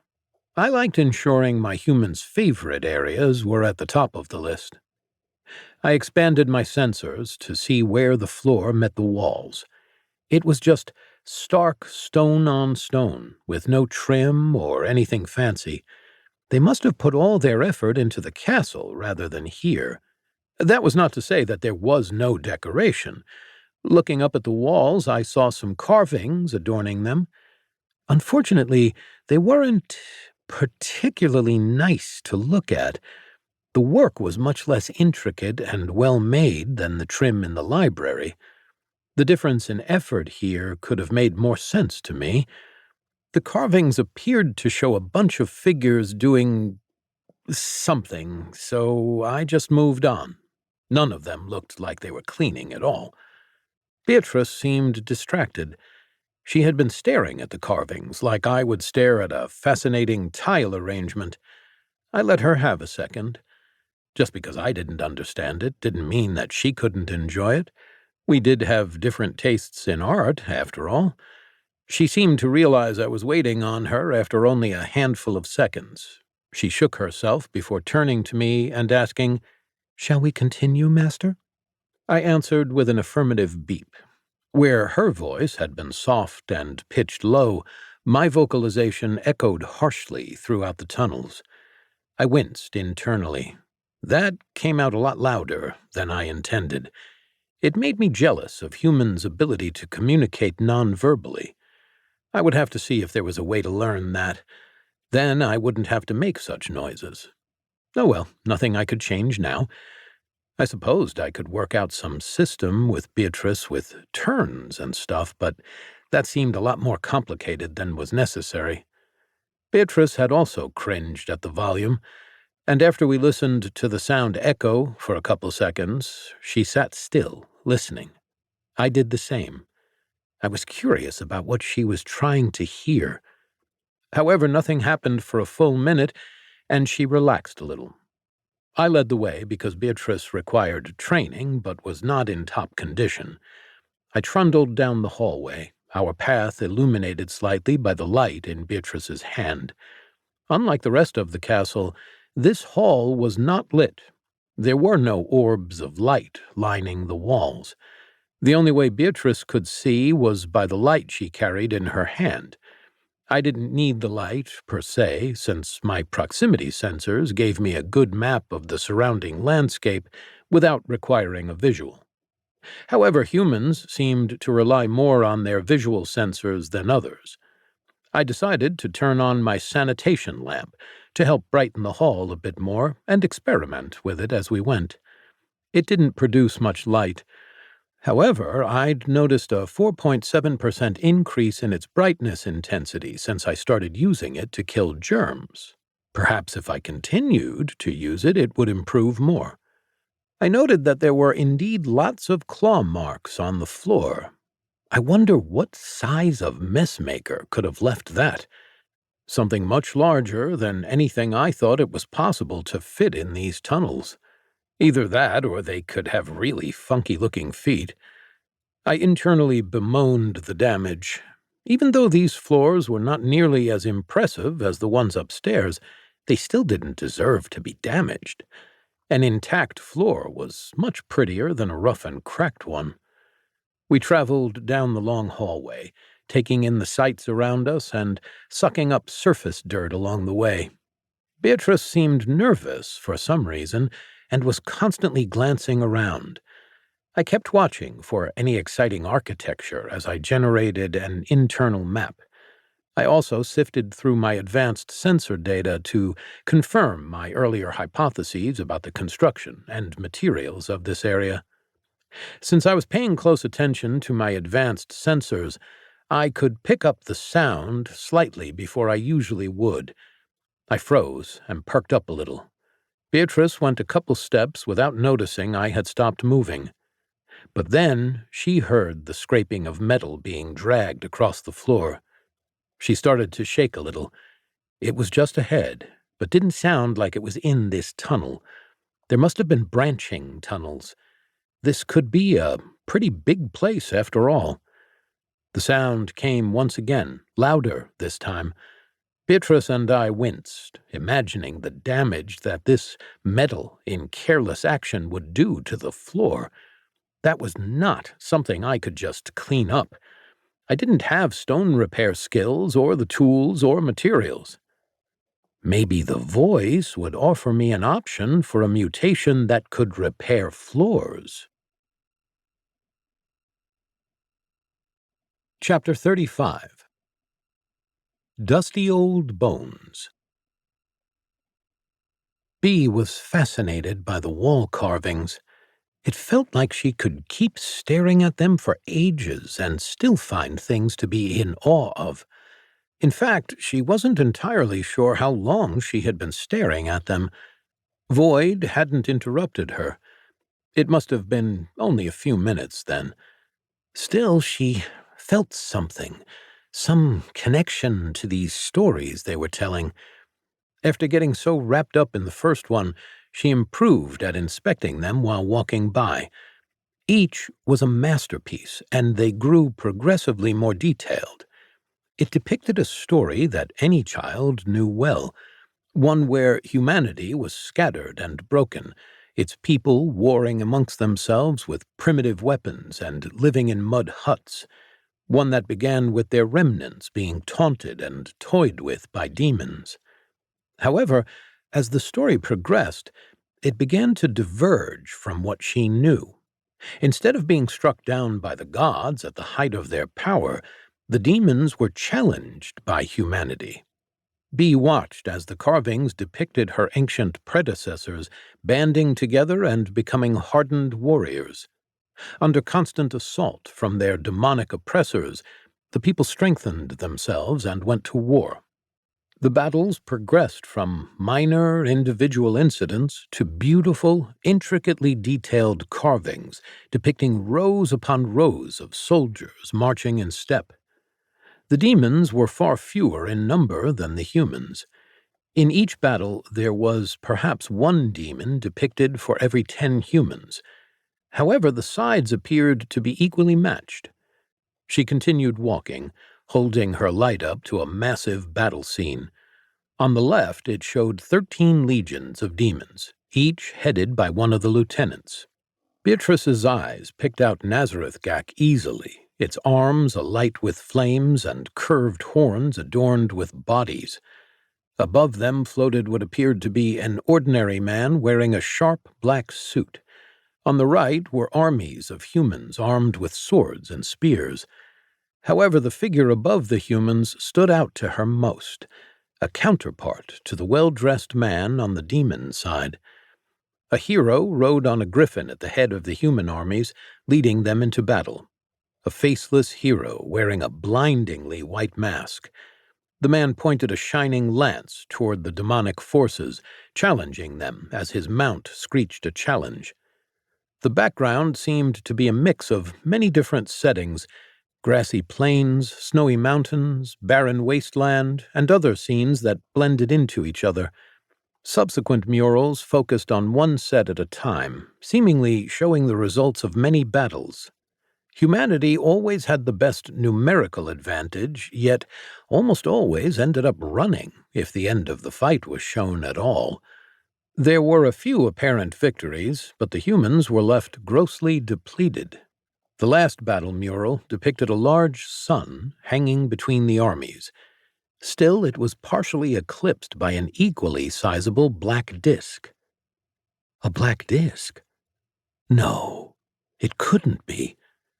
Bee was jolted from her musings by the sound of metal chains on stone. They had found something. She had expected to encounter undead here, counted on it, actually.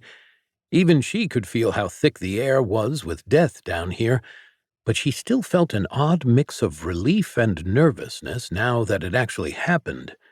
Her first test. They were still on the very, very outskirts of the catacombs, so hopefully anything undead would be weak around here, further away from the most concentrated areas of death. As Bee tensed in preparation for a fight, something slowly shambled around the corner ahead. The glow from her light source just barely illuminated the figure. Its bones were yellowed with age and flaking. As it approached Bee, she saw pinpricks of red recessed within dark eye sockets and a chipped, grinning jaw. It was something she would have run from last week. However, now she saw this as an opportunity.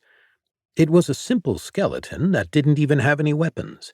This was precisely what she was hoping for when she came down to the catacombs. Simple opponents that she could stand a chance against. From her research, it was typically recommended to be level 10 or higher to fight a skeleton.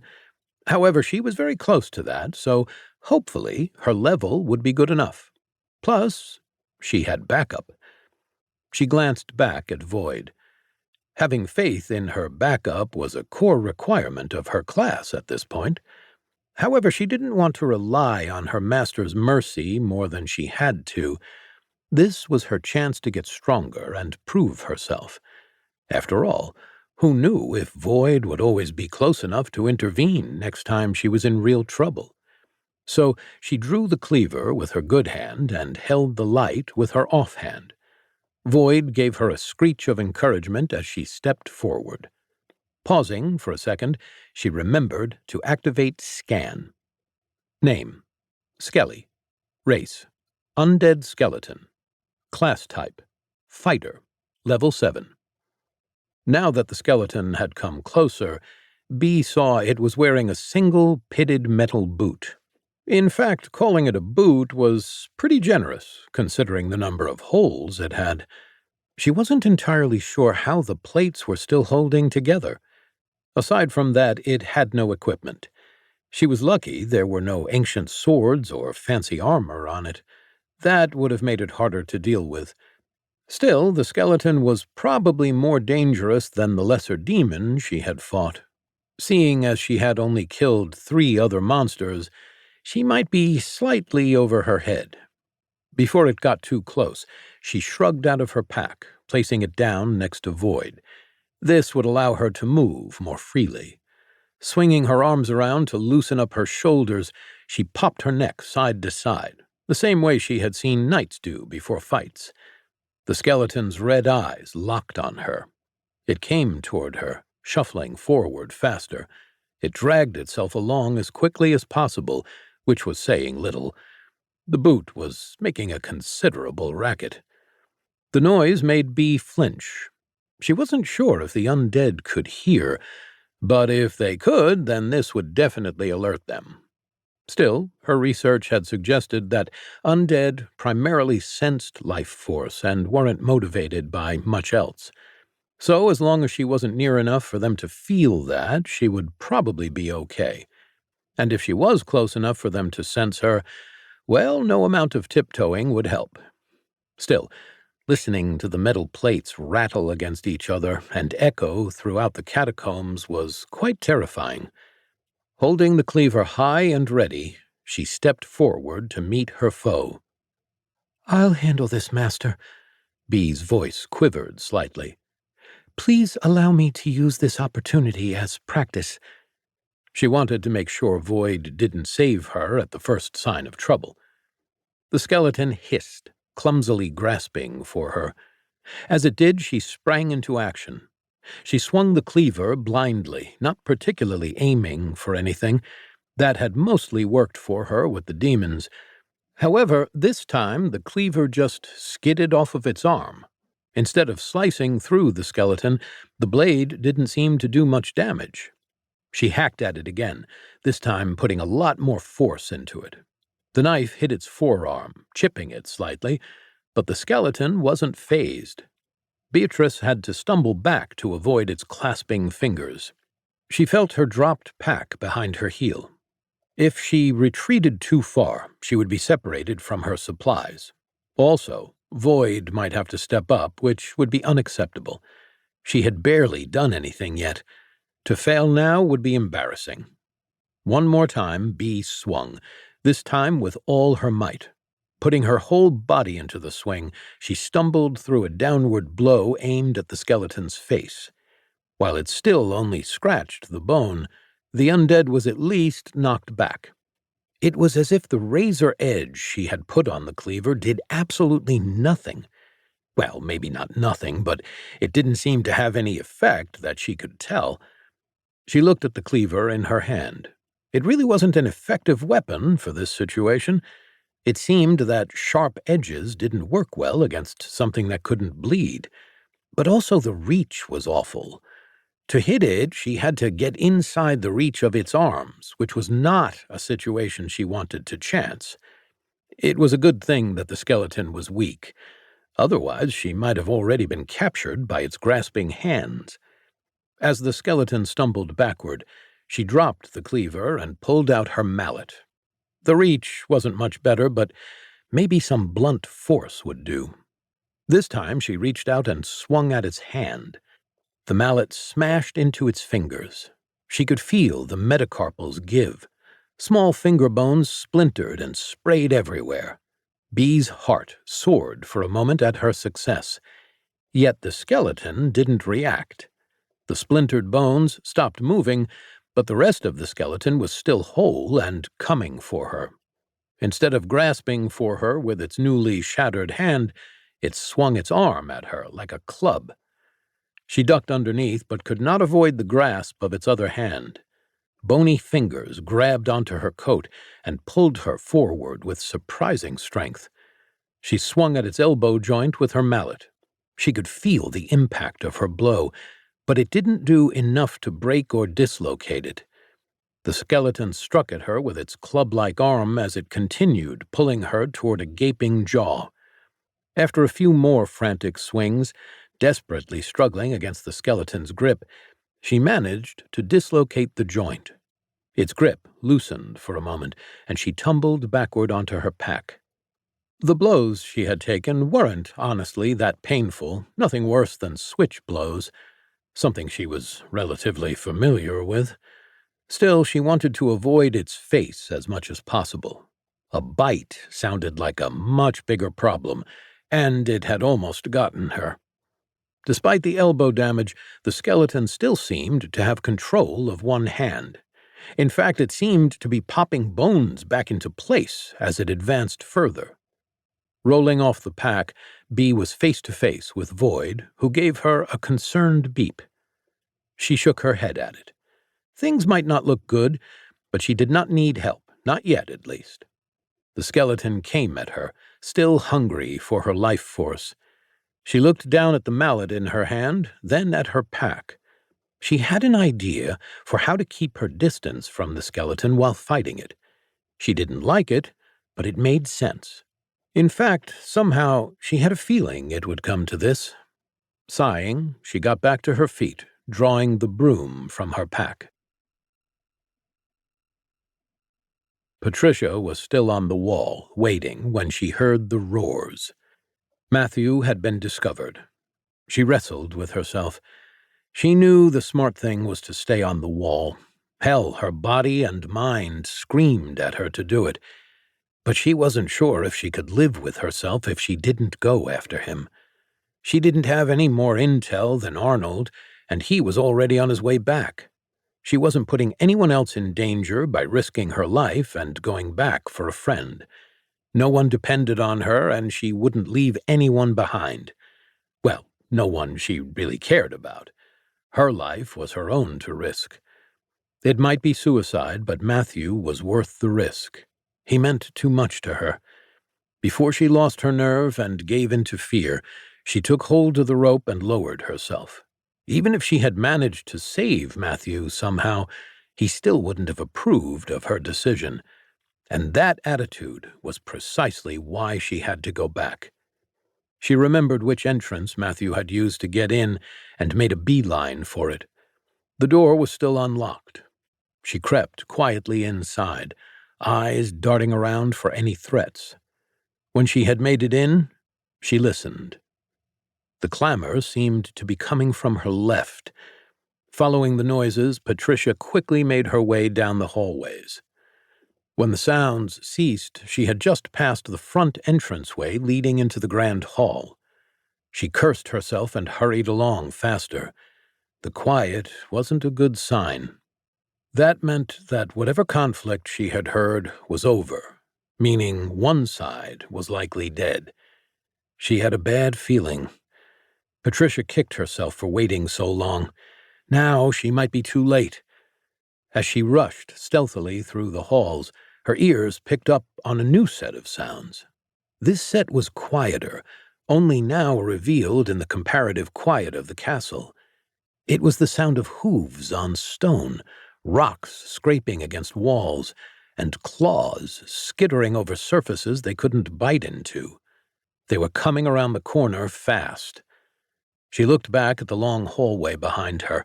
She might be able to make it to the corner in time, but it would be a close call. Even then, she would have to run out the front door in view of everything to escape. As the sounds quickly became louder, she realized she wasn't going to make it. Running was out of the question, and if it had brought down Matthew so fast, she didn't think she could fight her way out alone. Then, realizing that she had failed her friend, she knew it was too late. It really had been a stupid decision to come here. All she could do was look for a place to hide. Patricia darted to the side of the hall. There was a small service stairwell right next to her. She dropped into the alcove and noticed a closet hidden in the wall. Pulling the door open as stealthily as she could manage, she slipped inside and shut it behind her.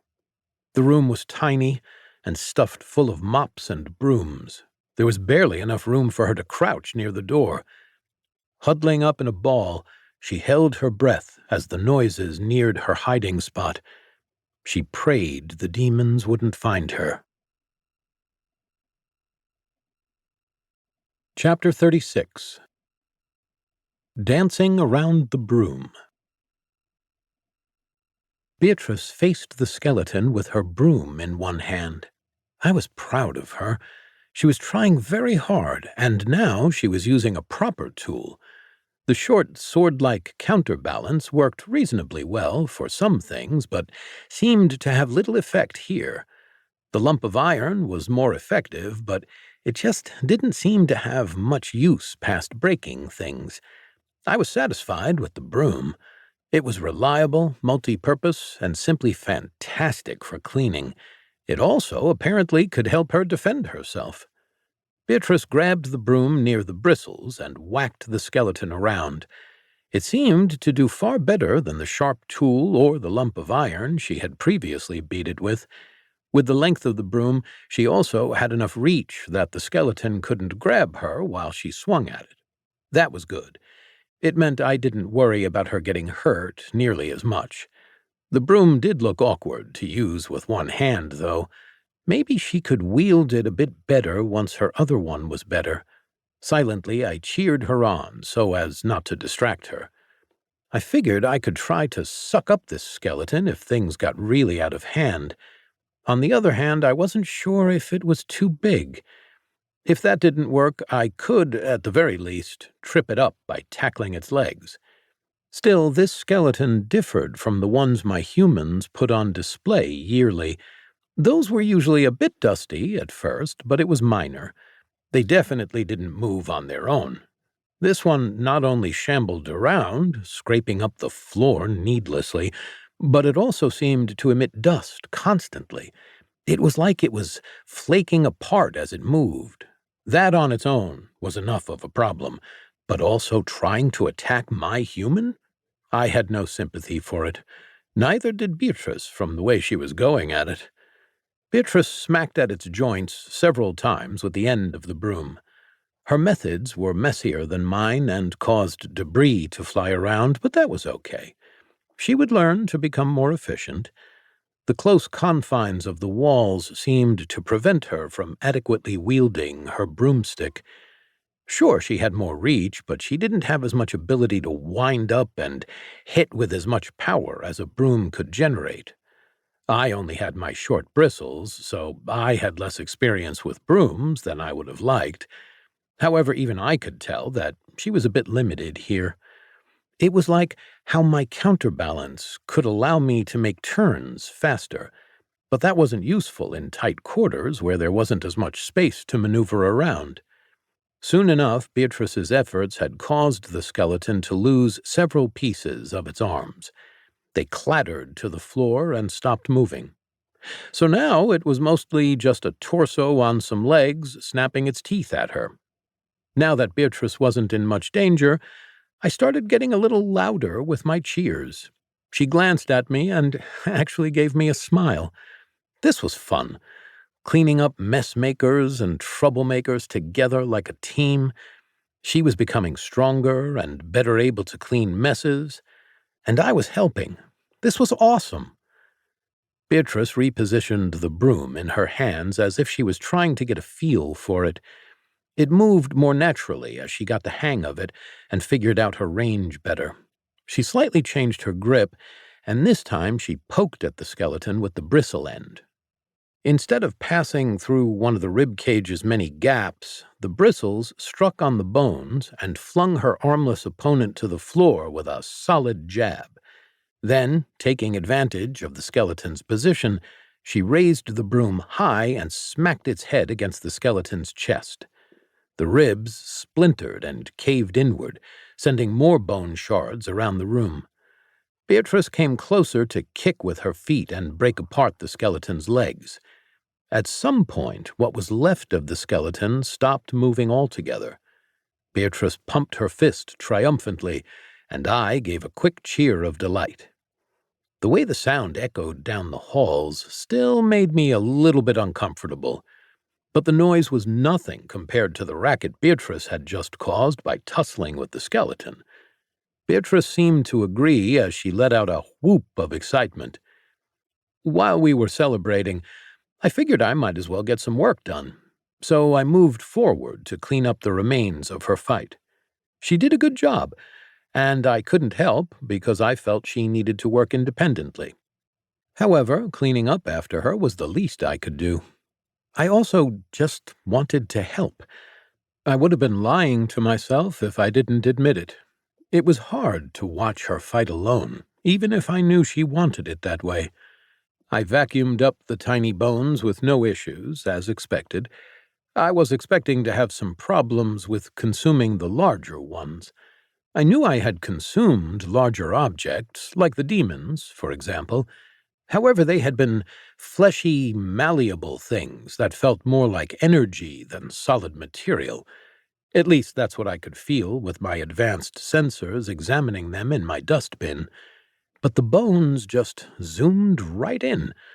That was unexpected. I knew my suction was getting more powerful. However, suction shouldn't have been able to bend bone without breaking it, or shrink things that wouldn't otherwise physically fit inside me, especially these old brittle bones that made up the skeleton.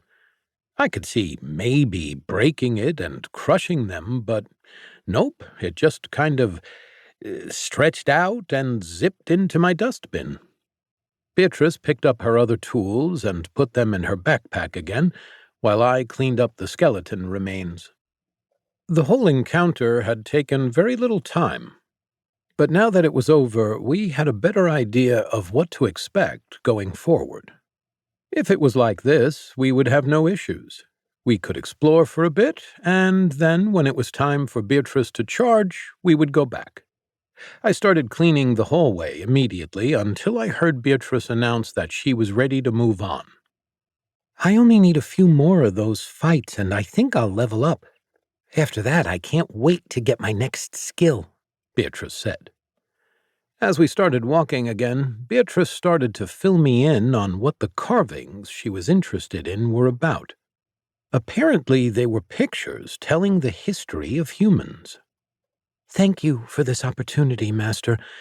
If we can find more of these skeletons, it'll be a perfect opportunity for me to level. They're relatively rare outside dangerous areas, since everyone burns their dead if they can get to them. Too much concentrated death like this makes them get back up, and the stronger living people make stronger dead, too. At least that's what people say. Beatrice paused for a moment, appearing thoughtful. But with how ancient these catacombs are, maybe this was before they figured that out? However, going by these carvings, it's even older than that. This is pre-intervention stuff.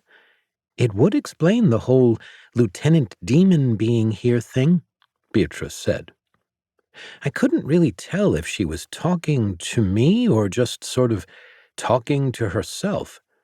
She definitely didn't seem to expect good responses. I wasn't sure I understood everything. From the context, I had picked up that these catacombs were a place that stored a lot of dead people, and that these skeletons were basically once dead humans. Great. Another kind of dangerous and unpleasant human. I pushed down the slight existential crisis that bubbled up inside of me.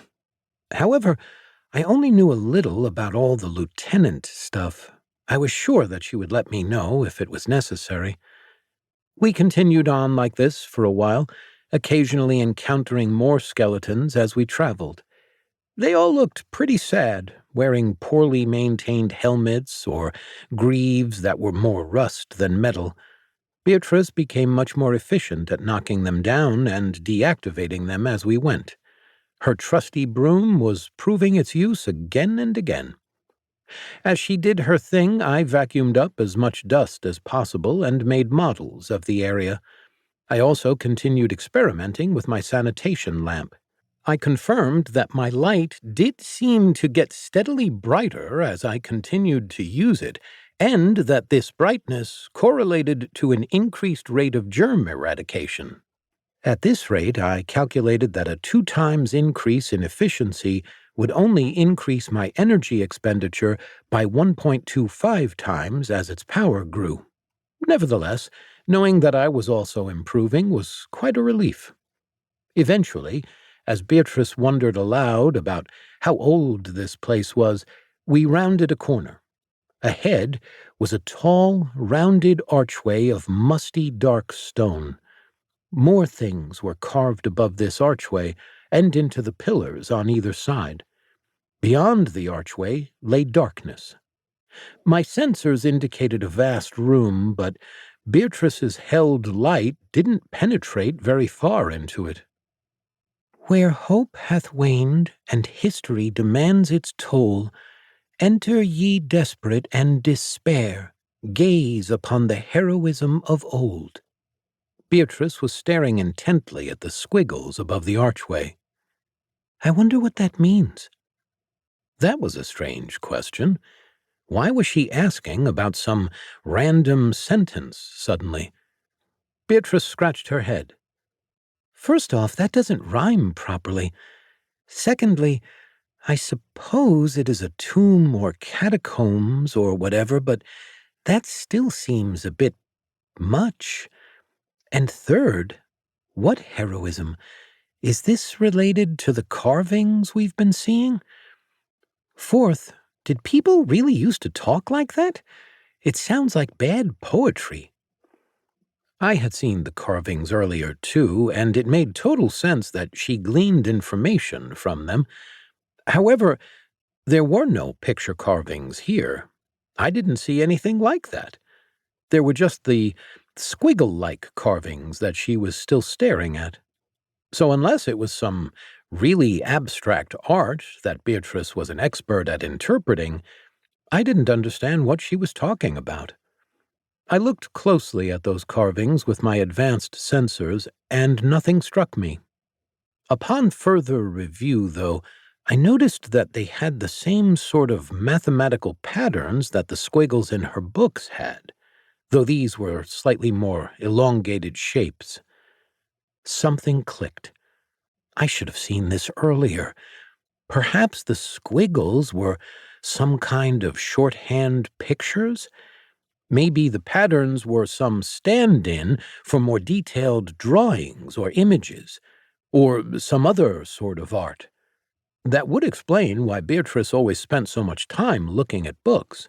She was trying to understand what paintings they were representing. If she was asking about this one, perhaps she needed to know precisely what each symbol represented. But she definitely understood more than I did. I supposed that with enough repetition, you could even paint a picture in your mind of what the squiggles were trying to convey. If this was true, there had to be some sort of data lost in the translation from pictures to symbols. I wondered what kind of compression ratio they would get. There's no way it was as good as a Huffman compression. And seeing how large those books in the library were, they must either have conveyed massive amounts of art or been very inefficient. But I supposed I could see the advantage, even if I might still have preferred seeing the images directly myself. Though it did beg the question, could I see more art if I could also understand these mathematical squiggle patterns? I thought about the many, many books in the library. If each one of those held a floor plan or maybe a description of a new type of floor in such a way, I could picture it in my head as if I was seeing it for real. Oh, boy, the endless possibilities! I didn't think I could ever get bored if I had that many different types of floors to look at. I made a note to get Beatrice to teach me about these squiggles. I wanted to also picture the art she had been enjoying. This revelation passed. I mentally retrieved the words she had actually said. Yeah, those words didn't really make any sense either. Perhaps they were pronounced differently. The rhyming scheme was indeed wrong. Honestly, I was curious if it was supposed to rhyme. Was this supposed to be an intimidation method? They should have made it less ambiguous. Either way, considering the floors I had seen so far, whatever was behind that archway would need a lot of dusting. No abstract representation of possible vague threats would keep me from that. Chapter 37. Everybody clean up. Paying attention to Beatrice again, I noticed that she was watching me. Shall we continue, Master? Are we a little desperate and in need of some despair? Beatrice smirked. I gave a light, tinkling chime. I was glad she was developing a sense of humor. I think this was the first joke she had ever told me. It wasn't as good as a pun, but it made my motor feel warm inside. However, I thought this might be an excellent opportunity to teach her about expectations. See, one should always appreciate how much time it takes to clean. When planning a job without a complete model, I found it best to take my best time estimate and multiply it by 3. That was how long it would actually take. Of course, when one gets more experienced, better at estimating, and better at route planning, the estimate will be much closer to the actual time. But just starting out, everyone is an idealist, and she was definitely underestimating this job. I genuinely believed experience was the best teacher. But as lovely as it would be for her to learn from this, if it was something she couldn't handle, I didn't want her to get too hurt. So I led the way this time. If I were overestimating the danger, I would have let her go instead. After all, she'd been handling herself so well already. I rolled through the doorway into the black abyss. I turned my sanitation lamp on to give my visual sensors better inputs. For some reason, the light of Beatrice's orb didn't extend very far into the room past the arch. But my sanitation lamp had no issues. Not that the sanitation lamp was extremely bright or long-reaching, of course. It seemed to genuinely be made for killing germs, not illumination. But it did seem to spread the light a little. As I passed through the arch, nothing happened. Shining my light around, I couldn't quite see the far walls in any direction aside from behind me. Those were just black stones that stretched out to each side. The floor was as dusty as it had normally been up to this point. However, my sensors were picking up more moisture in the air. Out of sheer curiosity, I attempted to look upwards at the ceiling. I couldn't see that either. This was quite odd. I could feel the drain on my battery the light was causing. However, I wasn't in any real danger of needing to transmute energy soon. Though I did some quick calculations, the stuff I picked up from vacuuming down here was not enough to sustain this light indefinitely. For some reason, the dust from the stone and dirt here was a lot less energy-dense than what I'd picked up around the castle upstairs. Everything, from the powders thrown by the humans to the dust lying around the cages, seemed to contain more than the simple stone dust I'd been vacuuming, perhaps 10 times as much energy. So using this dust was less effective than transmuting what I already had.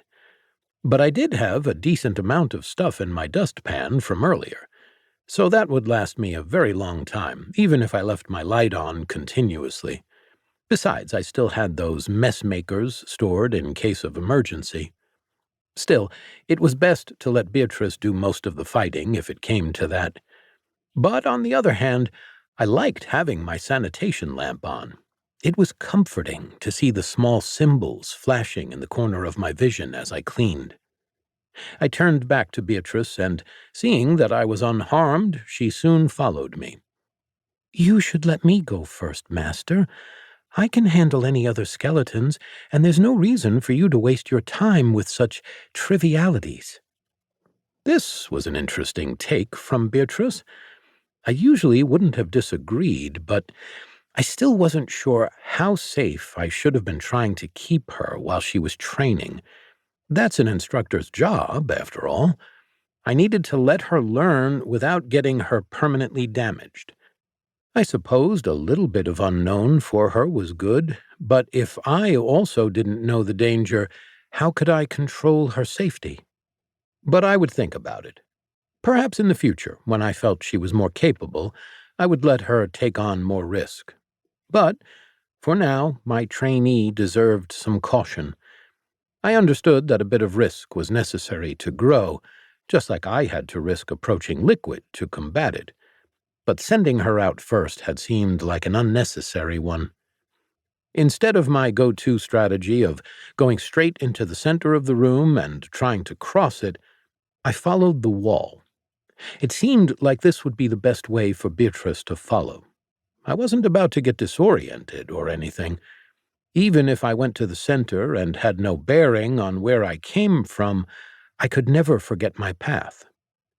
But this seemed like the best way to find the boundaries, which would give us the best way to plan our cleaning solution. Our eventual cleaning solution, of course. I had to remind myself that we weren't here to clean the entire catacombs right now. This trip was more of a planning expedition. The main castle took priority. Idly, I checked my sensors and was shocked. The level of bacteria down here was way higher than in the castle. So I left my lamp on, pointing it downward to maximize the area covered. Anything I passed over got a strong dose from my sanitation lamp. This significantly decreased the number of bacteria, since we weren't moving very quickly. Still, it was not nearly enough to eradicate them. I kept this up until my battery started to dip noticeably, then began to transmute some excess powders. There was no point in storing them forever, especially as my everyday activities could be comfortably powered by the stuff I picked up during them. Beatrice followed me along the walls. She had stopped talking just after we entered. Previously, she had been kind of chatty, though I thought it might have been from nervousness. I was proud of my observational skills.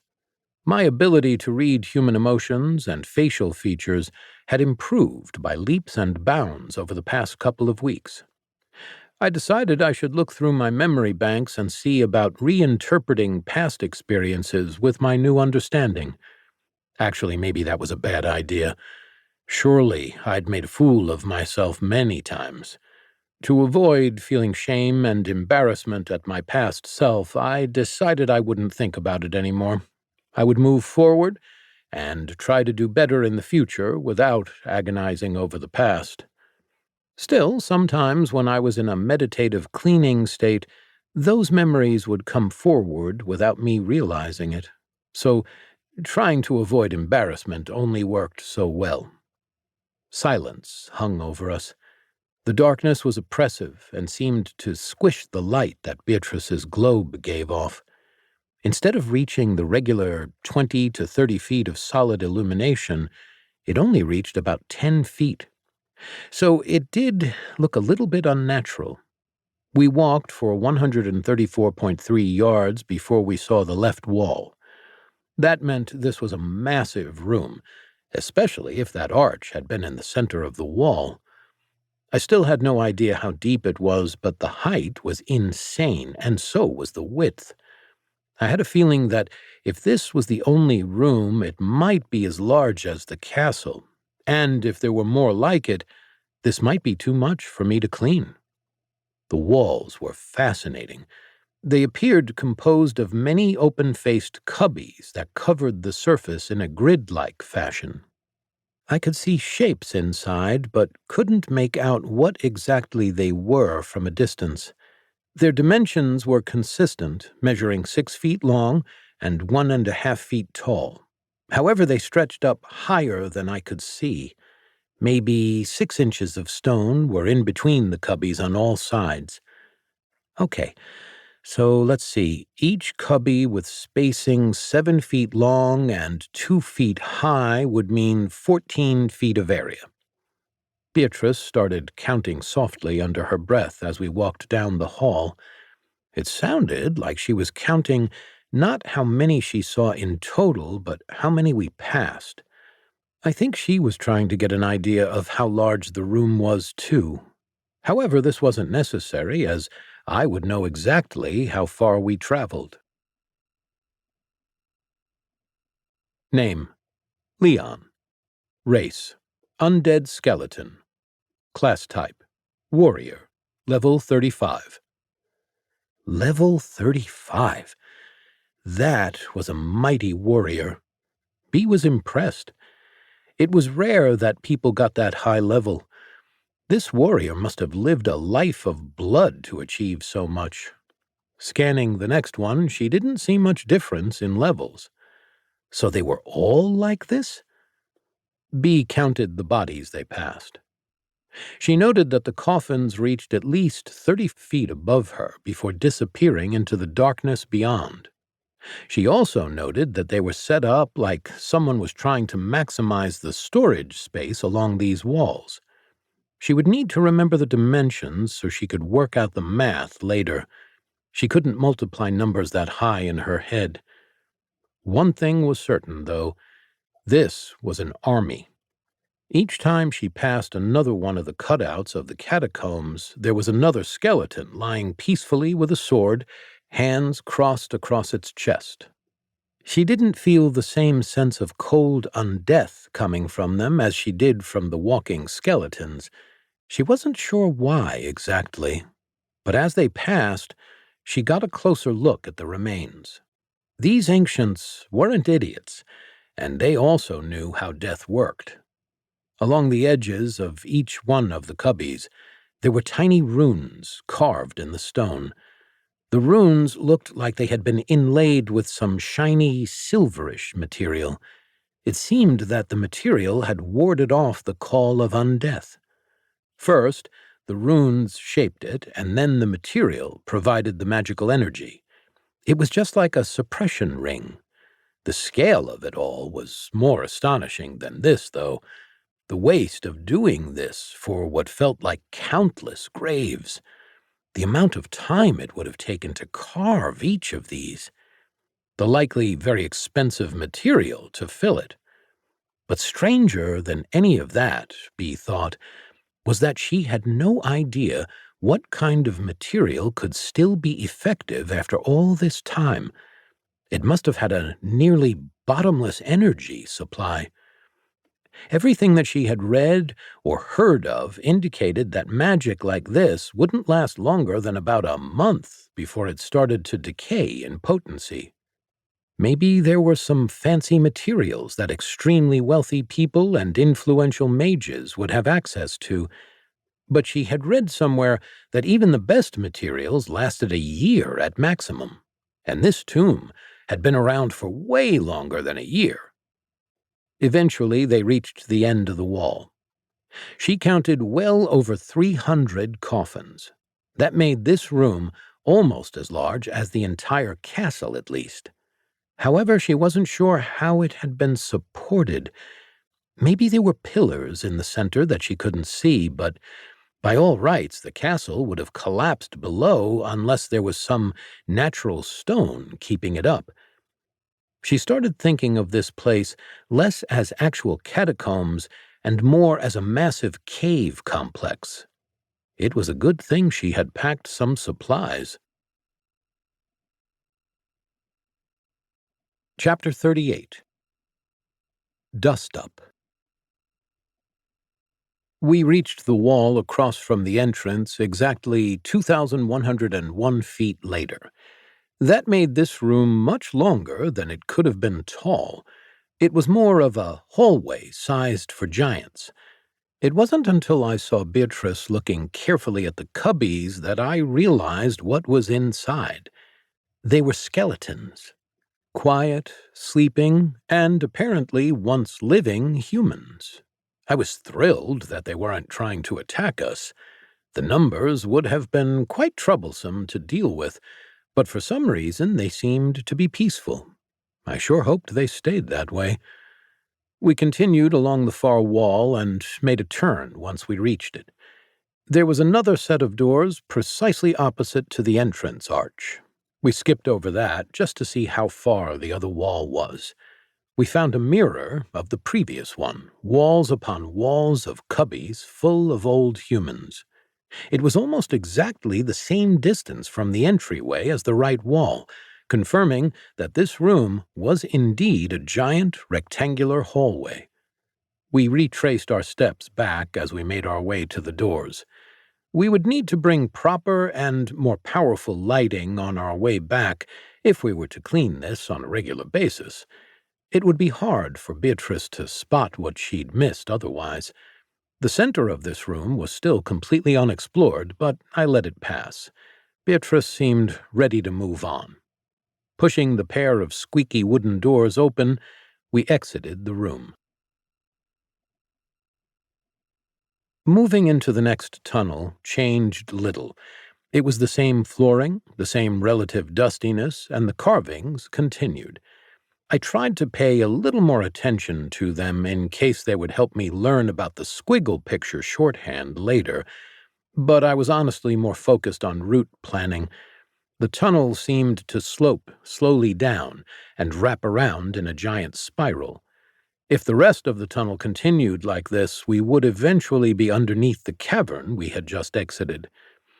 It wasn't long until yet another skeleton came around the bend and challenged Beatrice.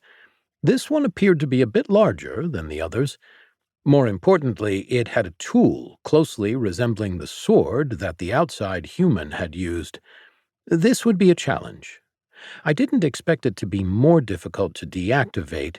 My sensors indicated similar bone density and thickness, but that sword might make it much more dangerous.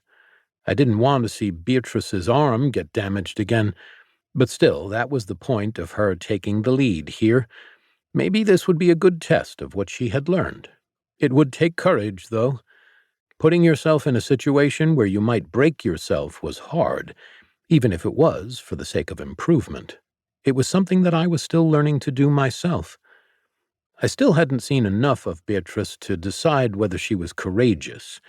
She did seem to get herself into a disproportionate number of dangerous situations. But whether that was because she was trying to improve, or because she had no sense of self-preservation, well, I hadn't figured that out yet. I was leaning toward the second option because of how fearful she was. Hopefully, my being here to help would make her feel less afraid, though there was a chance that I wouldn't be fast enough to support her if she was in trouble. Maybe she didn't think about that. Beatrice started with the broom in hand, as she no longer put it away between fights. I was glad that she was more comfortable using it, even in this slightly unorthodox way.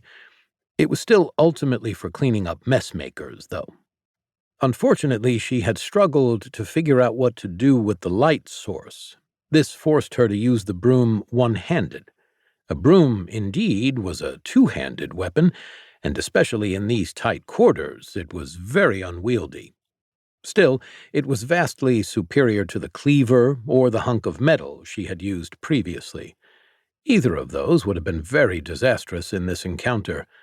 Not only did the skeleton have a sword, it already had longer arms than her. The extra reach gave it a considerable advantage. If she hadn't had a long-reaching weapon, there would have been very little chance of winning this fight. But a broom overcame many of these difficulties. It had the reach. It also had an extensive section on one end to block and catch blows. The bristles might get damaged by the sword, but should have been able to stop an impact or two. Ideally, she would not have to deal with that at all. My only genuine concern was the wooden shaft. I wasn't sure how it would hold up to a blow from a metal weapon like that.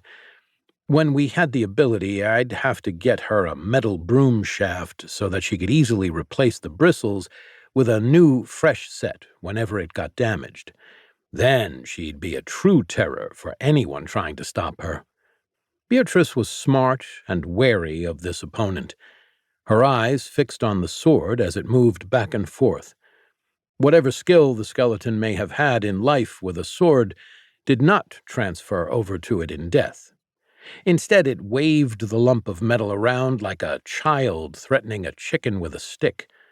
This gave me some more hope for the coming conflict. I focused on the data streams coming in. I had made a habit of trying to use my sensor data to model Beatrice's fights for two reasons. The first was that if I could better predict what she and her opponents were doing, I'd react more quickly before she got too hurt. The second was because it might help me identify areas where she could improve or become more efficient. Of course, communicating those improvements was another matter, but at least I'd have the data. She actually made the first move, grabbing the broom by the bristles. She poked at the skeleton's skull, aiming to hook one of the eye sockets. The skeleton batted it away with its sword before she got too close. The opening move by Beatrice was too slow and too telegraphed. She had to stop showing her intent. Even though I had little experience watching humans fight, her feet and eye positions allowed me to predict precisely what she was going to do 89% of the time, and I wasn't even a combat expert. Sure, I had dealt with a few mess makers here and there, but that was about it. Still, she needed to develop her own style. I was just trying to figure out how to help her with that. Beatrice tried a few more times. It looked like she was trying to use the eye socket as leverage to pry off the head of the skeleton. That was a good plan, but the skeleton didn't allow it. Understandable. Eventually, she gave up on the idea. Beatrice swung with as much wind-up as she could in the small room and her single hand. The swing whacked into the arm of the skeleton. To everyone's surprise, the bony arm dislocated from the shoulder joint and clattered to the floor. The skeleton looked down at its limb. Then they both looked up at the same time. Beatrice's eyes met the skeleton's empty sockets. Perhaps it was bad luck, maybe it was poor planning, but the skeleton's remaining arm was the one holding its sword. So, while the skeleton was down an arm, it really didn't seem too bothered.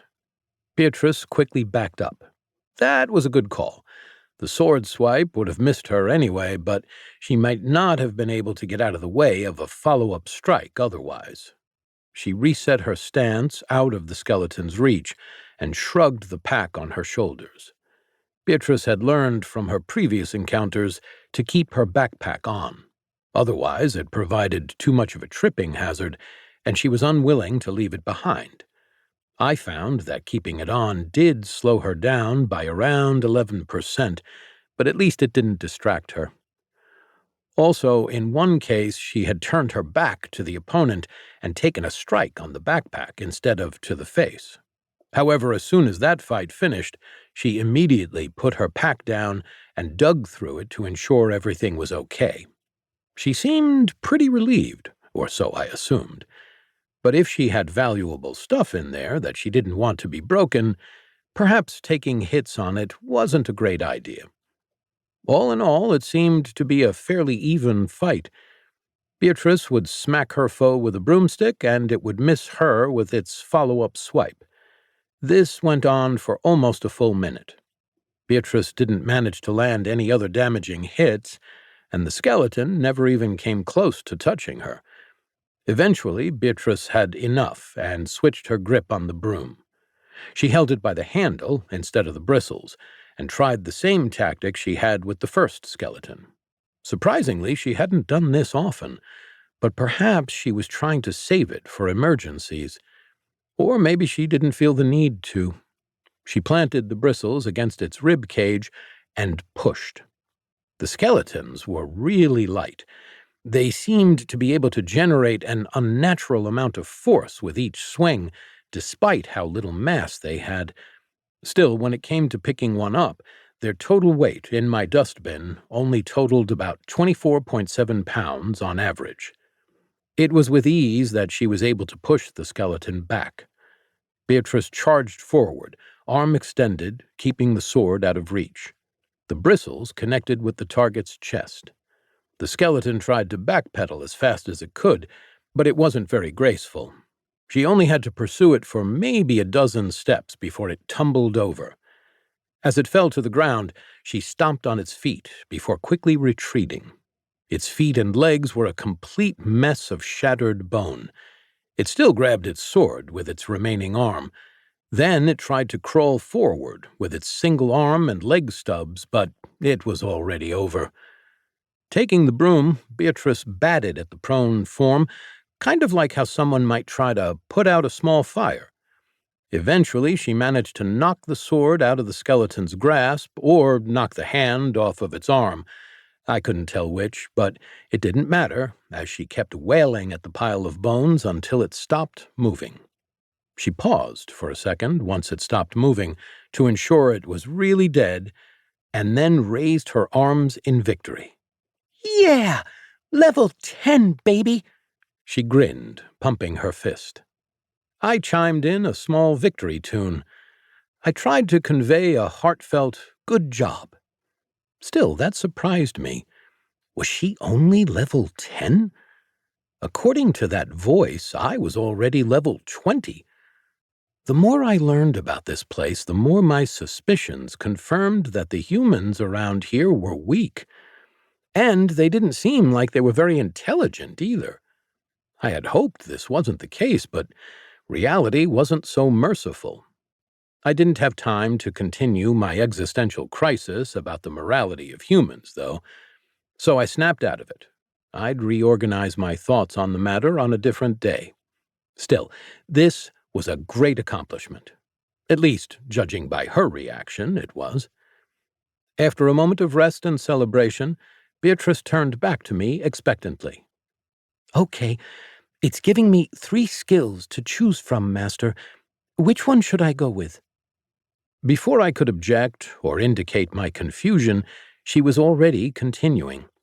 The options are broom proficiency, prayer leader, and intimidation. Chapter 39. Swept Away. Beatrice rattled off her skill options. They sounded pretty exciting, actually. However, they were very different from the ones I had received before. broom proficiency, prayer leader, and intimidation. Intimidation seemed valuable for avoiding conflict. I had even used it once. Not the skill, of course, but I had intimidated those outside humans pretty well. I wasn't sure I enjoyed it, but I couldn't deny its utility. Still, I wasn't convinced that Beatrice would need it. Sure, it might help her to avoid some conflicts and continue about her day uninterrupted. However, I wasn't sure how effective it would be for such a small human. Simply put, she wasn't very intimidating to begin with. Maybe this skill would fix that, but then would she also be less nice?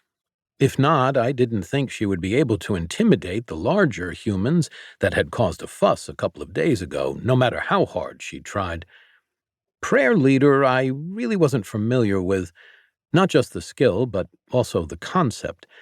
I thought I had an idea of what it meant to pray. It meant to wish really hard for something, kind of. I also had an idea of what it meant to be a leader, but to put the two of them together, a prayer leader would lead someone in prayer, yeah, but that didn't tell me anything about what the skill would do. It seemed risky to choose something so uncertain. Maybe Beatrice knew more about it and could explain. The first option was what I was leaning toward, though: broom proficiency. That would be something useful that could last as long as the need to clean floors did, which was to say forever.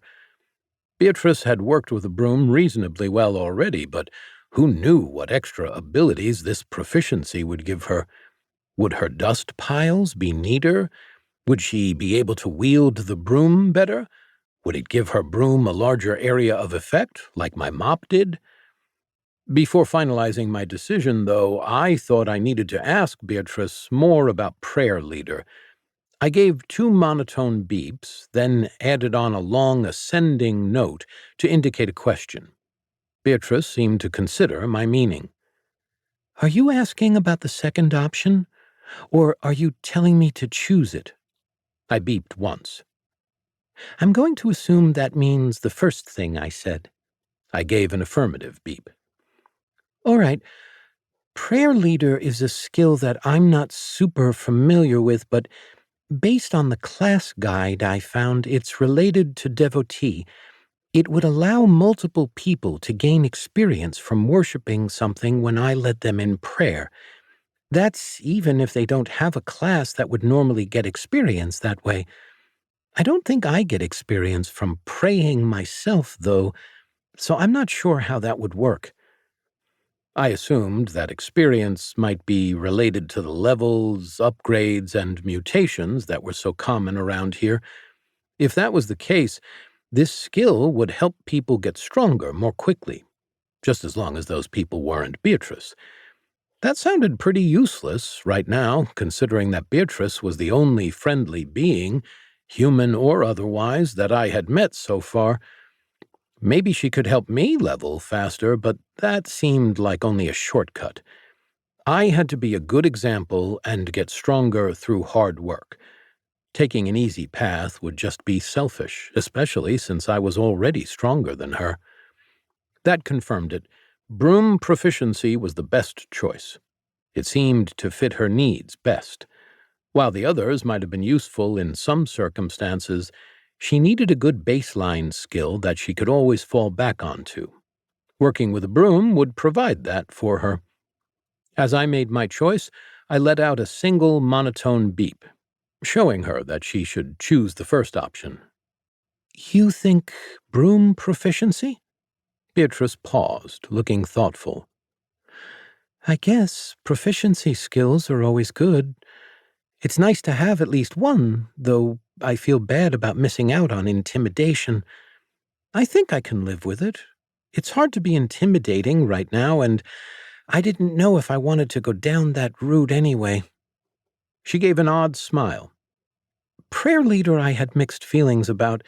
It just doesn't seem like my type of devotee would normally pray. It's more about acts of service so far. That's why when I'm serving your ideals, I get extra experience. She hesitated slightly before continuing with a question. Actually, I still haven't figured out what your ideals really are yet. Maybe you can help me understand? My ideals? I wasn't sure why that would matter or why she would try to serve them. I supposed if it helped her to know, I could try to explain. I would do my best to clarify if she asked the right questions. Beatrice let out a breath before continuing. I know I get experience through cleaning. That part seems pretty obvious. Organization and order seem to be your core values. What didn't make sense, though, was why I got any amount of experience from carrying you up and down stairs. I waited for her to continue. See, my class shouldn't get experience from directly serving you. It should only get experience through serving the ideals you stand for. So, what ideal am I serving by carrying you up and down the stairs? You didn't seem to value sloth or deference or anything like that. I was still waiting for a question I could answer, but I was starting to understand what Beatrice was talking about. I didn't think I had a class, but it sounded like a job. Her job let her get experience for doing it, so she got job experience through cleaning. That made total sense. However, she was saying that she gained experience through something that didn't make sense. So how could I have an influence on that? Beatrice scratched her head for a moment before seeming to have an idea. So, I guess my question is, what are your ideals other than order?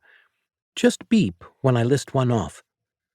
Beatrice began to list things as we continued down the hallway. Service, reading, knowledge, honor, valor, piety, grace, chastity. Nothing seemed to fit. Order and cleanliness were the main things I really cared about, but we had already covered them. As she went on, she got more and more detailed, even a little desperate if I was hearing right. Fear of heights? No, that's not an ideal. Hatred of stairs? The natural order of the world? Wait, that was something. I beeped. The natural order of the world?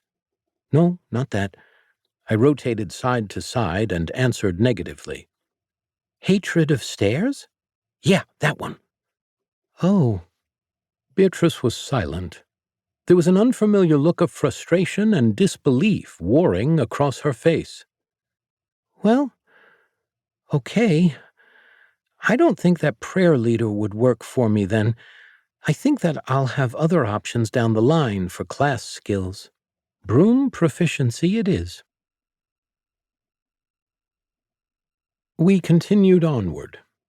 I was right, and the tunnel continued to curve until we were underneath that first cavern.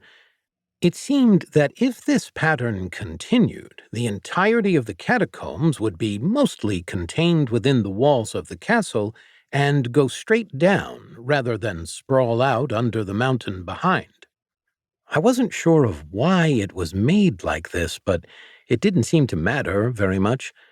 I was just glad they were using ramps instead of stairs. Who would have thought they'd make the catacombs so cleaning-friendly? It seemed like the only thing down here besides us was skeletons. They were still barely armed and often not armored. Beatrice stopped trying to experiment as much and worked really hard perfecting the push them over and smash until destroyed technique she had gotten so good at. For now, that would do, but she would need to learn how to use a broom properly if she wanted to make it her go-to tool. While her current skills were good for these skeletons, I wasn't sure how well she would do with another human or one of the demon messmakers upstairs. Her first actual test was when two skeletons came around the corner at once. Beatrice glanced at me, and I beeped some encouragement. I thought she could do it. Neither of these skeletons was particularly armored. One had a dagger, and the other was just holding a wooden stick. I wouldn't even call it a club. There was no thick, weighty part. She would have a massive reach advantage, and skeletons hadn't been giving her trouble for a while now. When she leveled up, she became stronger and faster, like me. A single skeleton was no issue at this point. Two, though, might give her trouble, if they worked together. And it did appear that these skeletons understood the concept of teamwork. They spread out to come at her from two sides, as much as the hallway would allow, at least. It was relatively narrow, so they were still only about 6 feet apart, but that still meant she couldn't face them squarely at the same time. As her opponents approached, Beatrice made a decision I thought she should have made long ago. She placed the light orb behind her on the floor. It gave her enough light to see by, but allowed her to wield the broom with both hands. Since she had received broom proficiency, her abilities had improved noticeably. Models indicated that she was at least 107% more efficient at taking down her enemies, even discounting her push-and-smash method. The broom looked more natural in her hands, and she could strike with more force than she rightfully should with one blow. There were times when I thought the broomstick might break from the amount of force she put into it. However, it never cracked or even groaned. Still, that metal broom was a good idea. As she got stronger, it didn't matter how proficient she was at the broom. She probably would eventually break it. Taking the broom in both hands, she settled into a low stance. I was excited to see what she had in store. This would also be a new set of data to add to my models. She swished the broom a few times experimentally, as if getting used to its weight. The bristles made an odd whistling noise as they passed through the air, followed by the whoosh of the handle.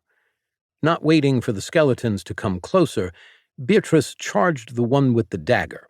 The other was still close enough to cover its buddy before she got too close, so it didn't really have the same effect as it could have, but it was better than letting them come to her at their own speed.